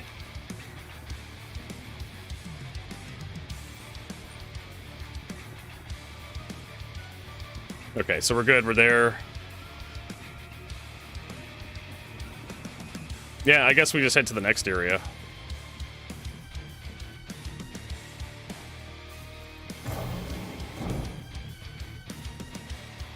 Central atrium.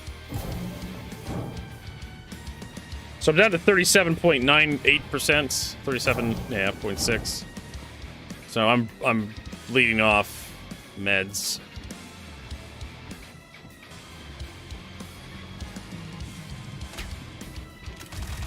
Speaking of respawning, wow! I just got hurt real bad.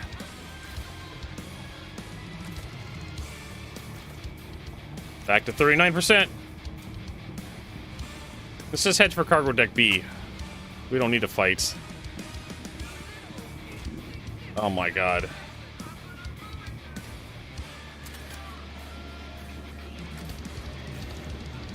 %.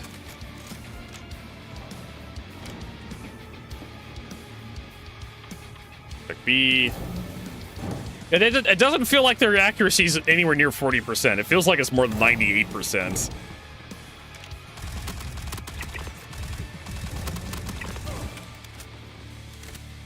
It really does.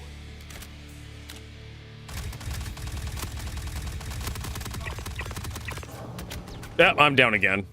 I was in the open. Be safe, Rob. Be safe. Then revive me. No hurry. There's no hurry. Okay, cool. We're back up.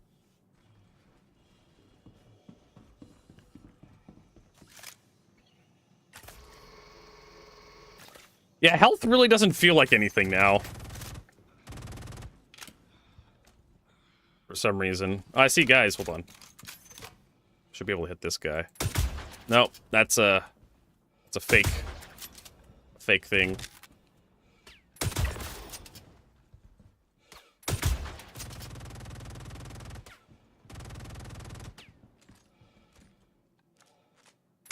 Yeah. I mean, no, it does feel like their accuracy is approaching almost 100%. How much damage they're doing. And for heavy armor is like required. Like, I don't understand why anyone would wear light armor if this is how much damage I'm taking with like heavy armor. Okay, he's down. This guy's walking at me. I can pick some of them off from back here.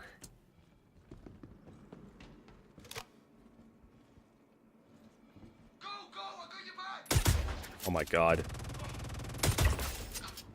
Guy, he goes down.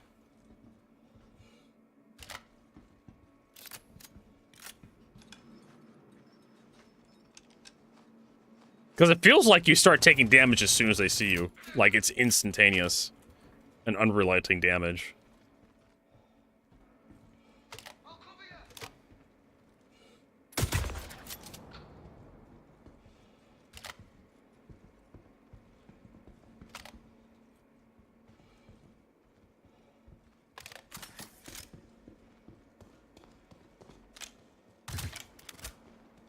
Oh, that's not a thing. That's not a person.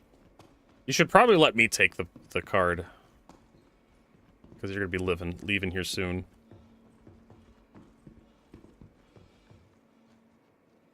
No, I don't want his gun. Okay, grabbing the data now.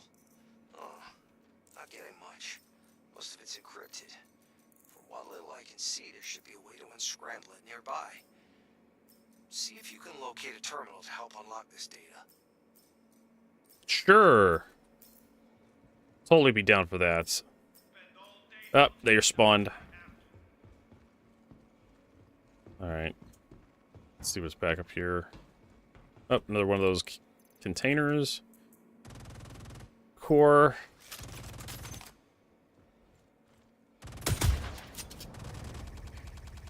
That is just the goofiest shit ever. If you ask me.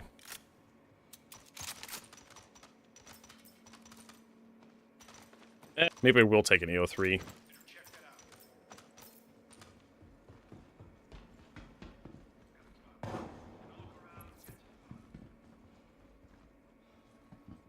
Apparently we're done searching the cargo decks.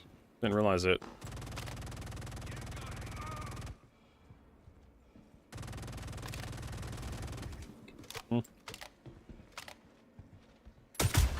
Oh, how? There we go, I got one. There's Rob.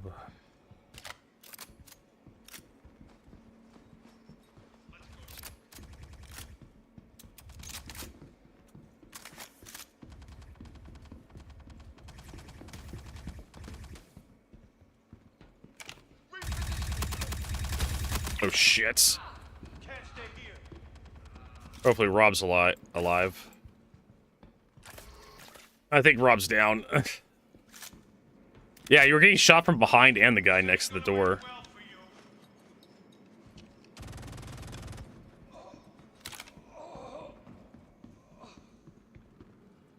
I knew you'd be in trouble as soon as I started hearing you get shot from every angle. All right, so that's up.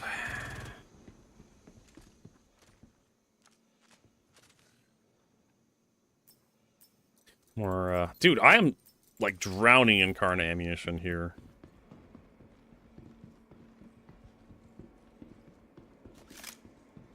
You were spamming heal, okay. Well, he lived through it.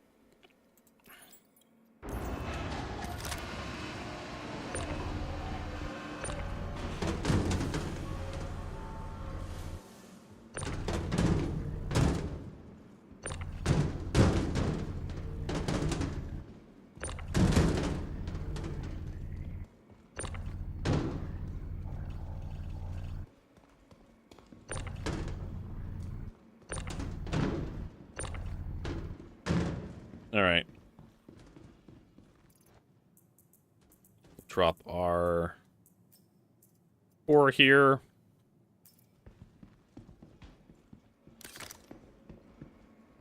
Send the elevator down. See, there should be another box in here, you'd think, right? Dead rig shotgun.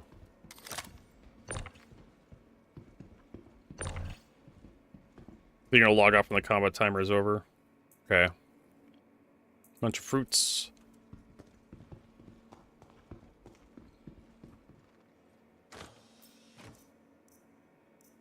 Want some water?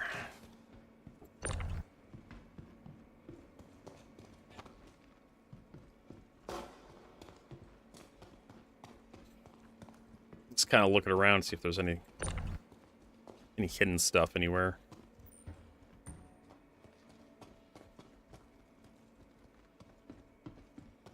I don't see anything super interesting.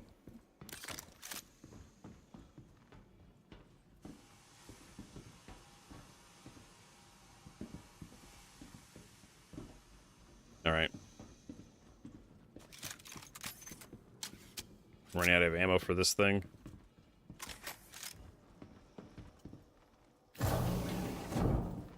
Let us go back to the central atrium.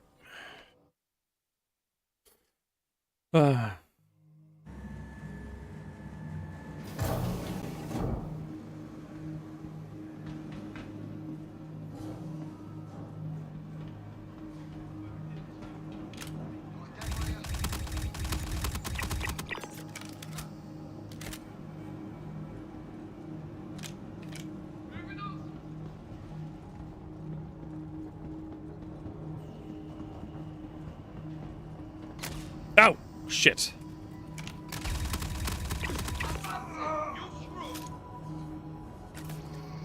I mean, you could just go to the Polaris and leave. That's an option, too. Ow. See?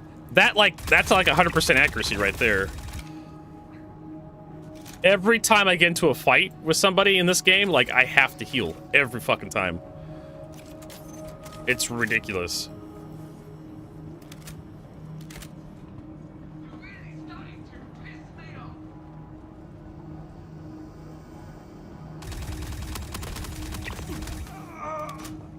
It probably is really longer.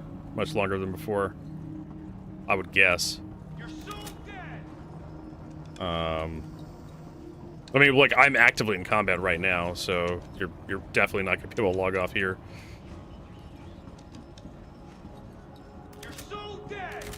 This guy's probably coming down to meet me. I'd imagine. No?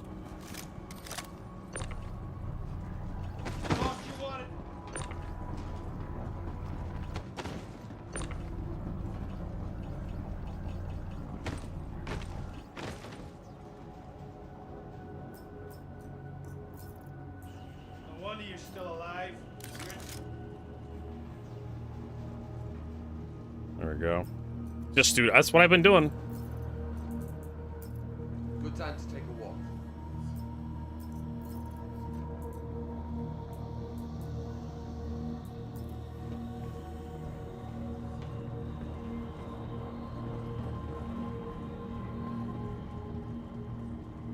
There we go. Yeah, I see guys up there. Try not to get shot.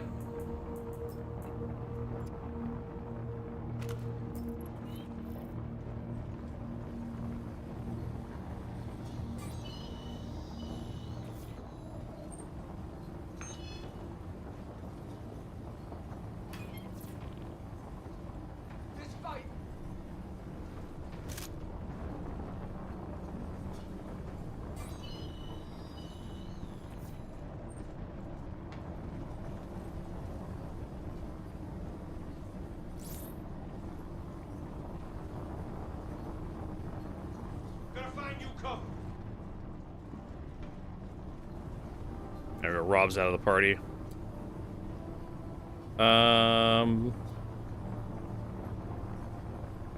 Okay, now what?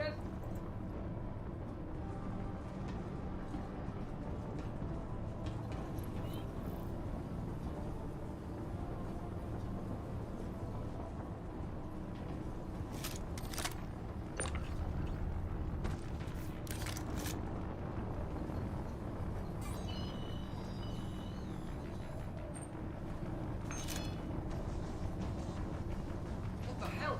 Let's see what the hell that was.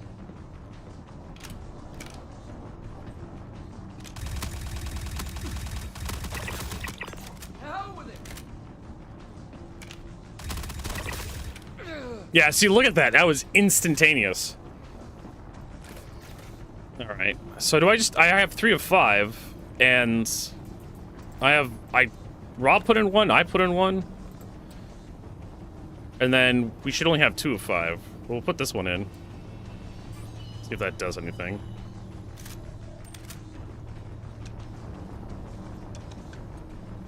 I don't think it will.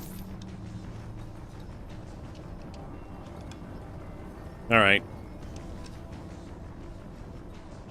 So 3 out of 5. I guess we need to head into the next area.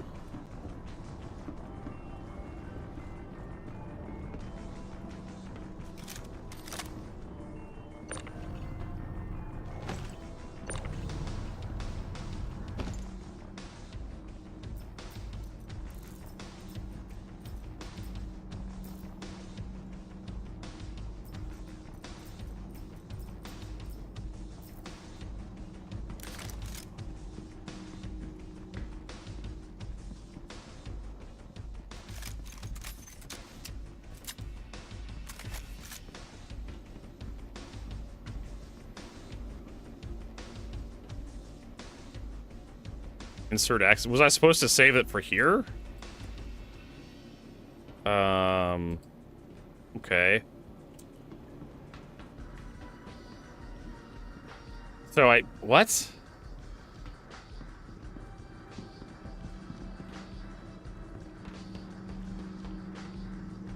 Search auxiliary stations. There's auxiliary stations?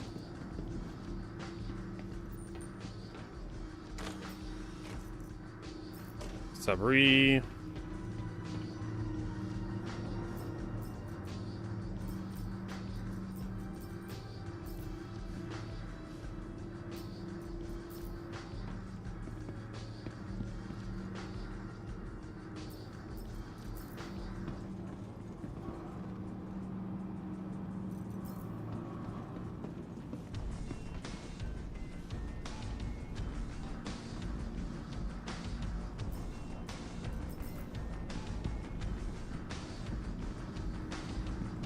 Yeah, last time we came down here, we found a bunch of, like, other comp board cards.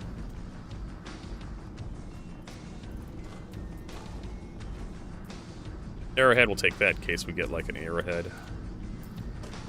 Sniper rifle. We need something with a bit of range to it.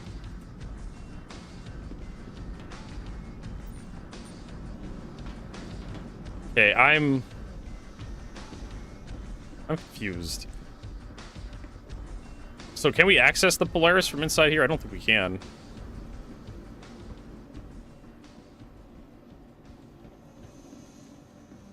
Can we search the warehouse? So that checked that off.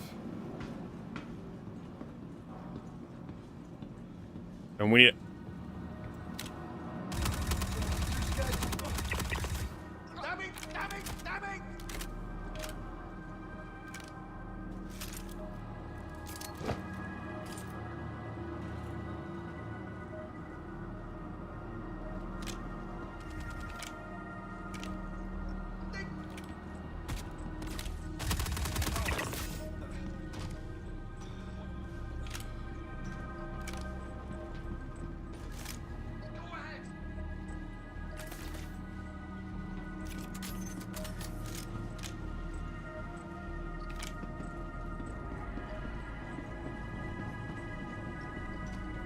Keep them occupied.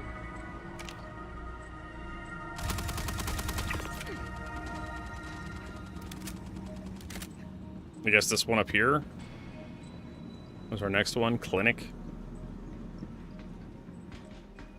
Actually, the clinic should have a med bed in for me, right? Yeah, I can get this wound healed. Do I have any medi juices? Lifeguard, no.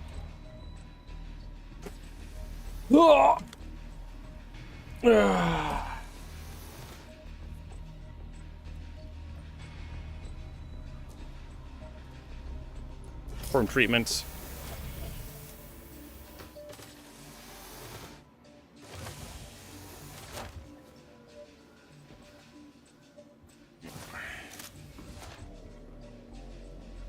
Yeah, I don't really know what I'm doing here.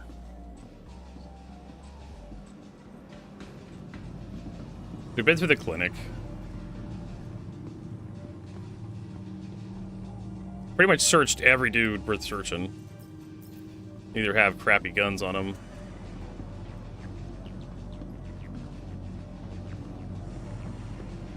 Okay, so you can't go over through here.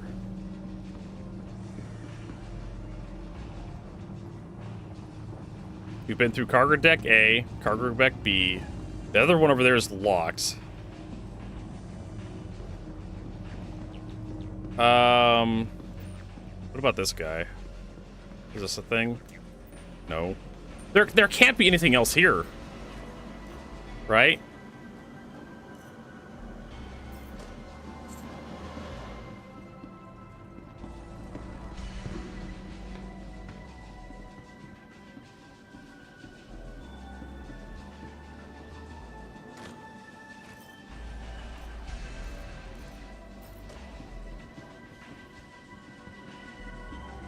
Search the Polaris, search the auxiliary stations. Do I have to, like, leave the area? Head back to my ship? Moon's Cradle. Yeah, it looks like I have to head back to my ship because there's no... I can't go through this warehouse right here. Because it says I need a security clearance and I don't have one.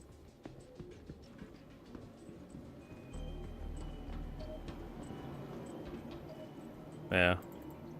Level 3 authorization required. I have no appropriate item in my inventory.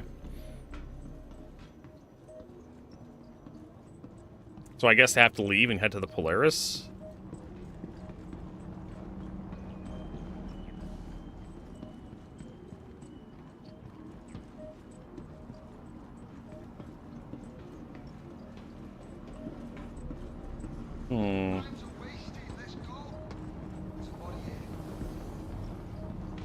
Guess whatever the landing pads. What the fuck are you talking about?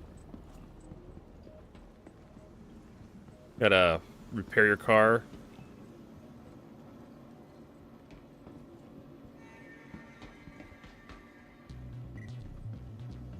Okay, so that landmine's back.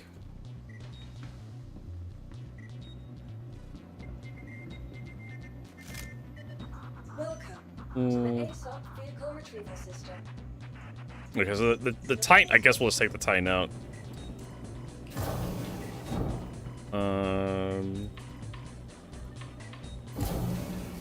Figure out what the hell we're doing with our stuff.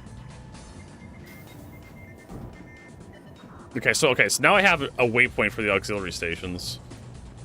And I should have one for the Polaris.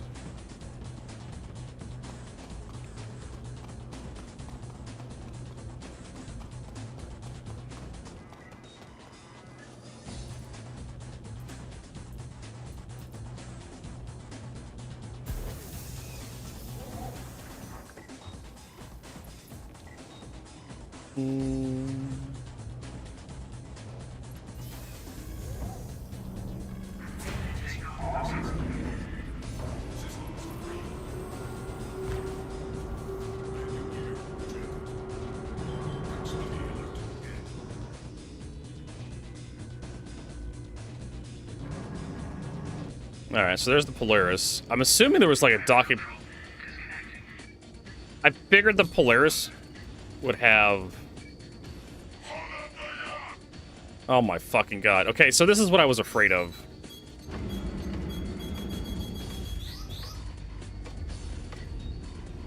I figured, I was like, no way in hell.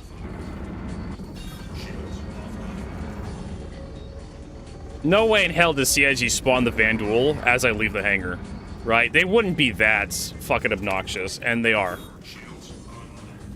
You fucking kidding me?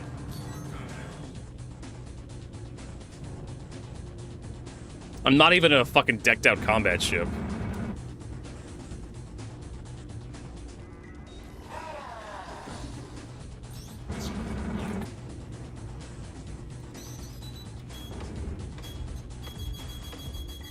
God. Of course. The exact opposite of what I fucking wanted today.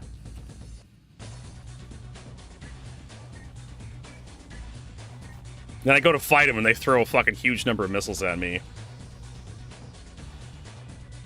Because fuck you, that's why, Jadehawk. Why are you asking a question that's been asked like 50 billion times in Star Citizen? Like, where the fuck do you think you are? Like... Jesus Christ. Why do laser weapons have recoil vertical? Because they're not laser weapons, they're plasma-based weaponries. They have it, they charge up a chunk of metal until it's glowing red hot, and they use that red hot chunk of metal and they throw it at stuff. That's why it has recoil. I don't know, make up something in your fucking head to explain it.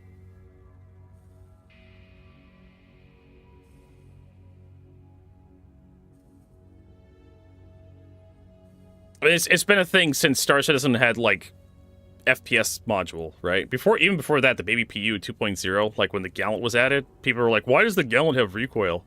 Why does the laser pistol have recoil? Because it's not a laser weapon. Or maybe it uses lasers to actually ignite the powder charge instead of having a percussion cap. It uses some sort of primer that's heat sensitive, and they use lasers to ignite that. It's basically like a stubber from Warhammer 40k. And what you're seeing, the bolt you're seeing going out of the barrel is not like an energy blast. It's actually like the super hot metal as it leaves the barrel.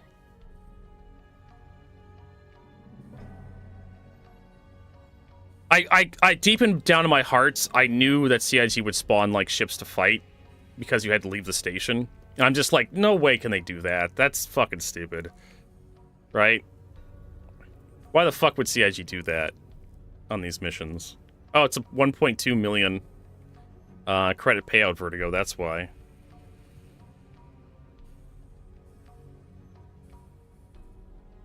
They want you to piss you off. And of course, I tried to run away. I deployed a bunch of countermeasures, but the countermeasures didn't flare off those Vanduul missiles.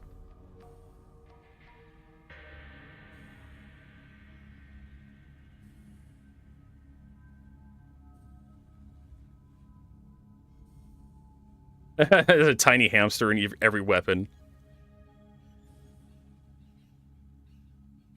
You got your ship out of Levski. Good job, Exodus. I'm so proud of you. Now I have to, like, float over to the Polaris here. And it's going to take me a half century because there's a speed limit in space. I don't even know if I'm fucking moving. This is, like, inconvenience. No, I love the speed limit you've set for me, Chris Roberts. We used to be able to boost in space. Ain't no problem, Exodus. I'm glad I can be the voice of reason sometimes.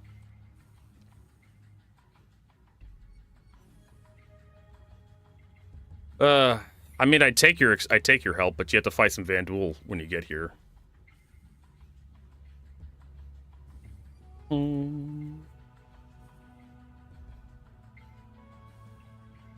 Heavy armor needs... I mean... If we were a real space game, we'd have, like, infinite fucking, like, velocity. You'd just be able to accelerate indefinitely.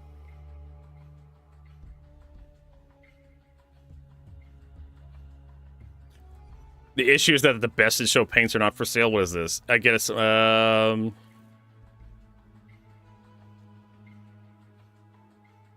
I was also annoyed that the Banu Cube Code was brute force cracked, and they were all claimed before the final clues were even out. I guess again, some players were collectors that wanted to have some whatever. What is this guy complaining about?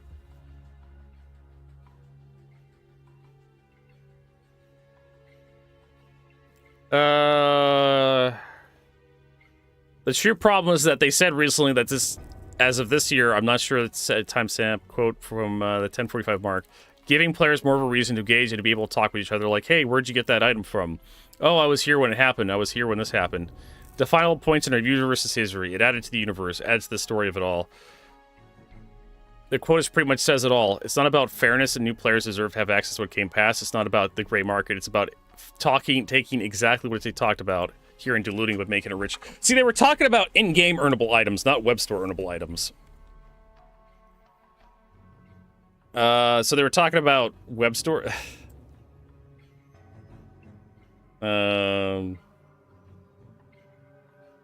So they're talking about here. Let me give you context.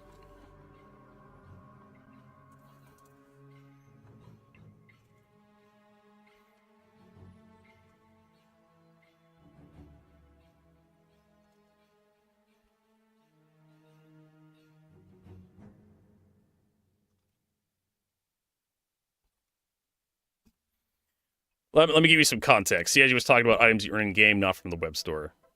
Hope that helps your problem. Yeah, hope that helps you get over your butt hurt. I can't say that to this guy. There we go. This guy, ignorable. Who cares?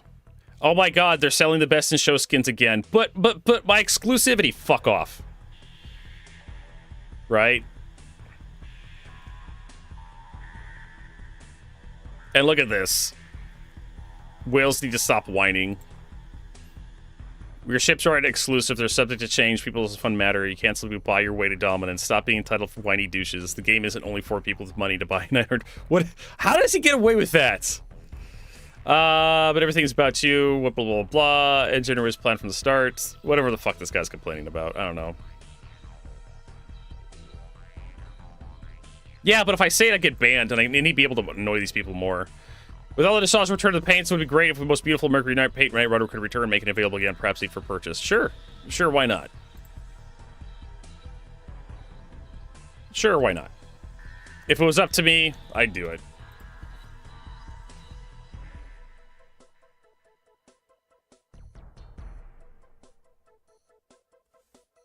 But it's not up to me. Right? Sure, let's bring back one of the best paints in the game. For the Night Runner.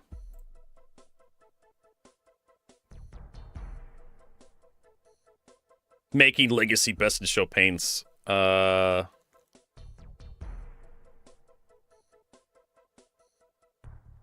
Should made to tie these paints to the original old user's account, not transferable or sold in game on a gray market. I feel like the paints now have completely lost their significance.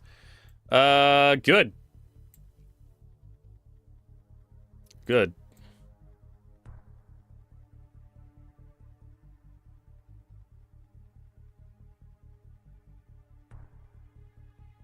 So, I mean, maybe you shouldn't have I just don't fucking see the problem with having best in show paints available. Stormbreaker is currently completely broken. Here's what I do care about. The fuck is this? Wow, that's a lot of dudes at Stormbreaker. Look at all the NPCs. Look at this shit.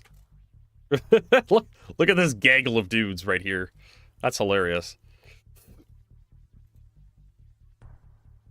Bring friends, I guess. A friend and I got a key card from Faro Data Center and already noticed that something was off with the number of NPCs, but we made it. After getting the card, we went to Stormbreaker, but died immediately after leaving the shuttle. We knew about we were going to die because we saw the platform. We arrived at the shuttle. About 20 NPCs were standing right in front of the landing platform. More than 50 NPCs were below. We tried twice, but it was impossible. Cheese checked your spawn algorithms. Imagine these NPCs are affecting server performance. We know the respawn was crazy, but having over 70 NPCs between the platform and the first building before the first shot was fired is a bit over the top. Yeah, I think so.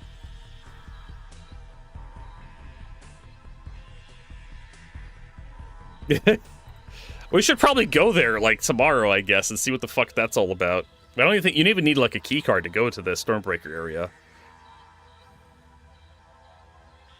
You could just, like, take the tram over just to see what the fuck's there. I'm probably gonna die of thirst before I get to the Polaris. I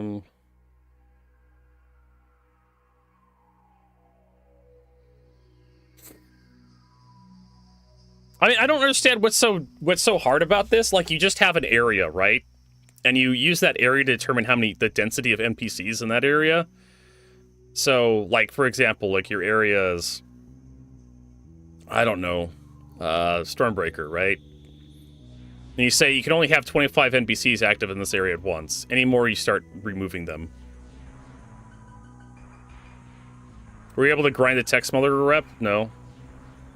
I didn't even know that was a thing. Is there the opposite mission to these guys where there's tech smugglers?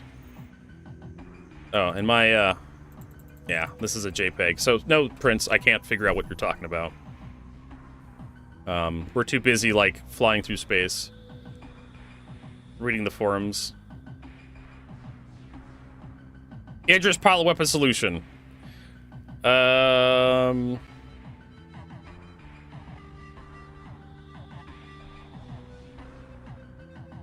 Whatever.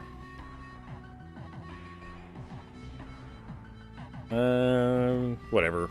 This guy's like, well, a lot of people are claiming it's wrong with the Idris pilot weapons. You say, look at the balance, Perseus, Polaris, newer ships, yes. Which CIG's intent for capitals. The fundamental issue of the Idris railgun laser needs to be controlled by the pilot. Splitting, aiming, firing between two people would render the borderline useless. This produces the problem with the strongest weapon on the capital ships being possible to use solo, resulting in current imbalance situation where solo Idris can one-shot anything short of another capital ship. Engineering offers a great opportunity to balance these weapons while creating additional gameplay for new capital crew. Reduce the minimum uncharged damage to the Idris railgun to 10% instead of 50%. Well, 10% is still enough to vaporize anything. Anything smaller than a Gladius. If overcharged damage fuses and starts fires for extreme overcharged damage railgun itself. How is this supposed to stop people from soloing the Idris? You keep firing the railgun until, like, it stops firing, right? Add a weapons engineering terminal which allows precise control of charging the railgun using an interface similar to that of mining. No. I don't like this guy. No. It's a shit idea. You should just have a second terminal for the torpedoes. The Idris T. Congratulations, Grey Market. What is this? It's animames.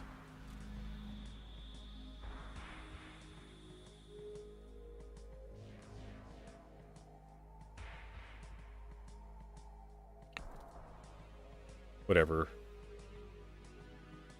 Wicklow ship should be unwipeable until one point. I agree. I agree with that. You're open CCUs for an F8C? I don't know, Spike. They may do that.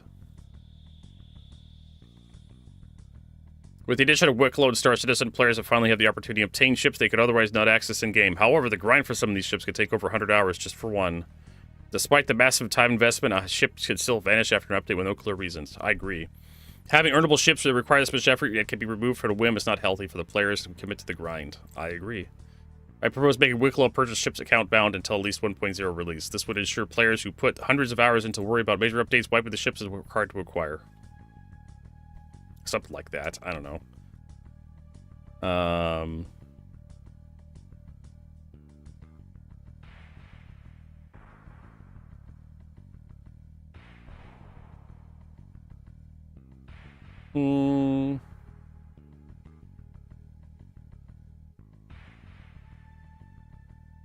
I don't know. Wicklow stuff should be deleted first.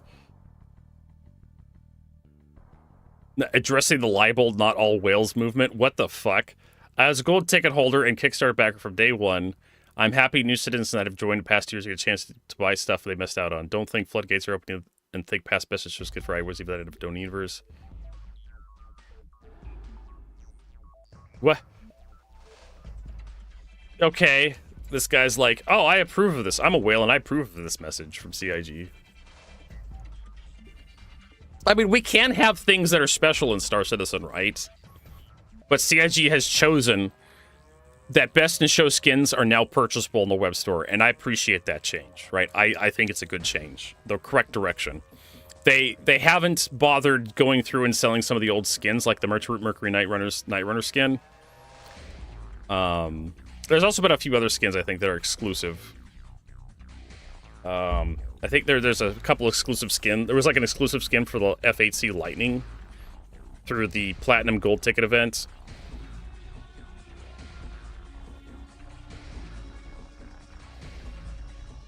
I don't care. That skin is not anything super special. I don't care if the CIG wants to get that skin out. Of course, I'm very much against like exclusivity and like FOMO. So when CIG just gives shit up for free over and over and over again, I just couldn't give a rat's ass.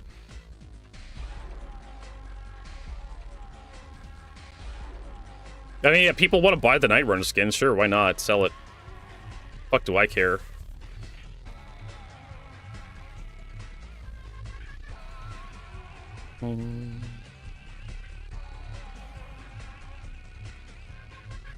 It's almost like I should have exited the hangar and just, like, ejected as soon as I got out of the fucking hangar.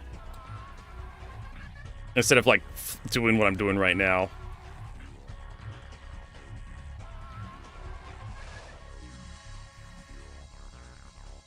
So I understand how some people want exclusivity and they want special things that only they have.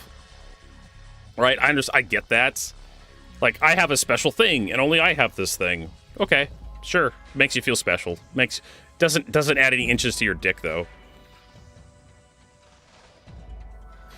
But good for you. You got a special thing you like. It's like you're fucking 12 and you find your favorite color crayon is blue or something. So you carry a blue crayon with you all the time. It's like, okay, kid, good for you. But everybody gets the blue crayon, but you feel insulted because everyone else gets to have a blue crayon. Because the blue crayon is your favorite, so you have to hoard all the blue crayons.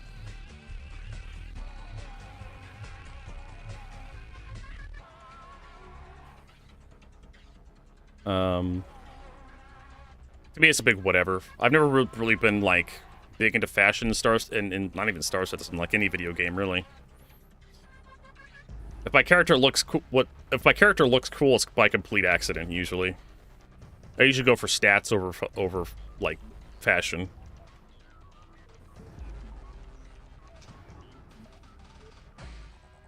My character, like, for Cyberpunk 2077, back before they changed, like, the loadout system, my character looked absolutely hideous. The Crimson Spirit skin now. Was that another Best in Show skin?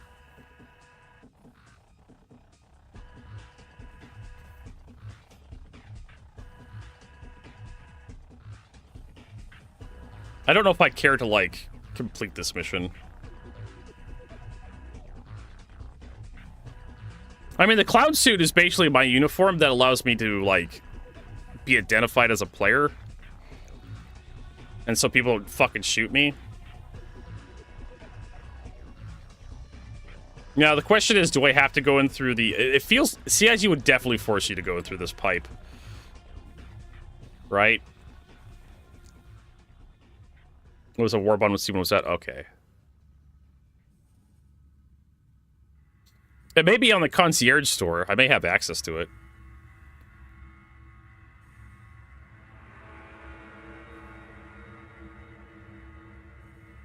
Anybody who has access to the concierge store can potentially gift it to you.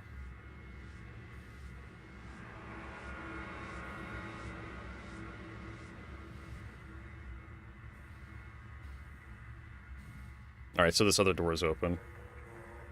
Maybe.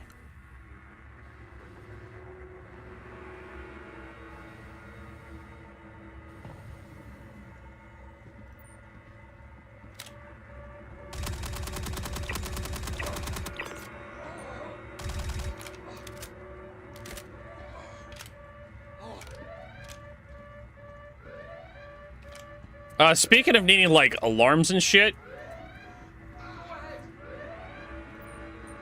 this is a perfect example of shit we need in Star Citizen right here, this alarm. Why can't we have this? Oh, shit. That hurt.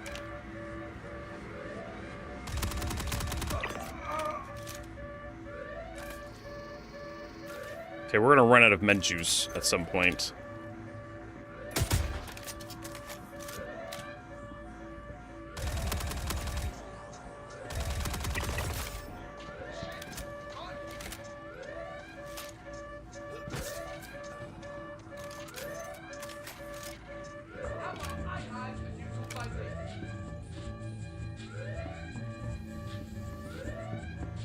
There's also down. I'll spend all day hunting you down if I have to.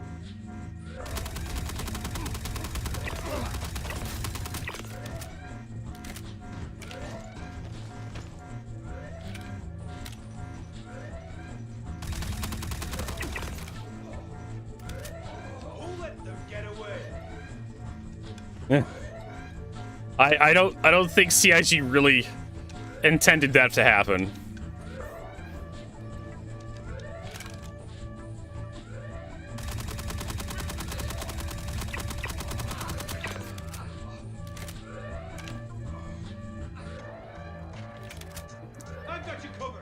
That's actually pretty funny. They all stacked up on the door and just got fucking shredded.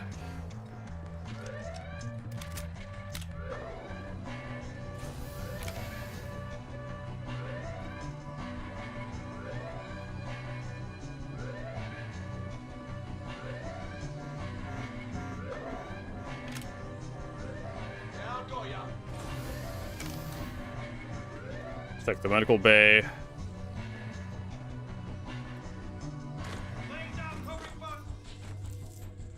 Lifeguard refill. I don't need to lay down. Hey, there we go.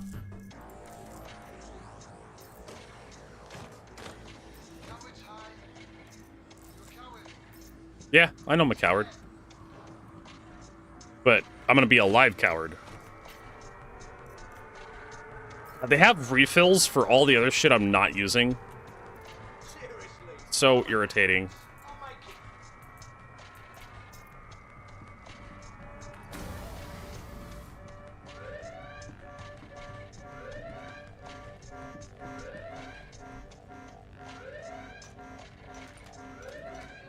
I have so much ammo.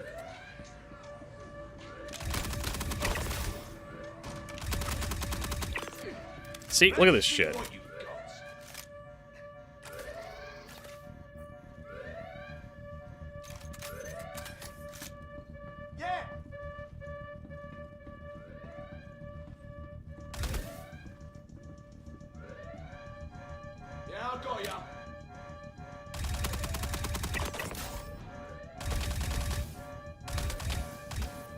Yeah, you gotta be fucking kidding me. Like, I can't shoot that guy from here.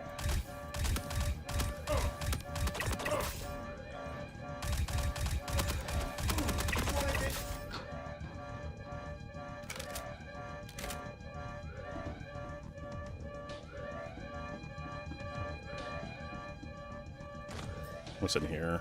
Kill shots. There's a shotguns. There should be actually ammo and weapons you can loot in here, right? How was that sound? Did my character just, like, drop his gun? No, I put it away.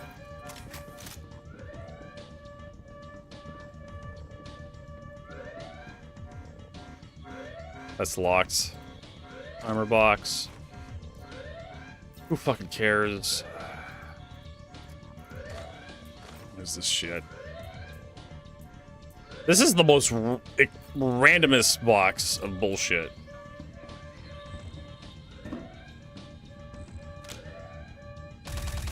Okay, that's glass.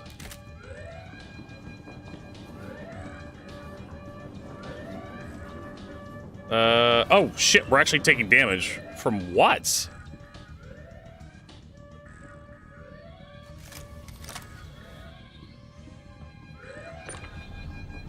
Rail Cascade. Sure, I guess. Don't know where the hell I'm gonna take it, but I'll take it. Polar. A lot of B-grade shit. Deal. Hey! Deal. What shield is that? I think it's B-grade. Stealth.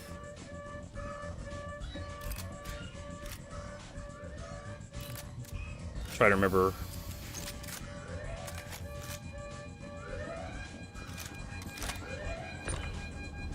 I reveal. Force wall, kind of Garbo. That hurts. Dynaflux, Garbo. Veal. Veal. Ah! Veal. Force wall.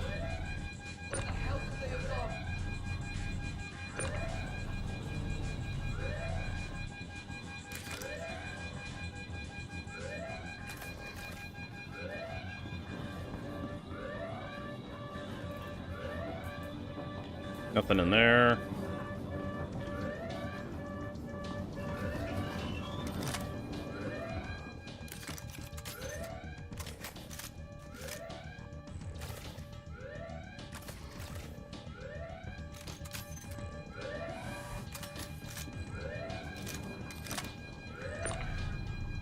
No, the Feral Cascades are B grade. Dynaflux are B grade as well.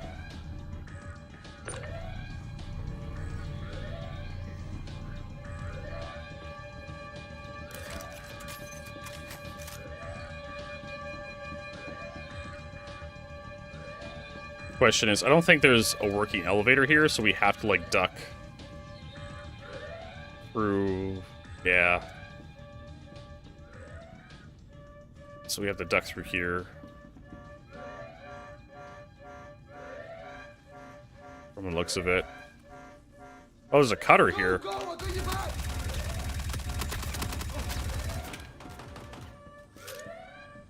my god, there's dudes here. You wanted this fight? Now you're gonna feel every second of it.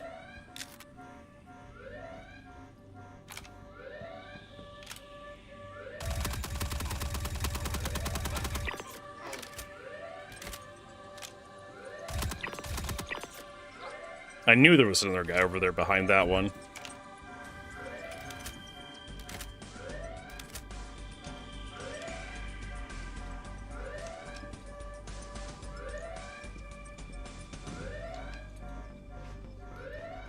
Yep. Oh, what the fuck?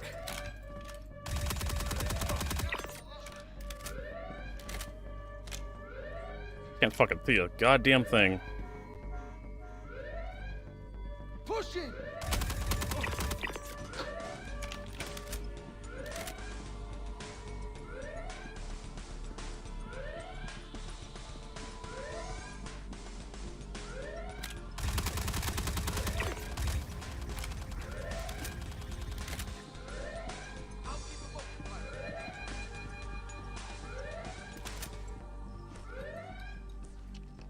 The question is this cutter actually operational?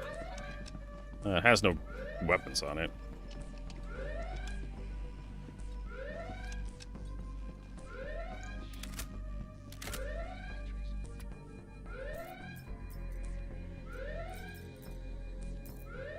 Go on. The hell was that?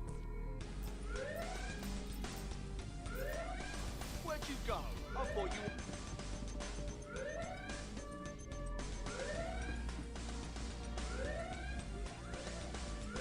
Seriously? Hiding? You're just being difficult now. Sounds like he's behind me. I don't really think I need any more Karna ammunition. Did they fall into a jump point? Where the fuck did they go?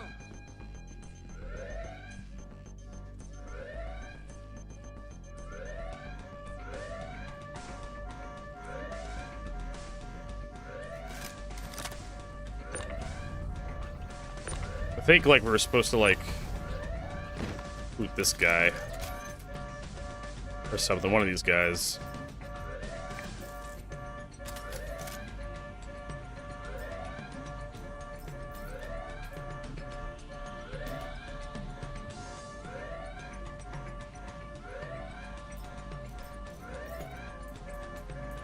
Did he despawn or something? What the fuck? I had a mission objective to like loot one of these guys, and he's just gone, I guess.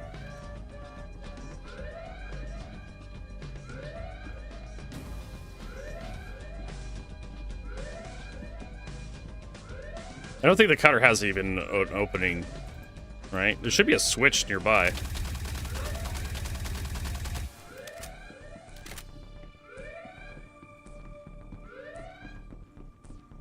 Yeah, I got ya.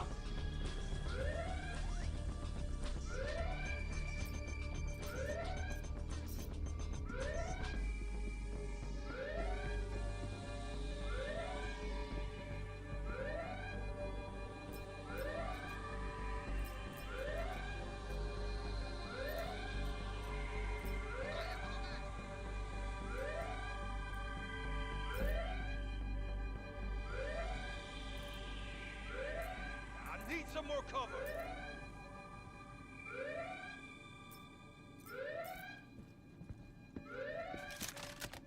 Some strange ass stuff going on here.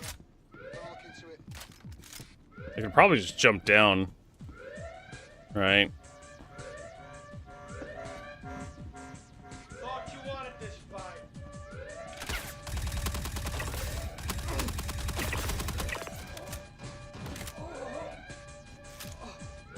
Come on now. Let's just talk this through. Alright, so there's the other docking port.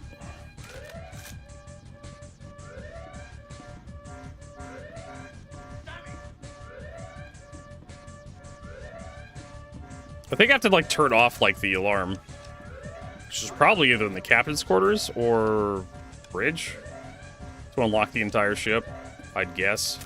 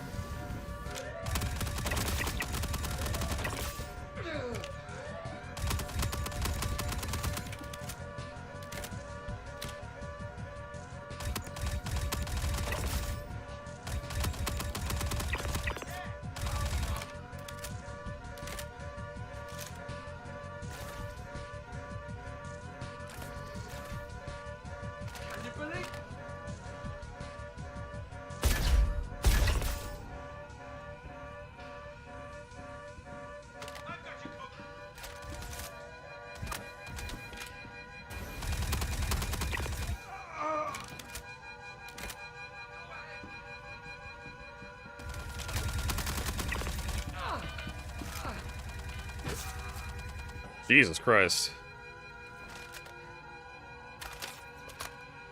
Ugh. Cowards hide. You're a coward. You're scared. Yeah? You know, I don't want to get shot. That's why I hide.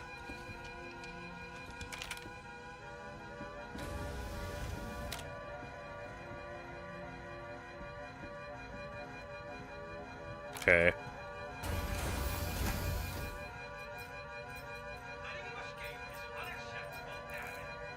Unacceptable, damn it.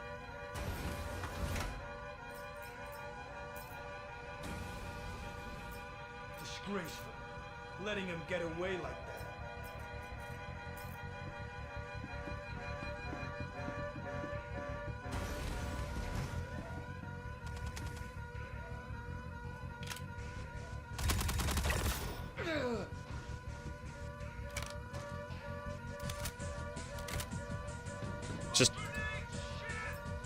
Just try to see if...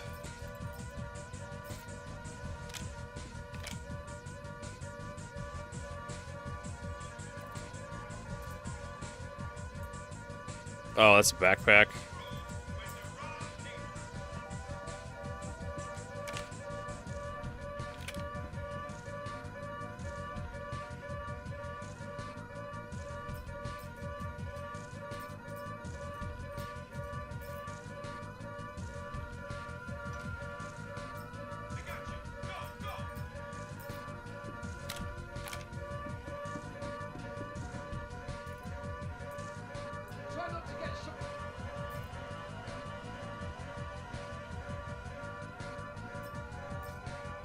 I'm having so many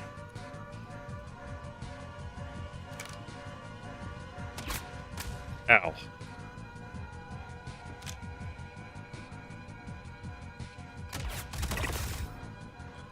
So many shots for my Karna rifle.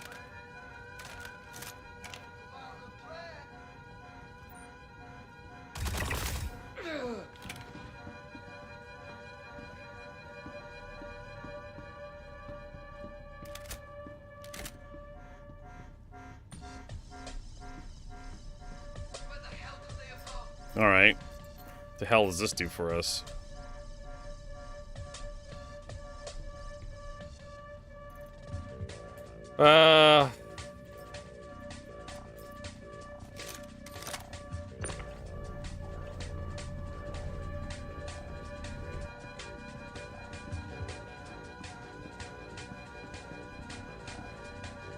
I swear there has to be like something up here to turn off like the alarm or some shit.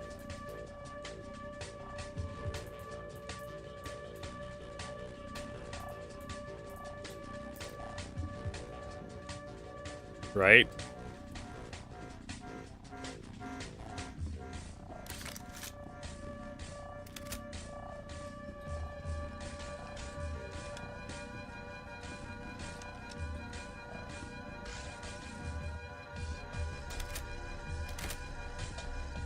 No, nothing there.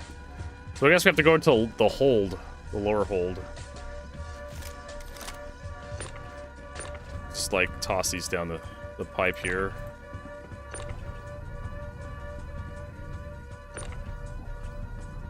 That one just falls through the fucking floor.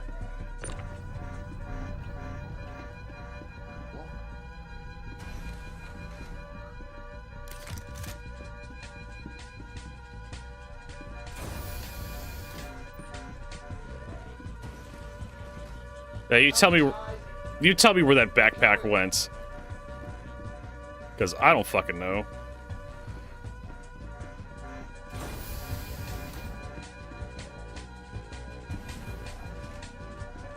Looks like we have to go downstairs.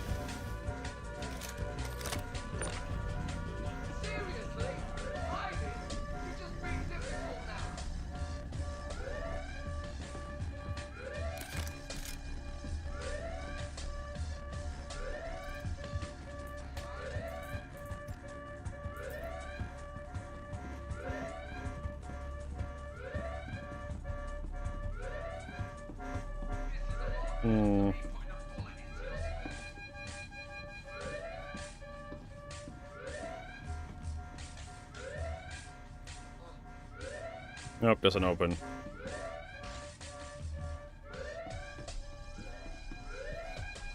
Oh shit, I didn't want to do that. Oh well.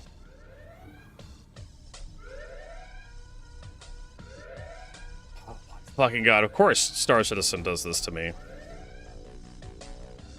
And I'm stuck.